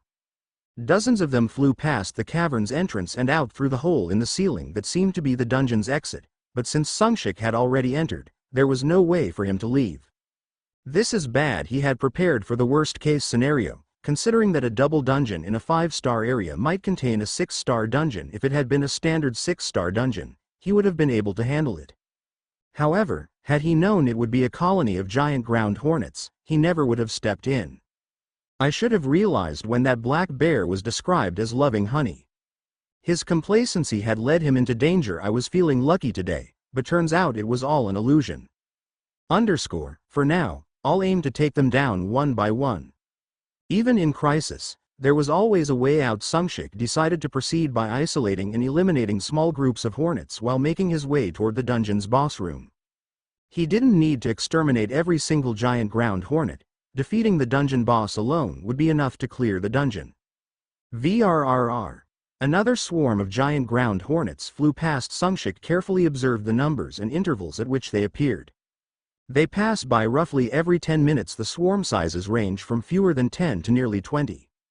There were a total of 17 tunnels. This meant that each tunnel housed around 10 hornets per swarm, and one passed through the main chamber approximately every 3 hours. If I only encounter one swarm at a time, I can handle it. Time to move. Having made his decision, Sungshik swiftly entered the nearest tunnel. Huff, huff. Scattered across the ground lay the lifeless bodies of giant ground hornets. Among them, Sungshik stood, breathing heavily. His entire body was in shambles, but he had managed to secure victory. You have used a low-grade health potion. Your wounds are rapidly healing. It had been a grueling battle, one that required him to drink multiple potions just to stay on his feet. This was way tougher than I expected. Shortly after entering the tunnel, he had encountered a swarm of giant ground hornets, 17 of them in total. Right from the start, he had nearly been surrounded by a swarm of almost 20 hornets. However, he remained calm and engaged them carefully. As long as he avoided their powerful mandibles and the venomous stingers on their tails, dodging their attacks wasn't too difficult. The problem was Ting. My sword energy isn't working? That's right, the problem was the unexpectedly sturdy armor of these creatures. Sungshik had sent out waves of sword energy to strike them while they hovered in the air, but they evaded every single one with swift movements. They were more agile than expected. Some of his sword energy had managed to touch their bodies, but it merely bounced off. Even though sword energy wasn't as strong as a direct slash, it was still a formidable attack. He had never imagined it would be so easily deflected. So this is why they suffered so much. Before his regression, the superhuman who fought against giant ground wasps had complained endlessly. It wasn't just whining. It was a legitimate grievance. A flying monster with high defense was an incredibly difficult opponent. If long-range attacks don't work, whoosh, I'll just have to cut them directly. One giant ground wasp was sliced in half at the waist to land a direct attack on Sungshik. These creatures had no choice but to bite with their powerful mandibles or stab with the venomous stinger on their tails. Dodging an incoming creature, Sungshik swung his heaven-splitting divine sword and cleaved its body in two using his heaven-splitting eye. He had identified their weak points: the narrow waist connecting the upper and lower halves, and their wings. The wasps seemed startled when one of their own was taken down so easily. Instead of rushing in, they began circling in a well-coordinated pattern. It was clear that they had intelligence and a command structure. These things are a real hassle. Then, all at once, the wasps surrounding Sungshik launched an attack from 4 directions: north, south, east, and west, converging in a synchronized assault. But such attacks were useless against him. Thud. Easily dodging the attack, he swung his sword and severed a wasp's wing. The creature lost control and crashed to the ground. Slice before it could recover, he beheaded it. That's 2 down, 15 to go. He flashed a grin, baring his teeth. Perhaps provoked by his attitude, the remaining wasps made a decision. Instead of launching another direct assault, they suddenly lifted their tails. The stingers at their ends began secreting venom, and then, simultaneously, 10 of them sprayed poison in all directions. TCH. Sungshik had anticipated a close-range attack using their mandibles or stingers, so he was caught off guard. Fortunately, thanks to his Ultra Sense skill, he managed to deploy a defensive shield just in time. Still, he had already been doused in a significant amount of venom. A searing pain spread across his skin, as if it were melting.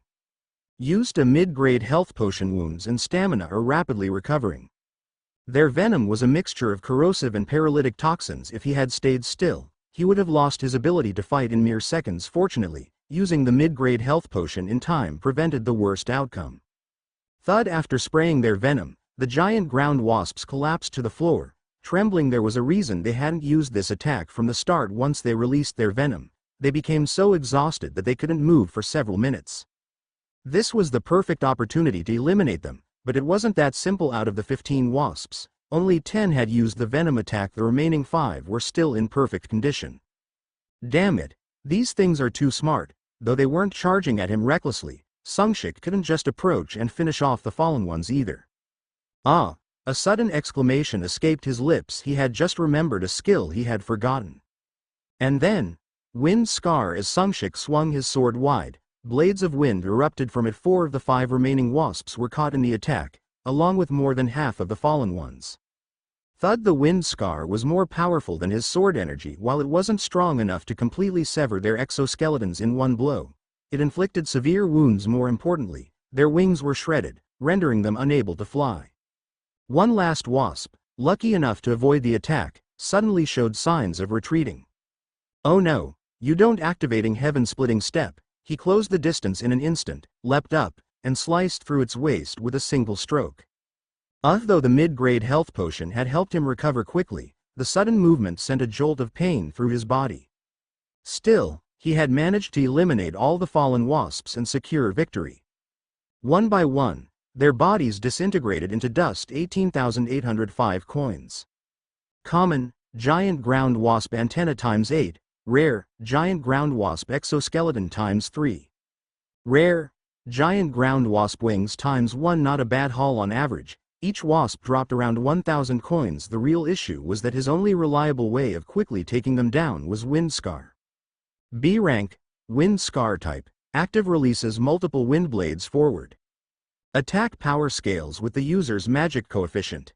Cooldown 180 seconds. Mana consumption wasn't an issue since the attack's power depended on his magic coefficient. It was much stronger than his ordinary sword energy attacks. Sungshik's magic coefficient was an impressive A. While it wasn't as strong as the heaven-splitting sword art's advanced techniques, it was effective enough against the giant ground wasps. Not to mention, it targeted their weak spots, the wings, and was an area of effect attack. The only problem was its 3-minute cooldown. I can't afford to let even one escape. There was something he had realized in the last battle. What if he had let that one wasp escape at the end? He had a gut feeling that he couldn't afford to let that happen, so he had pushed himself to take it down. If it had gotten away, it might have returned with an entire battalion of wasps. Ving. Thousands of giant ground wasps filled the air around Sungshik. The mere thought of it was enough to send shivers down his spine. I need to find a way. That was when he felt something resonating inside his inventory, the Key of Heaven. Key of Heaven, the transcendental artifact of Yun Guards, the relic of St. Peter. This item was something that couldn't even be analyzed with insight. What am I supposed to do with this? That was Hyo Sungshik's honest thought when he first received the Key of Heaven from Yun Guards. Is it some sort of key required to enter St. Peter's ruins or something? A reasonable assumption Sungshik had made at the time. Items like these were typically used to access hidden dungeons or event dungeons. However, his expectations began to falter not too long ago. From the heaven-splitting divine sword, he acquired the Future Vision skill. From the rune of the full moon, he gained the Fragment of Light trait. He started receiving skills and traits in ways he had never imagined. What the hell is this? This is insane. Sungshik felt incredibly lucky to have obtained such items by sheer fortune. And this time was no different. Key of Heaven is resonating with B rank, Wind Scar. A notification rang out just as Sungshik found himself in a dire situation once again. It all started with the Key of Heaven. Trait, X rank, Heaven-splitting martial arts and skill. B rank, Wind Scar are resonating. Skill, B rank, Wind Scar can evolve into S rank. Heaven-splitting, Wind Scar. Do you wish to proceed? Out of nowhere, he was asked whether he wanted to evolve the Wind Scar skill. There was no need to even think about it. Yes, B rank, Wind Scar has evolved into S rank. Heaven-splitting, Wind Scar. Congratulations. For a brief moment, Sungshik's body emitted a glow, and in his skill window, B rank, Wind Scar was replaced with S rank. Heaven-splitting, Wind Scar. Oh, an unbelievable phenomenon. Not once in his previous life had he heard of an item capable of performing such miracles. Just what do they want from me to be giving me all this? At this point, he even started to worry about the price he might have to pay in return. No use thinking about it now. I'll figure it out later. For now, clearing this dungeon was the priority. After staring at the Key of Heaven in his hand for a moment, Sungshik stored it in his inventory and checked his newly acquired skill. Underscore, S rank, Heaven Splitting, Wind Scar. Type. Active. Generates multiple wind blades imbued with the power of heaven splitting. The number of blades can be adjusted at the caster's will. Attack power. Scales with the caster's magic coefficient and their mastery level of heaven splitting martial arts. Cooldown. None. Upon reading the description, Sungshik was taken aback. This was leagues beyond the original wind scar. The fact that it now contained the power of heaven splitting alone meant that its destructive force had increased exponentially. Moreover, there's no cooldown. The cooldown had completely vanished. This meant that as long as he had enough mana, he could use it freely like a technique from heaven-splitting martial arts. It seemed that inheriting the power of heaven-splitting had classified the skill as a heaven-splitting martial arts technique. Without hesitation, Sungshik tested it out. Wind Scar. As he activated the skill, he felt a massive chunk of his mana being drained. Shua. Wind blades infused with heaven splitting's power shot forth. The surrounding air itself was slashed and torn apart. Though there was no designated target, Sungshik instinctively understood the destructive force had increased tremendously. With this, he could definitely slice through the exoskeleton of the giant ground wasps. The mana consumption is pretty extreme, though the drawback was that it drained more mana than he expected. If he used it at full power, his mana would be depleted after just 3 or 4 consecutive uses. Well, if I could spam a skill this powerful without limits, that would be broken. To use it freely without worrying about mana, he would need to reach at least the 8-star realm, where he could resonate with external energy. He also tested using fewer wind blades by reducing the number. Not bad, although it still consumed a lot of mana. If he adjusted the number and range, he could use it multiple times in combat. Feeling more confident, Sungshik reorganized himself and continued through the cave.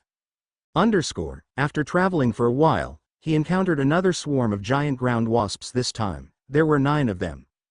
Before they could surround him and form a formation, he immediately launched a preemptive strike. He had learned from the previous battle that it was best to strike before they could coordinate.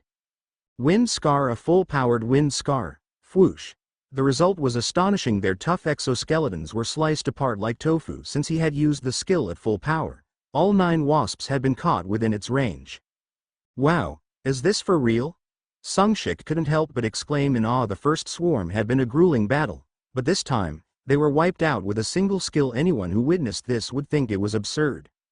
His current level was still 5-star plus. There was a clear gap between 5-star plus and 6-star, and yet, he had just annihilated multiple 6-star level beasts in a single strike. Something that even the 11 thrones wouldn't have been able to accomplish. Well, maybe that old man Martial Emperor or Sword Emperor could do it. The Sword Emperor and Martial Emperor, both possessing X-rank traits, perhaps they could pull it off. That was the level he had reached in his previous life. Sungshik couldn't even dream of stepping into the shadows of the 11 thrones, but now, he had grown to the point where he could be compared to the highest among them. This realization hit him hard during this hunt. If he continued progressing like this, it wouldn't be long before he caught up to the 11 thrones. He advanced further into the cave, effortlessly cutting through enemies thanks to S-rank, heaven-splitting, Wind Scar. Then, he encountered a group of approximately 30 wasps, the largest swarm he had faced so far. One of them, leading the group, stood out. It was noticeably larger than the others, and its exoskeleton appeared even more solid. Key of the Sky, Insight, Giant Ground Wasp Warrior. Rank. 6-star plus, Combat Power. A. They dig tunnels underground and form massive colonies. Their exoskeleton, akin to heavy armor, is not easily broken. A warrior that commands the giant ground wasps grants a morale boost of +30 to nearby giant ground wasps. A named monster. Even within the same species, there were monsters known as named goblin warriors, orc duelists, and so on. This one seemed to be a named variant of the giant ground wasp. Among its stats revealed by Insight, the most noticeable was the morale +30 feet effect. It had an ability that provided a widespread buff to the surrounding wasps. If there are multiple of these, this could be troublesome. Area-wide buffs were one of the trickiest aspects when facing enemies in unit formations. A +30 morale boost meant they would essentially enter a berserk-like state, significantly increasing the attack power of ordinary giant ground wasps. However, Wind Scar Crunch. Even a named monster was shredded apart before the power of heaven-splitting Wind Scar. This is a gold mine collecting the items dropped by the giant ground wasp. Sungshik couldn't help but mutter those words. His initial worries now seemed pointless. The moment he acquired heaven-splitting, wind scar, the difficulty had dropped dramatically, as much so that he was beginning to wonder if this was even fair. So this is what it means to get something for free. With ease, he eliminated several more groups of wasps, periodically using internal energy circulation to restore his mana as he progressed forward. Before he knew it, he had reached the end of the tunnel. Is this the final area? Emerging from the tunnel, he found himself in a vast, open space. Wow, this is breathtaking. Sungshik's eyes widened like saucers at the sight before him. A massive cliff stretching hundreds of meters high was covered in countless beehives. If all the wasps inside hatched, there would easily be thousands of them. In other words, the total population of wasps in this dungeon could number in the thousands. Even now, just floating in the space before him, there were at least hundreds of giant ground wasps. So the 17 tunnels I saw earlier all connect to this place.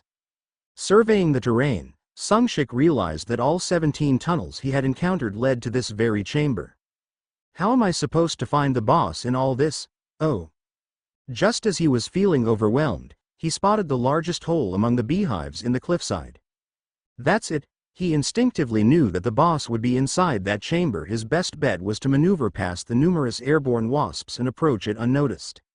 Fortunately, the tunnel he had exited was the lowest among the 17, positioned close to the cliff wall, sticking closely to the rock. Sungshik carefully climbed out, ensuring he remained undetected as he moved along the surface. It was an incredibly tense moment. One mistake, and they'll all swarm me. If even a single fight broke out, he would have to face the hundreds of wasps in this chamber. Luckily, the Queen's Nest, the presumed boss room, was located toward the far right. It was situated in the middle region, rather than at the very top, which meant there were fewer wasps around it, making a stealth approach possible. He was relieved it wasn't positioned at the highest point. As he carefully moved along the cliff, a single giant ground wasp flew toward him. Hold! Sungshik instinctively held his breath and suppressed his presence. The wasp landed just a few meters ahead, twitching its antennae as if searching for something. It might have sensed his movements and come to investigate.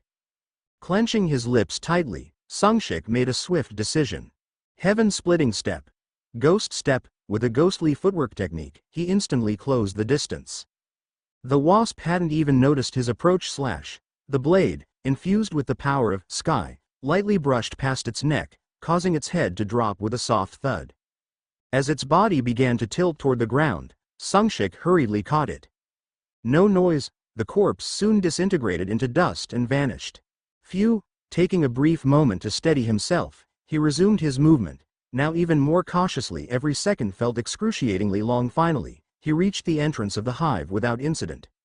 Each opening in the beehives was about 2 meters wide. Inside, countless larvae wriggled about, similar to what he had seen in normal beehives.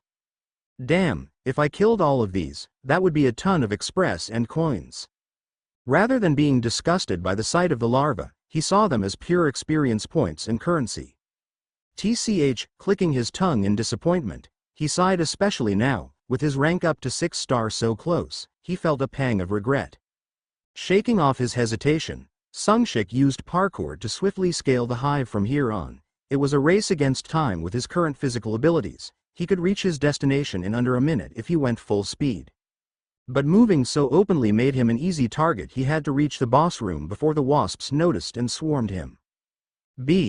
Before he was even halfway up, the wasps had already detected him and begun their charge. Faster than I expected.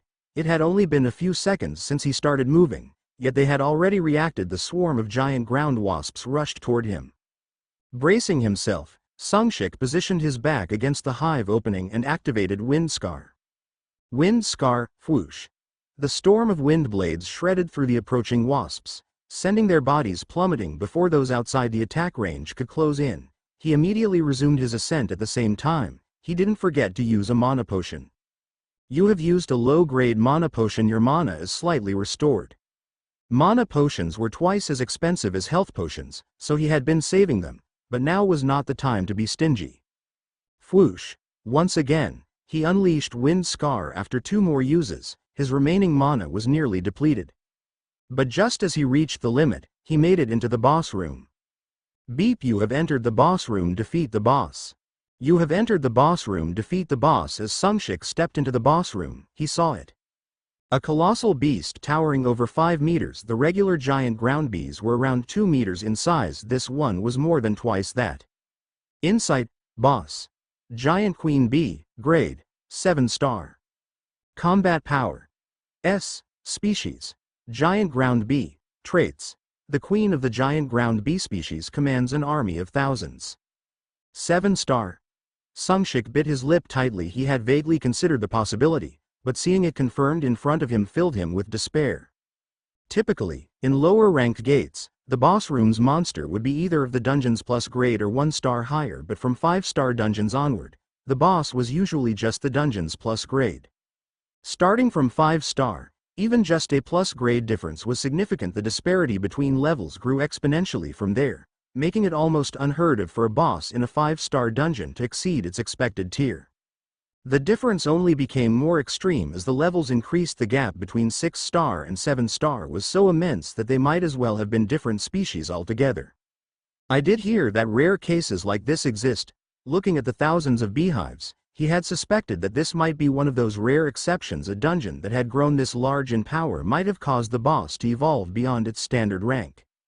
Even before his regression, there had been rare cases where colony-type monsters that exceeded 6-star would see their bosses ascend to the next level. However, such cases were as rare as winning the lottery.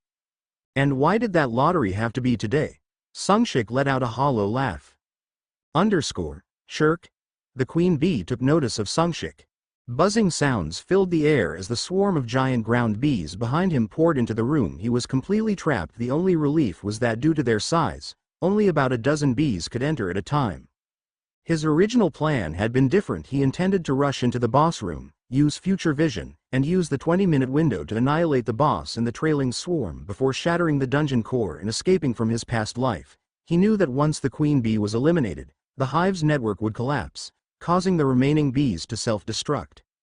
Stay calm, there's always a way out. As Sungshik steadied himself, his composure seemed to provoke the queen bee. Keek. The queen bee let out a piercing shriek. The ones who reacted weren't just Sungshik. It was the swarm behind him, as if they had been scolded by their queen. The bees scrambled forward in a mad frenzy, lunging at him. Huh? He had been focused on the queen bee, expecting her to move first. He hesitated in casting Wind Scar against the approaching swarm. There were still plenty of bees waiting outside the room. If he wasted too much mana here, he risked getting overwhelmed by regular bees before even reaching the boss. Then, with minimal force, Wind Scar, whoosh. The 3 bees charging at him were sliced apart by the wind blades. He had used the spell at the lowest possible output to conserve mana for those further away. He used Wind Scar. For those at close range, he methodically cut them down with the Heavenly Destruction Divine Sword. He repeated this process over and over. You have used a mid-tier health potion. Health recovery rate has significantly increased. You have used a mid-tier mana potion. Mana recovery rate has significantly increased. Despite his efforts, Sungshik could feel his stamina and mana rapidly depleting. For now, he could hold out using his stock of potions, but it was only a matter of time before he hit his limit. And then, Keek. The queen bee, unable to watch any longer, finally moved. Clang. Coo. The queen bee's attack was ferocious. She had only made a light charge, yet it clearly demonstrated the vast difference between a 6-star and a 7-star. Her speed and attack power were on an entirely different level. Even though Sungshik had barely managed to deflect the blow, he was still sent flying backward, unable to fully absorb the impact. I only blocked that thanks to my hypersense skill and the Hero of Adversity title. He hadn't even been able to properly register the queen bee's attack. His survival was purely thanks to his instincts and his title's passive abilities. Wind Scar, whoosh. More giant ground bees were cut down by the blades of wind. Even as he defended against the queen bee, Sungshik focused on exterminating the remaining swarm. Kurik. The queen bee tilted her head as if confused by his actions. Damn it, don't Kurik me. Whether she understood or not, Sungshik unleashed another Wind Scar at the bees still pouring in from the entrance. Whoosh. Another wave of bees was torn apart. Keek. The queen bee shrieked in rage and charged bees. This time, her charge was even fiercer than before. The sheer force was beyond what a 100-ton truck could produce. Crash. The impact of their collision sent a deafening boom through the room. Kerr the queen bee let out an odd cry of surprise. She had expected Sungshik to cough up blood and be sent flying. From what she had gauged earlier, there was no way his strength should have been enough to withstand her charge. Yet somehow, he had stopped her dead in her tracks without budging an inch. Stagger in the end, it was the queen bee who was forced back by the recoil of her own attack. Krrr. The queen bee's confusion deepened. Sungshik bared his teeth in a grin. Now it's my showtime, you damn bug underscore. As soon as Sungshik confirmed the boss was 7-star, a wave of despair had hit him. There seemed to be no way out. He debated whether to use future vision immediately. After reaching 5-star plus and using future vision, I was able to draw out the power of 6-star plus. With that power, I could somehow face a 7-star bosses. But that's as far as it goes. The power gained from future vision could only buy time. In the end, facing a 6-star enemy at 5-star plus was an entirely different matter from facing a 7-star enemy at 6-star plus. The gap between 5-star and 6-star, the gap between 6-star and 7-star, though both were just one-tier differences, the actual disparity was immense.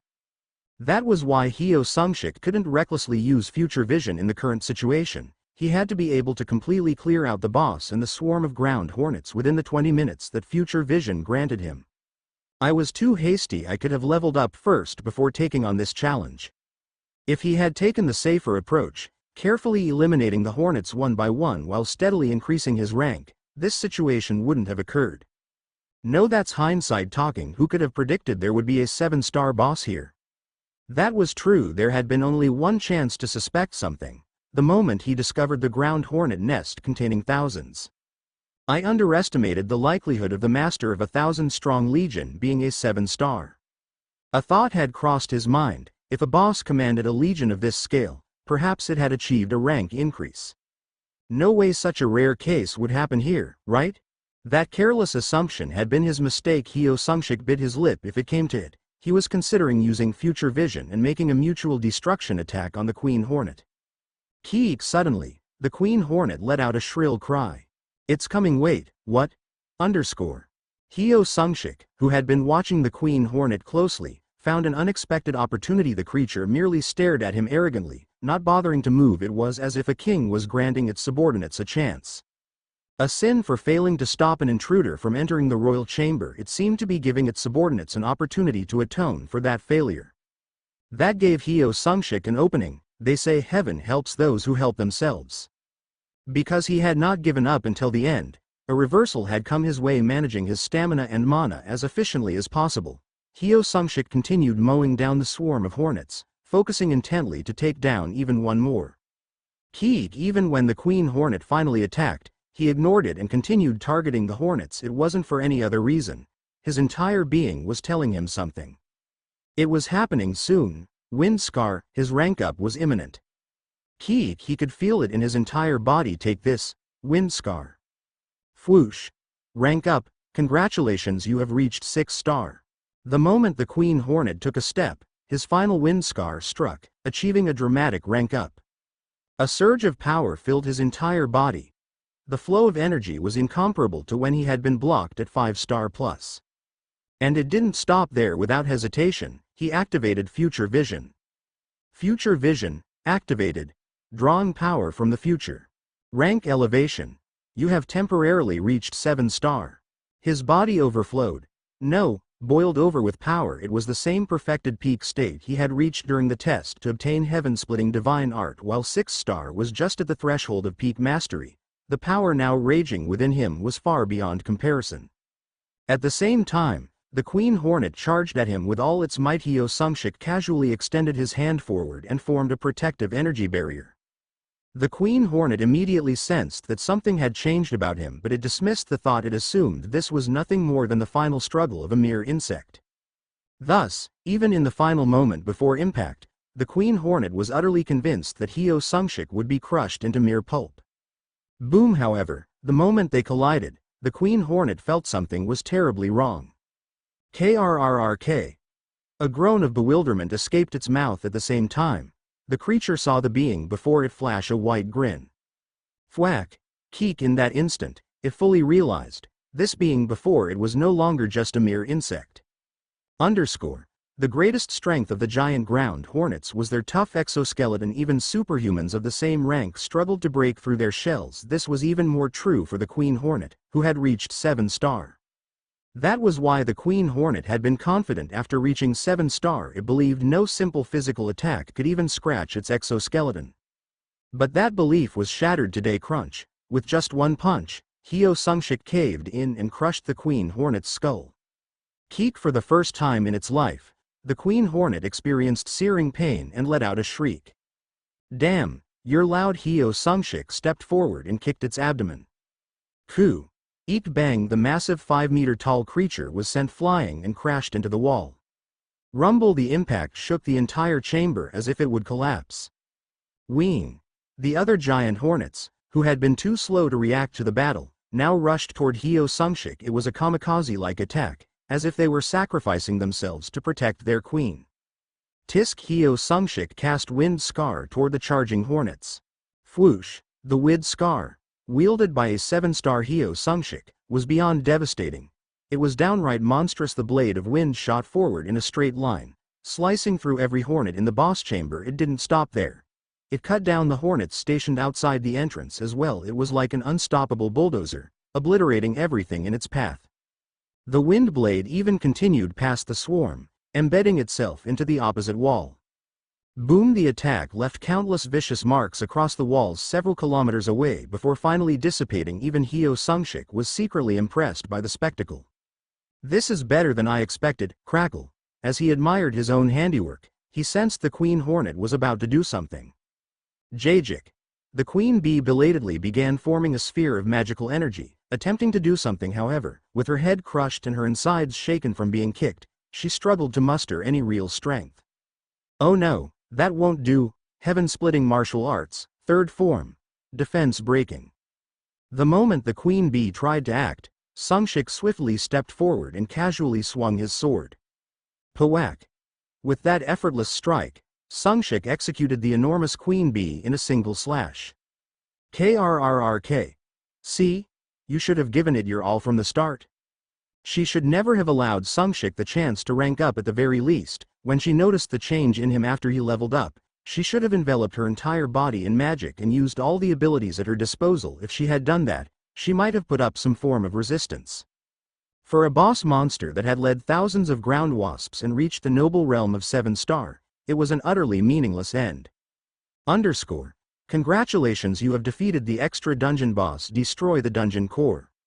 With the notification, the dungeon core emerged in the spot where the queen bee had fallen. Sungshik quickly shattered the core before anything else. He had about 15 minutes left to maintain his future vision. He needed to take everything he could and escape within that time. Kwajik. The dungeon core has been destroyed. Time remaining until the gate closes. 24 hours 0 minutes and 0 seconds. Destroying the core triggered the usual gate closure timer. So even a double-layered dungeon follows the same structure as a regular one. This was Sungshik's first experience with a double-layered dungeon, and he confirmed that its closing mechanics were no different from a regular dungeon. While he destroyed the dungeon core, the queen bee's corpse crumbled into dust, leaving behind the loot she had dropped. 715,380 coins. Rare, queen bee's antenna. Heroic, queen bee's carapace ×2. Heroic, queen bee's wings ×1. Heroic, Elisa's staff. Oh, all the dropped items were at least of rare quality. In addition to the 700,000 plus coins, there was even a heroic grade piece of equipment truly fitting for a 7-star boss monster. He wanted to check the item options but remembered he was short on time, so he quickly stored them in his inventory. The equipment seemed to be meant for mages, but it would still fetch a hefty price at the shop. And then, alright, let's, congratulations, extraction successful. You have obtained the trait, Queen's Armor. You have successfully cleared the extra dungeon. Additional reward, heroic, golden chest ×1 foot has been granted. As Sungshik was about to leave, he paused. A notification of additional rewards had appeared. He had acquired an S-rank trade and a heroic, golden chest. Wasn't the extraction success rate like 0.001%? He had once seen the absurdly low probability and buried the thought deep in his memory, assuming it would happen someday, and now, it had triggered after defeating the 7-star Queen Bee. Life really is full of surprises. Just as misfortune seemed to drag him down, fortune had come knocking again. And the heroic golden chest, a bonus reward from clearing the double-layered dungeon. Sungshik immediately recognized what it was. A gacha item, indeed. It was a random loot box. It could contain anything, items, skills, traits, anything that existed, because these boxes had the potential to yield incredibly rare items. They were always in high demand. He wanted to open it right away, but time was pressing. He decided to check its contents later and stored it in his inventory. Finally, Sungshik turned toward the exit. Outside, hundreds, if not thousands, of giant ground wasps were flying around in a frenzy. So this is what happens when the queen bee dies, and the network collapses. Thud like lunatics, the wasps flew wildly, crashing into walls and colliding with each other before dropping to the ground. It was a sight he had only heard of before his regression. Seeing thousands of giant ground wasps in utter chaos firsthand was truly a spectacle. And because of the aftermath, the ground was now swarming with wasps that had fallen and were writhing helplessly. The experience points and coins from them were far too valuable to ignore. It'd be a waste to just leave them, though there wasn't much time left on future vision. It was enough to wipe them all out in their current state. Heaven-splitting martial arts. Fifth technique, shattering. The technique he had seen the first time he unfolded the heaven-splitting martial arts manual, the one that had split apart a horde of 100,000 beasts in a single stroke. Normally, it was beyond his reach, but right now, with his temporarily boosted power at 7-star, he could wield it. Kwang. A single move from Sungshik obliterated countless giant ground wasps, though he was still too weak to replicate the overwhelming force he had once witnessed. Where the entire world seemed to flip upside down, what he had just displayed was still more than enough to inspire awe. Goo. That one strike alone had wiped out at least 1,000 giant ground wasps. Who? Expending all his energy on the technique left him with an overwhelming sense of exhaustion. However, Sungshik had no intention of stopping after just one strike. The wasps were so broken they couldn't even recognize they were under attack. Wind Scar, Pawak. Hundreds more wasps were torn apart even when using Wind Scar at full power. The burden on his mana felt significantly lighter compared to when he had been stuck at 5-star plus. As expected, you really need to be at 7-star for this skill to feel manageable. At 7-star, one could start drawing mana from external sources thanks to his increased mana reserves and the ability to absorb external mana. Sungshik could continuously unleash blade like gusts of wind. Damn, this is a goldmine. It was as easy as eating while lying down, like honey dripping straight into his mouth. Attacking freely at 7-star was beyond incredible. It was practically godlike. The giant ground wasps were said to have defensive power reaching the upper limit of 6-star, yet in mere moments, over 2,000 of them had been massacred. Even if the wasps were just standing there like sandbags, this was something most 7-star warriors wouldn't be capable of. It was a testament to how Sungshik stood apart from normal 7-star beings. Now, less than a quarter of the giant ground wasps remained. This is even better than I expected. Seeing the still dazed wasps, it felt like honey was overflowing from the pot. Smiling in satisfaction, Sungshik swung his sword again.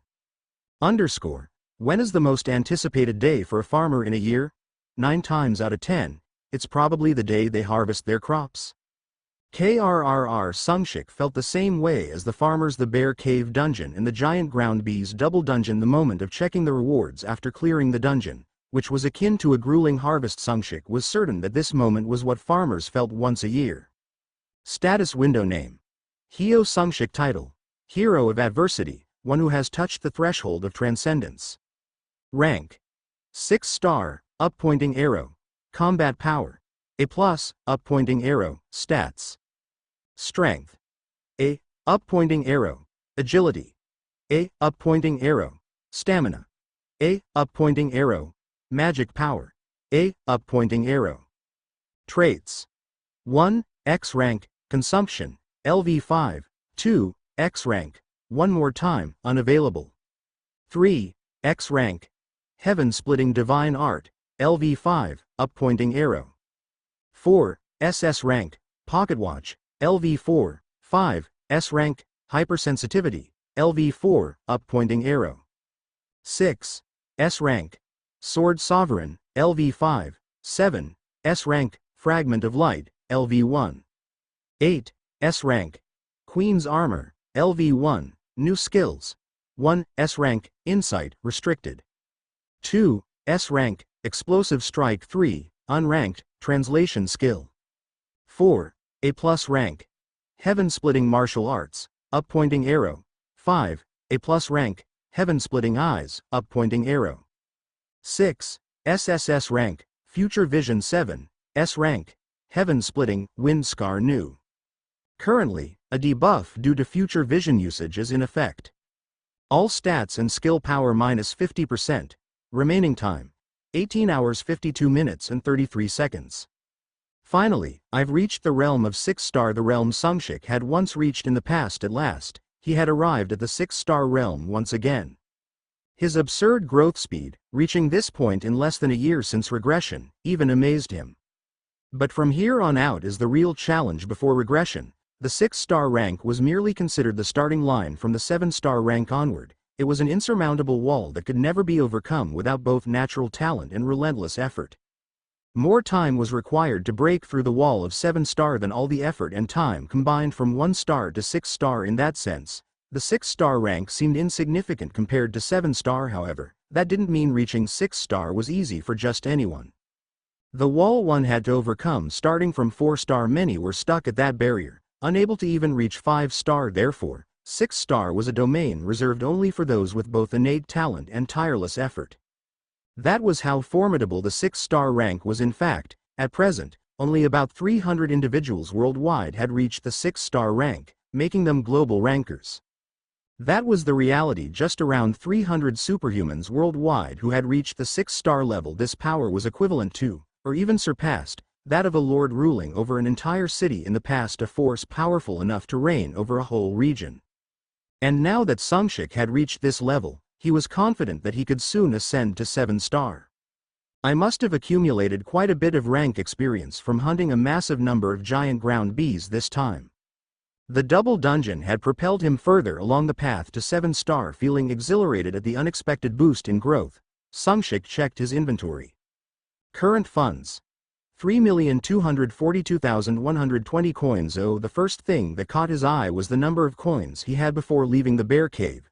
He had barely 400,000 coins now. That amount had surged to 32 million. This was the result of defeating the 7-star boss, the queen bee, along with countless giant ground bees. With this, I can buy several lower-tier light attribute skills. Even just his earnings in coins had exceeded his initial expectations. He then proceeded to check other items. Elisa's staff. Rank: Heroic description. The staff once used by the great magician Elisa of Izar Palace contains Elisa's secret technique. Attack power. S options: magic casting speed plus 10%. Water attribute magic damage plus 10% once per day, allows the use of Elisa's secret technique, Breath of the Water Dragon. Magic power plus 10%. Not bad. It seemed like a magic staff specialized for water attribute spells, but its overall stats and attack power were exceptional. It was definitely worthy of its heroic rank. Sungshik had no use for it, but if he listed it on the community's free marketplace or auction house, it would surely fetch a hefty sum of coins. Common: Bear Gallbladder times 53, Common: Bear Paw times 41. Common: Grizzly Bear's Tendon times 112, Common: Giant Ground Bee Antenna times 2513. Rare: Giant Ground Bee Carapace times 512, Rare: Giant Ground Bee Wing times 451. Countless other material items stacked up. Even if he only sold off the bear gallbladders, bear paws, and other gathered materials at a shop, his profits would already far exceed what he had initially aimed for in his first bear cave hunt. With results like this, I can see why people take the risk of entering double dungeons. Though the giant ground bee nest was a rather unique case, this level of reward made it more than worth the risk. Moreover, the rewards weren't limited to just items. S rank: Queen's Armor. The protective armor once used by an unnamed queen greatly enhances defense. When the trait reaches its peak, it approaches the realm of indestructible Vajra God. The trait extracted from the 7-star boss Queen Bee. It was a lower-tier version of Choi Moonguk's SSS rank, Indestructible Vajra Body, but still an excellent trait, especially for someone like Sungshik, who hunted solo. a trait that significantly increased defense, was invaluable. Wait, could I possibly obtain the indestructible Vajra God trait in the future? A sudden thought occurred as he examined his traits with the synthesis option he had acquired along with extraction. It felt possible that he could eventually upgrade S-rank Queen's armor into a superior trait. Of course, he had yet to experiment with synthesis, so he first needed to understand its mechanics. But somehow I have a strong feeling that it'll work. His intuition was telling him this had great potential. I should max out the consumption trait as soon as possible, too. A thrilling excitement surged within him at the unknown possibilities ahead. Then, Sungshik turned his gaze to the heroic golden chest he had obtained from the Queen Bee. As he fixated on it, he felt the same sensation as when he had drawn Wind Scar from the skill orb before. Opening the heroic golden chest, the sensation he had felt when obtaining the skill ball. As soon as that feeling returned, Sungshik opened the golden chest without hesitation. A dazzling radiance burst forth as the chest opened. Congratulations! You have obtained legendary Phoenix Heart Fragment, heroic Puyan's Feather, and 1 million coins. Oh, Sungshik's eyes widened the moment he saw the notification. A legendary item and a heroic item at the same time? He had heard that, on rare occasions, when luck was overwhelmingly on one side, 2 items could appear at once. Jackpot! And among the possible items from a heroic grade random chest, he had pulled the highest possible grade, legendary. Sungshik felt like this double dungeon raid had buried him in a pot of honey, letting him scoop up as much as he pleased. He hadn't even fully digested the honey he had consumed earlier, and now he was worried if he would develop diabetes from indulging too much. Well, there have to be days like this once in a while. He had imagined it before. Overeating honey to the point of bursting today seemed to be that day. To check just how sweet this honey was, he examined the newly obtained items. He had never heard of either the legendary Phoenix Heart Fragment or heroic Puyan's Feather before. However, just like the legendary Millennium Wild Ginseng he had obtained previously, the legendary Phoenix Heart Fragment gave off a strong impression of being an elixir. Phoenix Heart Fragment, grade legendary. Description: the heart of the mythical phoenix, a fragment left behind when the phoenix first perished in legend. Though merely a piece, it contains a vast amount of fire energy. Upon consumption, significantly increases mana, grants additional fire attribute energy, greatly enhances fire resistance. This is it. An involuntary exclamation escaped Sungshik's lips as soon as he saw it. He had been completely hooked after consuming the legendary Millennium Wild Ginseng last time. Intoxicated by the incredible effects of a legendary grade elixir, he had hoped to acquire another one someday, but never expected to obtain it through such an unexpected route. Moreover, compared to the legendary Millennium Wild Ginseng, the legendary Phoenix Heart Fragment seemed even better.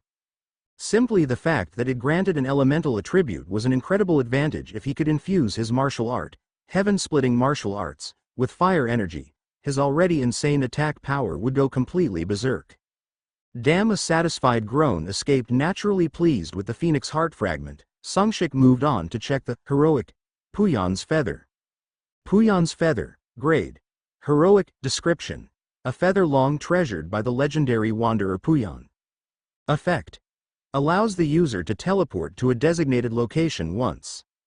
This kind of thing exists. The phrase teleport to a designated location caught his eye. Long-distance spatial movement was an extremely high-level ability even in his previous life. There were barely any people who could use it properly yet. Here was an item, albeit one-time use, that allowed spatial movement. A means of escape.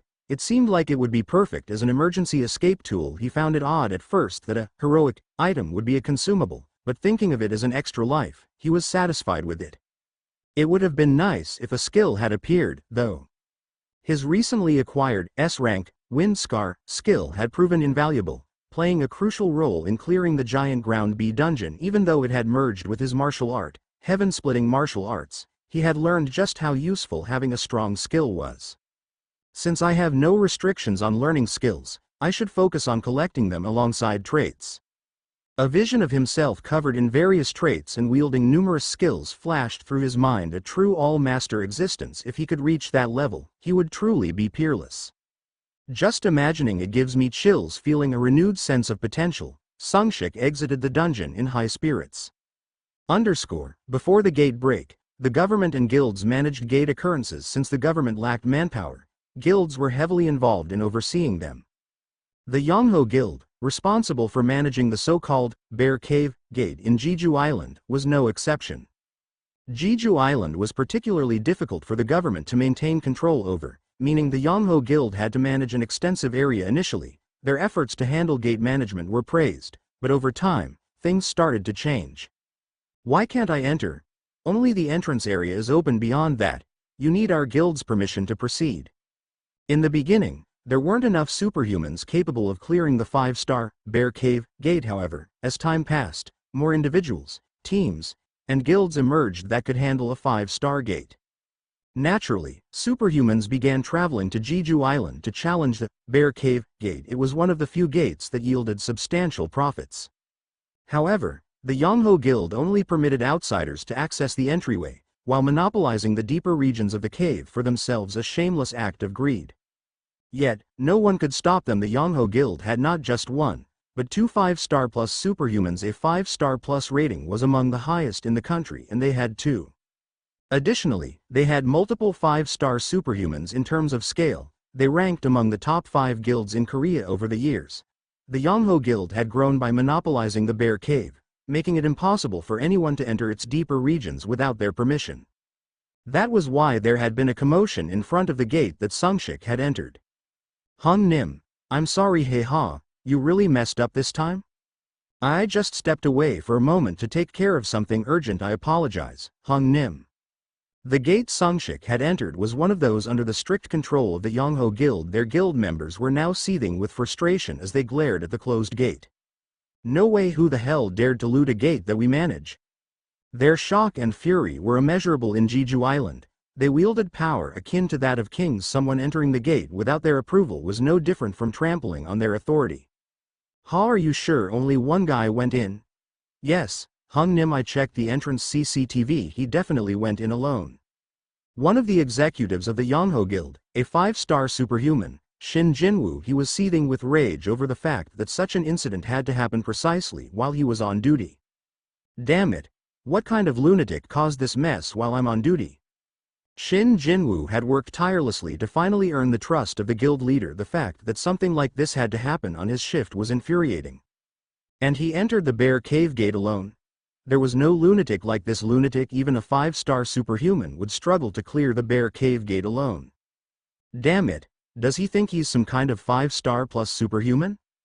The guy he checked on CCTV was an unfamiliar face. Managing a list of all the notable superhumans in Korea was a basic necessity. This was one of the secrets that had allowed the Yongho Guild to reign over Jeju Island for so long.